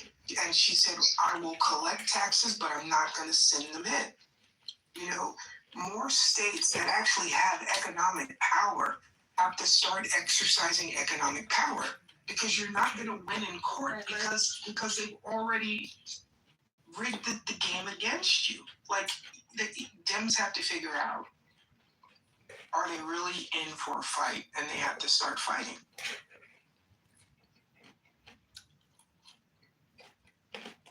Yeah, no, I mean, Daryl, you're right. I mean, I don't, and I've been sort of, I've been reluctant on this because I tend to be, and some of this is my Christianity, I tend to be conciliatory. But yeah, I think you're right. I mean, I think these are, you know, we have to be in for a fight. You're fighting for your existence. This is not just politics anymore, right? You're fighting for your existence. So you're telling all these black and brown people that we're going to collect income tax from you. We're going to force you to pay income tax, but we're going to strip you of political power. And the whole idea of this country was, you know, no taxation without representation. So we're going to force you to pay. But how is it stripping them of power? It's making the law equal before all. We've gone too far left. There's no equality between these political parties. It's all just a Democrat industrial complex. Hello? You thought that was all from the left? This is Listen to you, John. You're getting dumber. Thank you, Jane. Thank you for that. No, I live in Chicago, where when I go to the ballot box, there's no Republicans on the ballot. In Chicago, there are no Republicans on the ballot. They're not there. It's all just Democrat. Hello? If there's been any hegemony in American politics, it's been Reaganism. Right? I mean, Trump is the second coming of even Obama. I mean, look. I mean, let's just like tax rates in this country. Right? Under Eisenhower, when we built a middle class, the top marginal tax rate was 89%. Kennedy took it, I think, to 62, and people thought people thought it was a crazy right-wing move. I mean, people thought Kennedy was insane. Reagan took it to 38, and then Bush took it to 34. Obama let those tax cuts expire. He let the 34 go to 38, and people called him a socialist. That's, I mean, the dominant ideology in this country is Reaganism. I mean, for good or for ill, it blows up deficits. It cuts social services. It's pretty dysfunctional. I mean, it also blows up the debt, because we have to start selling more debt when we have deficit shortfalls. There's another issue, and that's that the tax cuts for the wealthiest people in this country are permanent. Trump made them permanent. Congress made them permanent. For the middle class, 2 years. That's it. 2 years. No, there's nothing permanent in life, Meryl. You can defund the big, beautiful bill by passing new legislation and reverse it out. You just have to have the willpower to do it, Meryl. It's called political capital. I have to have Hello? the willpower to do it. Excuse me. I have to have the willpower to do it. You don't think I have the willpower to try to have somebody who is competent and who cares about the deficit and cares about spending and cares about all citizens? I'm not quite understanding you. Well, the big, beautiful bill gives $500 billion in tax credits. I'm not talking about you personally, Meryl. I'm talking about the Democrat Party in Congress They're so corrupt and bought off, they'll never fucking refund the tax credits. Hello? Why are we giving Fortune 500 companies our fucking money? Why do we go to work and pay income tax when Fortune 500 corporations get tax credits on our back and they transfer the liability to us? The system's fucking rigged, Meryl. Speak up and speak the truth. Hello? Who's running those Fortune 500 companies? A bunch of leftists? No, there's no way. CEO No. class, Not the financiers either. very conservative. So, I think you better. No, a lot of the liberal elites run major corporations, and you know how I know that? Because every fucking June they do LGBTQ month, and you know what else they do? They fucking do all kinds of other bullshit. These liberal leftist CEO leaders, they're so woke. All their DEI hiring, BLM, CRT, pronouns. What fucking planet do you live on, Jane? Who the fuck do you think?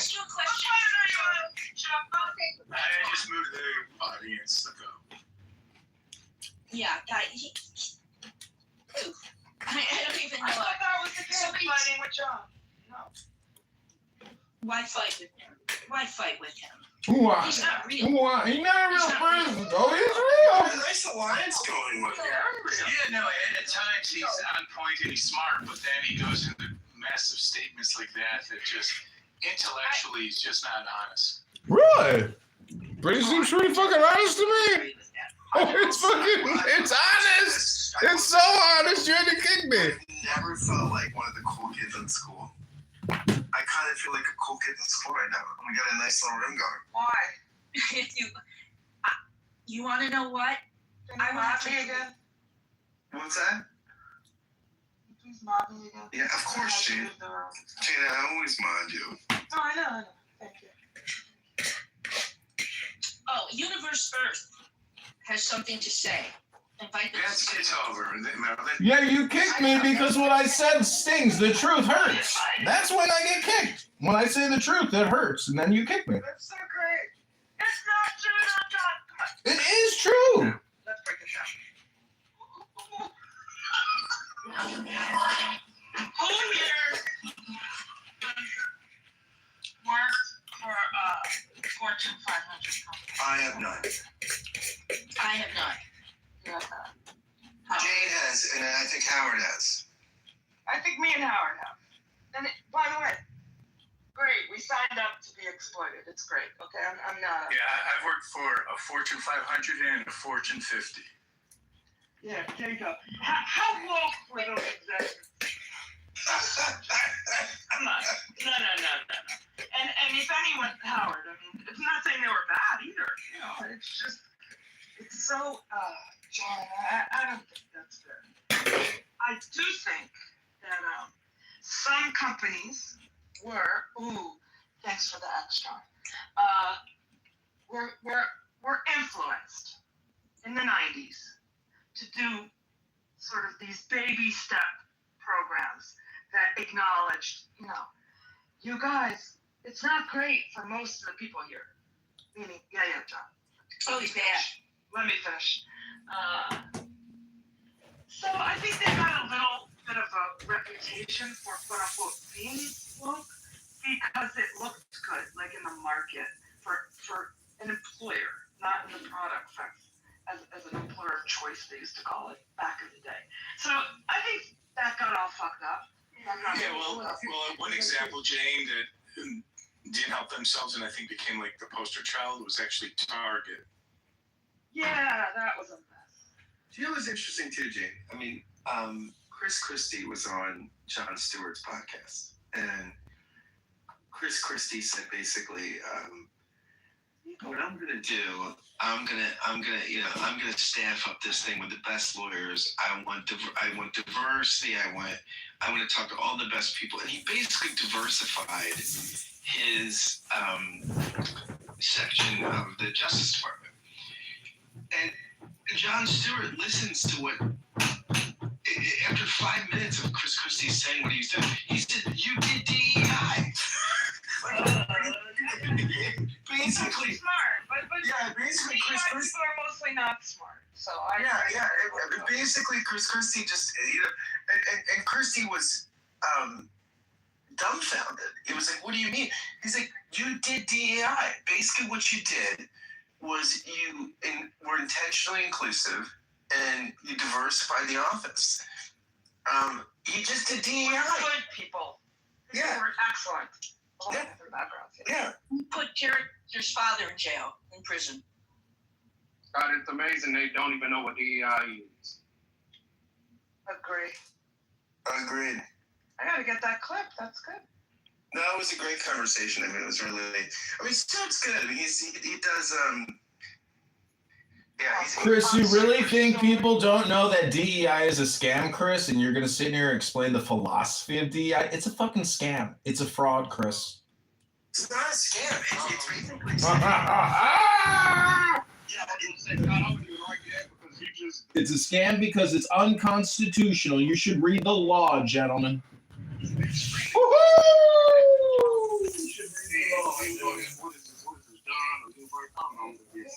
gonna have them come back on stage and say, "You don't know what you're talking about," and you literally just gave us the breakdown on how somebody who supposedly didn't want DEI put his whole group of people together, basically using the basic.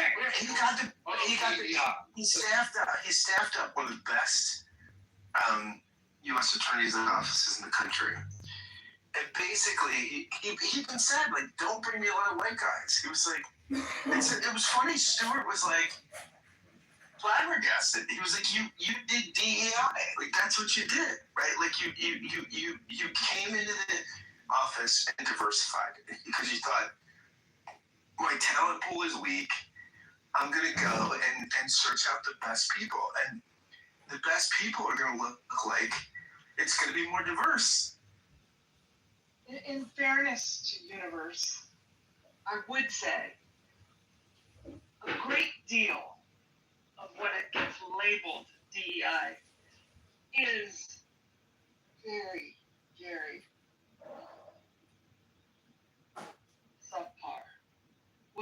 What's great DEI, and there's plenty of it for decades, are people who would have a conversation what it sounds like Jon Stewart had with Chris Christie's got, and then say, yeah, so are you against that? And smart white men go, no, like, that's a good idea, let's do that. It's not, if you have to sell it too hard, you're not either selling it right or it's a bad product. But when you raise it through dialogue and say, hey, like, the way it grew, would this be better? It's really quite basic. Sorry, Howard. Question for you. Of a situation where a DEI person or someone who would qualify isn't the best candidate for an open position, how do you feel? That's an easy one. First, when you say DEI candidate, you're speaking of someone who isn't a white guy, right? Isn't white or isn't male or both? Right, yeah, so isn't a member of the groups who have most of the job. Oh, so it discriminates against white males. Okay, got it. One answer. You said they're not qualified. They shouldn't even be interviewing. No. Say someone is, two people are up for a job, and the person, say is a minority, or considered a minority, is actually the second best candidate. The first best candidate is a white male, whatever. Who should get the job? Here's what I've said in the past. I would like to answer that too, Jane, when you're done. Oh, excellent, yeah. Well, go ahead first. Go first. It's like, what's the point of going to college if somebody's going to beat you because they're a black female and you're a better candidate? What's the point? What's the point? Let's go to Jane and then to Chris.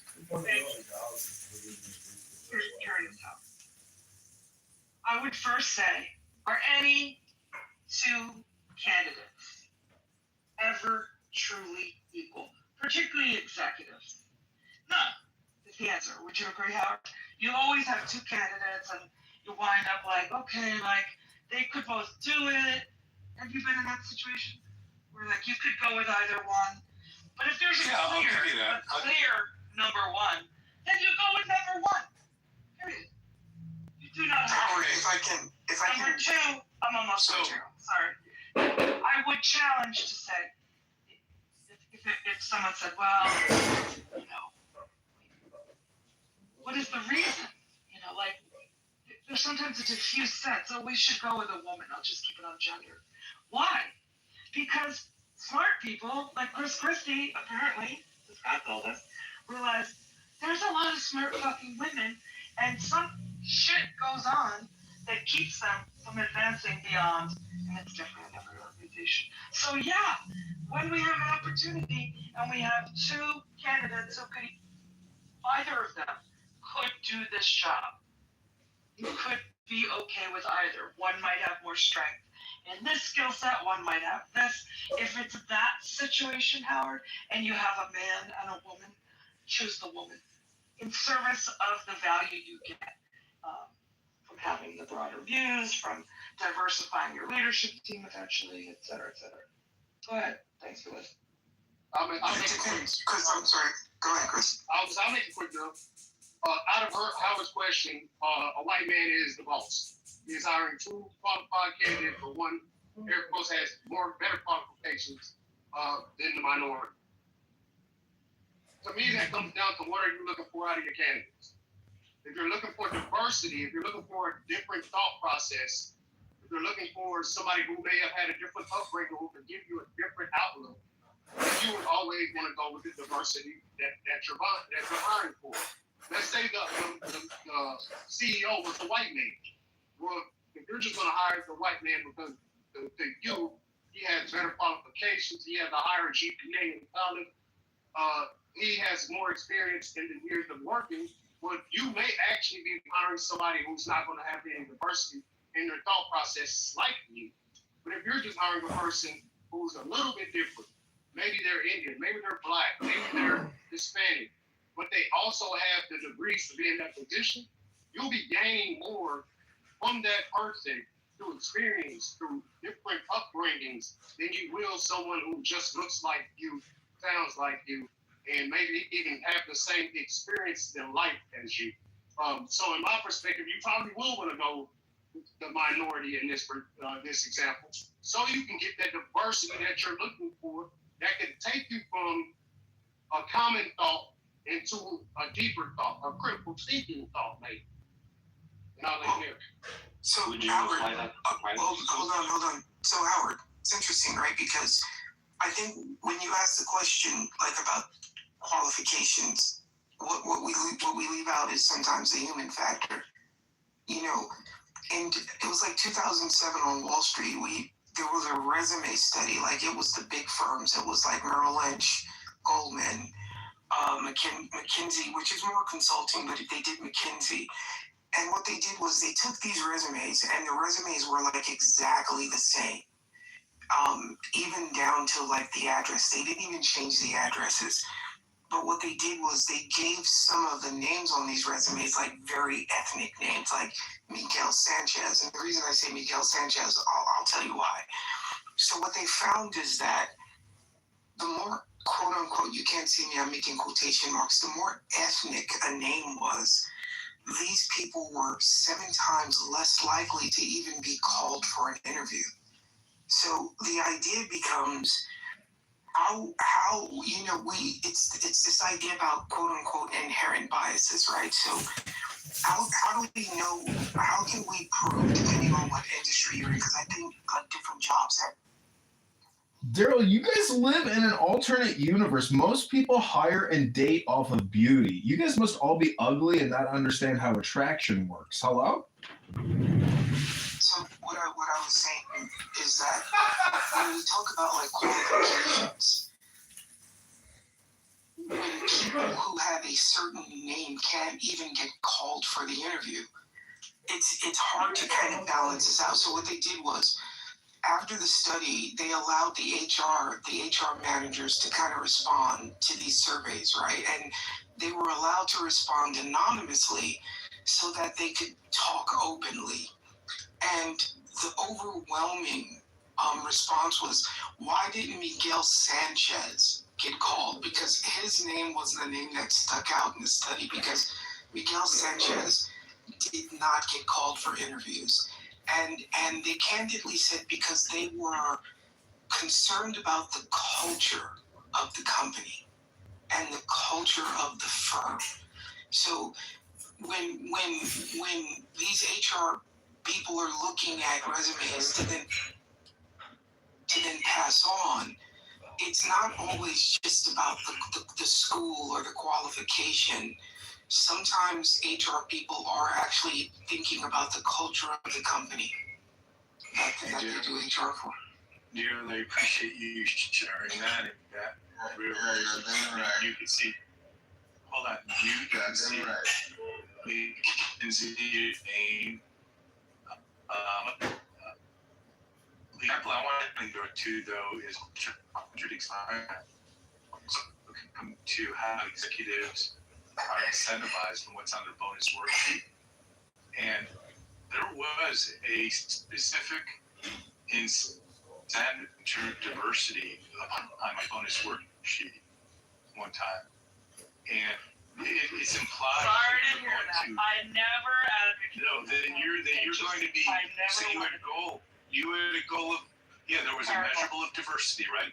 And you had a goal, and I was incentivized to hire whether it was a minority, a female, basically someone who's not white and Caucasian. And all I can tell you from the very beginning, incentivized to not even look at that candidate, even though there were a couple of examples where I would contend the best person, the most experienced person for the job at that time. So that just shows you that it's definitely, there's a lot of different dimensions to it. I believe everything that you said, Daryl, because I could see that about Miguel Sanchez, but I also saw pragmatically how I was incentivized, and no one asked it. You just knew what your goals did. Do I want to achieve that diversity goal or not? As part of my quarterly bonus calculation, and I could decide, screw it, I'm gonna not score there, or most likely, more people are figuring out how to maximize per bonus when certain so I just wanted to share that. That's how DEI come into play, or at least has come into play firsthand in corporate. Yeah, that was a long trend, Howard. Long. And it became marked as, quote, best practice. So if you had someone running a diversity function and they, in my opinion, weren't really looking at the quote unquote downstream impact of some of these practices, meaning you're going to piss a lot of people off. It's not going to work anyway. That was my philosophy. Yeah, because best practice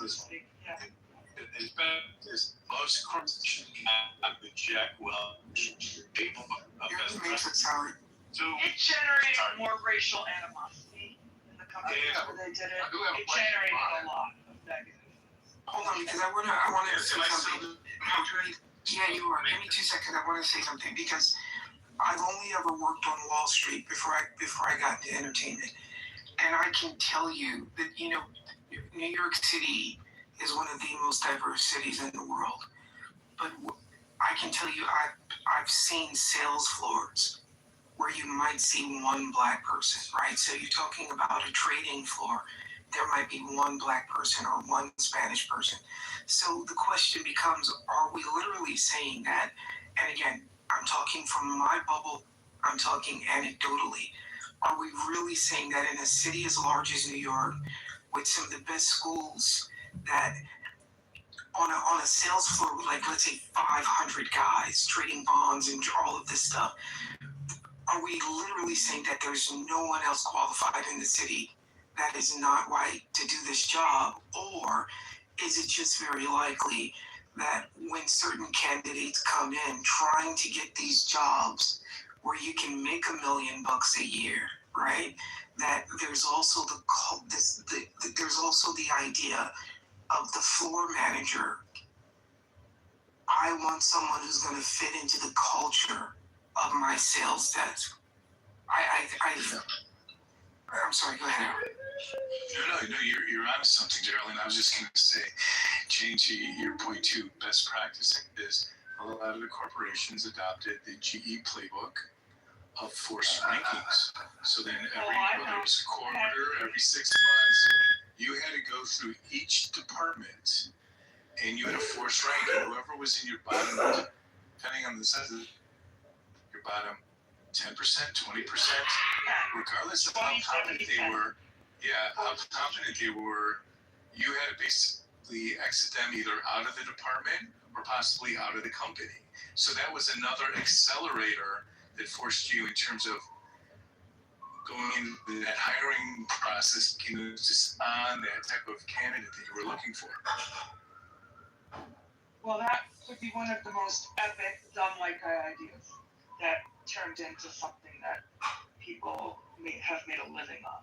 This notion of, that'll drive the behaviors that we want. But there's been plenty of retrospective about what actually happens in organizations that adopt that. It's cutthroat, it's ugly. And the people who suffer most are those who have marginalized identities of all, mix. Mostly black people, mostly women. So it's all rigged. I guess my question would be to the people that worked in those Fortune 500 or Fortune 50 companies, when they did hire those minorities, those black, those Indian, those natives, those Hispanic people, for those jobs that they were qualified for, but their quote may not be as qualified as, let's say, a white counterpart, was there a huge dip in the productivity of the work or just the work? Hello, I got a question. Is this really the priority of America right now at $40 trillion in debt? Are you guys living in a different universe? Hello? Workers have issues with them, or was it the corporation losing because they took all of these people instead of picking their quote the best and the brightest? Yeah. But that's my question. Yeah, I'll tell you Are they losing it, or are they just kind of, maybe the culture, maybe they're not able to talk a certain way around certain people, and the culture is a little different. But is the company running a little different financially? Are they gaining? Are they still positive? Are they still moving upward and onward? I guess that would be my question. It's a big one. I guess, Jen, I'll bring you back when I give my answer. I don't want to get interrupted. So I think, Chris, what I observed, so I'm 58, so I'm coming at this as someone with a longitudinal view, getting longer every day. Jane, you don't look any older than 55. Thank you very much.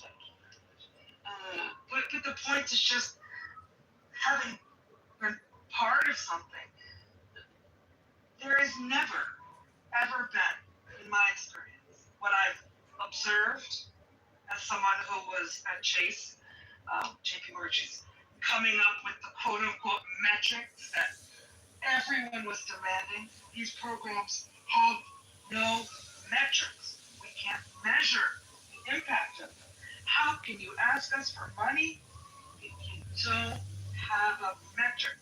It's okay. It's good business 101. So when we, the collective, like the people who had responsibility for coming up with the metrics that would rationalize budgets, and also smart people actually want, you want to be able to measure whatever the intervention or activity or thing you feel will improve a problem. You do. Smart people design it. It's just business. So, but first, the whole premise that there have been women and minorities, I don't really want to go off it too much, certainly black people in America, they're always overqualified. There's no scenario, Chris. I don't believe it's ever happened. So I think there's been, to the degree that sometimes there are bad hires, quote unquote, and shit doesn't work out. But look at Ketanji Brown Jackson and the grids that list her qualifications as compared to so many of the other historical and current Supreme Court justices. I agree. Yeah, that's what I always saw. Like, wow, this person went here. Like, the pedigree and credentials were always better on the women and people of color, particularly. So that's probably my answer to your question. That is most important. But what I've seen a lot is that people think these things are going to work. If you piss off, you can call it a stakeholder group or whatever, like the people in power. We're always white men. Yeah, I know, Jaden. I'm not. And they didn't want it. Right. So it wasn't smart to piss them off and put their bonuses attached to something like this. I appreciate that insight, and I do appreciate it. And I hope that does answer your question, Chris. The only additional point I want to make, unfortunately, and unintended consequences as you're trying to put diversity, there may be times that you are passing over a better, more qualified candidate who doesn't meet DEI profile. And isn't that also a discrimination that I didn't get that job and I was most qualified? No. And the only reason I say that wouldn't be discrimination because it's still literally up to the company. However, that person that is also having that job, that air quote DEI hire, it is extremely qualified also. They may not be to the level of the person who you can say got looked over, but they are not your janitor taking on. Every white guy who doesn't get the job thinks that they were more qualified. I don't think you're like that. No, but I am citing an example. Again, if the hiring manager is incentivized, at least I was incentivized to not look at that traditional Anglo-Saxon male. To me, that actually is a form of discrimination. Shouldn't it ultimately be based on merit of the best? You know what? The metrics don't bear it out. I'll leave it at that. First of all, we first of all, we don't live in a meritocracy. There's not a more qualified white man that got passed over for a person of color, a woman, to get a job. What those policies did was try to open up the floodgates. So this very narrow funnel of people that even had the opportunity to get through got wider so that folks who are qualified, who aren't the traditional candidate, can actually make it to the interview. I'm not disagreeing. I'm just saying you can't broad brush it. And there are examples where the best candidate didn't meet a profile, regardless of color. To me, that is a form of also discrimination. Yeah, I just don't believe that's true. It happens that way. I think it's a lot more boys club than it is, I was way more qualified. I'm with Jay. A lot more Caucasian individuals believe that they're way more qualified than their counterparts or the minority that has the job. Just like she stated, Judge Brown, same situation. I'm sure somebody else was like, oh man, I'm way more qualified than her, without even understanding how qualified she truly is. Again, when it comes to diversity also, you can't just look at the things you see on paper and say that person is more qualified than you because of paper. Sometimes I'm more qualified than that person because of experience.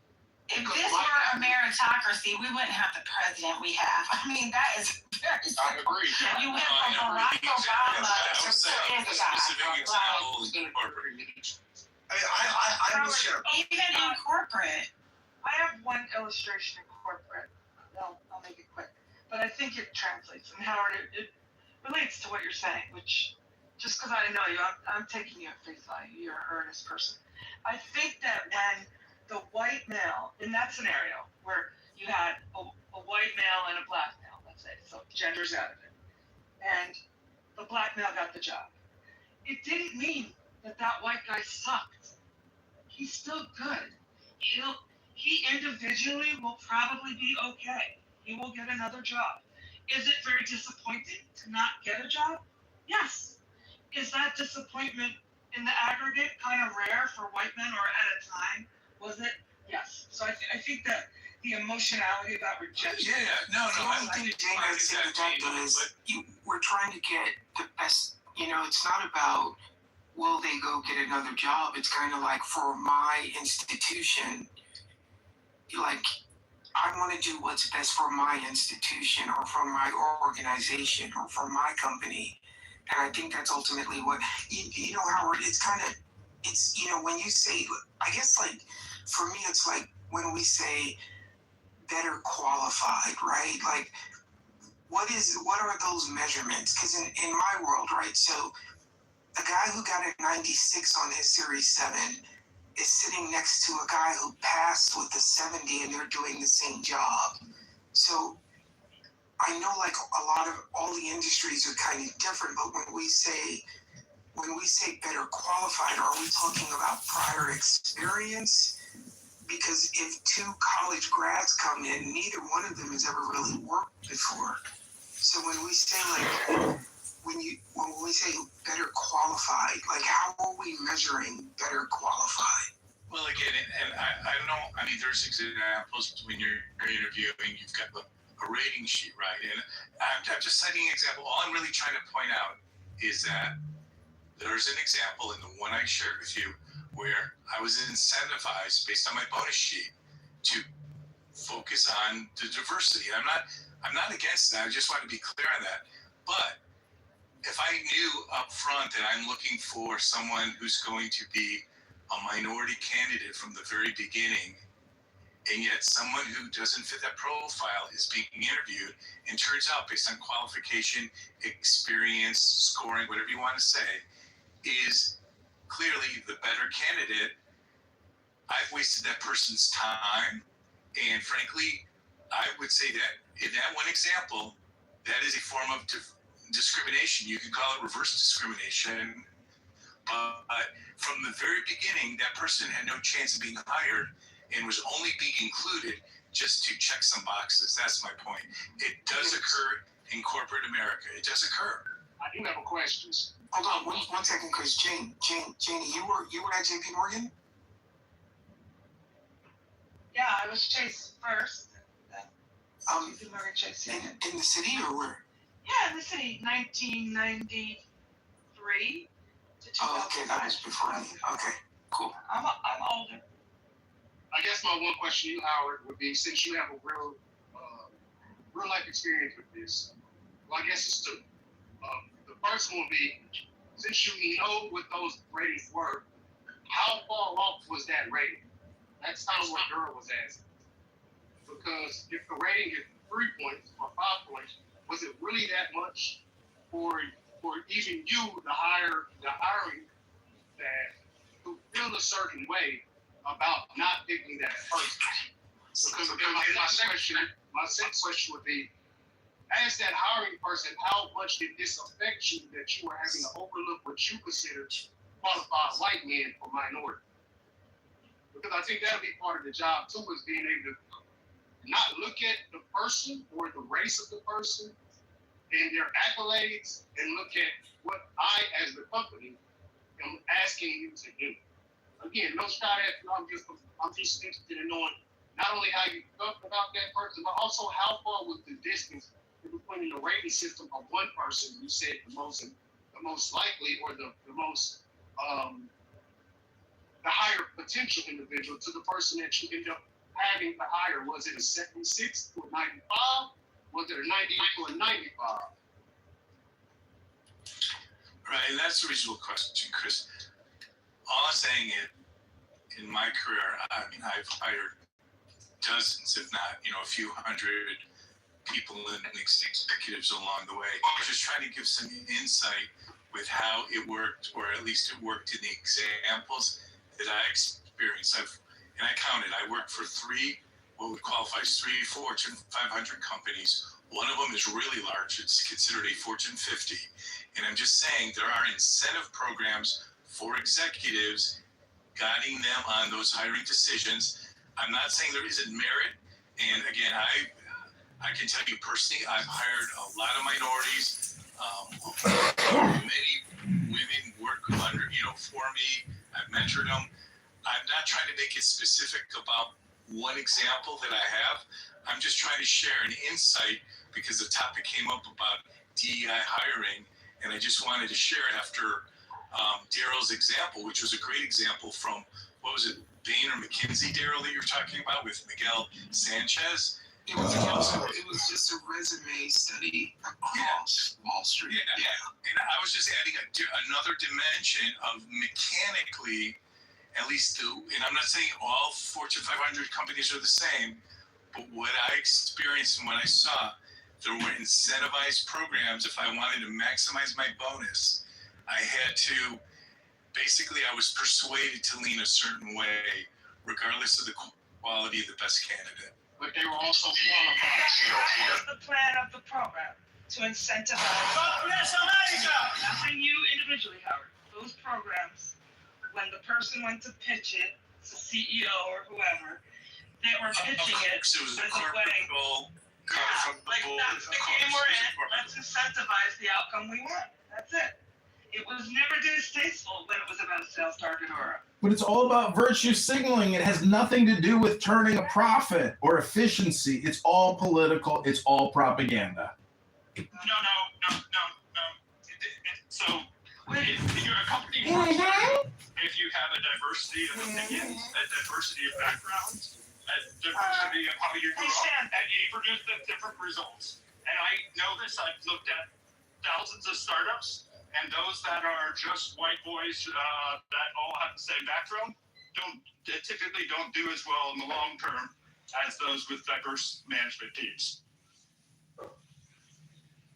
Yeah, there's a lot of research that argues that either way. I happen to agree with you personally. One story I wanted to tell to Howard about a white guy who made it really. This was like a poster child story for a while, and I had to check myself on. Don't make him like a hero for this. However, it helped that he was a highly regarded. It was a divisional leadership team. He was the ops guy. This debate ensued about hiring, and hey, but the person who wasn't going to get the job was a star. It was like two internal candidates. So they knew him. They were like, oh, that's such a good next step for whoever the guy was, and it took a white guy, this ops guy's name was Dave, who was willing to go like this and go, come on, guys, I'm not doing it justice, but he goes, we should take the woman because we have a company goal that says that our representation of women in leadership is not matching the recruiting polls of new hires out of engineering school. So if we ever want that to change, we have to make these decisions. And we put our thumb on the scale for things all the time in service of what's best for the organization. And I was like, yeah, what he said. And they chose the woman. But it was healthy, Howard, because they were talking through. There's nothing healthy which is unnatural. This is unnatural, and you're trying to create a propaganda and supersede what natural law is. That's why it's retarded. John, you don't know what you're talking about. I do know what I'm talking about. I'm like, I just don't know. Like, this is just ridiculous. I mean, Not ridiculous. People that believe that, the black guy on the job is just, a token, and You don't know what you're talking about. You know what my favorite projection is when somebody says, you don't know what you're talking about. I know exactly what I'm talking about. There probably is some cases in how PhD faculty got hired that perhaps there were too many people pursuing PhDs, and it was really hard for certain groups to get hired because of DI initiatives. I'm not saying that bad people got hired, but it made it, if you aggregated certain groups at certain times, it became really hard to get a. And why do you think disproportionately that there already weren't like a proportional number of people in those jobs, prepared and with the experience? Like, at some point you have to open up the door, and that's what the point was. Yeah, I agree. And look, I don't know what happened in the 70s and before, and I don't dispute that. Yeah, but I don't think that this is really actually, given what I go back was here on to earlier. You were, Mickey's. yeah. Well, the school funding is a real problem, at least from my perspective. The kids don't get to pick their parents, and the quality of the school shouldn't be dependent upon where your parents live. Everybody should get the same quality school, at least from my perspective. So I don't know anything about corporations or anything like this, but I will say this. When I got into my PhD program, I got into a really competitive program, and they took 10% of the applicants. And I was not the best person. And there were many people that that didn't get in that were on paper better than me. One of the reasons they took me was I was relational. I was, I contributed in seminars. I was the guy in the room that lit up. They liked when I was in classes. So I think these metrics, the objectivity of metrics, the idea that the metrics are objective is crazy. I mean, all of the metrics are subjective. I think, look, I was in the hunt. I mean, I was smart. I was, not disqualified, but I probably wasn't like one of the best candidates. But they took me, and some of it was they looked at me and thought about what I could add to the community, and it worked out. And I think that's largely. I think this idea that there's a meritocracy or that there are objective qualifications is insane. I mean, I think you're recruiting talent. You're a pitching coach or a batting coach. You're just, it's all subjective. You're talent scouting, and I think, and oftentimes the person that's in an ethnic minority situation with a female or something often adds to the quality of the room in a way that other people don't. Scott, were you being seen as a white presenting person I don't even know. at that point? I mean, I don't even know. I mean, most people look at me and they don't see white, but I was the best guys in the seminar. I mean, I was, and women told me that, right? I mean, they said, we just love your energy. And that was what I brought to the institution. I mean, I was not the most talented person, but I was not under talented. I mean, I was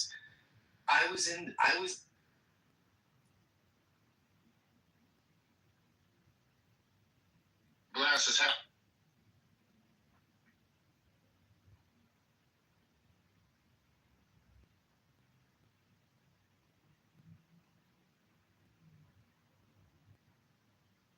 And if I what is going on in this room? I'm playing, girl. I'm having a talk about LGBTQ. No, we don't get educated, bitch. What am I getting educated on? Do you know the difference between trans? Is we're building a community, and you have to ask, what's the ideal community? And that stuff is cultural and contextual, and yeah, I don't know. So sorry, No, Scott, that was a great way to put it. You're building a community. Now, if you're willing to allow your community to look like one type of person because that's in your heart or your mind or your company's vision, then that tells a lot about what you believe community looks like. In a diverse world, we don't have to say country, diverse world. But if you're building a community of diverse individuals, you're going to get 1,000 different ideas, 1,000 different takes, 1,000 different outlooks that could benefit your community. That goes from your streets to your neighborhoods to your Fortune 500 to your small business. It's something worth thinking about. Like I said, and it's something worth taking into your own heart and thinking, why do I want to look at things in this way? Why would I be okay with having a fully singular racial company? Even if that's an all-black company. even if that's an all Hispanic company, an all white company, all. Purple? What about yellow and green? Pink? Pink companies? Why would I think that that's a better company for myself? Well, it's not a jobs program, right? It's not. It's actually to make a profit. That's why people get hired, is because they contribute to profit making. Hello? That's a thought that we need to have as human beings. We don't live in that type of world, or that really diverse world. And wanting to split that down the middle and stay on our side of the field, or stay on our side of the, like I said, it's like sports. Stay on my team side, because And Chris, I will say this. Losing. I will say this too. I mean, before I entered my PhD program, I was. I didn't even know when I want to tell this story, but so I don't often talk about this, but so when I was an undergrad, I studied systemic racism and stuff. I went to a Christian college that was kind of liberal for a Christian college, and I decided the best thing I could do for my own consciousness was become part of an African American church. So for 5 years, I became a licensed AME Zion minister. It's the oldest historically Black congregation community in the country. And actually, AME is older than AME Zion. No, Zion's older. It's not, but we can argue about it later. 1787 versus 1796. You're right. I got it wrong. Apologies.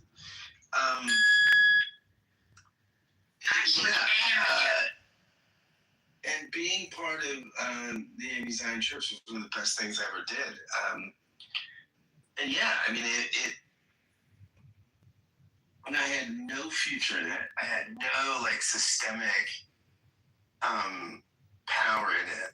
But it was great. I mean, it was great to be there and and I was a blessing to the community, and they were a blessing to me. And I learned a lot of stuff. So I don't know. I mean, it's hard. I mean, it's hard to make those kinds of decisions, right? I mean, I think, and I don't know that I would decide to do it again. I mean, maybe I would, but. What decision are you talking about? You're here right now on Clubhouse. This is your new ministry, Reverend Scott. What's your ethnicity? Puerto Rican and Jewish. Okay. Wait, you're a Michelin? Your dad is Jewish? Yeah, I mean, I'm adopted. Mom. Culturally, I'm white. I mean, I was adopted, so I mean, the way I present is pretty white. I thought you were from Uranus, the planet. Sorry, this is Universe speaking. He's the worst, but he's so great. Hey, everybody, I'd like to contribute a little bit to this conversation. Hey, Andrew, it's great to see you, my friend. I'm getting feedback from him. Yeah, I got two kind of life examples. I had an opportunity after I did some schooling, after I started to lose my vision. And I think I got that job with a bank, a large bank here in Canada, because they were looking. One of the HR people at the time came and spoke where I was learning computers at the time. And I was told by my Roth, if you will, don't approach this woman. Don't give her your resume. But I did, because you can't tell me not to. She's here. I'm going to do it. I asked her, "Is it? Will you take my resume?" She said, "Certainly." So I don't know why that was being approached this way. Anyway, I ended up getting the job, which is fine. And eventually, that bank was taken over by another bank. And I then applied for a job that I had no real qualifications for. I was a PC guy. This was mainframe stuff and security and nothing that I knew anything about. And I remember I got hired. And for a job, it wasn't because they were looking for somebody that was quote unquote disabled. Because I asked my boss, after the first week, I said, why did you hire me? Because I feel like I'm drowning. And he goes, well, Andrew, I had 4 categories that I was looking for. And he named off 3 of them that he said, you scored low here, you scored medium here, and, whatever here, and you scored really high here. And I said, which one was that? He said, communication. He said, I need somebody who can speak plainly, without an accent, because many of the people that were in the department that I was going for had accents, and sometimes that's hard to convey information when you're bending your ear all the time. Did you not know about your that was roots? his opinion. So anyway, that's how I got the job. He said, the rest you can learn, which I did. Now, fast forward to the company that I have contract for now, and it's a small company. Every single person in that company has a disability and or has experience with disability.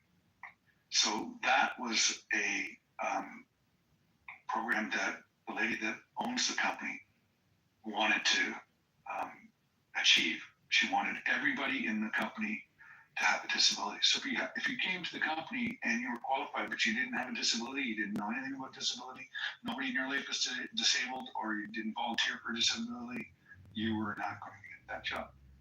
So it does work in a lot of different ways, and I guess it just depends on the ethos.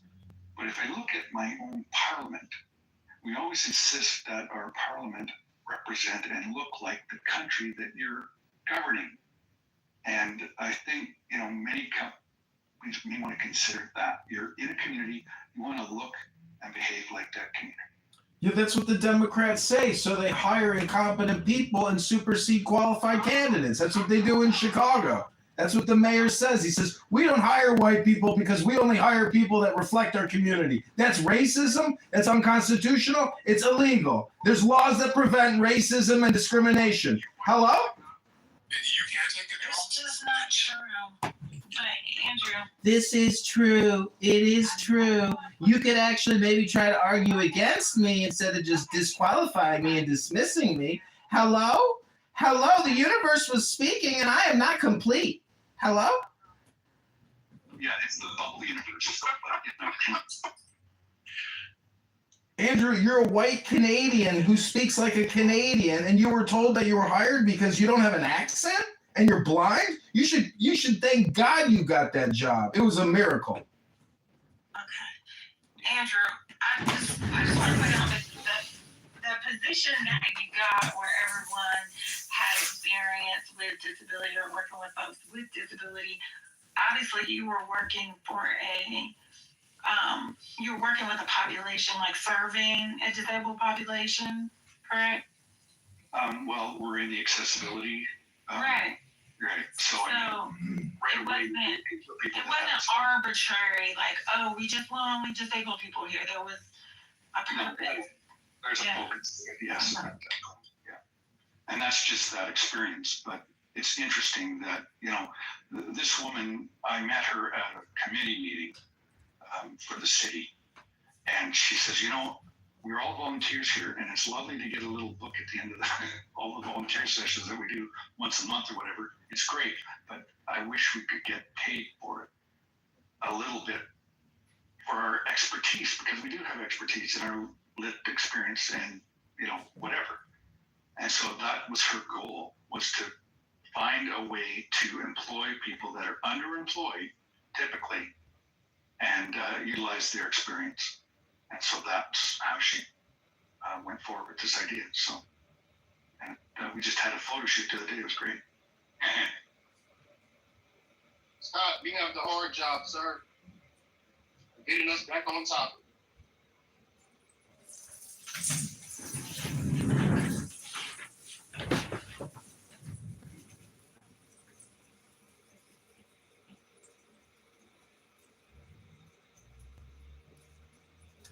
Hello? You know, I used to work at Google, and before they fired me for looking up Donald Trump at work, and I got walked out by a black woman in a BLM T-shirt, you know, they had a cohort of black females working in programming, and all the Asian software developers had to interact with them and help them and get them included in the projects. But unfortunately, a lot of those females had attitude problems, and the software developers from India didn't like communicating with them. So what we have here is a failure to communicate because one group of highly intelligent, actually, you know, credentialed individuals have to sit there and cower before a black woman who can't even speak the language and has no technical capabilities in the subject matter. So it wastes everybody's fucking time. How do you like them apples? Hello? Black women that graduated from Northwestern or University of Chicago or University of Indiana are completely unqualified.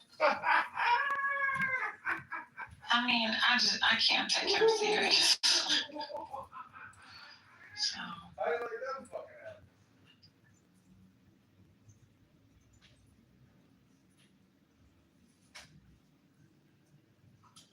When you go to solve a problem in programming, and some people look at the problem in one way, and some people look at it in an alternate way because they have experienced the world differently.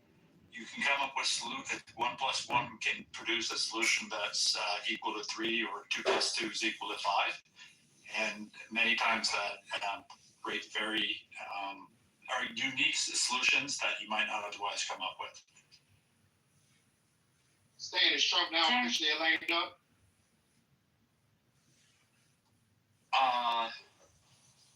I don't think Trump is officially a lame duck because the people around him and the GOP is enabling him to do things that I think are not beneficial for the country as a whole.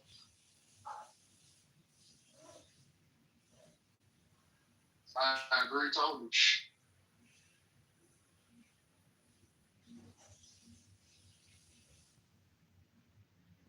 That's not to say that some of the things that he does are definitely beneficial. I think that many of the things he is doing could be done in a way that got people to rally around him instead of making it a fight of us versus them.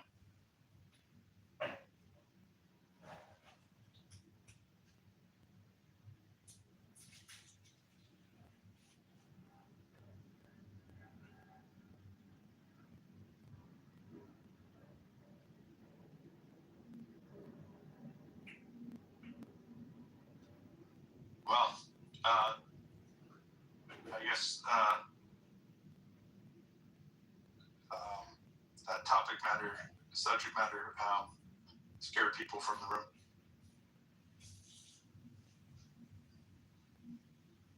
I suspect you guys had previously talked about that, so I might be covering subject matter you already covered.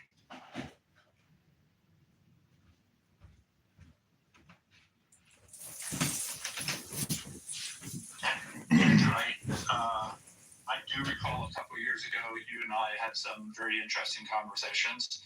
I haven't had the chance to interface with you in quite some time. I don't know how long. You know, can you refresh my memory?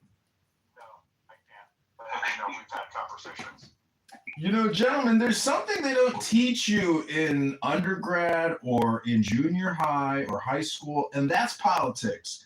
Meaning that they can't actually tell you the situation because it would be inappropriate. Meaning that even at the university or at the high school or the junior high, there's a power struggle happening amongst the teachers, the faculty, et cetera. And there's like a vying for the superintendent position or for the principal. So it's like your whole life is like this. That's what I'm saying. This DEI hiring bullshit. It doesn't take into account competitiveness and politics. Like that's the one thing that we can't seem to get rid of. This hierarchical structure of supremacy and adjusted gross income for people who might not be even qualified for it, but they got it because they were politically savvy within the organization. So there's so many variables that go into an individual's success that can't be accounted for by doing, affirmative action hiring, because that in itself is the actuality of the political game without any kind of experience. It's so dishonest, and because it's unnatural, it's forcing an unnatural equation into what should be a natural equation. Do you see what I'm saying? Hello? And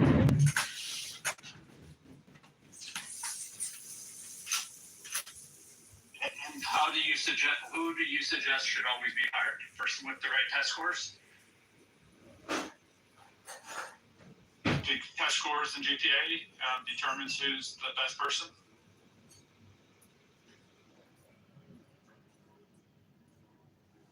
The person that played college football?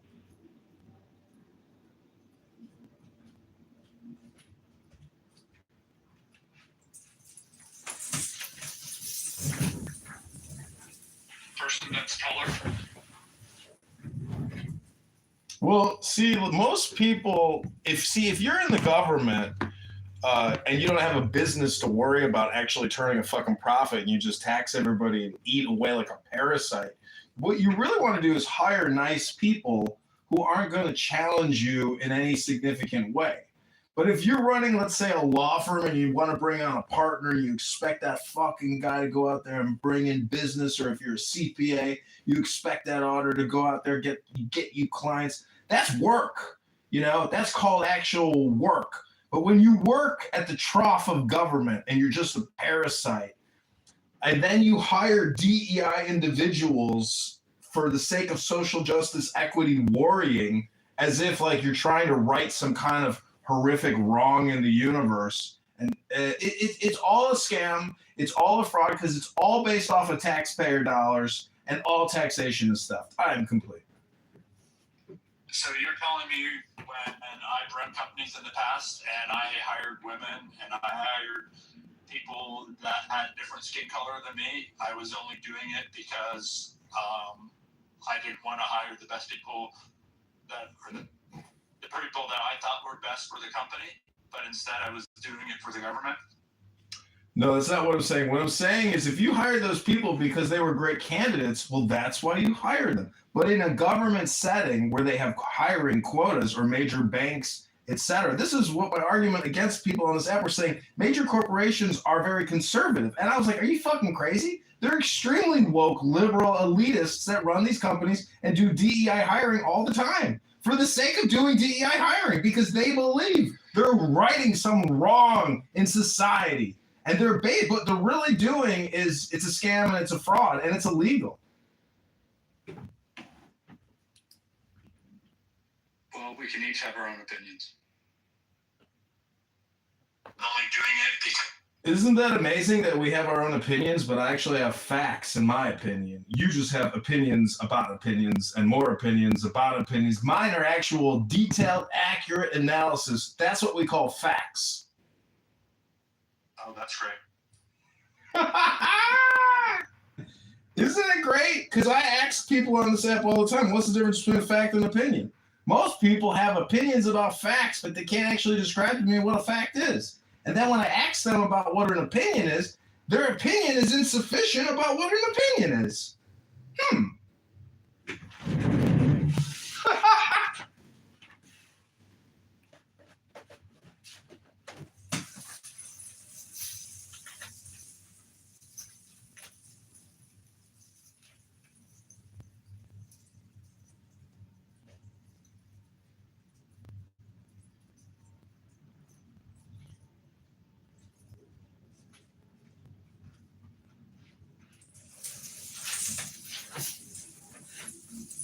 See, the real definition of DEI is did not earn it. Did not earn it. And again, these positions, the true definition of a DEI hire is an administrative government bureaucratic position. That's the dream job of everybody, where you can get paid $100,000 plus a year to essentially be a communicator, to respond to emails and click buttons, but have no technical capability whatsoever to do anything other than be a chatterbox. Thus, you are a bureaucratic DEI hire. Congratulations, your black femininity earned it.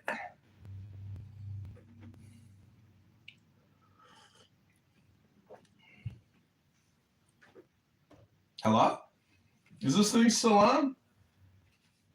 I think Scott passed out. He's dreaming of his former glory days leading the faithful and then forgiving them for all their sins. What a rush that must have been. You did what? Well, God absolves you. Don't worry about it.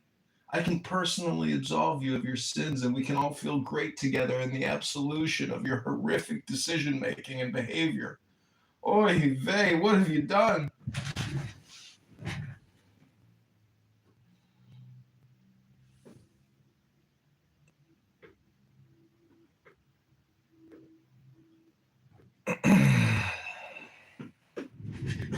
Stan, let me ask you a question because we have so many listeners in the room right now. If you were the president or the prime minister of Canada, what would your administration hope to achieve? What would your top 3 goals be?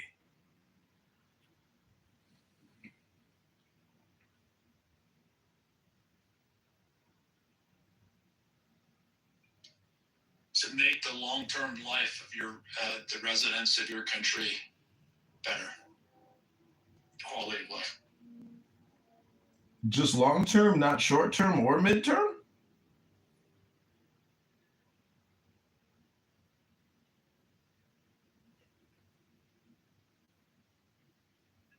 I'm one that is more focused on long-term because short-term, long-term helps everyone. Short-term can hurt the long-term. So you think before Rome fell, before the barbarians invaded, do you think the senators were still talking about the long-term goals and outcomes of the empire? What do you think? Do you think maybe they should have focused on the short term as opposed to the long term before they got invaded and they were all murdered and enslaved? I don't want to compare the current situation with Rome. The Romans was different than the situation right now. Really? How so?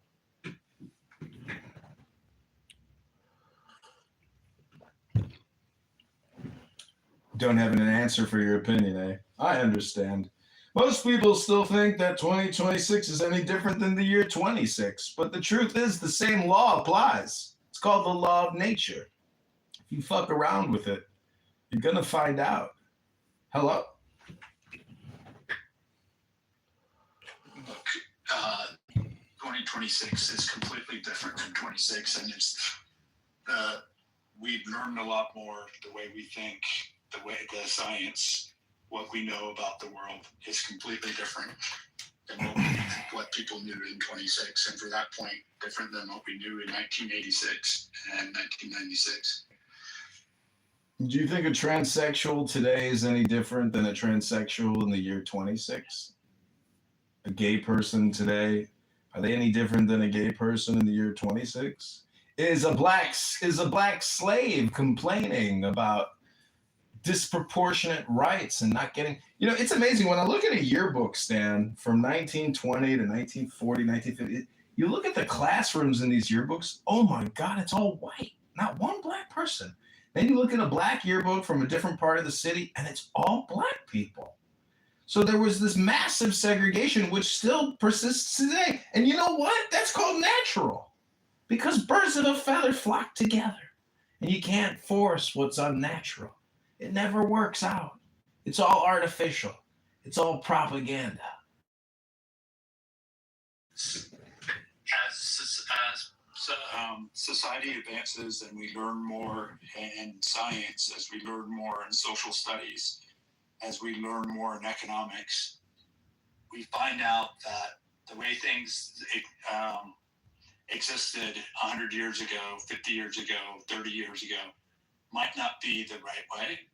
And I think the way we think about diversity now has evolved over the last 100 years, and I would like to think that most of us, or many of us, have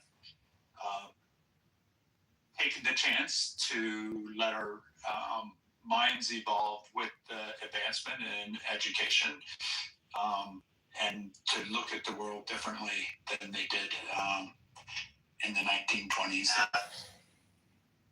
You know what's interesting is when I ask people, we've had such an incredible technological innovation and advancement in science and semiconductors, but the utility, what do we really use this new technology for? Guess what we use it for? Communication. That's what all major advancements in technology give us. Communication capabilities, unlike ever before. So, Clubhouse is an innovation, but Stan, look at the people that use it. They're so brain rotted out, they can't even use it productively. Instead of creating businesses and being creative, people tear each other down, scream at each other, use profanity, vulgarity, racism, insane statements of incredible hatred and evil. You hear the worst things from people on this app constantly because they're mentally fucking deranged. They're low IQ, brain rotted out, and they're pathetic. It's sickening. The culture, the people who use this app are detestable. They should be flogged publicly for what they say on this app. Hello?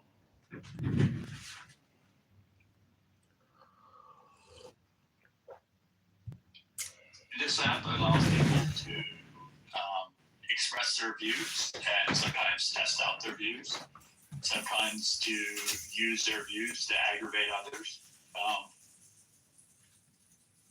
And each room has, or different people have their different intentions and influence rooms differently.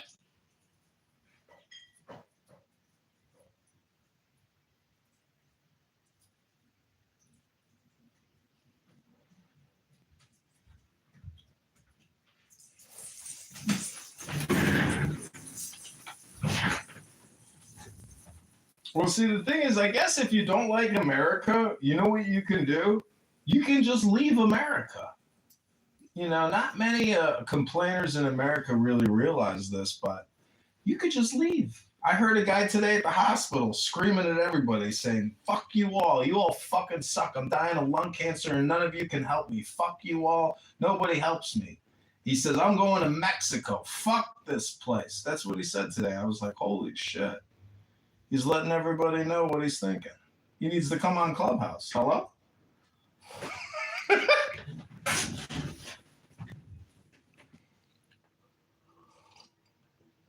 order to make a society better, it's not unreasonable to point out areas that one thinks are working well, but also places and concepts and ideas that could work better.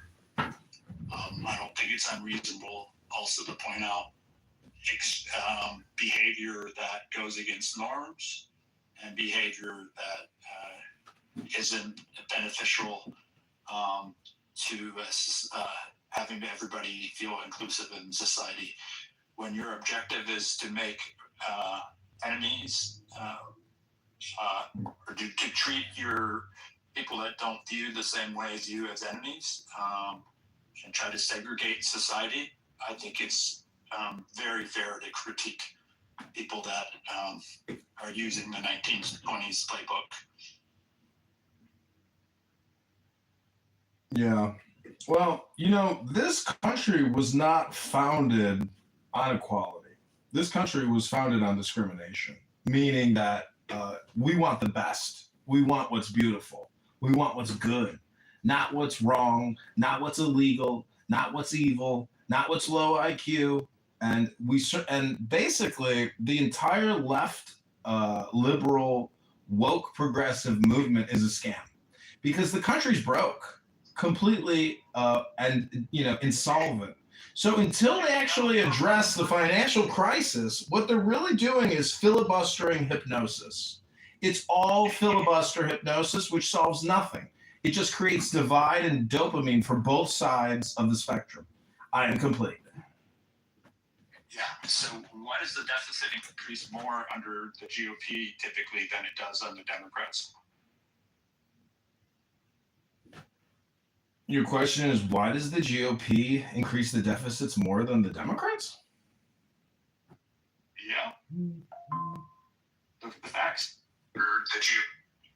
Okay, but to think that the Democrats would somehow benevolently, spend less because they're doing the right thing. What I'm trying to say is, I think we should actually stop America, meaning we should go out of business and declare bankruptcy and start over, and flood the country with international investment, and basically stop the monthly cycle and the quarterly and annual budgets. I think that's truly the best. If Donald Trump could somehow do that, which he can't just like stop everybody's experience.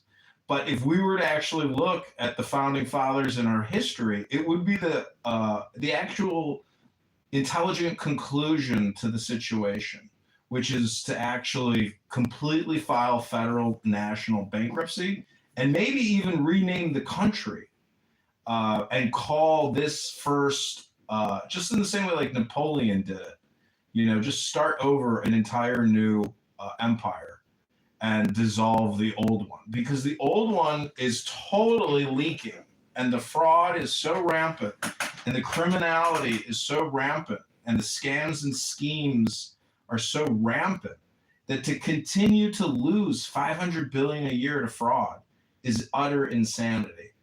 And the Medicare industry with the doctors and the insurance corps, they're the biggest ruthless profiteers of nothing because they actually don't do anything. They just keep getting their VIG every single month. It's a scam. It's a fraud on the American populace. And if the voter actually knew how bad they're getting fucked and how much worse they're going to get fucked, they would immediately get out of the brothel and stop engaging with the whores that are ruining their lives, because the property tax scam is so bad that you can't retire. You actually, even into your retirement, if you didn't really exceed, your ROI and your savings, you are a slave to your state and to your federal government. And they will just dissolve all your retained earnings and continue to outspend you. And it's that bad. We're going to go from an individual per capita debt of $450,000 individually per American. That's not even taxpayer. There's only 1 out of 3 pay taxes. So the country is. I just think we should bite the bullet, declare bankruptcy, declare insolvency, and actually liquidate assets and secure the border, rearm our own population, and completely withdraw all foreign U.S. military personnel and weaponry from around the world and bring it back to our East Coast and West Coast, South perimeter, and definitely the Canadian border. I do not trust Canadians, and I think we should actually prepare for an inevitable future war with Canada.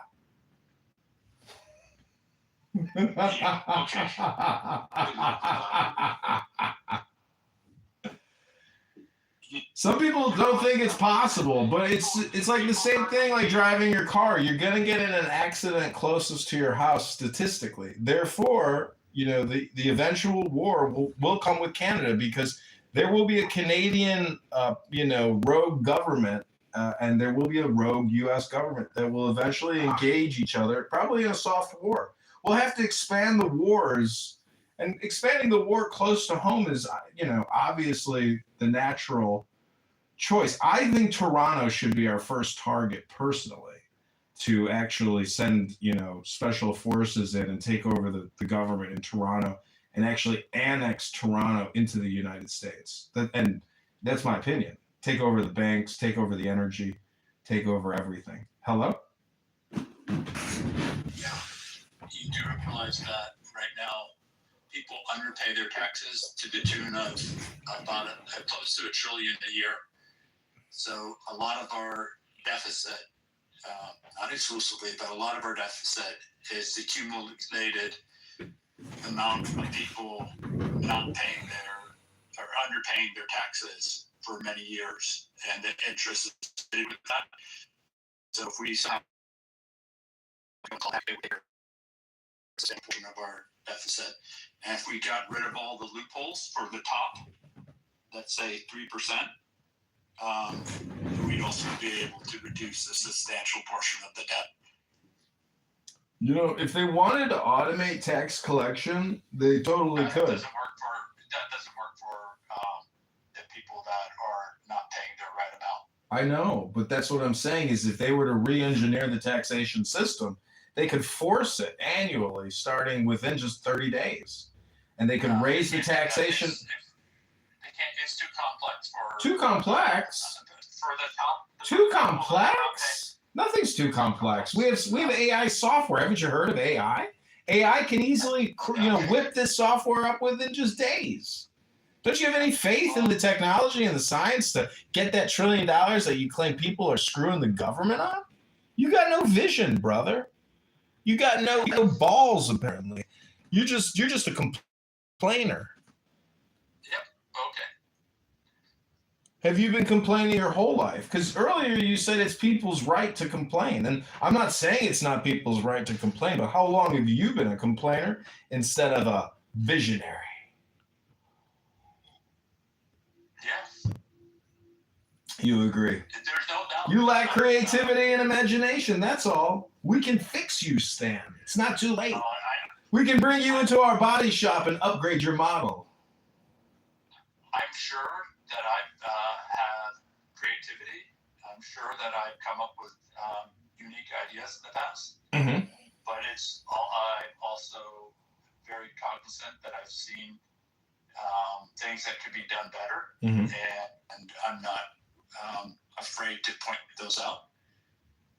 Obviously, I'm wearing my glasses, and I might see things differently than those that wear a different set of glasses.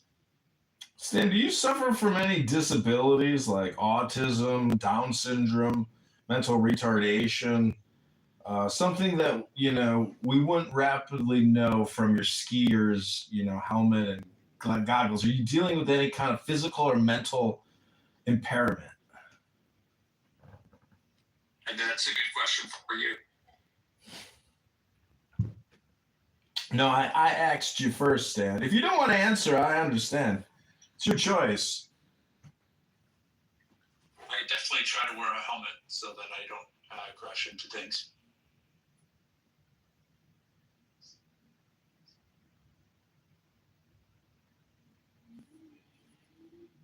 Well, Stan, this conversation has been fascinating. Scott, our biracial or triracial PhD preacher for Jesus, I think is fast asleep counting his Z's.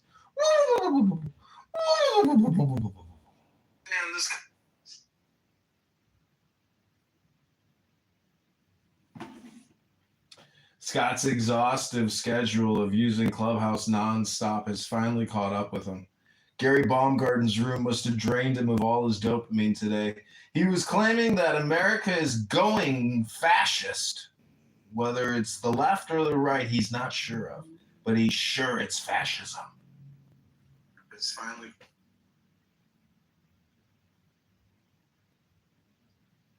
Who's he?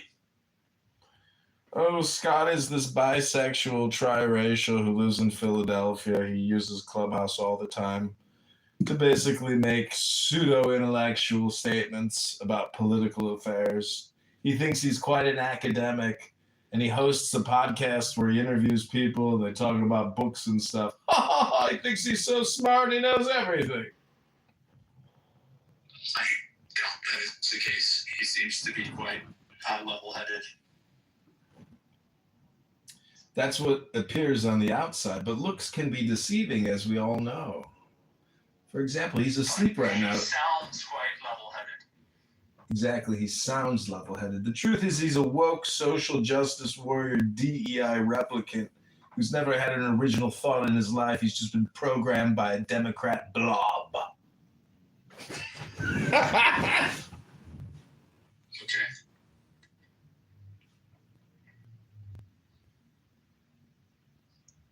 Oh my. Is that true here? Well, nobody else can come up to the stage, and all these people keep coming in, and they're enjoying the conversation that you and I keep having. But pretty soon, I think I'm just going to start reading Ayn Rand and jerk off. Have you ever read Ayn Rand at the same time and masturbated? I'm sorry, that's not a subject matter that I delve into. Is it because you don't want to come to the truth, or you do want to come to the truth? I'm married. Well, Ayn Rand doesn't discriminate. She's a ruthless, independent thinker that believes in self-preservation. Oh, well, great for her.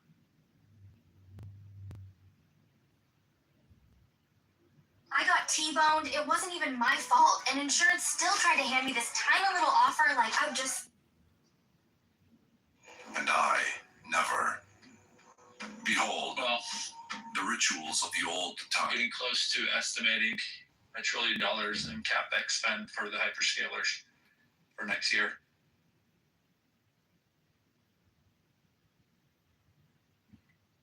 Hyperscalers? What is that?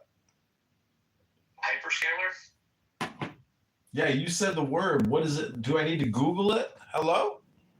Yeah, the hyperscalers are perhaps what, if you're invested in the stock market, hyperscalers are perhaps the most important word to know.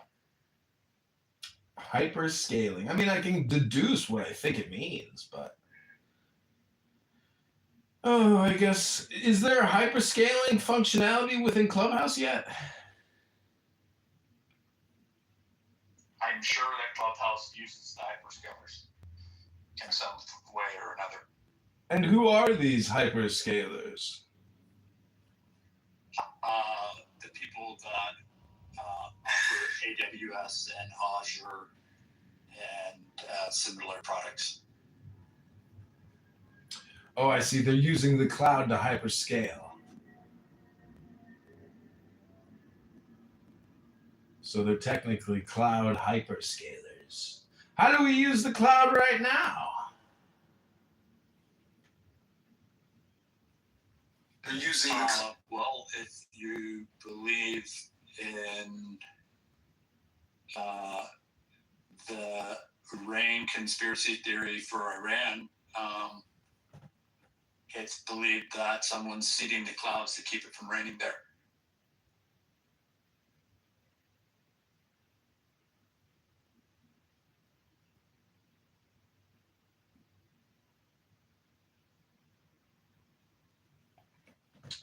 So do you prefer the word chemtrails or contrails? I have no opinion. Because I see a lot of contrails, and then I ask some people, is that a contrail? And they say, no, it's my opinion that it is a chemtrail. And I say, it looks like a contrail to me. And they say, no, that's definitely a chemtrail. And I say, you're certain, look up there. Look at the waviness of the mist that plane is spraying out. I think that is a contrail. And they say, no, that's a chemtrail. And I said, no, it looks to me like a contrail.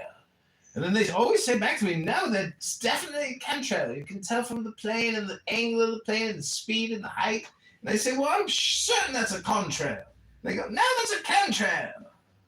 We can never seem to agree on the difference between chemtrails and contrails. We seem to have to disagree on our opinions.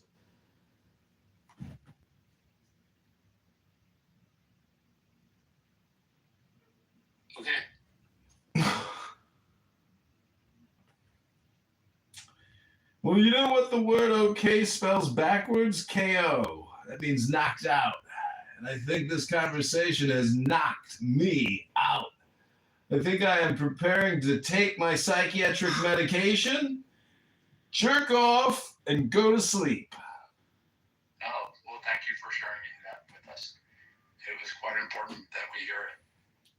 You know, have you ever taken a psychiatric medication? No. Have you ever taken a COVID-19 vaccine? That's for each their own on that. Oh, you're going to HIPAA on that one. Well, have you taken a booster? Have you been boosted? I don't know Once? if I've been boosted. Twice? Thrice? 4 times boosted?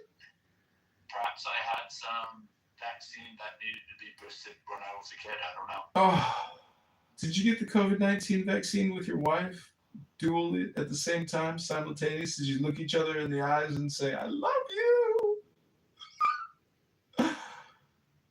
We're in this together, babe. We're in it together, babe. The love seat. Vaccinated at the same time. Doctor, can we get the COVID-19 vaccine at the same time, my wife and I? So romantic. Stan, how many relationships do you think were broken up because the COVID-19 vaccine divided them, disunited their love affair? I don't know. I would imagine that it would be similar to being from different sides, different political sides. Isn't that fascinating? The vaccine seems to be political. Huh. It's almost like everything's political. Even vaccines for the COVID-19 vaccine that came out of the Wuhan virus laboratory. Do you think it came out of Wuhan? Sides. Well, it definitely came out of the town of Wuhan. If it came from the laboratory or if it came from wild animal, is not my place to be able to make a comment on. I'm not well versed on that. God, to me, it's just so amazing that the vaccinated, they still think that the virus came out of like maybe an animal out of Wuhan and somehow miraculously traveled all around the world to every fucking continent and the whole fucking planet. That is one hell of a bat or a dog or a monkey or snarkle or whatever kind of imaginary creature that lives in your delusional mind. So, in conclusion, what we have learned here, Stan, you're Canadian, right? No, I'm not Canadian. You're American? It was Andrew that was Canadian. Oh, so you're from Minnesota then? No, I'm not from Minnesota. Are you from Montana? Wyoming? No, I'm not from Montana. Are you from Vermont? I'm not from Vermont. Are you from Delaware? I'm not from Delaware. Are you from Maine? No, I'm not from Maine. Are you from Michigan? No, I'm not from Michigan. Are you from Wisconsin? No, I'm not from Wisconsin. Are you from Nebraska? No. Are you from New Mexico? No. Then you're definitely... I think I've been through all those states besides Maine that you mentioned, though. Are you from California? No. Where are you from? I did at one point live in California. I've also previously lived in some of the other states you mentioned. Where did you meet the love of your life? Your wife?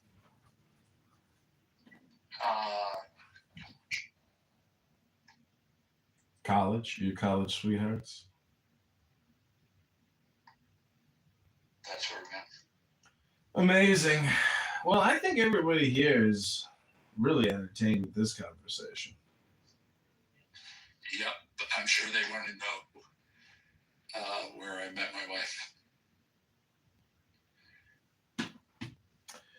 So Stan, you're being... This gets says Scott is not allowing anything else to... Scott's sleeping, Stan. Scott fell asleep. He took some opioids and he passed out.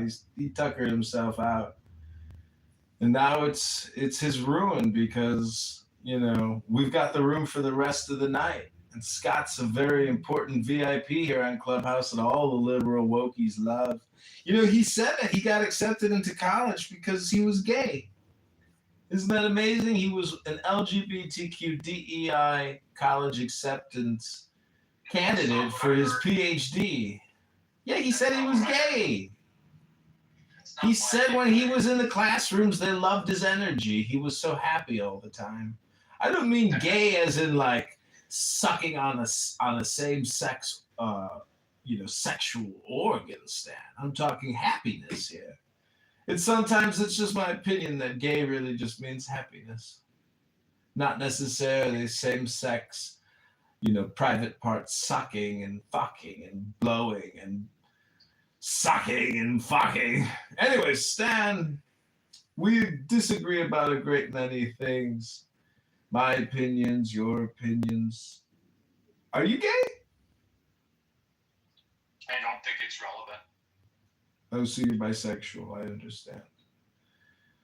Well, we are still in, is Trump now officially a lame duck?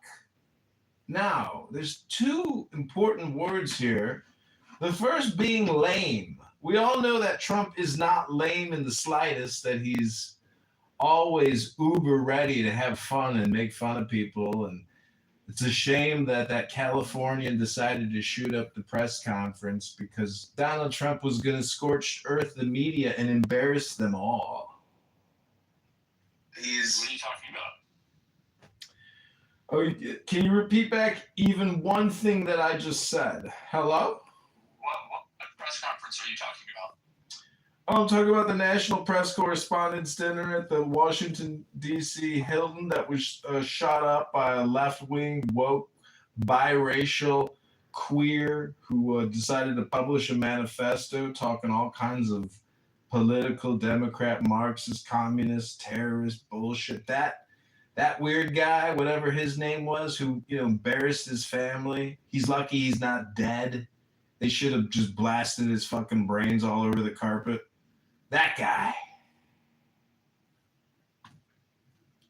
Oh, that guy. Okay. I can't believe these shooters are always surviving. That we've got the nicest police departments in the world now. They just, it's unbelievable. It's like if I was a cop, I wouldn't even want to, have to put handcuffs on the body. I would just immediately unload my clip from head to shoulders, Well, apparently they shot at him. They used 5 bullets and missed 5 times. Or Jesus. They were trying to hit him, but there were 5 shots fired at him. Can't believe they didn't hit him.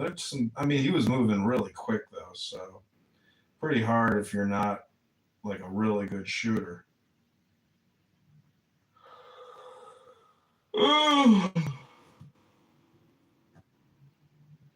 Have you ever shot a gun, Stan?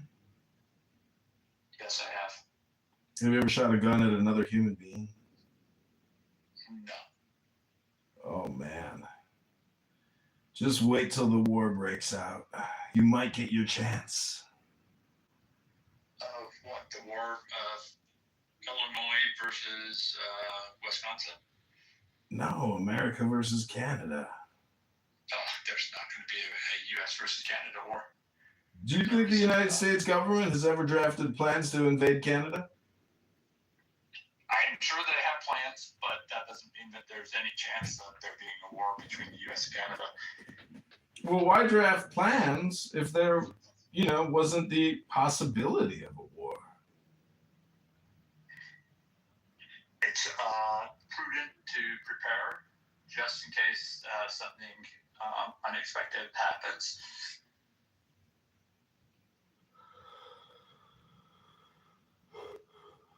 Drafted plans if there was an attack from Cuba too, but it's very unlikely.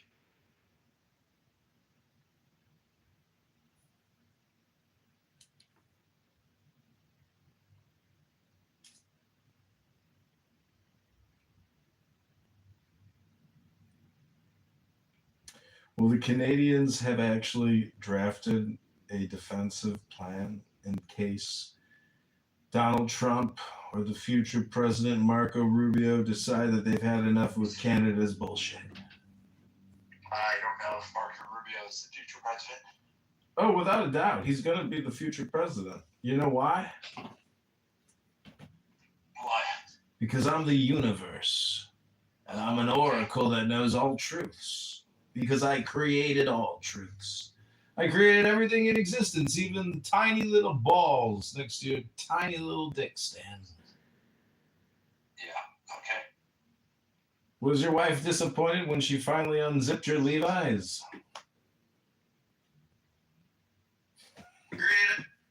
That's not for me to say.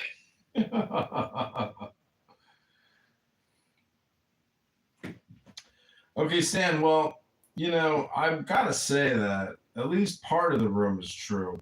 You're the most lame duck speaker I've ever had the, displeasure of wasting my time with here on Clown House. You are so vanilla, bro. You are so generically boring. Have you always been this autistic?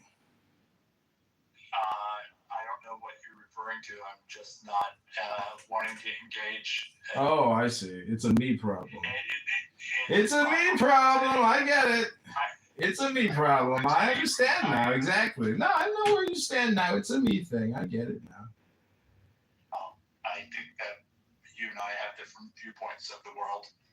I get it. I get it. I understand. You're not going to convince me to go to your side, and I'm not going to convince me to view things the way I view things. Yeah, makes sense. Well, we got Hurricane Otis down in the audience there. He's a well-known LGBTQ speaker here.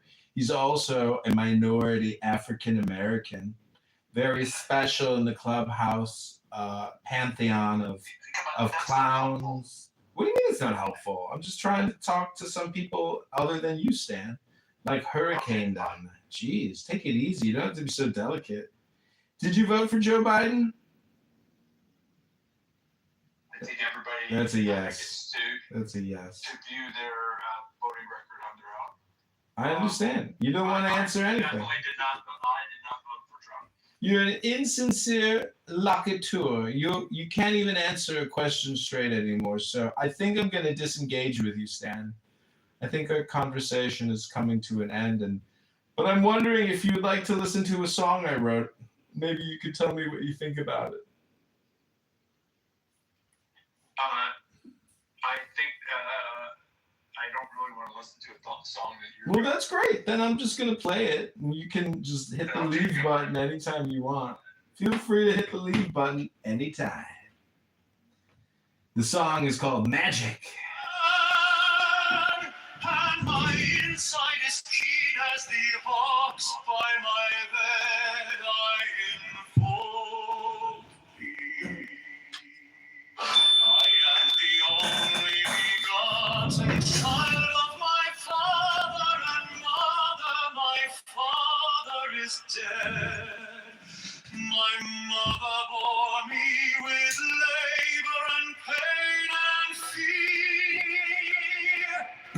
By my body I invoke thee.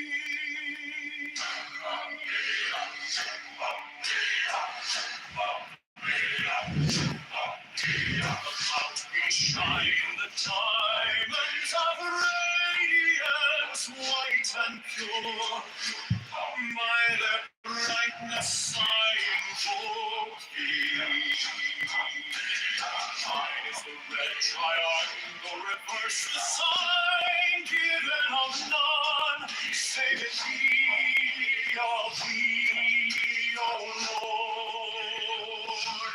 By the Laman I invoke thee. Mine is the garment of white, sewn with gold, the flashing of day that I wear by my robe. I invoke thee. Mine is the sign of a prophet and Typhoon. By the sign I invoke thee. Mine is the turban of white and gold, and mine the blue veil of the interwear.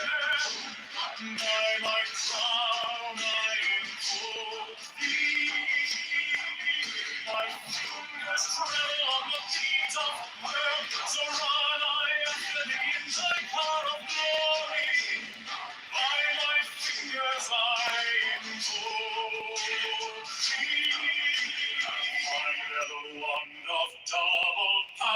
the voice of the master. Made when a child by the word I invoke thee. What did you think, Stan? Did you like it? I will give you an A for effort in creating that, and relative to what I expected, it far over exceeded my expectations. But I will say I did listen to the words. I did hear one portion talking about whiteness, and if that was truly talking about whiteness, I then don't agree with the lyrics. No, I don't think it's. Let me see. Because I just copied and pasted some poetry into Suno. I don't think it's. I think it's referring to like spiritual light, not like racial white. Because I know you only think in terms of like the race consciousness. I think this deals more with like transcendent spiritual meta consciousness. You know, that's why I say like race consciousness people are just low IQ. I think you did a good. As I said, you far exceeded my expectations for that.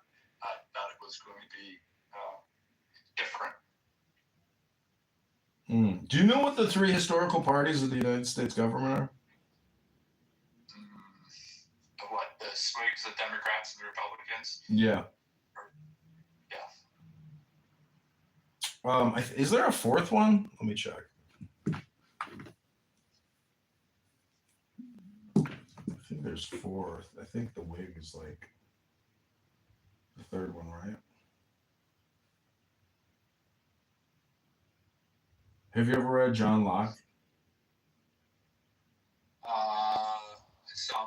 I'm looking here that Australia looks to be changing their tax code to index capital gains to inflation. That's a reasonable effort, something that we could possibly do in the U.S. And they're to tax capital gains at a higher percentage. What do you think of that? I don't think it'll be enough, but you know, if you do that and you do a bunch of other things, it's possible that you could fight inflation. The problem is, I go back to the medical industrial complex every time because I could, go into a hospital, you see their org chart up on the wall, everybody's in a suit looking great. You walk around the hospital and it's total chaos.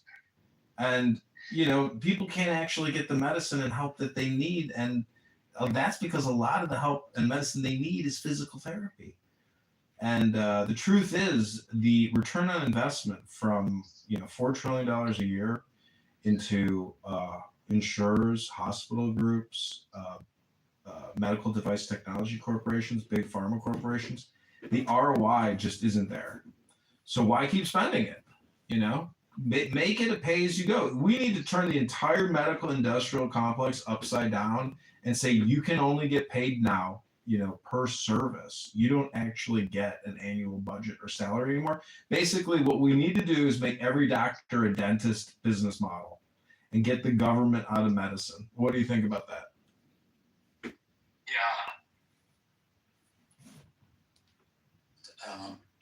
The dentists are some dentists are too focused on finding unnecessary dental work to do in order to bill you.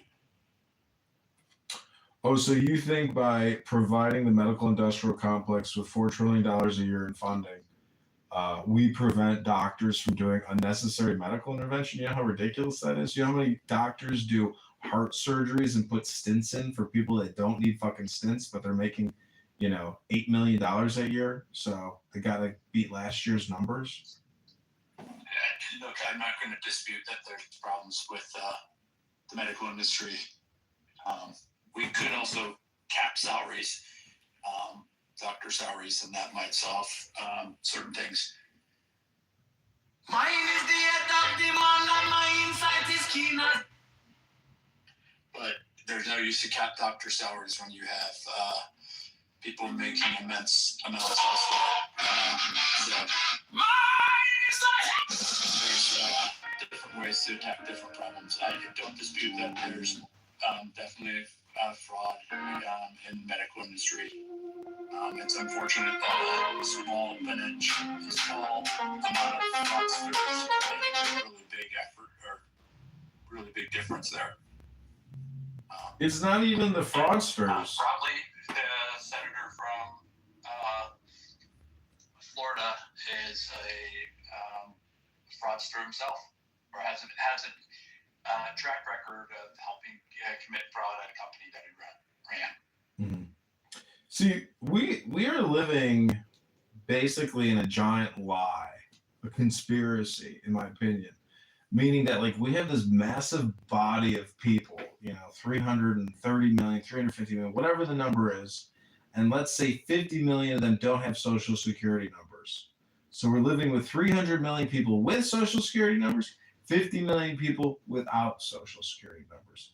And this massive blob is essentially consuming $7 trillion worth of dollar creation annually, but only giving back $5 trillion a year. The people, the immigrants in the U.S. that don't have Social Security cards are not getting, not abusing the system. So oh! I can post link after link after link disputing what you're saying. I would be happy to refute link after link after link. Really? To us. And I will also add an additional point that Congress could change the system quite easily to provide everybody a Social Security number, and could, if they wanted to, change the incentives so that hiring managers had to pay a fine if they really didn't want immigrants in the U.S., but they actually want immigrants in the U.S. because we need them for our economy. So we shouldn't pretend like we don't need them. Wait, Stan, breaking news. That we need them. Breaking news, Stan. And address the situation properly. Stan, breaking news. Former Biden-era VA official John Wyndham, tasked with overseeing the massive electronic health record modernization project, has been federally indicted for concealing hundreds of thousands in cash, casino chips, Louis Vuitton gift cards, and other lavish gifts from contractors. While leading the effort, Wyndham helped award a $10 billion contract to Cerner, later bought by Oracle Health. He allegedly pushed the company on diversity and inclusion, leading to a $1.7 million DEI-related subcontract for his circle, while raking in personal perks from a power group of favored vendors. Wow. So how do we prevent this criminality, like this kickback type of government contract awarding? Because it's that much money. I mean, if you're making $200,000 as a VA executive and you give out a $10 billion contract, like, yeah, you're going to expect that kickback, right? And see, he did it he pulled a $1.7 million DEI scam. Isn't that amazing? So as taxpayers, I mean, I got to say, like, if you're a young person, you should demand a ledger, meaning that every dollar you put in, you should actually be able to log in and see up to the 1/1000th, 10,000 of where that fucking dollar went. And really totally make everything transparent, because this type of fraud is so rampant, and it's so upsetting to hardworking, honest people, because there's many people would be happy to engage in fraud, but they, even if they knew there was a chance of them getting caught. So we have a very immoral society that has no actual education on morality, virtues, ethics, law. And so the lawyers seem to control the whole fucking thing. And that to me is like a disappointment in reality, where a group of individuals who took the LSAT, went to law school, and now get special veto privileges on just about everything. Unless you make enough money to essentially hire attorneys to compete with other wealthy people that hire attorneys to compete with other. So the whole system comes down to lawyers and politics, which is just so disappointing. It's even worse than that a small segment of wannabe lawyers that joined the Federalist Society that weren't the best and the brightest are 50% of the judges in the U.S. and are completely partisan and don't do what's best for the country. You click So, on houses. as much as you click on are houses, complaining it's gonna about be the those first people one. that became lawyers, the small segment of them that became Federalist Oh, yeah. Society judges, especially those in the past, are a big thorn in the side of the U.S. Most of, as I said, most of Federalist Society lawyers were not the top law students, are not the best and brightest political minds or legal minds, not political minds, legal minds. They're good politicians, but it's a big problem we have in the U.S. Do you know what solipsism is? What is? Solipsism? Well, that's your. I'm understanding what I don't think I understand how you pronounce it. You know what a solipsist is? I must be misunderstanding you. Oh, you are from Canada. Solipsism is the philosophical theory that only one's mind is sure to exist, as knowledge of anything outside one's own consciousness is impossible. Key arguments for solipsism: the unfalsifiability of experience. Anything observed can be deemed a mental projection, meaning solipsism cannot be proven wrong. The inward nature of reality. Because existence is only known through personal experience, one cannot definitively prove that objects or people exist outside their own consciousness. The problem of other minds. Because one cannot directly observe another's thoughts, other minds might not exist. The I think certainty, based on Descartes' premise that only the existence of the self is immediately known. Physical solipsism. The extreme view that only the self exists and the world is a figment of the mind. Epistemological solipsism, the claim that only knowledge of one's own mind is possible. Even if a real world exists, it cannot be known. Methodological solipsism, a skeptic's tool used to question everything until only undeniable truths, aka the self, remain. Often used in scientific skepticism. Notable philosophers and concepts. René Descartes, his cogito ergo sum, I think, therefore I am, serves as the starting point for doubting everything except the self. Giulio Clemente Scotti, his work Monarchia Solipsorum, is often linked to the origins of the term, and idealism, phenomenalism, related concepts that suggest reality is fundamentally mental or built on perceptions. Criticisms of solipsism, this is the last part, as a theory, unfalsifiability. As a theory, it cannot be tested, making it scientifically invalid. Complexity, it requires an implausible mechanism where one's subconscious generates a complex, consistent, and independent seeming world. Lack of utility. It proves no practical value, as even a solipsist must live as though the world is real. Often seen as an extreme form of egoism, practical solipsism is sometimes used to describe the feeling that the self is the only entity that truly matters in a modern world, argue experts in philosophy now. So in the West, we have essentially elevated everyone's self to a very high degree. And that's at the heart of DEI in a way. But you'll never even hear DEI promoters say this is the reason why they want to do it. It's all just raise consciousness. Instead, if they were actually intellectual and smart and read stuff instead of bullshit history hypnosis propaganda, they would actually say we're going to do SEI instead of DEI.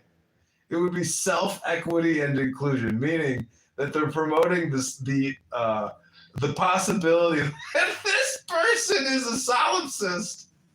See what I'm saying? It's a much better reason to give somebody the job. I own the equity called SEI. So thank you for reminding me of that. I think it's funny, but it's not funny because it's sad that we